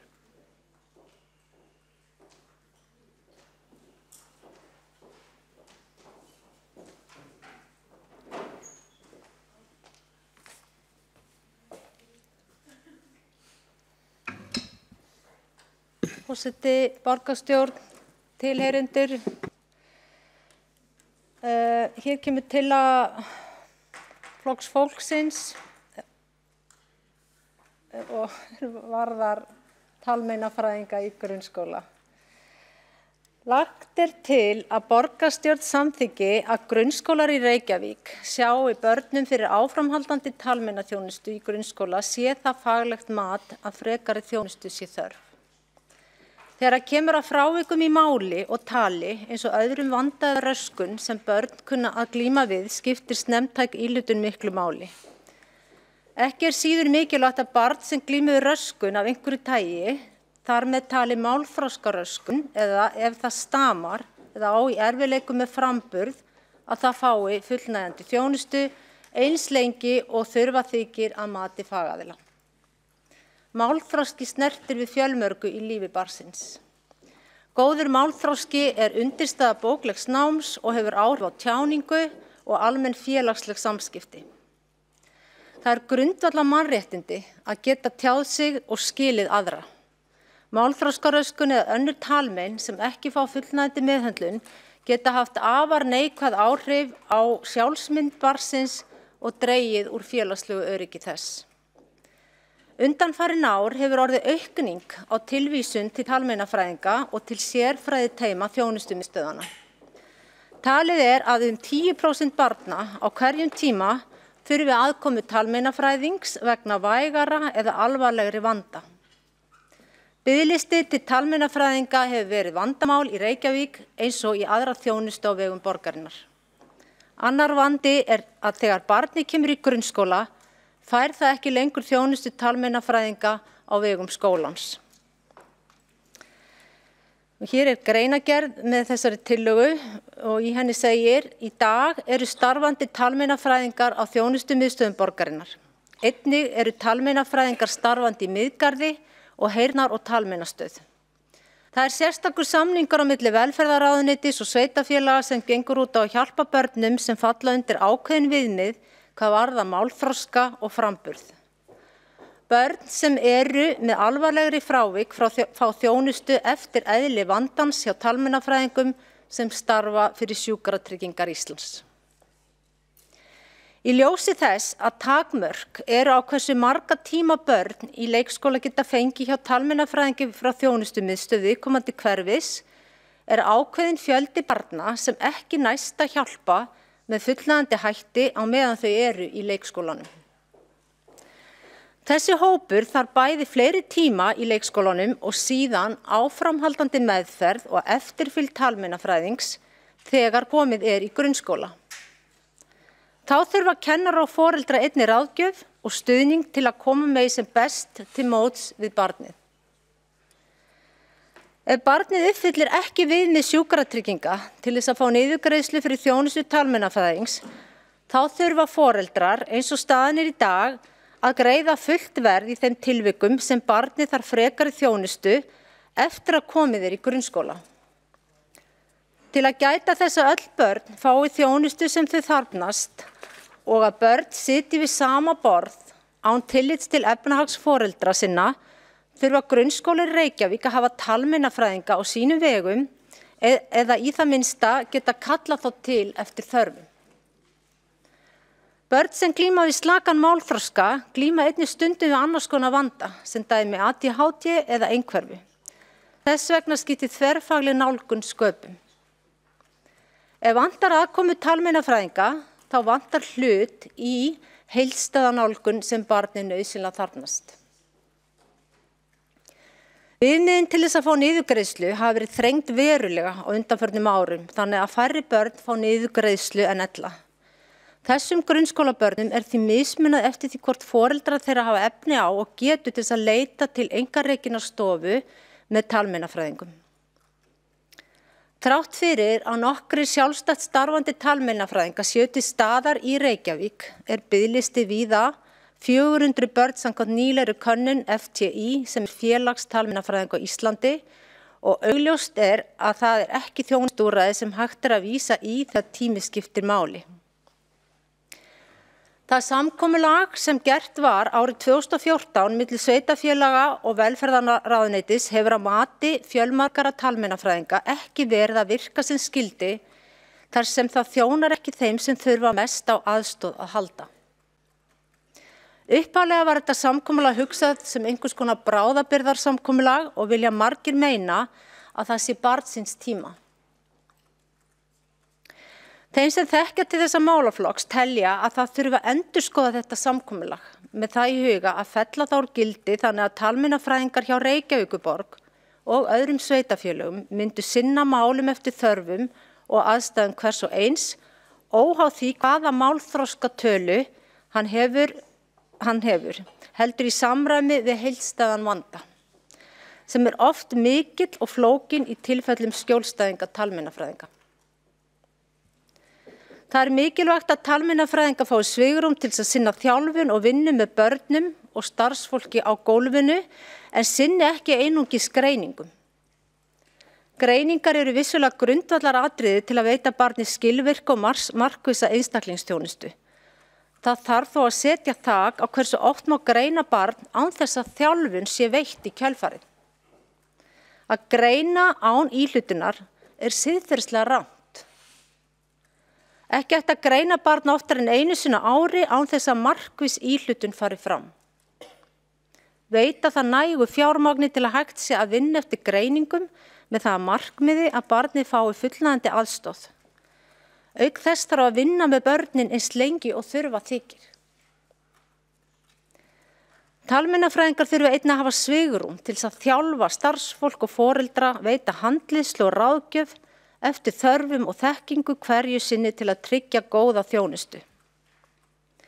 Talmeinafræðingar eru með mikla sérþekkingu á málþroska og læsi og ýmsum þroskafrávikum sem og margtingi. Talmeinafræðingar þurfa einnig nauðsynlega að koma að vinnu í fjölmenningarlegu umhverfi, einkum þar sem sér og fagþekking er lítil innan skóla. En svo eru marga leik- og grunnskóla í Reykjavík. Verkefnið Okkar mál, þar sem málörfun 6 ára barna í Fellaskóla er sinnt, hefur gengið mjög vel sem og talþjálfun í leikskólanum Holt og Ösp. Mælingar á læsi er að koma betur út hjá börnum úr þessum leikskólum heldur en áður. Gerðar voru mælingar á málþroska við upphaf verkefnisins haustið 2017. Þá hlutu foreldrar, starfsfólk og deildarstjóri mikla og markvissa fræðslu um mikilvægi málþroska. Börnin fengu talþjálfun í leikskólum og talmeinafræðingar unnu einnig inn á deildum með starfsfólki. Nú í haust var þessum börnum fylgt eftir og hafa þar hlotið einstaklingsmiðaða talþjálfun þar sem svo ber undir. Og það er augljóst á þessu verkefni hversu mikla sérfræðiþekkingu utanumhald og eftirfylgd þarf til að vel takist til hjá hópi sem er í viðkvæmri stöðu, það er með fleiri en eitt mál, veikt félagslegt bakland ef til vill og eða með aðrar raskanir. Ákveðna tiltektar þörf í þessu málaflokki og umfram allt ber Reykjavíkurborg að sjá til þess að ekkert barna sem þarfnast áframhaldandi talmeinaþjónustu falli milli skips og bryggju þegar kemur að því að hefja grunnskólanám. Frekari þjálfun má aldrei verða háð því hvort foreldrar hafi efni á að veita barni sínu hana. Ég vona auðvitað að þessari tillögu verði bara tekið vel. Ég myndi vera afskaplega ánægð með ef henni yrði bara vísað á sinn stað til áframhaldandi meðhöndlunar. En mér þætti mjög miður ef hún yrði felld eða vísað frá. Mér finnst þetta mál hljóti að vera mikilvægt fyrir okkur alla borgarbúa, börnin í borginni, börnin okkar og barnabörn.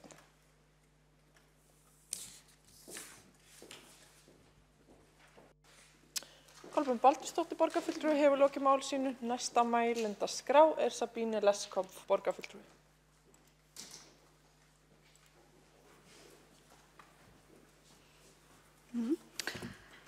Forseti og borgarfulltrúar. Tillaga borgarfulltrúa flokks fólksins aukna talmeinaþjónustu í grunnskólum. Hér mikilvæg þjónustu að ræða sem skiptir verulega máli fyrir velferð barna. Ég tek undir það með borgarfulltrúum Kolbrúnu Baldursdóttur. Einnig algjörlega nauðsynlegt að ræða þessa þjónustu í samfellu frá leik yfir í grunnskóla. Ég líka almennt þeirrar skoðun að það sé jákvætt að færa þjónustu nær börnum inn í skóla í nánu samstarfi við þjónustumiðstöð. Það sem þjónustan sennilega í gegnum skólaþjónustu og velferðarmál. Bæði þessi meirihluti og meirihluti síðasta kjörtímabils hafa tekið á þessu.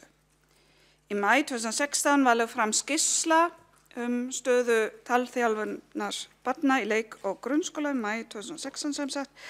Tillögur í þessari skýrslu voru að talmeinafræðingar veru ráðnir sem hluti að þverfaglegri sérfræðiþjónustu við leik- og grunnskóla Reykjavík og fara yrði í viðræði við ríkið og stofnanir gildandi samkomulag. Þannig að það ríkir alveg samstæða það að þessar samkomulag þarf að endurskoða. Hvort tveggja var gert. Viðbrögð við skýrslunni voru að í fyrra voru ráðnir 5 nýútskrifaðir talmeinafræðingar til að starfa á þjónustumiðstöð borgarins.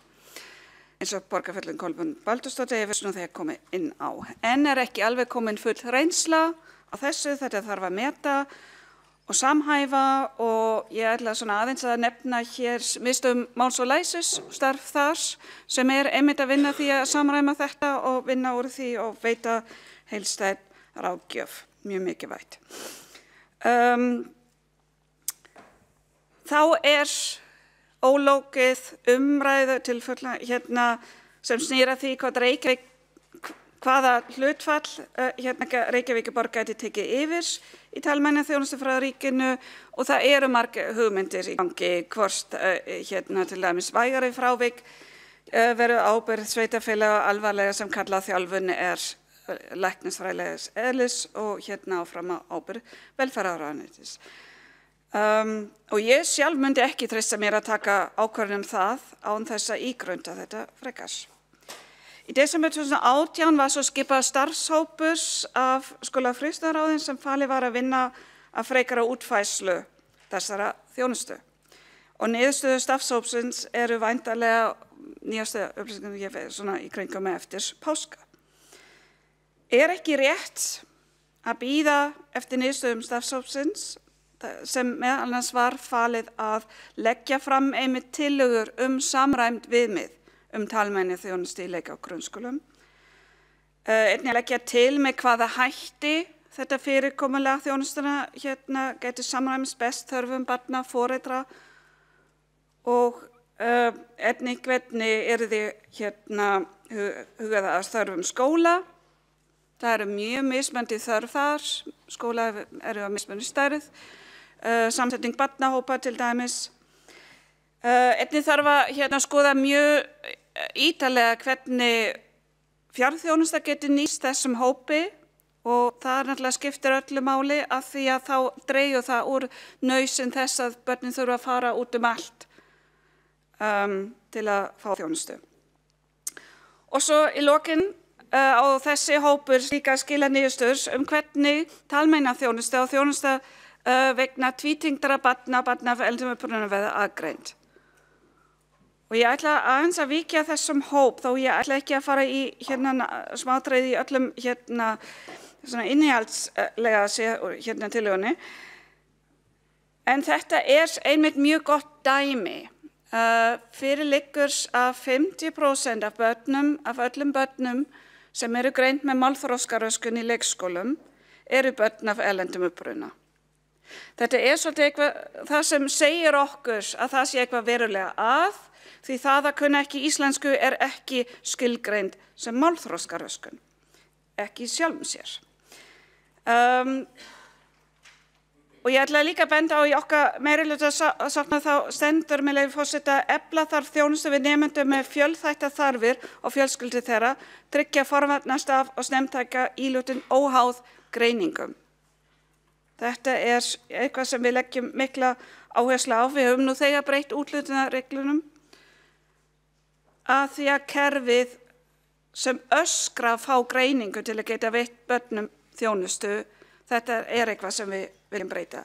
Þetta fyrirkomulag hefur oft þýtt að það einhver kerfislæg hvata til að fá greiningu og meta frávik á þann hátt að það kalla á læknisfræðileg inngrip. Og þetta vinnur beinleiðis gegn snemmtæka íhlutun.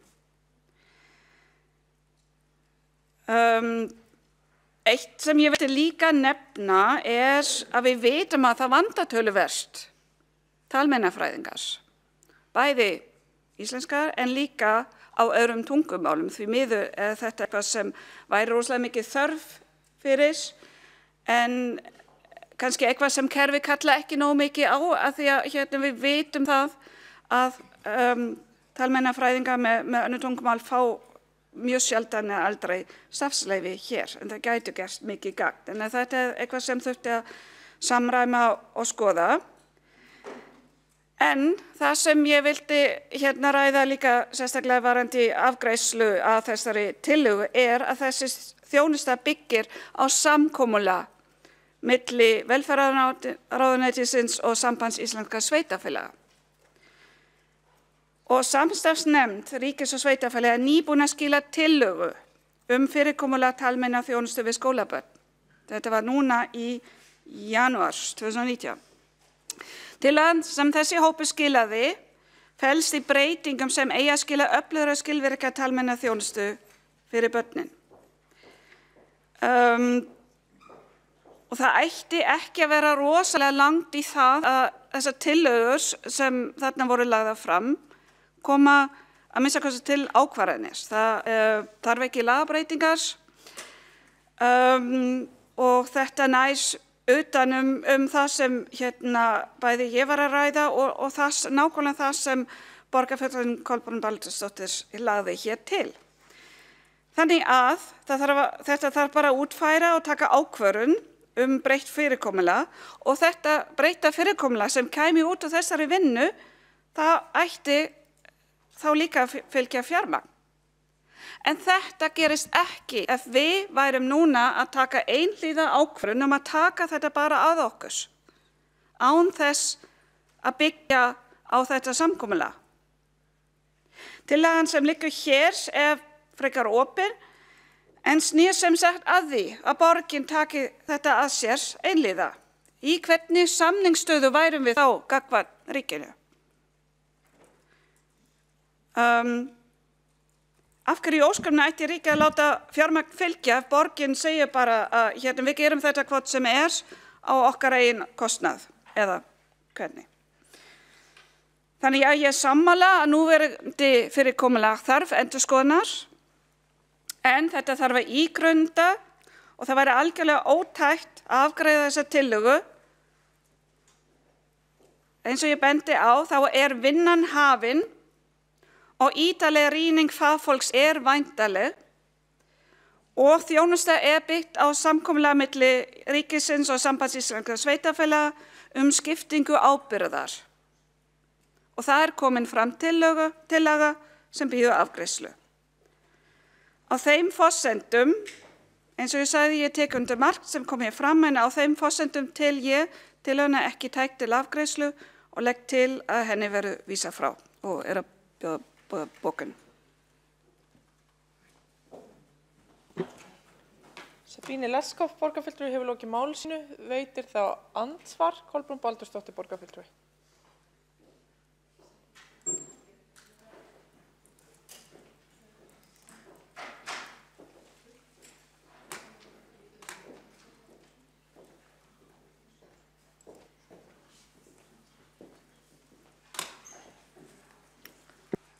Forseti, borgarstjórn,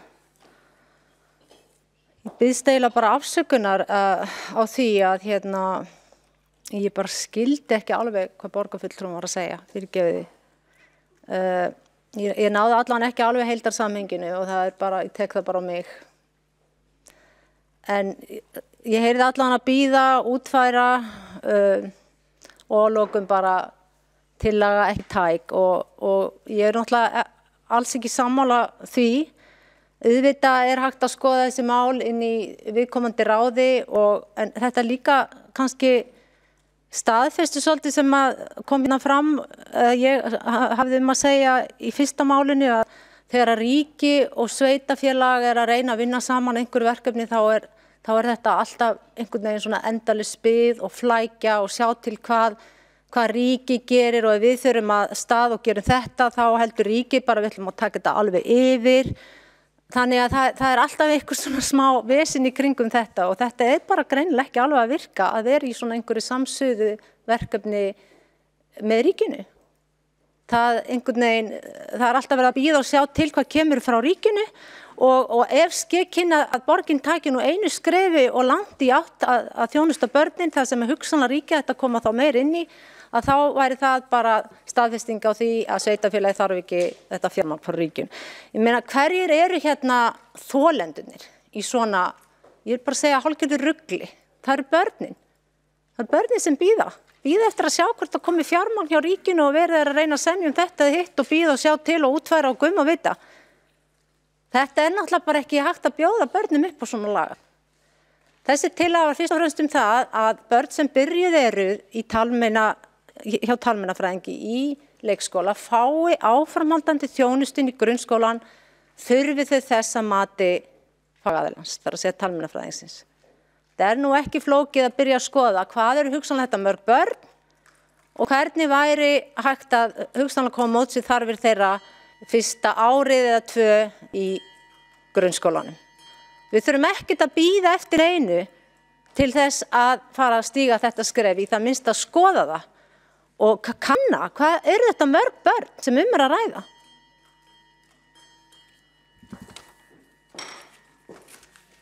Ég held bara að það sé ekki vilji til þess að virkilega fara þessa leið. Það hlýtur að vera eitthvað svoleiðis. Borgarfulltrúin hefur klárað tímann sinn. Borgarfulltrúin Kolbrún Baldursdóttir hefur lokið við að veita andsvar. Næsta mælendaskrá Heiða Björg Hilmisdóttir, borgarfulltrúi.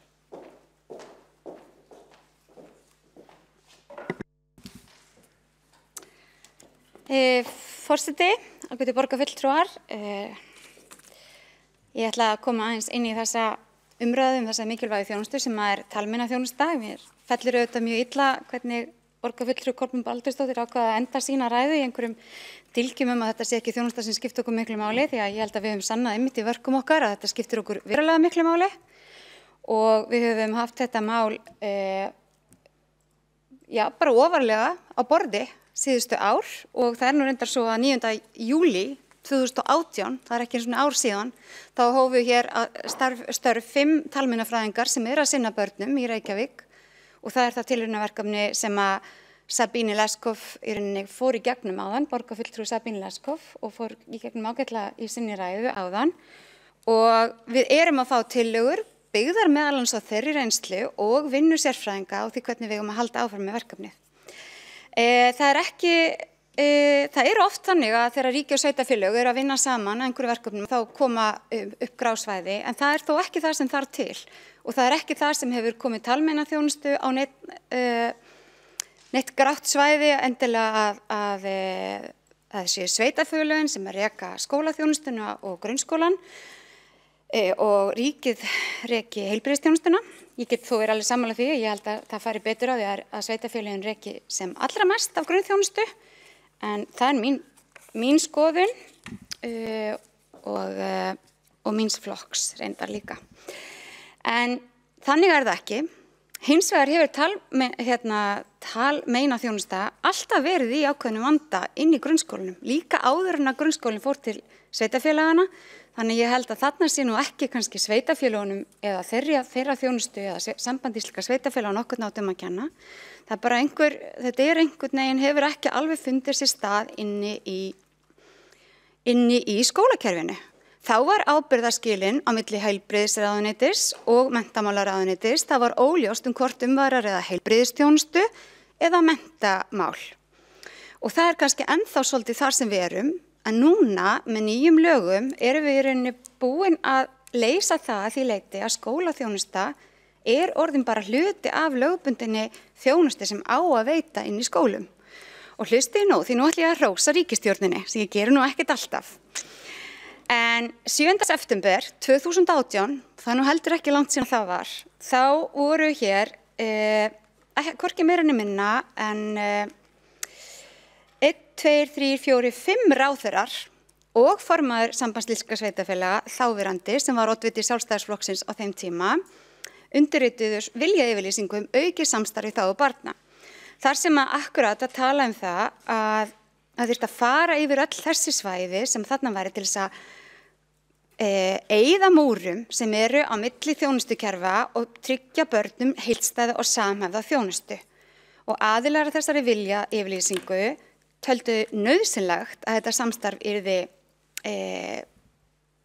hraðað, þannig við getum tryggt hér barnvænt samfélag, sannarlega til fyrirmyndar og vel gert hjá ríkisstjórninni og því hef ég ekki nokkrar ástæður til þess að ætla annað en að þessi ríkisstjórn sem að hérna undirritar með 5 ráðherrum ætli sér að samþykkja þær tillögur sem síðan voru unnar fyrir hana á grundvelli þessa samkomulags.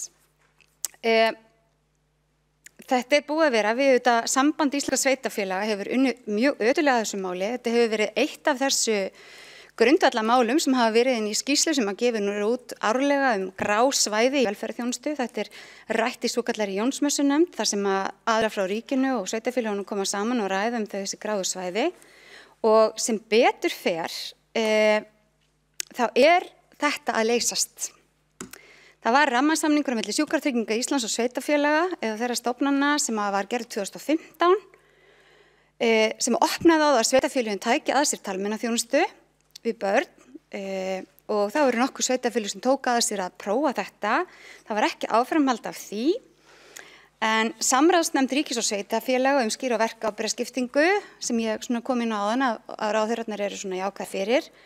Hún ræddi akkúrat talmeinaþjónustu við skólabörn á 5 fundum árið 2018 og í upphafi þessa árs skilaði hún af sér tillögu út frá þessu. Og tillagan í rauninni gengur út á það að talmeinaþjónusta sé bara skilgreind sem hluti á skólaþjónustu í skilningi laga og þess vegna sé þetta eðlilegur hluti af þeirri þjónustu sem eigi að fara inn í skólana, vera þessi nærþjónusta, þessi snemmtaka íhlutun sem við erum alltaf að tala hér. Það er hægt að nota þar til dæmis tæknilausnir.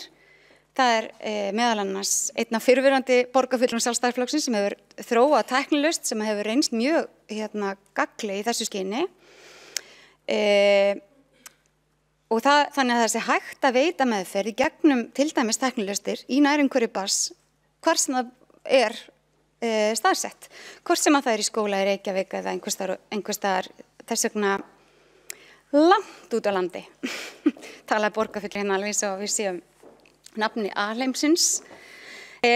Fjármögnunin verður tryggð með samkomulagi milli ríkis og sveitarfélaga verka- og kostnaðarskiptingu og hún er unnin á vettvangi Sambands íslenskra sveitarfélaga og það er búið að útfæra hvernig þessi fjármögnun kemur og hvernig heilbrigðisráðherra ætlar að koma inn í þetta.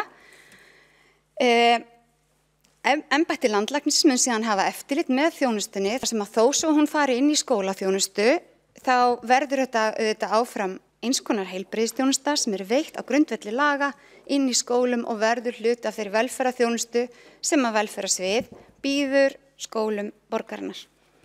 Ég held því að ég verði að taka undir með borgarfulltrúa Sabínu Lepskov að það er fínt að ræða þessa mikilvægu tillögu og það er enginn að draga nokkur dul á það, hvorki borgarstjórn Reykjavíkur eða ríkisstjórn Íslands eða á Alþingi, að þetta er gríðarlega mikilvæg þjónusta.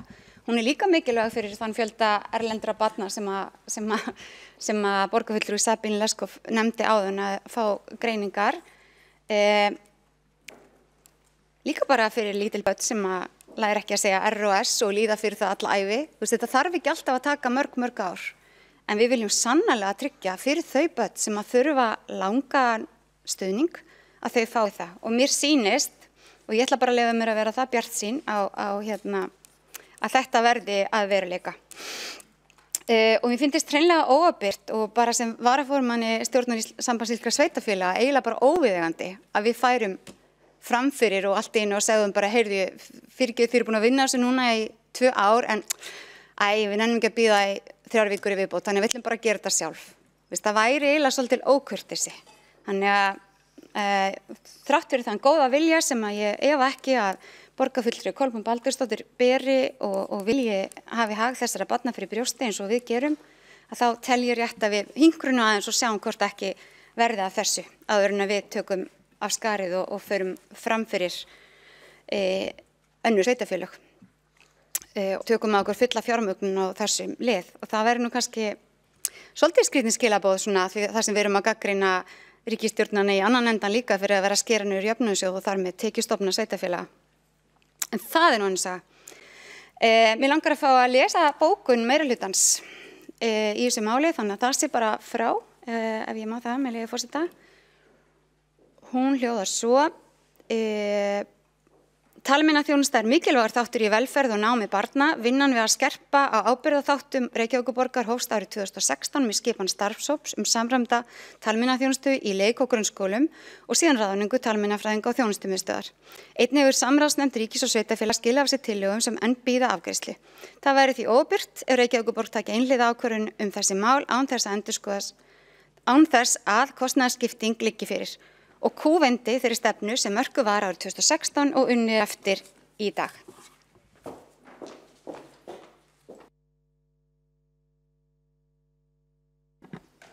Heiða Björg Hilmarsdóttir borgarfulltrúi hefur lokið máli sínu.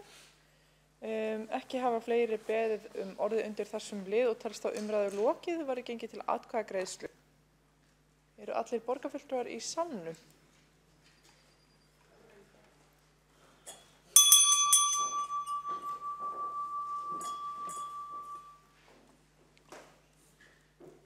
Svo virðist vera og verður þá gengið til atkvæðagreiðslu. Borist hefur ein málsmeðferðartillaga sem er að vísa málinu frá og verða atkvæði greidd þá tillögu. Þau sem eru samþykk sýni þess merki og þau sem á móti kunna vera þetta samþykkt með 12 atkvæðum gegn 11. Og ef að bókanir eru tilbúnar undir þessum lið þá væri mjög ánægjulegt að það var hægt að lesa það strax. Eru hún tilbúin? Nei. Eru einhverja bókanir sem eru tilbúnar sem að borgarfulltrúar myndi vilja lesa núna? Nei. Þá göngum við til næsta liðar á dagskrá sem er kosningi Barnaverndarnefnd Reykjavíkur. Augnablik. Lagt er til að Sólrún Sverrisdóttir taki sæti í Barnaverndarnefnd Reykjavíkur í stað Katrínar Helgu Hallgrímsdóttur. Jafnframt er lagt til að Erla María Jónsdóttir Tölkies taki sæti sem varamaður í nefndinni í stað Sólrúnar.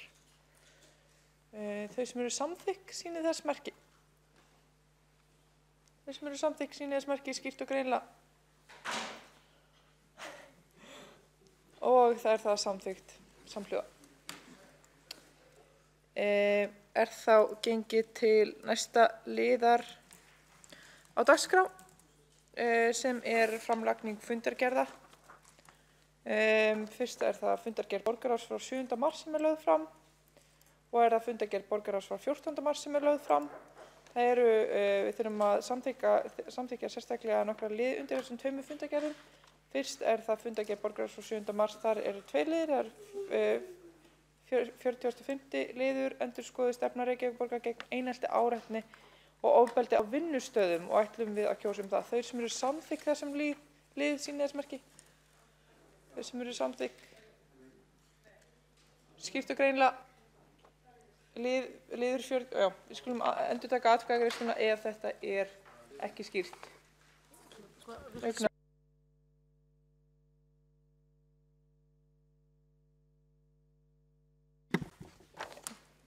Mælendaskrá, ekki kosning. Já, þá það, já, gjörðu svo vel, vill borgarfulltrúinn, við skulum þá taka fyrir fundargerð borgarráðs 7. mars. Einhver sem óskar eftir að taka til máls undir þeirri 7. mars? Já, 40. Þá skulum við byrja á því áður en við kjósum. Það Marta og það Ragnhildur og svo Vigdís. Já, fyrst það Marta Guðjónsdóttir borgarfulltrúi samkvæmt. Það annar liður sem að borgarfulltrúinn óskar eftir. Já, þá það fyrst Ragnhildur, Alda, nei, Þetta sami liður, hvað að gera? Nei, þetta 7. mars sem við erum að taka fyrst. Þá það Vigdís Hauksdóttir borgarfulltrúi sem óskar eftir að taka til máls undir fundargerð borgarráðs frá 7. mars. Forseti, ágætu borgarfulltrúar og tilheyrendur, ég ætla að fá að taka hérna örstutt til máls undir 45. lið fundargerð borgarráðs frá 7. mars. Hér borgarstjórn að samþykkja endurskoðaða stefnu Reykjavíkurborgar gegn einelti, áreitni og ofbeldi á vinnustöðum. Ég var þessara gæfu aðnjótandi að fá að sitja í þessum hóp og ég held ég geti talað fyrir hönd allra sem sátu í hópnum og komu þar meðal annars líka inn sem varamenn að við viljum þakka borgarfulltrúnum Kolbrúnu Baldursdóttir kærlega fyrir þá vinnu sem að hún búin að leggja á sig til þess að þessi stefna varða veruleika. Þessum hópi var stjórnað að mikilli röggsemi og fagþekkingu undir hennar stjórn og færi henni bestu þakkir fyrir hönd hópsins og eins rétt að geta þess að við þökkum starfsfólki Reykjavíkurborgar einnig sem komu að þeirri vinnu. En Kolbrún Baldursdóttir kærar þakkir fyrir góða vinnu. Vigdís Hauksdóttir borgarfulltrúi lokið máli sínu undir fundargerð borgarráðs frá 7. mars. Eru fleiri sem óska eftir að taka til máls undir þeirri fundargerð? Svo virðist ekki vera og þá verður gengið til atkvæðagreiðslu þá liði sem að þarf að samþykkja sérstaklega undir fundargerð borgarráðs frá 7. mars. Eru borgarfulltrúar tilbúnir? Af því að við erum að fara í atkvæðagreiðslu. Glæsilegt. Og allir eru með á nótunum. Ljómandi. Fyrst það 45. liður endurskoðuð stefna Reykjavíkurborgar gegn einelti, áreitni og ofbeldi á vinnustöðum. Þau sem eru samþykk sýni þess merki. Það samþykkt samhljóða. Verður þá gengið til 47. liðar sem persónuverndastefna Reykjavíkurborgar sem þarf að samþykkja sérstaklega. Þau sem eru samþykk sýni þess merki. Og það samþykkt með öllum greiddum atkvæðum. Þá gengið til næstu fundargerðar sem fundargerð borgarráðs frá 14. mars og fyrst tekur til máls Marta Guðjónsdóttir borgarfulltrúi.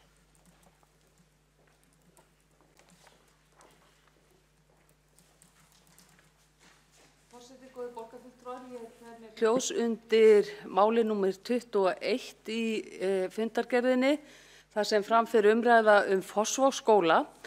Og í því samhengi velti ég fyrir mig hver beri ábyrgð á forgangsröðun fjármuna hér í borginni. Vegna þess að síðustu vikur og nánast daglega berast fréttir af myglu í skólahúsnæði. Og það eru alvarleg tíðindi að börnin okkar, grunnskólabörnin okkar í borginni þurfi að búa við heilsuspillandi aðstæður og starfsfólki líka. Það eins og það sé einhvers konar miklu faraldur í uppsiglingu, því þetta ekki eini skólinn. Við fáum líka fréttir af öðrum skóla sem Breiðholtsskóli.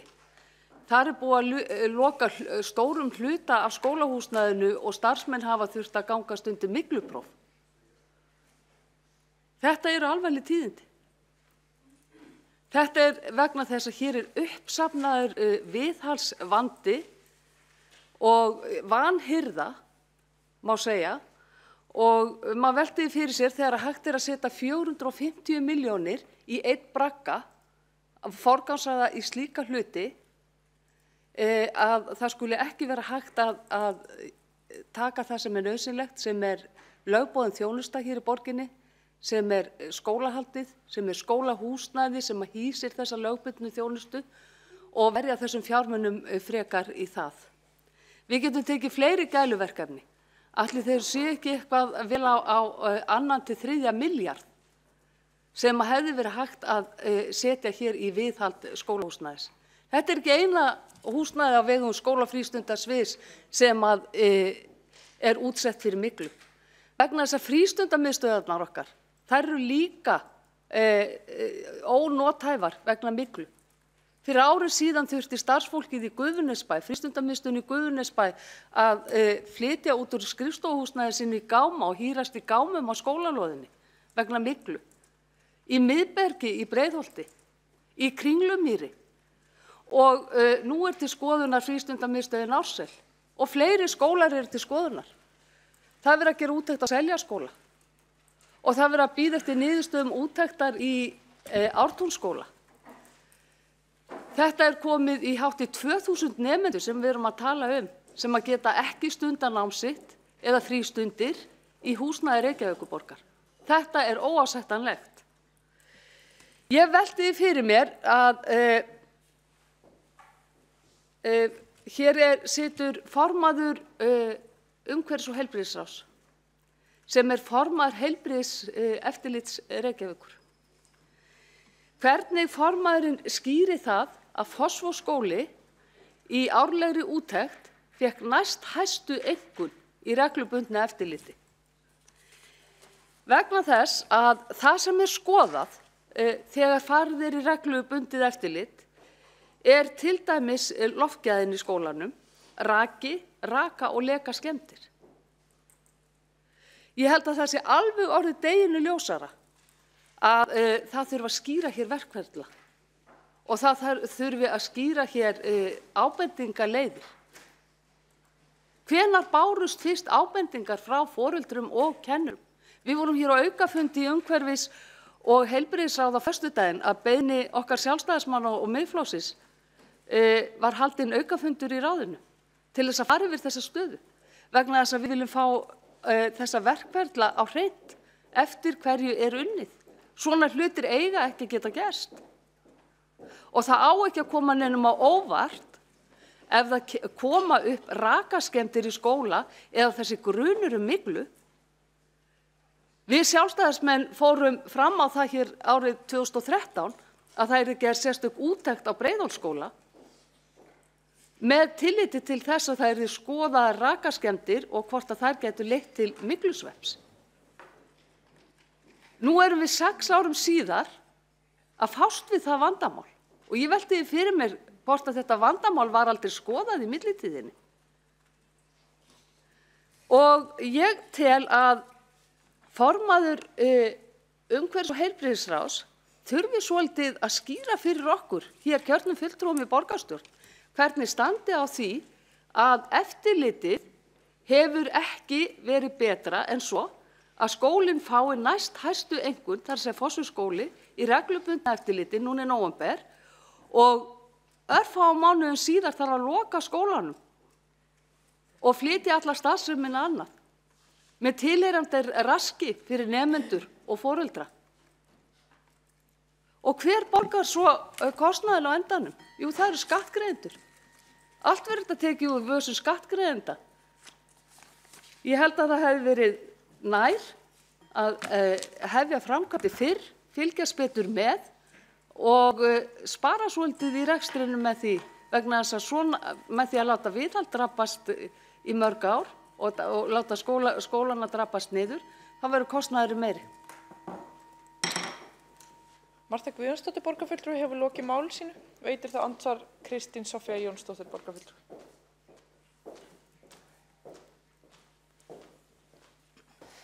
Forseti ágæta borgarstjórn, ég kem upp sem varaformaður umhverfis- og heilbrigðisráðs til að svara fyrir eitthvað af þeim rangfærslum sem komum fram í máli borgarfulltrúans.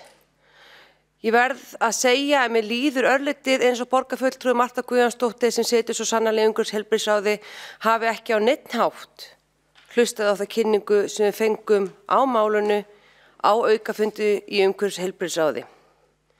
Það er á ábyrgð okkar kjörinna fulltrúa að halda fram réttum upplýsingum, ekki ala á hræðslu. Það er bara ábyrgðarhlutverk. Heilbrigðiseftirlitið fór mjög vel yfir þetta, nákvæmlega hvernig þeir vinna þetta, eftir hvaða verkfællum við sinna, hvernig þeirra skoðun er að mestu leyti sjónskoðun og hvernig við fara sín eftir ábendingu sem byrjar sérstaklega frá skólastjórnendum, umsjónarmanni fasteigna skólana. Í tilfelli Fossvogs skóla var það aðstoðarskólastjóri sem fór með, það var ekki bent á neitt leka eða neitt raka, hann var ekki sýnilegur í þeim svæði sem voru skoðuð heilbrigðiseftirlitinu. Bókun meirihlutans sem að sjá í fundargerð umhverfis- og heilbrigðisráðs benti á að það þyrfti að bæta verkferla til að tryggja það að skólastjórnendur veittu heilbrigðiseftirlitinu réttar upplýsingar. Varðandi kvartanir frá foreldrum, þá hefðu engar kvartanir frá foreldrum borist til heilbrigðiseftirlitsins.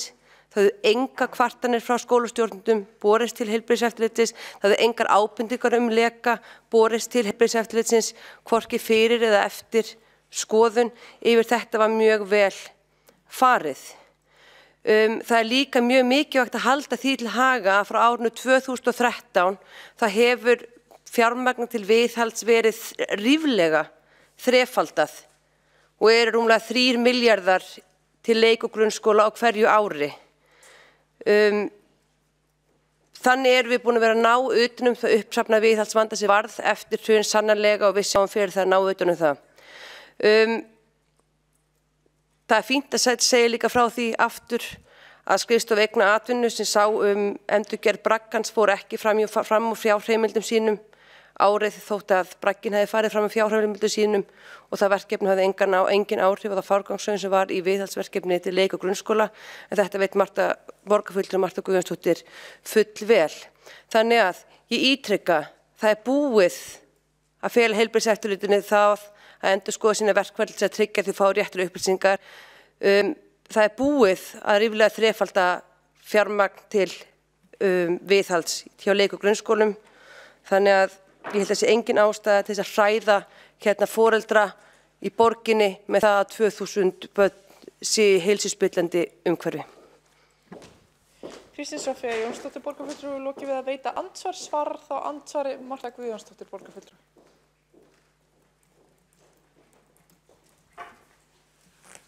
Forseti góðir borgarfulltrúar, ég vísa bug öllum rangfærslum í máli mínu hér áðan sem hún nefnir Kristín Soffía Jónsdóttir borgarfulltrúi hér. Ég er ekki einn til frásagnar. Það er nefnilega minnst á kosti 2 borgarfulltrúar hér sem sátu aukafundinn í umhverfis- og heilbrigðisráði á föstudaginn og eru hér til frásagnar það sem gerðist þar. Við skulum átta okkur á því að foreldrar og starfsmenn hafa kvartað í langan tíma undan slæmu viðhaldi í Fossvogsskóla og í Breiðholtsskóla og það á ekki að koma neinum á óvart. En það kemur mér hins vegar á óvart að borgarfulltrúin Kristín Soffía Jónsdóttir fullyrði það hér að engar ábendingar hafi borist kerfinu skort á viðhaldi, það að skólinn hafi lekið.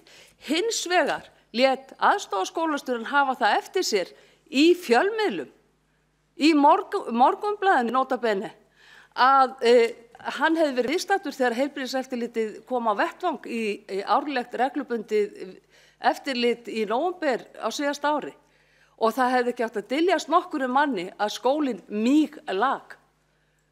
Við vorum hér kjörnir fulltrúar í Breiðholtsskóla á dögunum og við sáum þar rakaskemmdir og við sáum þar leka. Það þarf blinda mannesku til að sjá ekki það ástand sem á skólahúsnæði í Reykjavík, borgarfulltrúi Kristín Soffía Jónsdóttir.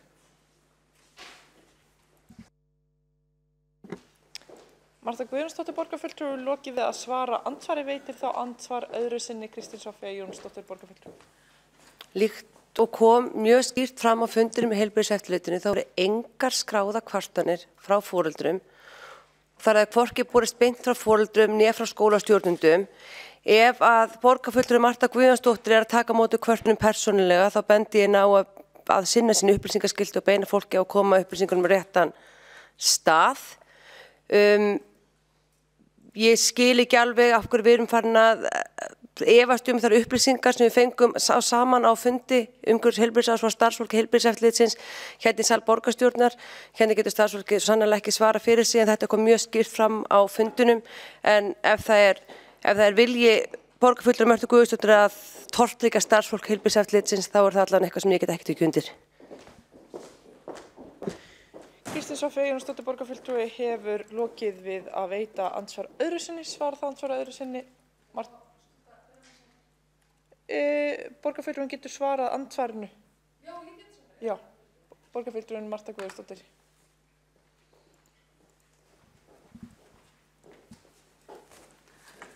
Forseti góði borgarfulltrúar, ég þakka borgarfulltrúanum Kristínu Soffíu Jónsdóttur fyrir að benda mér á það að koma ábendingum á réttan stað. Það hef ég þegar gert. Það höfum við fulltrúar í Sjálfstæðisflokknum gert.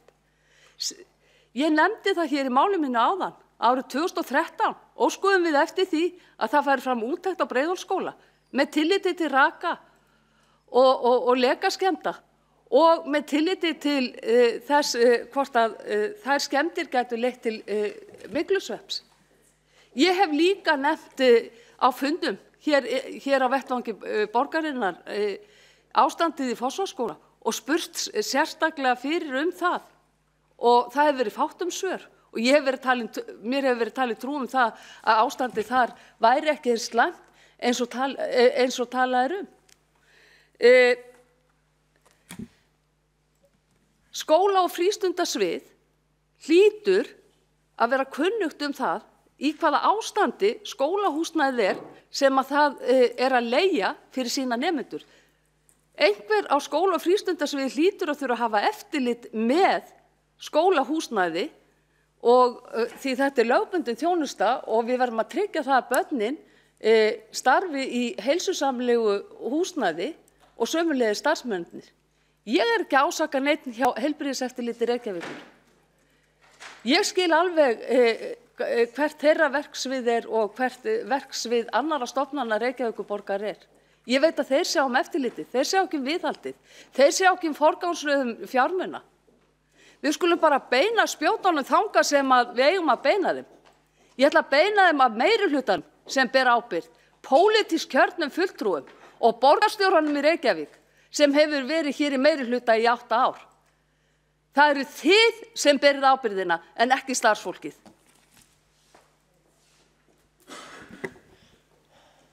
Marta Guðjónsdóttir borgarfulltrúi hefur lokið við að svara andsvari öðru sinni.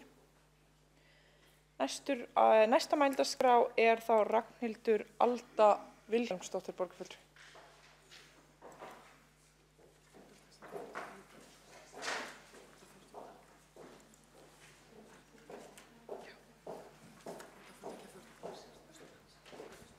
Já. Hvernig var þetta ávarpið? Forseta borgarstjórn, já. Kem alltaf inn svona kortir í lókun hérna. Ok, já. Kæri forseti og borgarstjórn. Sko ég satt ekki þessa kynningu hjá heilbrigðiseftirlitinu. Ég hefði verið til í að sitja hérna núna, en þannig sem þetta hljómaði, eða fyrir mér, var það að þeir eru aðalega að gera eitthvað svona yfirborðseftirlit, þar sem fara hana inn og eru með eitthvað svona ákveðna verkferðla sem þeir eru að gera, en það kannski greinilega ekki rosalega mikið dýpt í því, upp á til með sluti eins og greinilega miklu. Og það hljómar svona þegar eins og þeir mjög mikið að reiða sig þar alveg á starfsmenn og foreldrar til þess að koma með einhverja svona auka upplýsingar. En þótt að það geta alveg mikið að sensa upp á það að þetta sé fólki sem þarna mest, þá þetta samt ekki sérfræðingar eins og ég hugsa að þeir í eftirlitinu eigi að vera þessi mál. Og þar að leiti þetta frekar svolítið svona reactive eftirlit kannski þá, frekar en proactive. En ég það vekur ákveðin óhug hjá mér sko, að hugsa til þess að eftirlitið sé í rauninni bara alltaf í einhverjum yfirborðsskoðunum og þurfa að reiða á starfsfólk sem ekki sérhæft í þessum hlutum til þess að vera að koma með eitthvað svona. En eins og ég segi, ég satt ekki þessa kynningu og það má endilega útskýra það betur fyrir mér í andsvari, ef eitthvað nennir. En talandi kvartanir, það er svolítið áhugavert með kvartanir og sérstaklega kvartanir til þess opinbera. Og því voru að tala að voru engar opinbera kvartanir sem bárust inn. Fólk mjög ólíklegt til þess að kvarta þótt að sé ósátt. Það kvarta bara helstu vini og vandamenn. Það bara rannsóknir bak við þetta. Ég var nýlega að gera fræðilegt yfirlit þetta mál. Þannig ég svolítið heit á því. Og það sem sagt, ef fólk ánægt að segja það 6 manns, en ef það óánægt að tala að segja tæplega 30 manns frá því. En ekki endilega opinberlega. Þetta svona dæmið það ástæðan fyrir ykkur kvartanir til dæmis í heilbrigðisþjónustu hafa rosa mikið réttmæti að þær eru rosalega ígrundar vegna þess að þær eru það fáar sem eru að koma inn. Hvað varðar mikluna á allt þetta mál og hversu skrítið það að þetta bara gerðist í rauninni og á þeim skala sem að Marta lýsir, því það rosalega skrítið, þá þetta náttúrulega eitthvað dæmi sem við ættum öll að vera í, pólitísku samstöðu með alveg þvert að flokka. Að því leyti að við vitum öll og skiljum öll vel, eigum öll, flest öll börn og vitum alveg að þegar barnið þarf að vera heima út af ykkur svona máli, það er bæði svona dýrt andlega og það kostar okkur bara atvinnutap. Það ekki? Nei, ok, ég held að þetta ykkur æsispennandi frétt hérna. En það eiginlega bara, sko, þegar öll botnin hvolft, þá segir það svolítið sjálft ef svona mál að koma upp og þá ég, hvaðan sem það að gerast. Þetta miklu meira en bara reykur sem forveri eldsupptaka í rauninni. Þetta alveg svolítið miklu stærra. Og það segir sér líka bara svolítið sjálft að það greinilega eitthvað í verkferlunum, hvort sem það heilbrigðiseftirlitinu eða hvar annars staðar, sem bara ekki að virka. Og það þarf bara eins og þið voru að tala um að það verið að taka á því, en ég skil bara ekki alveg, verið að taka á því hvernig í rauninni, hver á að vera betra eftirlit, á að vera svona dýpra eftirlit, að fara að koma smiður með í eftirlit eða eitthvað sem sérfræðingur í svona málum, skólahúsnæðin komin á tíma. Þetta það svo mikið ósvörum spurningum fyrir flesta, það ekkert skrítið að endast vera að tala um þetta aftur og aftur, af því að bara foreldrar skilja ekkert hvað að gerast, sko. Því við treystum þetta eftirlitinu þangað til að allt núna og það ekki endilega Marta sem að koma með veki einhvern óhug eða vantraust. Það bara hreinlega það að þegar ákveðnir hlutir klikka eins og eftirlit í svona málum, þá það bara það stórt að það mjög erfitt að koma tilbaka frá því. Þannig að endilega eins og ég segi, komið með andsvar og eitthvað svona, því ég langar líka bara að fræðast meira.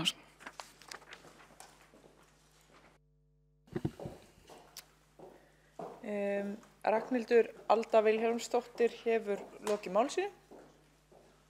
Næstur á mælendaskrá Örn Þórðarson, borgarfulltrúi.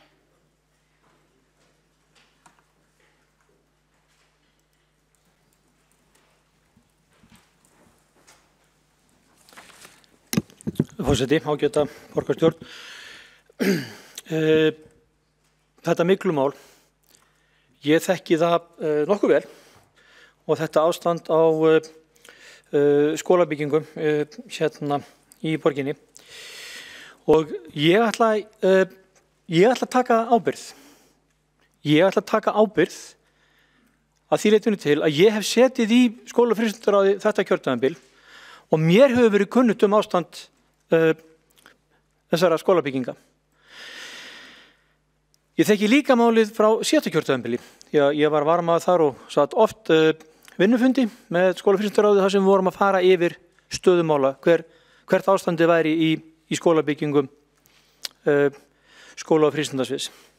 Og það auðvitað við og engir aðrir heldur en við, kjörnir fulltrúar sem sitjum í skóla- og frístundaráði, sem berum ábyrgð á því, langmestu ábyrgðina því að passa það að þetta húsnæði sé börnum og starfsfólki bjóðandi.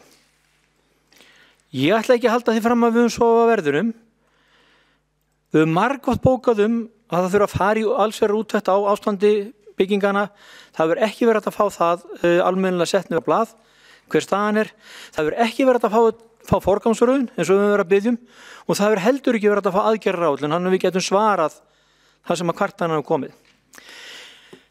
Ég veit ekki hvað ég er búin að bóka oft þetta mál og hérna er hættur því núna því að þessar bókanir sem að við höfum verið að bóka síðastliðna fundum málið. Það verður ekkert verið að hlusta á það og svo sem engin ástæða til þess að halda því áfram. Varðandi kvartanir sem ekki hafa borist, að þá þekki það, ég þekki fullt af kennurum. Ég þekki fullt af kennurum meira sem vinna í þessum skólum sem ræða það sem að myglan hefur komið upp. Starfsfólk í Fossvogsskóla og Ártúnsskóla og Seljaskóla og fleiri skólum þar sem að mygla hefur komið upp eða ástand skólabyggingana hefur verið algjörlega óviðunandi. Þetta fólk hefur verið að kvarta við mig. Þetta fólk hefur kvartað við stjórnendur og stjórnendur hafa kvartað við sína fulltrúa inn í skóla- og frístundaráði. Og þið farið við fund að gera skóla- og frístundaráðs, þá getið þið séð það. Hvað eftir annað hefur verið bókað harðort af hálfu starfsfólks, fulltrúa starfsfólks, fulltrúa foreldra og fulltrúa allra þeir sem eiga börn eða starfa í skólunum kvarta undan ástandi mála. Það hefur eiginlega ekkert gerst. Við fengið kynningar það að það vanti 12 milljarða til þess að ná í skottu á okkur. Til þess að við getum komið ástandunni í þannig horf að við getum haldið áfram þannig að viðhaldsþörfinni hún sé reynsuð út. Þannig að við getum verið náðið skottu á okkur, að við séum á þann stað að húsnæði sé í lagi. Ég hef aldrei séð neinar nákvæmar áætlanir hvernig eigi að gera þetta. Síðan gerist það og það gremst kennurum alveg sérstaklega að þeir eru búin að vera kvart undan þessu. Það er búið að bókum þetta í skóla- og frístundaráði. Það er búið að senda inn kvartanir og það er búið að ræða þetta við þá sem að hafa með þessi mál að gera. Það hefur ekkert gerst, það hefur ekki verið hlustað á þá. Og þeir segja sömu við mig að það séu þetta dapurlegt að það þurfa að verða, málum þurfa að komast á þennan stað, að það þurfa að vekja athygli á þessu inn í fjölmiðlum. Af hverju var ekki hlustað fyrr? Ég velti fyrir mér hvernig ósköpun þetta getur orðið. Ég ætla að taka á mig þessa ábyrgð. Ég ætla að viðurkenna það að ég ber sök á þessu ástandi. Ég hefði getað gripið miklu fastar inn í, verið skýrari, ábyrgari, dónalegri, hvassari. Þetta ástand er náttúrulega orðið alveg óþolandi, því við vita þetta það langan tíma. Hvernig ástand er? Verst er ástandið í frístundamiðstöðunum. Næststærsta er í leikskólanum. Ég ætla ekki að segja þessi skást í grunnskólanum, en það er alveg skelfilegt ástand á þessum og það er búið að kvart oft undan því og búið að bóka oft þetta. Það er að lesa það í fundagerðum skóla- og frístundaráðs. Það verður eitthvað að gera í þessu og ég skil ekki hvernig þetta gat orðið. Að það var aldrei gripið inn í og það var aldrei gert neitt fyrir en allt í einu núna. Og vandinn er orðið nánast óyfirstíganlegur. En við verðum að fara að gera eitthvað og við verðum að axla ábyrgð. Ég veist svo sem ekki hvernig ég fer að axla ábyrgð. Ég ætla að segja að mér í skóla- og frístundaráði. Það kann vel að vera. Að ég hafi ekki staðið undir þeirri ábyrgð og þeim skildum sem á mig voru lagðar með setu þar. Ég ætla alltaf að hugsa það alvarlega. En mér langar samt til þess að nota tækifærið að þér hér og þakka fyrir því starfsfólki sem nú hefur verið að vinna dag og nótt að leysa þetta vandamál og koma því í ásættanlegt ástand, viðunandi ástand fram á vor. Það er búið að leggja sér mikla vinnu.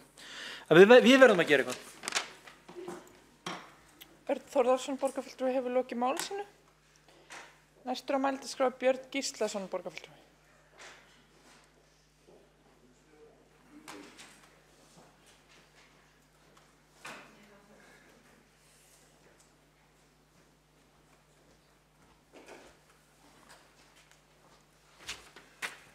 Forseti, ágæta borgarstjórn.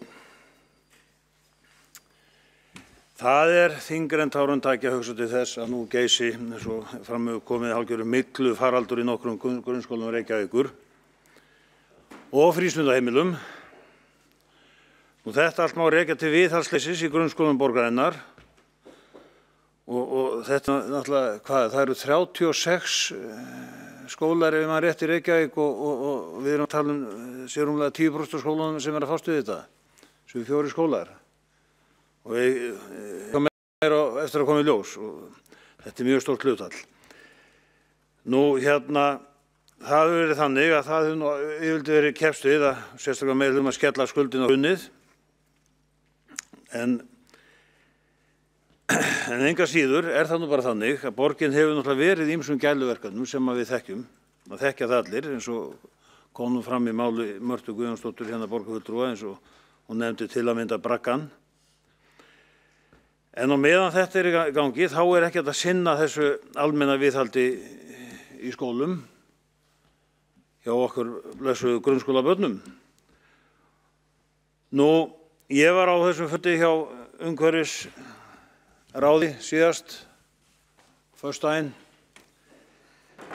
og þar var farið yfir þessi mál vel og vandlega og ég minntist á þar sérstaklega á viðhaldið. Það eins og maður segir, það alveg sorglegt að það allt og lítið sett í viðhald. Og auðvitað náttúrulega þegar hrunið var, þá var skorið niður, en það langt síðan hrunið var og náttúrulega kom niður meiri peningur í þetta, en það þarf bara meiri pening. Og það svona ákveðin hlutfallsregla sem yfirleitt í gangi með byggingar, sérstaklega opinberar, að það sett einhver ákveðin prósenta verðmæti eignarinnar per ár og það eins og í Bandaríkjunum, það lög þar sem segir 3%. Og þá erum við að tala sem sagt, verðmæti eignarinnar sem tekið frá á hverju ári í viðhald. Auðvitað þarf ekki viðhald í alveg ný húsnæði fyrstu 10-20 árin, en síðan þarf töluvert mikið viðhald eftir það. Þegar húsin orðin 20 ára og eldri, þá má reikna með miklu viðhaldi og þurfa að taka svona verulega til hendinni. Og það held ég eigi við þessa skóla sem við erum að ræða hérna eins og Fossvogsskóla. Hann orðinn, ég veit nú reyndar ekki hvað hann gamall, hann allavega 30 ára. Og þetta bara, þarna hefur ekkert viðhald verið og ég held að við erum bara sem sagt að brenna inni með þessa skóla marga hverja, þar sem ekkert viðhald hefur verið nánast unnið. Þó svo þessi farið 2-3 milljarðar ári í viðhald, þá það bara dugar það ekki, eins og staðan er. Nú það náttúrulega, hver ber ábyrgð á þessu, það kom fram hjá Mörtu, borgarstjóri búinn að vera hér í meirihluta síðustu 2 kjörtímabil og það núna líka og auðvitað ber hann mikla ábyrgð. Það verður bara að segja eins og En eins og maður segir, þetta hörmungar ástand að við erum nú þegar með 10% skólana, rúmlega það, í þessari stöðu og kannski eigum eftir að fá einhverja fleiri. Það segir sig sjálft, það þarf gríðarlegt átak í þessum málum og eins og hefur komið fram á fundi með þeim hjá frístundamiðstöðum, forstöðumönnum, þar mikið viðhald framundan og mikið lóanægja hversu lítið viðhald hefur verið á frístundamiðstöðum. Björn Gíslason, borgarfulltrúi, hefur lokið máli sínu. Hvað var það sem að borgarfulltrúin var að biðja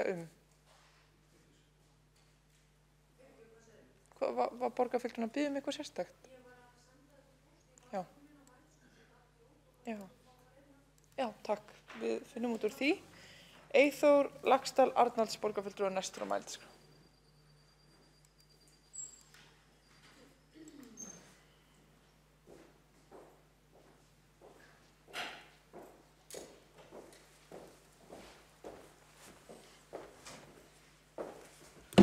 Forseti, ágætu borgarfulltrúar, það heyrist ekki mikið í fulltrúum meirihlutans.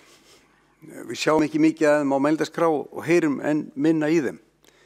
Samt held ég þetta væri nú mál sem að flesti vildu ræða og hér væri rétti vettvangurinn til að fá svör fyrir borgarstjórn og aðra.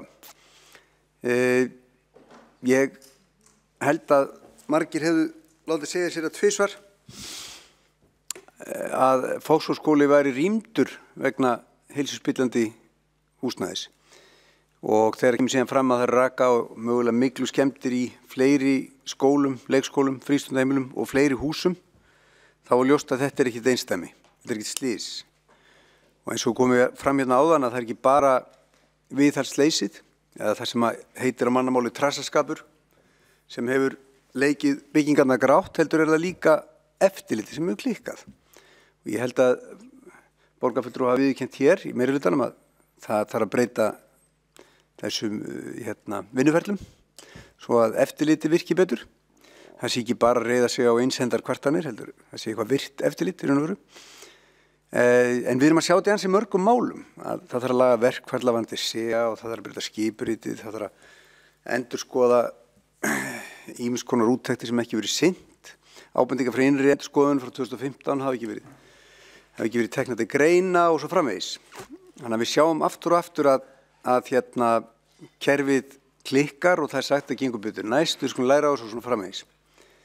En það er eitthvað að, ekki bara í því að hafa trassa viðhaldið, heldur líka því að hafa ekki eftirlitið í lagi. En ef við bara komum að þessum fyrri þætti sem er svona orðið nær óumdeildur að viðhaldi var ekki sinnt, þá kom borgarfulltrúi Björn Gíslason inn á það að í sumum löndum eins og í Bandaríkjunum þá var talað 3% á ári. En viðmið borgarana hafa verið 1,5%. 1,5% er helmingurinn af 3%. En stundum var ekki sett meira heldur 0,75%, sem er 1/4 af 3%. Og ef við horfum á hvað húsnæði á að endast lengi, ef við gefum okkur, við erum mjög bjartsýn, og segjum bara 50 ár, endist 50 ár, þá er það mjög einföld stærðfræði. Að það er 2% ári ef við ætlum að ná að halda bygginguna fullu við. Það er 50 ár.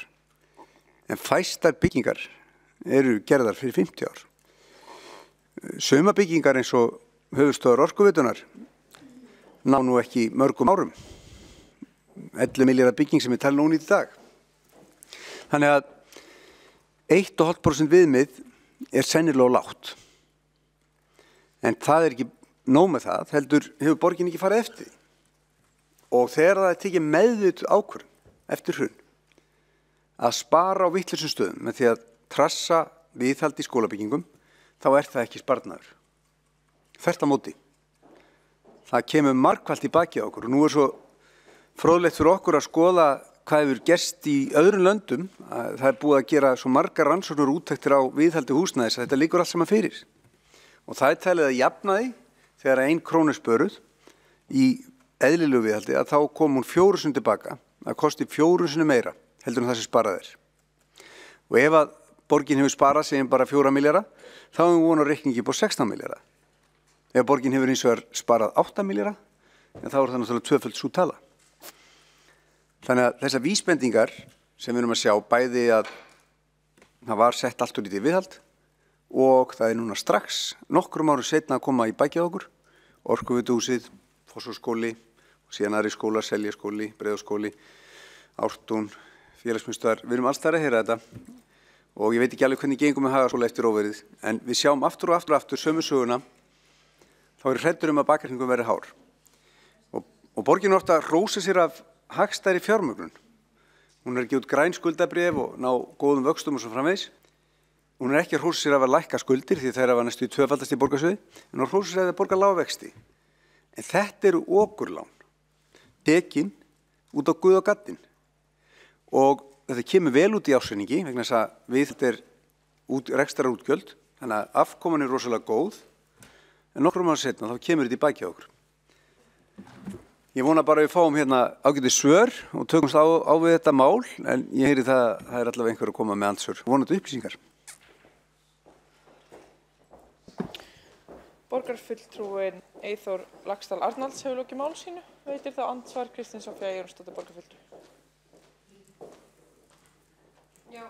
Þetta borgarstjórn, að það var vilji meini hlutans að fá hérna lifandi umræður allar borgarstjórnar málefni Fossvogsskóla og viðhalds, það hefði kannski verið nær að setja það á dagskrá en ekki taka undir fundagerðum klukkan rúmlega 10.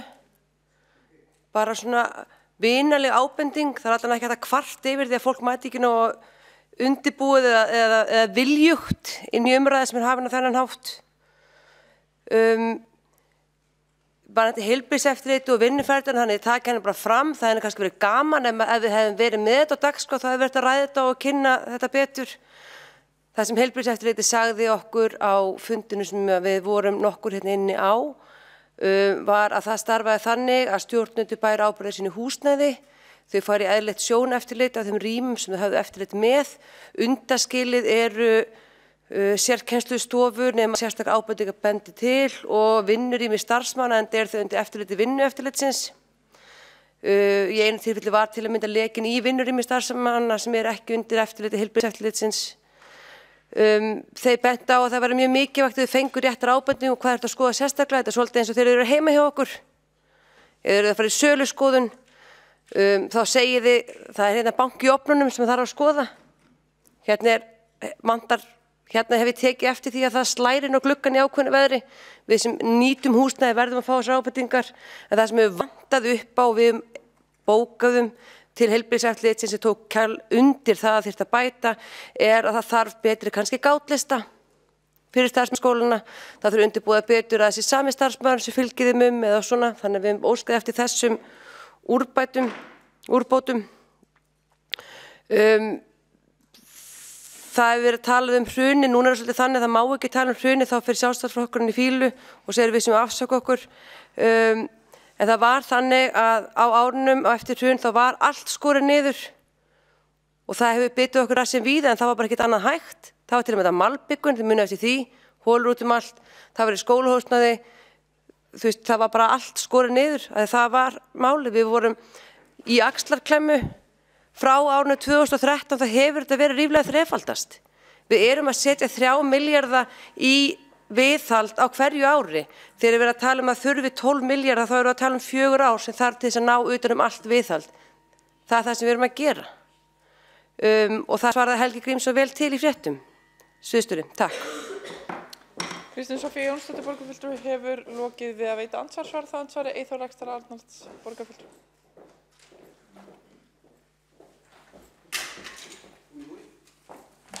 Forseti, ágætu borgarfulltrúar og tilheyrendur, já, við ættum endilega að setja dagskrá, ég sammála því, eins og borgarfulltrúi Kristín Soffía segir, við skulum bara ætlast til þess að það verið gert. Ég var reyndar hissa á því að meirihluti setti ekki mál Foxhólaskóla hér á dagskrá eða viðhaldsmálin almennt, það komur óvart, en þetta er náttúrulega í fundargerðinni, þannig að þetta er undir, en sjálfsagt að stytta umræðuna og taka þetta fyrir næst.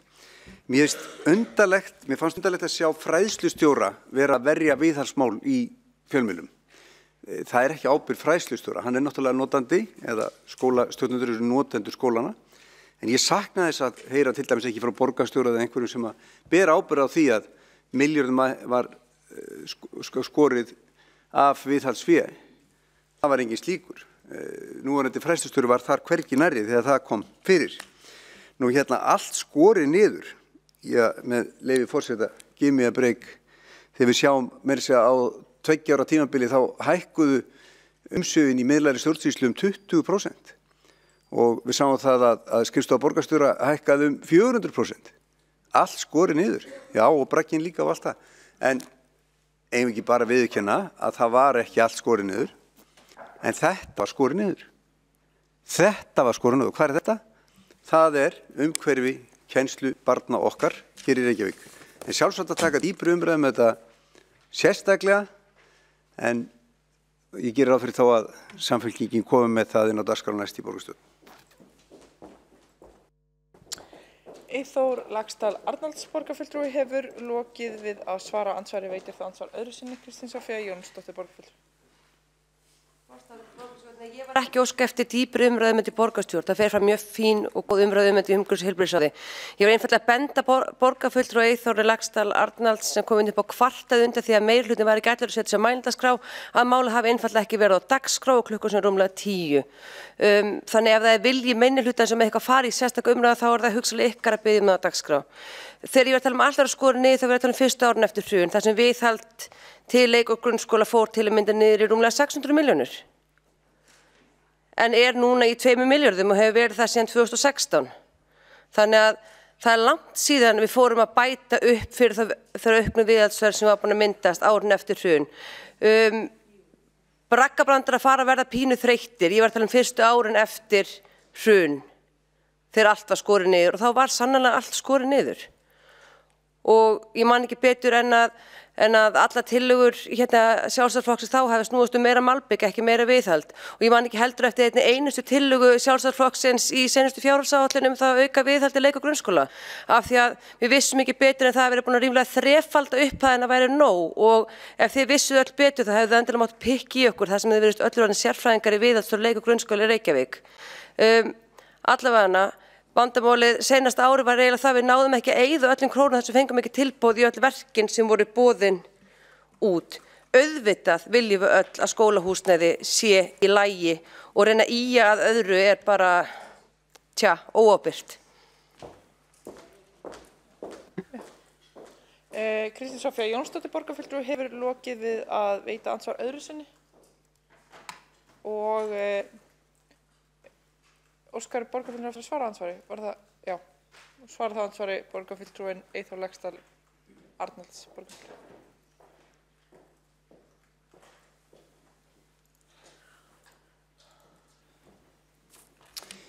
Forseti ágætu borgarfulltrúar og tilheyrendur.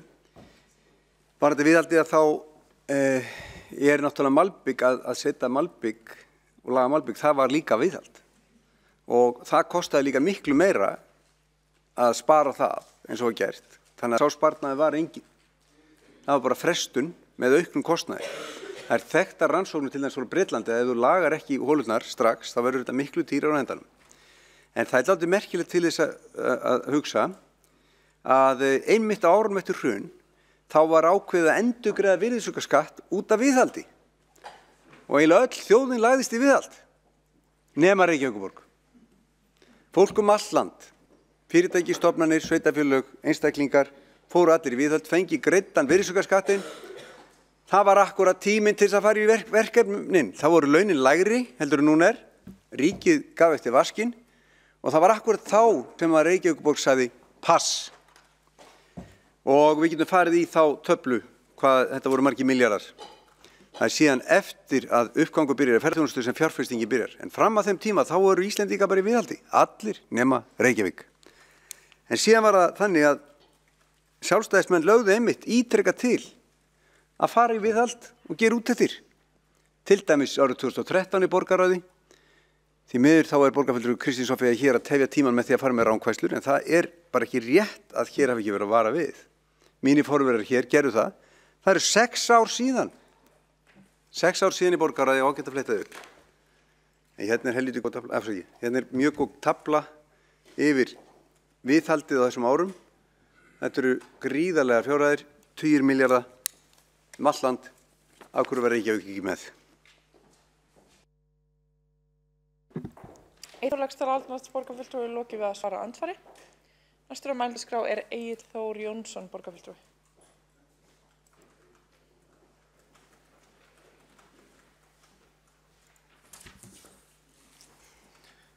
Forseti, góðir borgarfulltrúar. Ein lausn við því að við þurfum ekki að ræða þessi mál svona seint að kvöld er að byrja fundina fyrr, þannig að við kannski tökum upp þá umræðið einhvern tímann fljótlega. En það kom mér líka svolítið óvart að þetta mál var ekki sett á dagskrá af meirihlutanum í borgarstjórn og vonandi verður það bara gert á næstunni þar sem þessi mál snerta ansi marga. En ég ætla að fá leyfi frá forseta til að lesa upp stuttan hluta úr grein sem að birtist eftir móðir barns í Fossvogsskóla. Í fyrradag satt ég upplýsingafund fyrir foreldra barna í Fossvogsskóla sem hefur verið lokað vegna myglu og rakaskemmda. Ég er móðir barns í skólanum sem hefur fundið fyrir töluverðum einkennum og veikst vegna myglunar. Barnið mitt hefur meðal annars farið í taugaransókn vegna óútskýrðra og virkilegra kvalafullra höfuðverkja. Og ég vil einfaldlega spyrja hvort að þessi staða og þessi raunveruleiki sé ásættanlegur.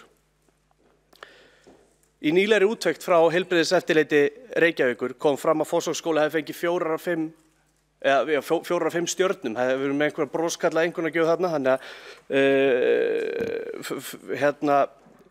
og þegar hlutverk Heilbrigðiseftirlitsins er skoðað kemur meðals fram hlutverk Heilbrigðiseftirlitsins, með leyfi forseta, er að fara með hollustuhætti á stöðum sem það fer inn á. Og það sem fellur undir hollustuhættur eftirtaldir þættir, svo ég telji nokkra upp, inniloft, hiti, raki og loftskipti, líffræðilega þættir eins og líffræðilegi skaðvaldar, mygla og fleira. Ég er ekki að setja sökina á heilbrigðiseftirlitið. Kannski snýst þetta bara þessa blessuðu gátlista sem eru gallaðir en ég veit það ekki. Ég held að forgangsröðun fjármuna hjá borginni sé frekar röng. Við getum alveg kennt einhverjum gátlistum sem skólastjórnendur eru ekki með málið. En það einfaldlega mikill útúrsnúningur og svolítið sérstök svona röksemdafærsla. Svo við setjum þetta í samhengi við umræðinu svifryk áðan, að þá svolítið svona umræða hjá meirihlutanum í borginni alltaf að þetta sé bílunum að kenna. Og ef við setjum þetta akkurat í samhengi við það, þá hlýtur myglan að vera viðhaldsleysunni að kenna. Ekki að það var ekki kallað fyrr. Foreldrarnir lét ekki vita og alls konar vitleysa. Ég held að svo við heldum áfram að setja í samhengi, þá held ég að sé ekki nógu róttækt að segjast bara ætla að læra af þessu þegar þetta kemur upp aftur og aftur. Þannig að ég ætla að spyrja, eins og Örn Þórðarson sagði áðan, af hverju var ekki hlustað fyrr, hver ber ábyrgð á stöðunni sem upp komin og af hverju leyfum við þessu að gerast? Egill Þór Jónsson, borgarfulltrúi, lokið máli sínu. Forseti vill minna borgarfulltrúan á að nota fullt nafn og titil þegar vitnað er til annarra borgarfulltrúa og þeirra ummæla. Ekki hafa fleiri beðið orðið undir fundargerð þessari.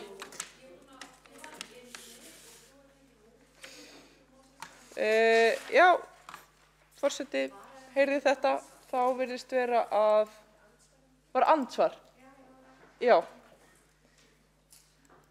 Heiða Björg Hilmirsdóttir, borgarfulltrúi, óska eftir að veita andsvar. Borgarfulltrúin á mælendaskrá. Afsakið þetta. Já,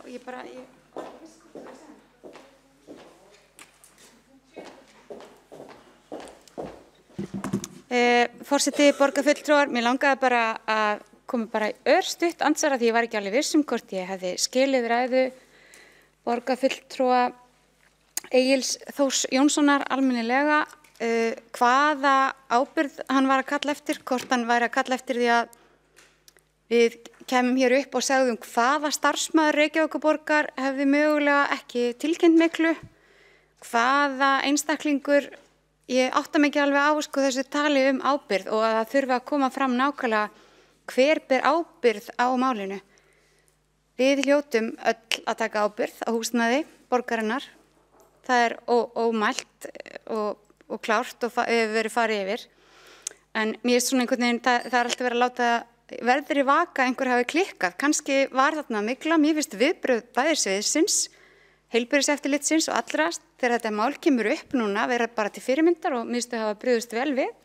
Mér finnst skóla og frístundar sem hafa brugðist hratt og vel við þegar upp kemur að þarna mygla. Ákveða að taka annað húsnæði. Mér finnst ábyrgðin, það líka ábyrgð að bregðast því þegar uppkoma mál. Mér finnst eiginlega mikilvægara að horfa á þá ábyrgð heldur en nákvæmlega hver akkurat sá fyrst í myglunu og hvern lét hann vita og hvort það var gert á réttan stað. Heiða Björg Hilmirsdóttir, borgarfulltrúi, lokið að veita andsvar, þá andsvari Egill Þór Jónsson, borgarfulltrúi. Forseti, ágætu borgarfulltrúar, svo ábyrgð sem ég að ræða forgangsröðun fjármuna, hvert við setjum peningar okkar, hver eru afleiðingar að svelta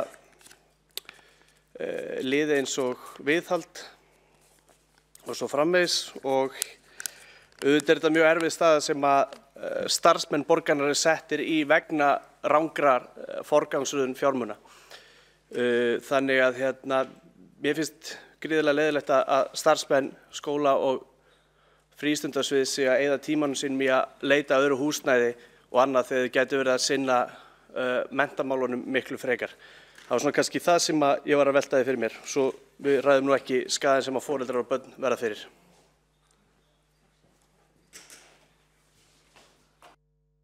Egill Þór Jónsson, borgarfulltrúi, lokið að svara andsvari, veit og andsvar öðru sinni. Heiða Björg Hilmirsdóttir, borgarfulltrúi. Forseti, ágætu borgarfulltrúar.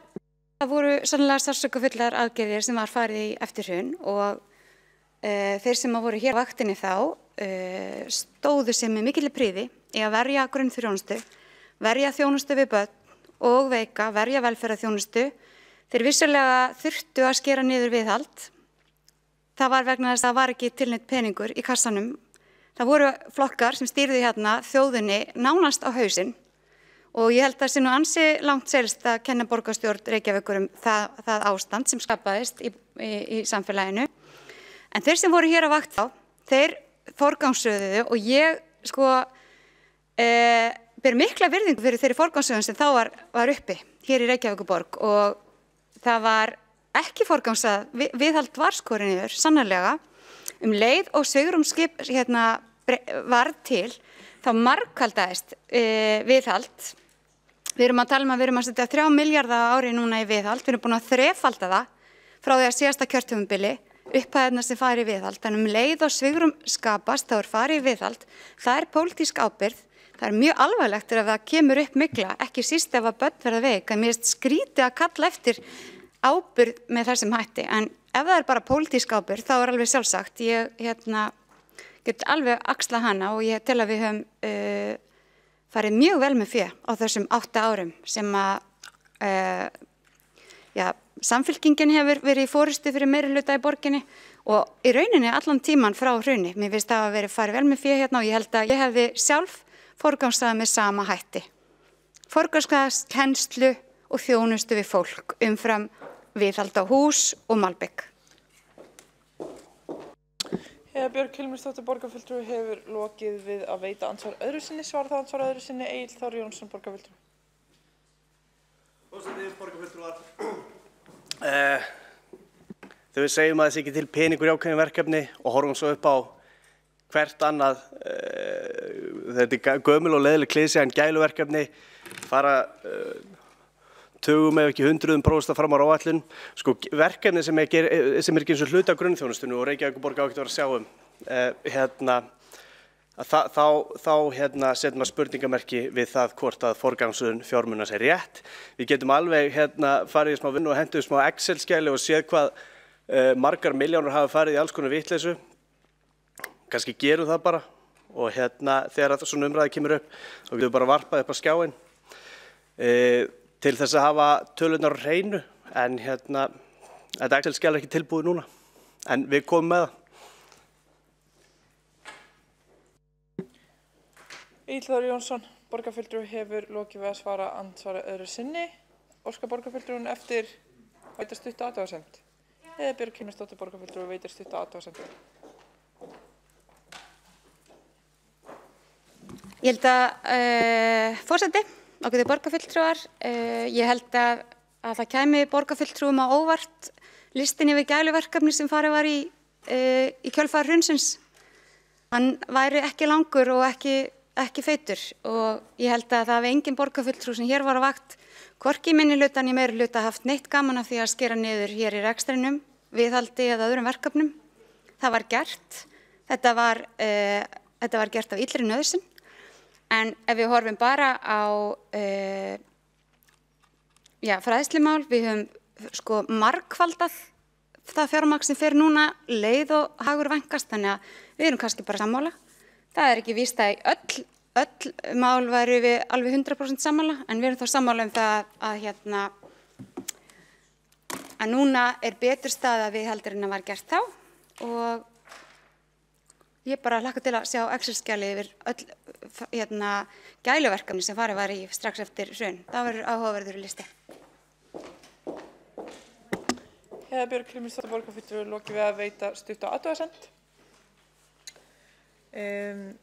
Næst á mælendaskrá er Vigdís Hauksdóttir borgarfulltrúi.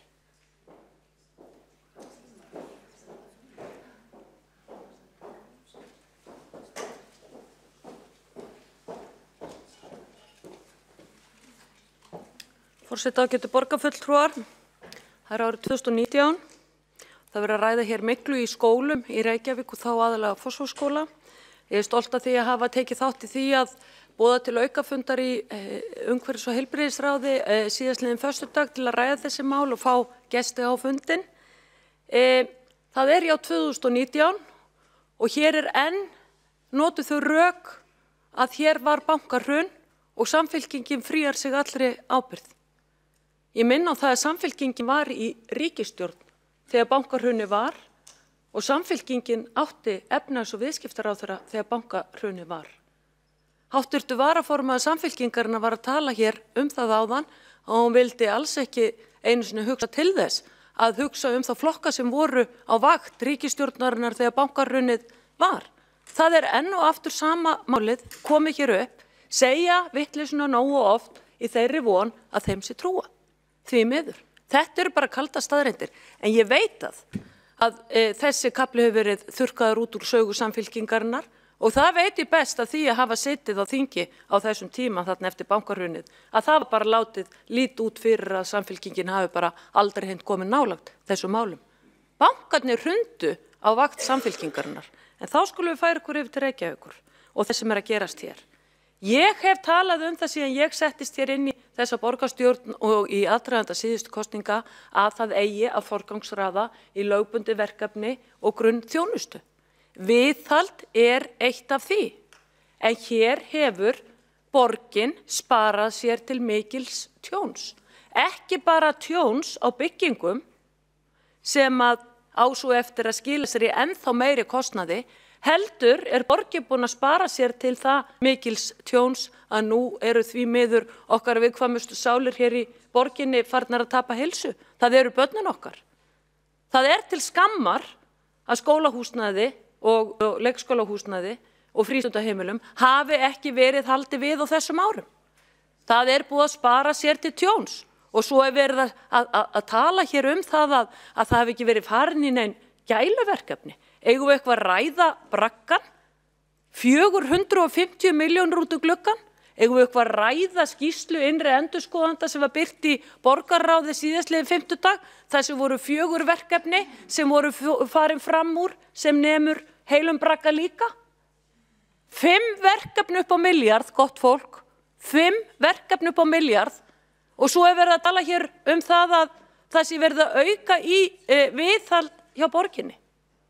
Og hér verið að gagnrýna það, sé verið að kalla eftir ábyrgð. Borgarfulltrúinn Egill Jónsson sagði hér það verði ykkur að bera ábyrgð og þá hann harkalega gagnrýndur hér af öðrum borgarfulltrúa.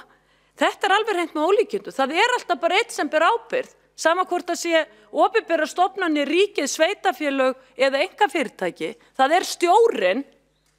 Það stjórinn sem ber ábyrgð. Það framkvæmdastjóri stofnunarinnar. Og ég vona að það muni allir hver borgarstjóri Reykjavík og búin að vera það núna hér á 5. ár og var í meiri hluta 4 árin á undan. Þetta að sjálfsögðu meiri hlutanum að kenna að hafa sparað sér til tjóns. Það bara einn stjóri í Reykjavík og hann ber ábyrgð. Það svo ljótt hvernig þessi meiri hluti vinnur og mér skilst hann við gert það líka á síðasta kjörtímabili. Það það að draga fram embættismenn borgarinnar og starfsfólk borgarinnar og nota starfsfólk sem mannlegan skjöld fyrir sjálfa sig. Það ógeðslega ljótt að vera að draga hér fram aðila sem eru fjárseltir, búin að vera að biðja fjármagn hjá borginni til þess að fara í viðhald og láta þá svo sjálfa svara. Samúð minn hjá þessu ágæta starfsfólki sem að reyna að gera sitt besta eins og í þessu tilfelli að halda upp í skólastarfi svo sómi sig að.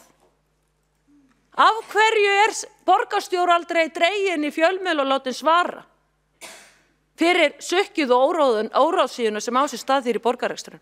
Hvers vegna ekki? Hversni ósköpunum taka fjölmiðlamenn það alltaf í mál að það séu embættismenn sem svara fyrir pólitísk ábyrgð borgarstjóra? Hvers vegna? Borgarstjóri ekki hér í dag til að svara fyrir þetta hér á opnum vettvangi borgarstjórnar. Það alveg hreint með ólíkindum hvað framkvæmdastjóri borgarinnar sleppur við það að svara fyrir þessi mál. Framúrkeyrslu, spillingu, ranga forgangsröðun þegar kemur að fjármunum borgarana og svo framvegis. Það alveg hreint með ólíkindum. En eins sakna ég hér í þessar umræðu. Það það að formaður umhverfis- og heilbrigðisnefndar Líf Magnúsdóttir skuli ekki taka til máls undir þessari umræðu. Hún jú formaður ráðsins sem málið inn í.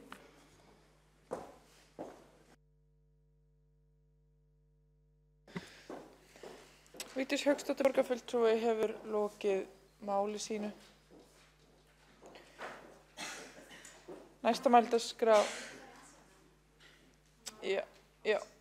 Heiða Björg Hilmisdóttir borgarfulltrúi óskar eftir að veita andsvar. Ég sit kannski of langt einhvern veginn. Forseti, ágætu borgarfulltrúar, það þá hæstvirtur varaformaður Samfylkingarinnar sem talar. Ef við tökum upp orðalag fyrrverandi þingmanns Framsóknarflokksins, sem var einmitt formaður fjárlaganefndar og átti margar skrautlegar sketsa þar, en ég ætla nú ekki að fara að ræða það og ég ætla ekki að fara að draga hér inn allt sem að gerst hefur á Alþingi. Samfylkingin var vissulega í ríkisstjórn þegar hrunið varð, en það var nú annar flokkur sem hafði stjórnað hér landinu tugum saman og ég held að kannski sú umræða megi bara vera hérna hinum með við Vonarstræti og fólki sem að þar var á vakt geti þá bara rætt það. Við vorum að ræða hér borgarstjórn og það borgarfulltrúar sem voru á vakt þegar hrunið átti sér stað og ég ætla að segja það að þá var ég alls ekki hér, ég kom ekki nálagt borgarmálum fyrir enn 2014 en ég fylgdist með því sem borgarbúi og ég tók eftir því að allir borgarfulltrúar, allra flokka sameinuðust í aðgerðum, í að bjarga orkuveitunni, í að fara í að forgangsraða fólkinu í borginni og að sameinist það að skera niður þar sem allt sem hægt að skera niður. Það var ekki af því þau vildu gera það var af því þau voru ekki með fjármagn. Tekjurnar lækkuðu og það var ekki neitt sem vildi lána. Ég veit ekki hvort að borgarfulltrúi Vigdís Hauksdóttir hefur gleymt þessu, hvernig ástandið var. Þetta var grafalvarlegt, þetta er engin afsökun. Þetta er það sem við vorum að gera. Síðan þá hefur hagur okkar vænkast. Alls konar flokkar verið í ríkisstjórnum og í minnihlutum og meirihlutum og fólk tekur bara ábyrgð á sínum gjörðum og getur þá bara rætt það á þeim vettvangi sem að maður er. Ég er í borgarstjórn, ég er stolt af þeim fulltrúum Samfylkingarinnar sem hafa verið hér á vakt frá hruni. Mér finnst vel að verki staðið hjá borgarfulltrúum öllum í kjölfar hrunsins að vera samtaka. Við getum alltaf rifist það hvort það sé gáfulegra að setja peningi hitt og þetta. Núna erum við að setja 3 milljarða í að halda við húsnæði. Það getur vel verið að það sé gáfulegt að hækka það. Þá skulum við ræða það við gerð næstu fjárhagsáætlunar. Það er farið yfir allt húsnæði við gerð hverjar fjárhagsáætlun. Það kemur viðhaldsáætlun fyrir borgarráð sem samþykkt er hér í borgarstjórn. Við höfum öll tækifæri til að tjá okkur þessi mál á þeim vettvangi. Heiða Björg Hilmisdóttir borgarfulltrúi hefur lokið við að veita andsvar. Næsta mælendaskrá er Þórdís Lóa Þórhallsdóttir borgarfulltrúi. Afsakið. Vigdís Hauksdóttir borgarfulltrúi svarar andsvari. Gjörðu svo vel.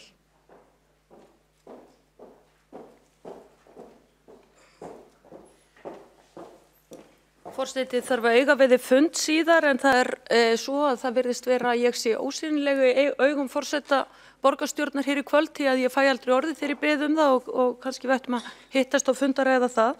Já, ég er mjög stolt af því að hafa verið formaður fjárlaganefndar og vera þá í Framsóknarflokknum.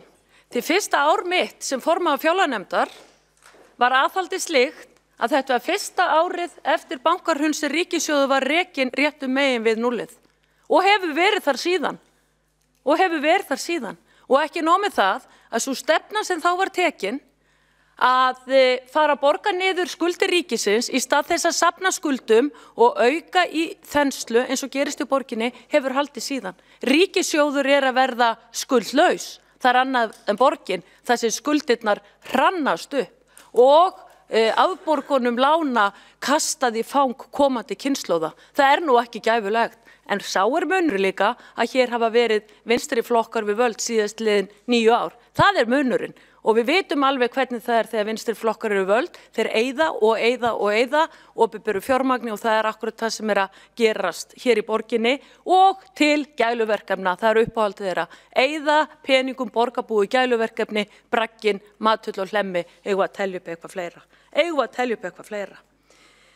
Borgarfulltrúin Heiða Björg Hilmisdóttir fór að tala hér fjárhagsáætlun Reykjavíkur. Ég vil minna á það að mín fyrsta tillaga hér á haustdögum inn í borgarstjórn var það að það yrði fenginn aðili til að gera hér óháða úttekt á fjármálu borgarinnar og að það yrði farið í það að skilgreina hvert væri lögbundið hlutverk Reykjavíkur og hvað myndi flokkast til grunnþjónustu og fjármagni forgangsraðið það. Ég gerði þetta vel fyrir samþykkt tímaáætlunar varðandi fjárhagsáætlun. Auðvitað felldi meirihlutin þessa tillögu. Þeim finnst ekkert gaman að forgangsraða fjármunu þegar hægt að eyða peningum í gæluverkefni.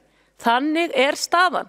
Borgin hefur sparað sér til tjóns á öllum sviðum með snúa á grunnþjónustu og lögbundinni þjónustu. Það sést best í því hvernig ástand skólahúsnæðis Reykjavíkur orðið. Sökin þeirra, ábyrgðin framkvæmdastjóra borgarinnar, borgarstjórans Dags B. Eggertssonar. Undan því verður ekki komist.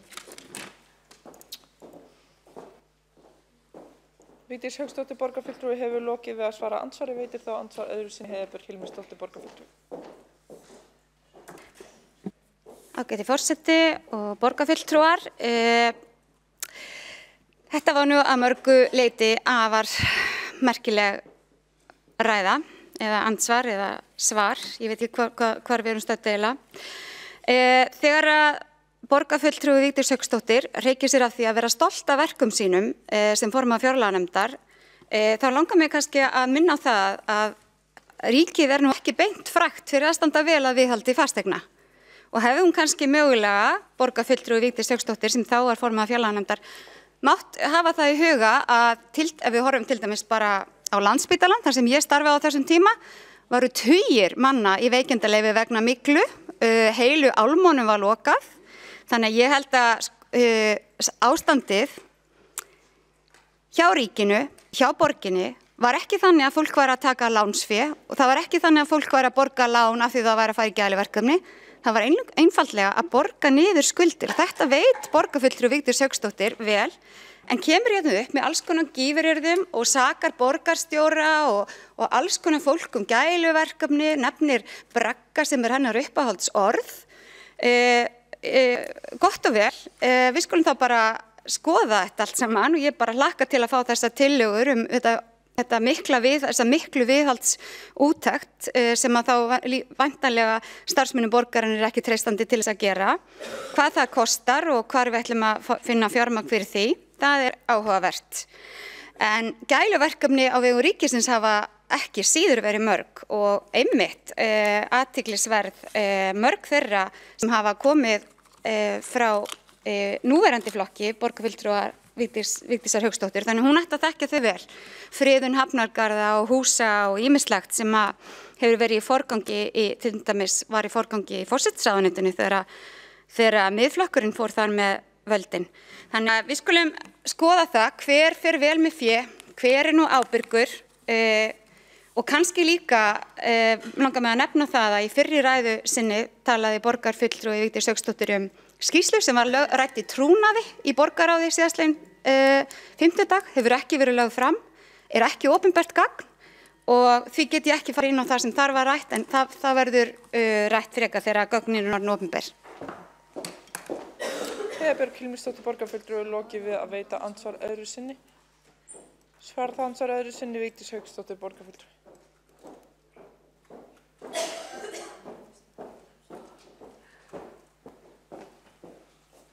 Forseti, ágætu borgarfulltrúar og tilheyrendur. Já, svo skal böl bæta benda og eitthvað annað verra. Það skal alveg sagt að ég hef alla tíð verið, kemur hláturinn forseti, kemur hláturinn og þetta að byrja sko. Þegar fólk komið í algjöra málþröng þá byrjar þetta. Æðislegt, hlátur og grettur, sipp og hói, frábært, algjör málefnaþörf, þá byrjar þetta hérna megin, frábært. Ég skal alveg upplýst hér að ég hef alla tíð verið á móti Landspítala vitleysunni, hringavitleysunni, að byggja nýjan Landspítala á húsi sem sýkt af sveppum og myglum, þetta svo mesta heimska sem nokkuð tíman hefur verið borið á borð hér á landi. Algjörlega svo það sé sagt. Og meira segja hið nýja sjúkrahótel. Það orðið fársjúkt af sveppum og myglu út af því að tafði svo framkvæmdirnar á því að það nú þegar búið að sýkja það. Og hvað haldið þið verðið með þessi hús sem verið að rembast við að klambra upp þarna í Vatnsmýrinni? Hvað haldið þið verðið þau?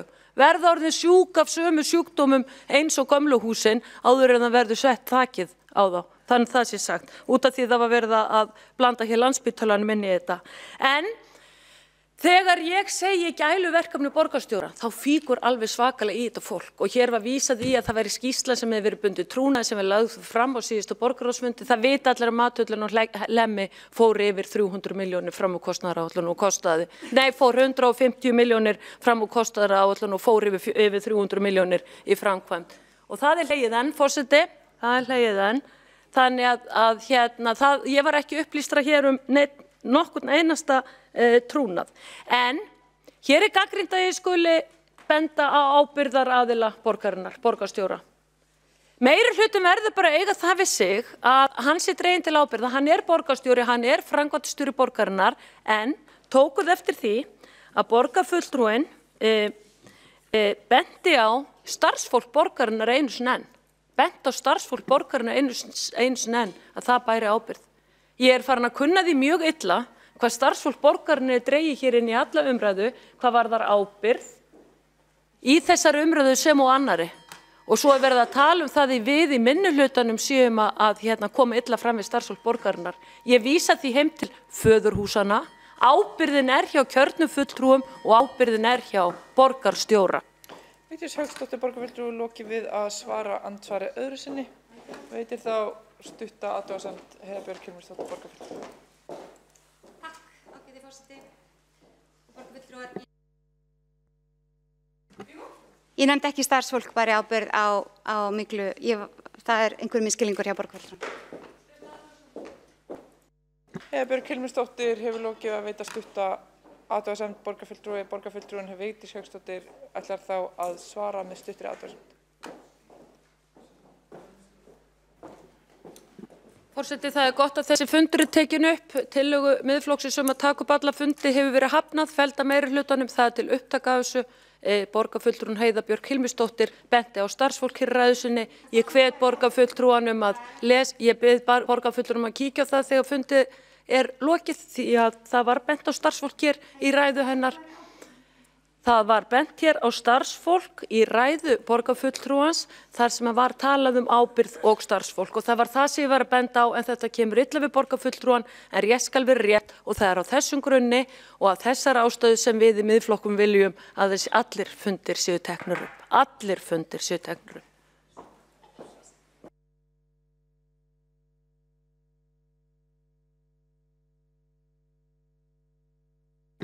Heiða Björk Hilmarsdóttir, borgarfulltrúi, ætlar að bera af sér sakir. Svo það sé engin vafa á því, ágæti forseti, borgarfulltrúar. Ég hef aldrei sagt að starfsmenn borgarinnar beri ábyrgð á myglu í húsnæði borgarinnar. Bara þannig að það sé algjörlega á hreinu.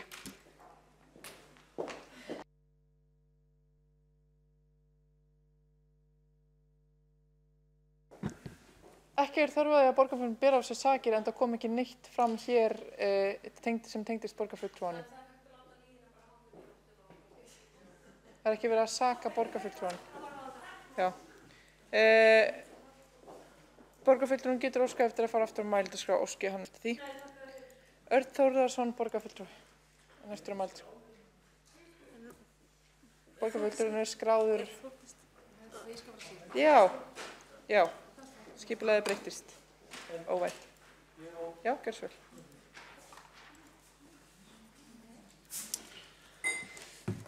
Forseti, ágætu borgarfulltrúar. Já, það er langt á lið á kvöldið og ástæða fyrir að fara að hætta þessu. Ég ætla ekki að tefja fundin, ég ætla að lesa örstunda bókun upp eftir að ég er búin að fara aðeins yfir málið eins og þetta horfið mér núna. Ég ætla ekki að horfa aftur í tíman, ég ætla ekki að horfa til ástandsmála árið 2008 til þess að skýra það hvers ástandið er í skólum borgarinnar með þeim hætti það er í dag. Mér langar samt að aðeins að nefna það að því að mér gramdist það þegar að borgarfulltrúa Heiða Björk Hilmarsdóttir spurði hreint út borgarfulltrúa Egil Þór Jónsson hvort að hann væri að meina einhvern ákveðinn tiltekinn starfsmann sem ætti að bera ábyrgð á ástandi mála. Og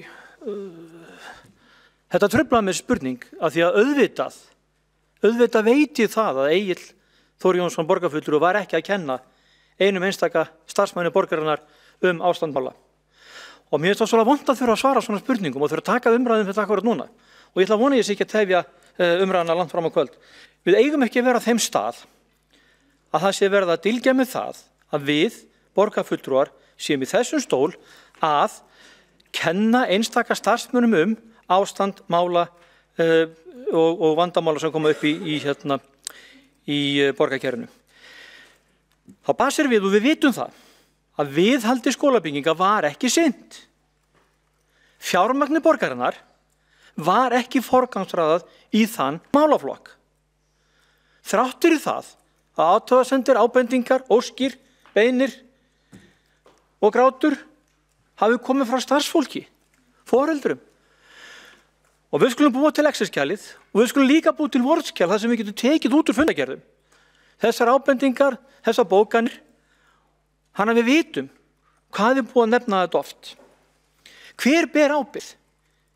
Það er bara sá sem tekur ákvarðun. Hinir sem ekki taka ákvarðanir, þeir bera ekki ábyrgð. Þannig að ég ætla að varpa ábyrgðinni yfir á þá sem taka ábyrgð. Taka ákvarðanir. Mér er svolítið mikið niður fyrir þessu máli. Mér finnst þetta vont mál og ætla að vera að fela sig á bak við það að við séum að dylgja með að einstaka starfsmenn bera ábyrgð. Mér finnst það rosalega vont. Ég þekki þessa starfsmenn ágætlega því ég heyri þá. Þeir koma að fundi í skóla- og frístundaráði og segja okkur hvert ástand mála er. Hvað þarf að gera? Og ég veit að ég heyri þessa menn segja okkur frá hvernig ástand er og hvað þarf að gera. Þá veit ég að það er ránt. Það er kolránt að nú sé verið að setja peninga, fjármagn, sem dugar í þetta mál. Þessi upphæð, þó hún sé stór, ég veit hún er stór, að þá dugar hún ekki. Vandinn heldur áfram að vaxa. En nú ætlum ég að lesa upp bókun með leyfi forseta. Ég ætla að senda þér hana bara. Þar var hún.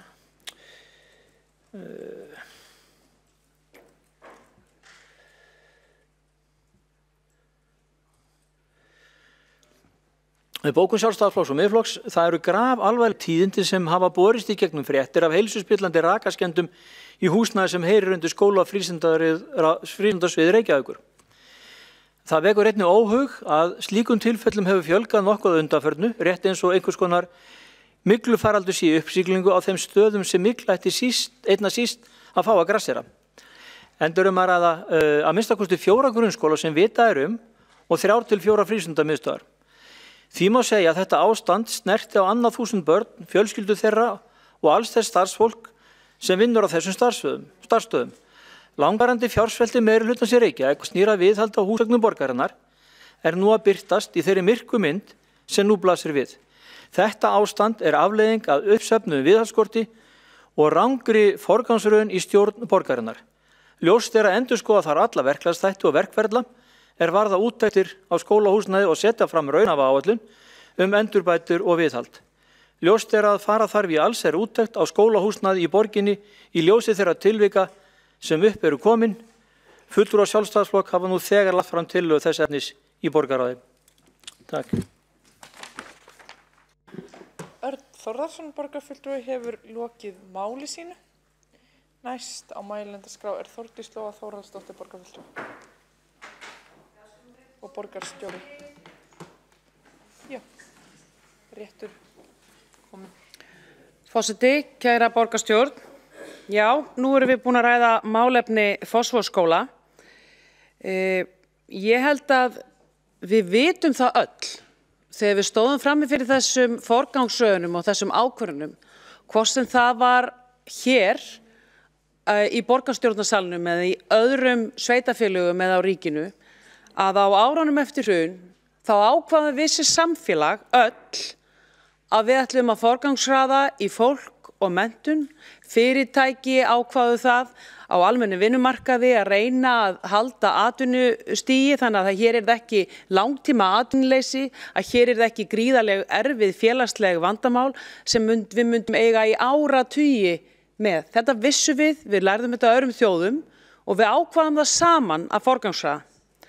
Við forgangsröðum í fólk og í menntun og í nýsköpun og ég held við séum flest stolt af því.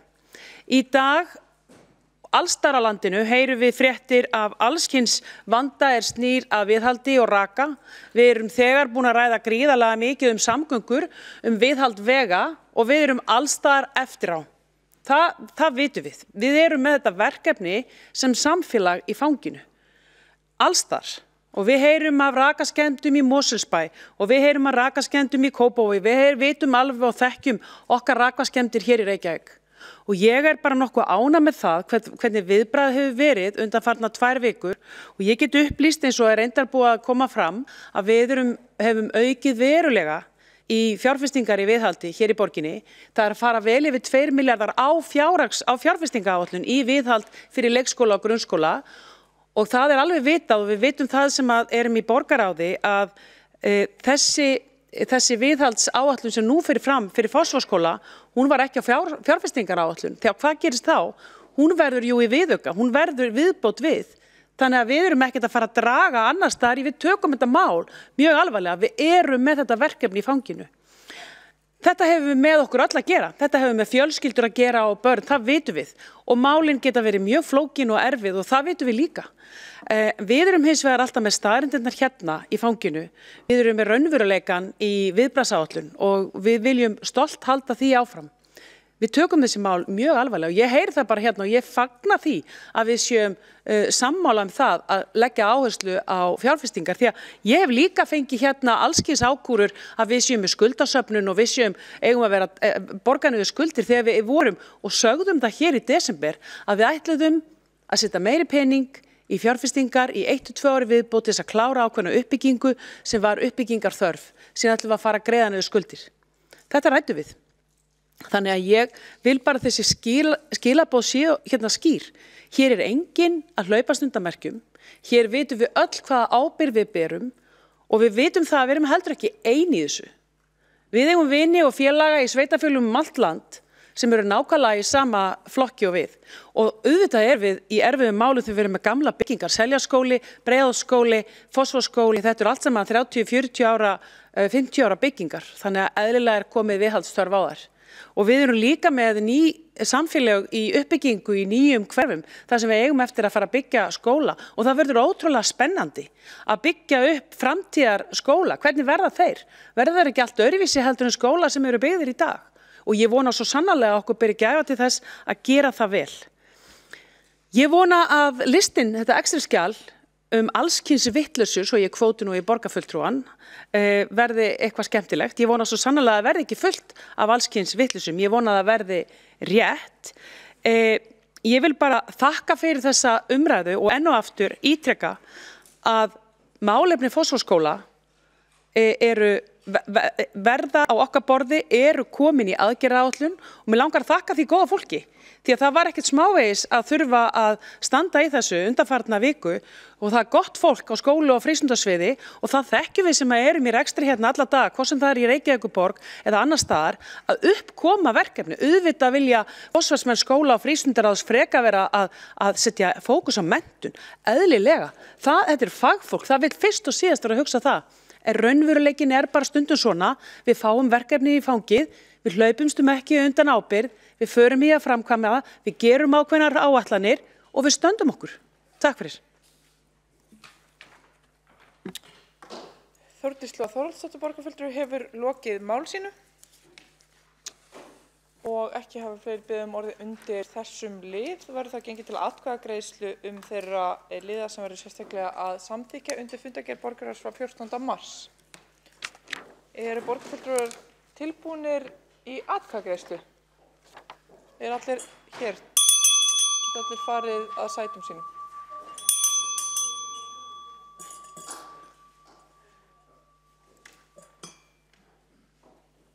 Þá er gengið til atkvæðagreiðslu. Fyrst verður tekin fyrir liður 22. liður sem ábyrgð á lántöku félagsbústaða hjá Lánasjóði sveitarfélaga undir fundargerð borgarráðs frá 14. mars. Þau sem samþykki eru sýnið þess merki. Þau sem á móti kunna vera og það samþykkt með 14 atkvæðum. Og bókun boðuð. á mörgum stöðum. Þá göngum við til 23. liðar sem viðaukar við fjárhagsáætlun. Þau sem samþykkt eru sýna þess merki.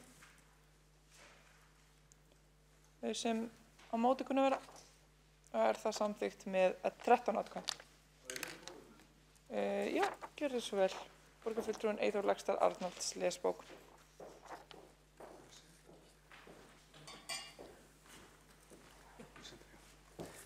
Forseti ágætu borgarfulltrúar, við sitjum hjá við ábyrgðin og lántöku félagsbústaða, gerum grein fyrir atkvæðakomu bókun. Fulltrúar Sjálfstæðisflokks vara við því að verið sé að veðsitja tekjur borgarsjóðs enn og aftur fyrir dótturfyrirtæki borgarinnar, í þessu tilfelli fyrir 3 milljarða króna. Lánið á mun betri kjörum en félagsbústöðum býðst annars og léttir á vaxtakostnaði félagsins. Rétt áréttað að fjármálaskrifstofa borgarinnar vekur athygli á því í umsögn sinni að aðgengi borgarinnar að hagstæðum lánum lánasjóðs sveitarfélaga lækkar 1/3 við þessa ábyrgð. Eyþór Laxdal Arnalds borgarfulltrúi hefur klárað að lesa bókun. Eru fleiri bókanir tilbúnar undir þessum lið? Já. Svo virðist ekki vera. Verð þau gengið til næsta liðar á dagskrá sem 8. liður og eru lagðar fram fundargerðir. Já. Óskar borgarfulltrúinn eftir að taka til máls undir fundargerðum. Gjörðu svo vel, Sanna Magdalena Mörtudóttir borgarfulltrúi. Já, sjálfsagt.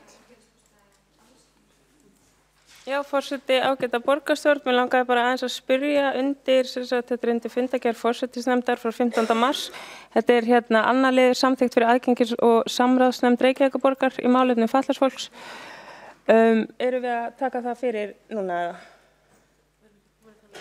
Nei, erum við ekki komið þangað? Erum við þar? Já. Já, ok.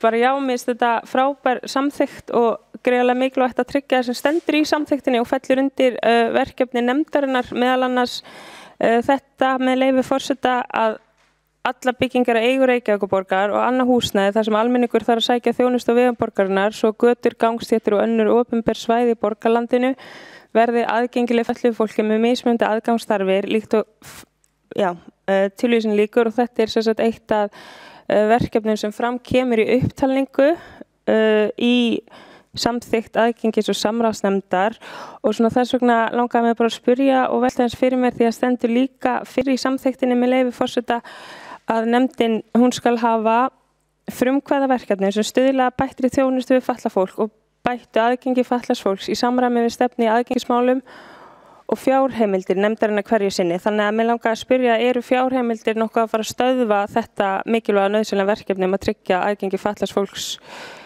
líkt og framkemur í samþyktinni, og ég held bara að vera svona alveg viss þetta. Takk. Sanna Magdalena Mörtudóttir borgarfulltrúi hefur lokið við sína fyrirspurn.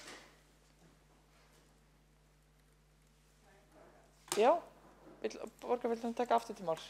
Já, forseti borgarstjórn, bara að vera frábært ef einhver er með.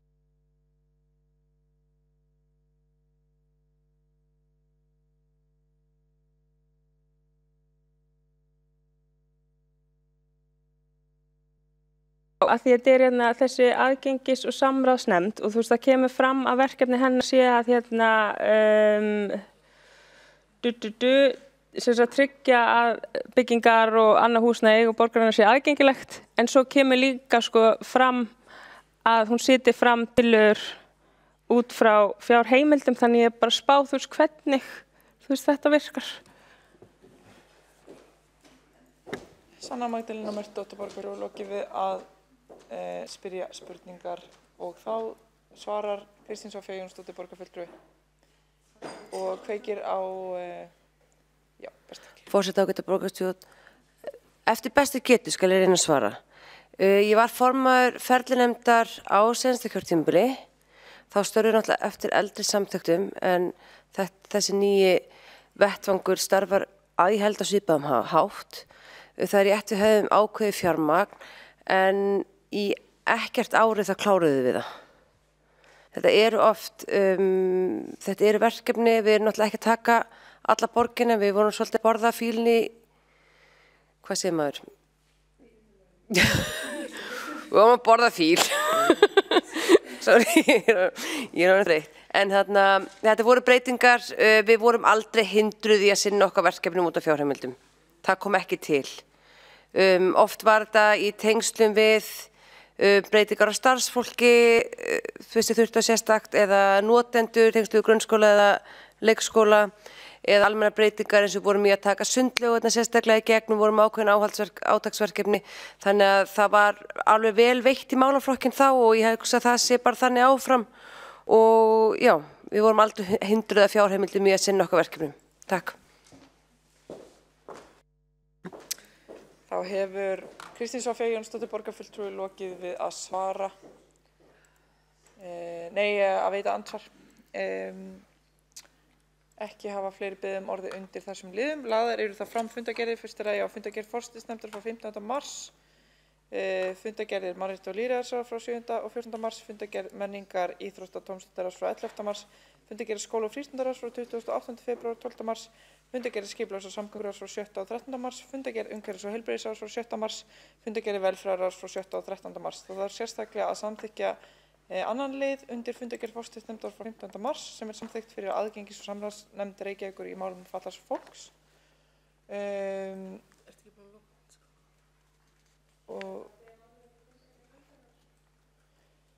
Og borgar, fyrst ágætt að klára þann lið sem á eftir að samþykkja undir þessari fyrstu fundargerð sem annar liður, klárum það fyrst. Þau sem samþykki eru, sýnið þess merki. Undir fundargerð forsætisnefndar sem búið að ræða. Þau sem samþykki eru, sýnið þess merki. Skýrt og greinilega og já, samþykkt einróma. Og þá var borgarfulltrúin búin að biðja orðið undir fundargerð velferðarráðs frá 13. mars. Gjörðu svo vel, Sanna Magdalena Mörtudóttir borgarfulltrúi.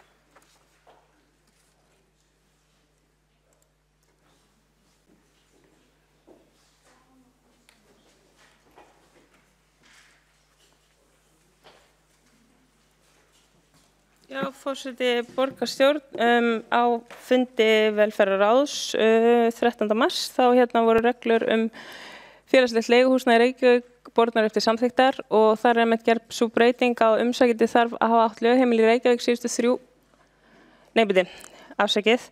Það er verið að breyta þessar reglum þannig að það þarf ekki lengur að hafa átt lögheimili í Reykjavík síðustu 3 ár til að áður en umsókn berst almennt félagslegt leiguhúsnæði. Núna hefur þessu verið breytt í 12 mánuði og þannig að reglur Reykjavíkurborgar félagslegt leiguhúsnæði kveða á að umsækjandi skuli hafa átt lögheimili í Reykjavík síðustu 12 mánuði áður en umsókn berst almennt félagslegt leiguhúsnæði og í umsögn Öryrkjabandalags Íslands þá kemur fram að þau telja slíkt sé ólögmætt og vísa í að hafa fengið þann skilningsstaðfestan hjá velferðarráðuneytinu og svo svona mitt almennt mat þá hef ég nú litið svo á að viðkomandi eigi rétt á þeirri þjónustu sem hann þarf að halda í því sveitarfélagi sem hann býr í og þannig að ég veit að það er hægt að fá undanþágu frá þessu skilyrði vegna ákveðna ástæðna og það er náttúrulega alltaf hægt að áfrýja líka ákvörðun ef að maður kemst ekki á lista. En ég svona veltaði fyrir mér náttúrulega leið og flyttu til Reykjavíkur og skrái lögheimilið hér, þá ertu náttúrulega Reykvíkingur, þannig að ég svona ádaldi erfiðleikum með að skilja akkur átti ekki rétt á þjónustu sem Reykvíkingur þegar þú býrð í því sveitafélagi, menn er það ekki annars þannig að leið og flytringa þá byrjar að greiða útsvar til borgarinnar og ertu þá ekki orðin Reykvíkingur, en það er ekki eins og sért undan þegin því að greiða til samfélagsins með útsvari fyrsta ári sem hún býrði þarna, þannig að af hverju gildi tímarami sumt en ekki annað. Mér finnst þetta bara svona, ég veit að sveitarfélögin hafa verið að setja svona skilyrði hvað maður þarf að hafa búið lengi í sveitarfélaginu til að geta sótt en ég svona veltiði fyrir mér hvernig þetta stenst. Þannig að ég vildi bara koma þessu til skila. Takk. Sanna Magdalena Mörtudóttir borgarfulltrúi hefur lokið mál sínu og veitir þá andsvar Heiðbjörg Hilmisdóttir borgarfulltrúi.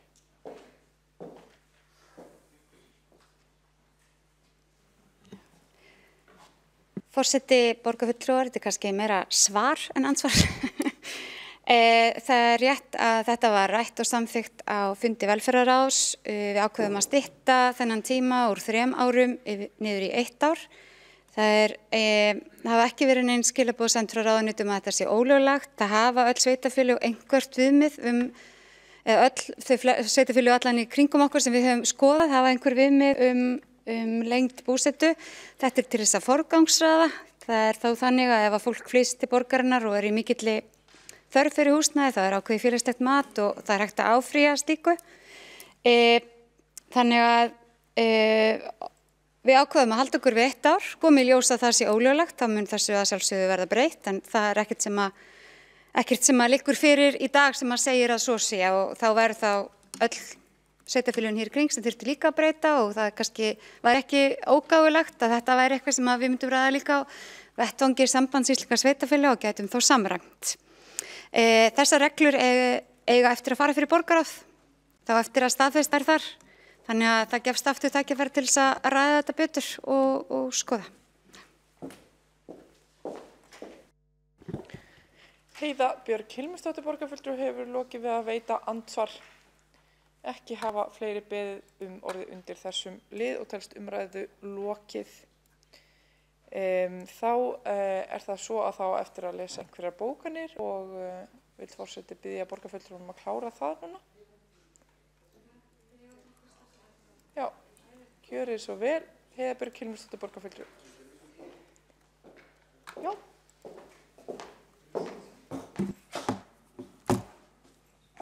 Forseti, kæru borgarfulltrúar á enn einu sinni. Við erum með bókum við fyrsta lið. Það er rétt sem þátt eftir að lesa hana. Já. Hún hljóðar svo: borgarfulltrúar Samfylkingarinnar, Viðreisnar, Pírata og Vinstri grænna fagna því hve hratt og vel hefur gengið að útfæra nýjar reglur notendastýrða persónulega aðstoð enda mikilvæga grunnþjónustu að ræða. Samráð hefur verið haft við hagsmunaaðila og komið mikilvægar athugasemdir og sjónarmið þar fram. Mikilvægt er að sá innleiðingatími sem nú gengur í garð verið vel nýttur til að afla reynslu og að þessar reglur verði endurskoðaðar með tilliti til þeirra reynslu. Borgarfulltrúarnir harma þó að bráðabirgðaákvæði laga notendastýrða persónulega aðstoð skuli takmarka fjöldasamninga á þann hátt sem þar er gert. Miðað við reynslu úr tilraunaverkefninu og þann umsóknum sem fyrir liggja er ljóst að sá fjöldi sem áætlaður mun ekki duga til að koma til móts við þá þörf sem fyrir liggur og þau réttindi sem fólk með sérstakar stuðningsþarfir á sannarlega samkvæmt lögum nr. 38/2018 rétt á. Borgarfulltrúarnir hvetja því eindregið til þess að fjárheimildir verði auknar og samningum fjölgað. Fjárheimildir ríkisins verði auknar og samningum fjölgað, en sé viljið til þess að hálfu ríkisins að fjölga samningum mun það ekki standa á meirihlutanum í Reykjavíkurborg. Það var búið að lesa loftgæði, var það ekki?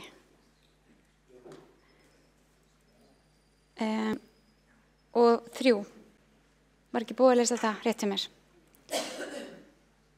Númer 4.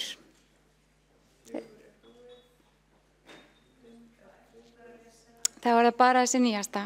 Það er félagsbústaða. Við erum með hérna undir fundargerð. Þetta er undir 22. lið fundargerð 14. mars. Það ekki? Aðeins svona setni í þessu.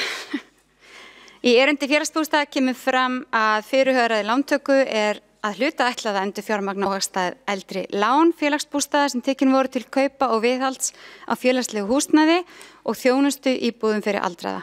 Lántaka þessi er hluta á lántöku áætlun félagsbústaða en hún nemur 6,5 milljarði krónum fyrir árið 2019.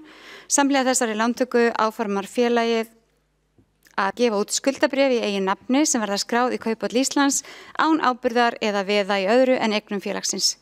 Meirihluti borgarstjórnar samþykkir erindið og vísar í umsögn fjármálastjóra. Síðan vorum við með eina bókunni viðbót sem að ertu með hana? Ha? Já.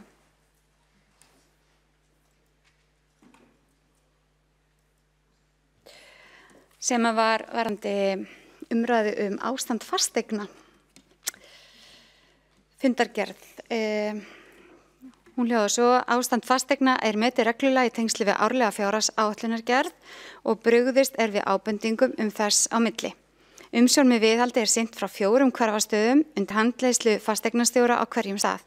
Árlega farið yfir ástand þeirra mannvirkja sem borgin rekur og verkefnum forgangsraðað eftir fjármagni sem er til umræða hverju sinni. Í viðhaldi er varið 3 milljarða á ári undanfarin 3 ár og hefur meirihluti þeirra runnið til viðhalds leikskóla, grunnskóla og frístundaheimila. Eftir að nýjar niðurstöður mælingar sýndu að húsnæði Foxvogsskóla var ekki hæft í kennslu hefur starfsfólk borgarinnar unnið baki brotnu við að leysa tímabundin vanda skólans. Eru öllu starfsfólki farið bestu þakkir fyrir það. Því má halda til haga að heilbrigðiseftirliti gerir kröfur úrbætur þar sem þess er þörf og fylgir leiðbeiningum Alþjóðaheilbrigðismálastofnunarinnar og samræmdum leiðbeiningum Umhverfisstofnunar þegar kemur að eftirliti skólahúsnæðis. Það er mikilvægt að allt skólahúsnæði uppfylli ýtrustu kröfur heilnæmt umhverfi fyrir fullorðna og börn. Heiðbjörg Hilmisdóttir borgarfulltrúi hefur lokið við að lesa og þá ætlar Sanna Magdalena Mörtudóttir borgarfulltrúi að klára að lesa sína bók.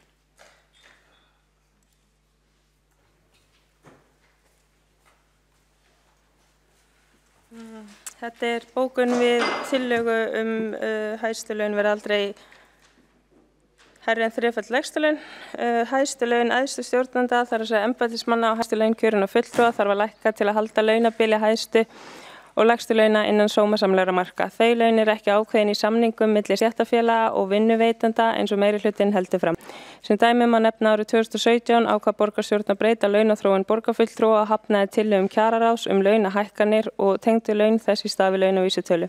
Þá ákveður kjaranefnd Reykjavíkurborgar laun æðstu stjórnenda Reykjavíkurborgar en launakjör þeirra embættismanna sem heyrir undir kjaranefnd er að hámarki 1.500.000 krónur. Þá er rétt að nefna borgarstjórn hefur samþykkt breytingar á fjárheimildum fagsviða vegna launahækkana samkvæmt ákvörðun kjaranefndar. Ef umræðum ásættanlegt launabil á milli hæstu og lægstu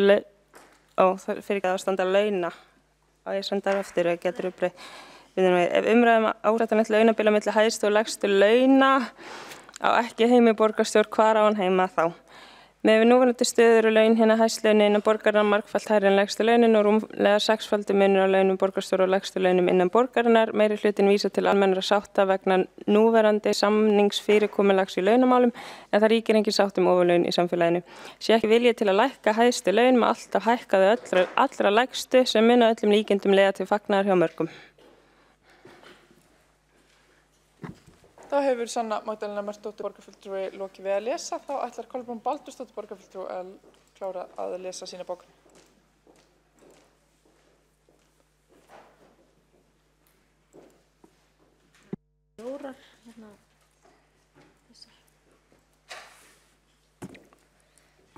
Það er við fyrsta lið, notendastýrð persónuleg aðstoð, NPA, er nú orðin lögbundið þjónustuform, því ber að fagna að reglur borgarinnar þá þjónustu hafa verið samþykktar. Ríkissjóður veitir framlag til ákveðna fjölda NPA-samninga á innleiðingatímabilinu frá 2018 til 2022. Það er ótækt að bráðabirgða ákvæði laga notendastýrða persónulega aðstoð skuli takmarka fjölda samninga þann hátt sem gert er. Svo þetta lítur út núna eru áhyggjur að einhverjir eigi eftir að þurfa að bíða eftir þjónustu. Til að hægt sé að gæta jafnræðis og alls réttlætis þarf nægilegt fjármagn fylgin í málaflokkinn. Annars verður þessi þjónustu ekki fullnægjandi. Miðað við reynslu og þær umsóknir sem fyrir liggja ljóst að sá fjöldi sem áætlaður mun ekki duga til að koma til móts við þá þörf sem fyrir liggur og þá réttindi sem fólk með sérstaka stuðningsþarfir á samkvæmt lögum 38/2018. Fjölmargir þættir eiga eftir að koma betri í ljós þegar reynsla kemur á reglugerðina og framkvæmdina.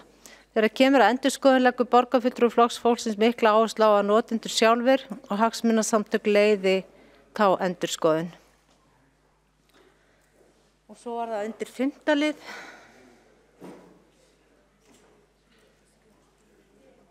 Annað var búið.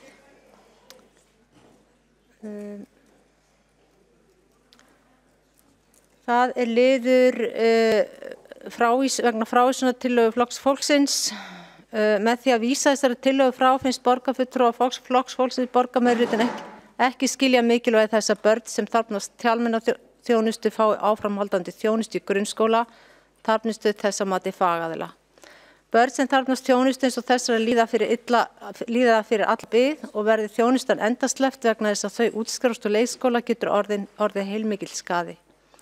Borgarfulltrúi Flokks fólksins vill bara leggja áherslu á það vanlíðan sem börn eru ofta í sem glíma við vanda af þessu tagi. Þetta er spurningum að geta tjáð sig á nærveruleika, félagslegt öryggi og sjálfsmyndina. Staða barna sem þurfa áframhaldandi þjónustu í grunnskóla en fá hana ekki grafalvarleg. Er það virkilega niðurstaða borgarmeirihlutans að skilja þessi börn eftir í lausu lofti, sérstaklega börnin sem foreldrar hafa ekki efni á að greiða fyrir talmeinaþjónustu út í bæ. Svo var það vegna skila á eineltisstefnunni og verklaginu, liður 45. Borgarfulltrúi Flokks fólksins vill byrja á að þakka fyrir að fengi tækifæri til að stýra þessum hópi sem hafa það hlutverk að endurskoða stefnu Reykjavíkurborgar gegn einelti, áreitni og ofbeldi og endurskoða jafnframt verklag með stefnunni. Sem sálfræðingur í hartnær 30 ár hafa eins-mál verið einn af mínum aðal málaflokkum og hef ég sinnt þeim forvörnum jafnt sem úrvinnslu innan skólasamfélags á vinnustöðum, íþrótt- og æskulýðsfélögum jafnframt því að skrifa ótal greinar, pistla, einna bókar þennan málaflokk.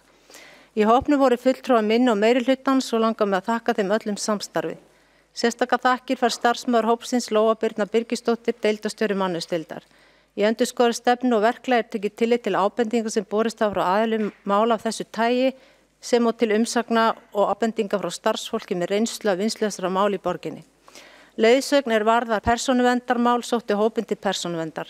Í nýrri endurskoðaðri stefnu og verklagi eru nokkrar afar breytingar, ríkar áhersla lögð á forvarnir en í fyrri stefnu skilgreining á einelti víkkuð, sérstakur kafli úrræði og leiðir til lausna. Allt verkferli gegnsærra og sett eru inn skýr tímamörk rannsóknar. Gerð skýrari grein fyrir hvað felst í frumkvæðisathugun og settur inn text óhæði rannsakanda. Það er von okkar að stefna þessi og verklag sem nú hefur fengið samþykki borgarstjórnar eigi eftir að nýtast. Og að lokum það myglubókun. Mygluð bókun.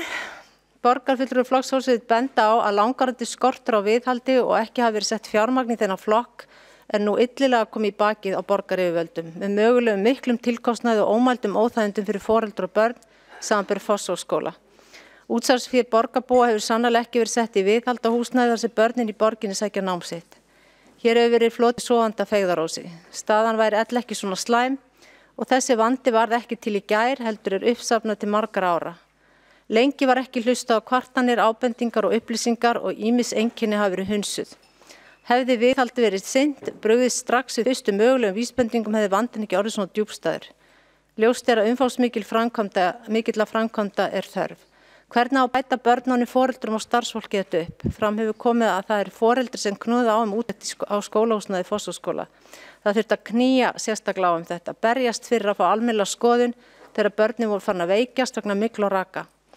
Borgaryfirvöldin ber að hlusta á borgarbúa, heyra raddir þeirra þegar koma mikilvægar upplýsingar og ábendingar.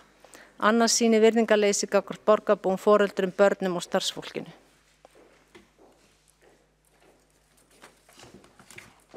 Kolbrún Baldursdóttir borgarfulltrúi hefur lokið við að lesa bókanir. Eru fleiri bókanir sem á eftir að lesa? Svo virðist ekki vera og þá í sjálfu sér ekki fleira sem liggur fyrir þessum fundi. Við erum komin að leiðar enda fundarins. Þetta hefur verið ótrúlegt ferðalag. Ljóð dagsins sem valið hefur verið í tilefni af sögulegum degi kvenna í borgarstjórn eftir skáldakonuna Ingibjörgu Haraldsdóttur og ber nafnið Kona. Þegar allt hefur verið sagt, þegar vandamál heimsins eru vegin og metin og útkljáð, þegar augu hafa mæst og hendur verið þrýstar í alvöru augnabliksins, kemur alltaf einhver kona að taka af borðinu, sópa gólfið og opna gluggana til að hleypa vindlareiknum út. Það bregst ekki. Takk fyrir þennan fund. Honum slitið klukkan 23:40.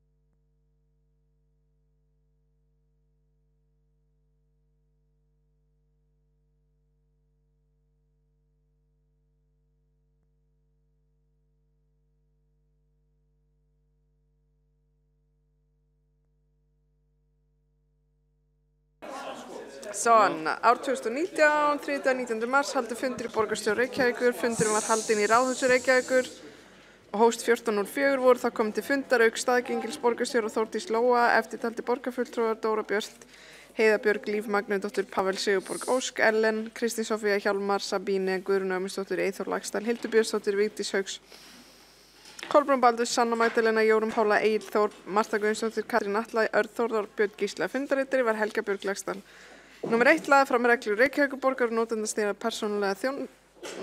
persónulega aðstoð fyrir fatlað fólk sem bar annan lið fundagerðar klukkan 14:27 tekur Aron Leví Beck sæti á fundinum. Samþykkt borgarfulltrúi Sósíalistaflokks Íslands situr hjá afgreiðslu málsins. Borgarfulltrúar Samfylkingarinnar, Viðreisnar, Pírata og Vinstri grænna leggja fram svohljóðandi bókun borgarfulltrúar Samfylkingar og endar á í Reykjavíkurborg borgarfulltrúar Sjálfstæðisflokks bóka.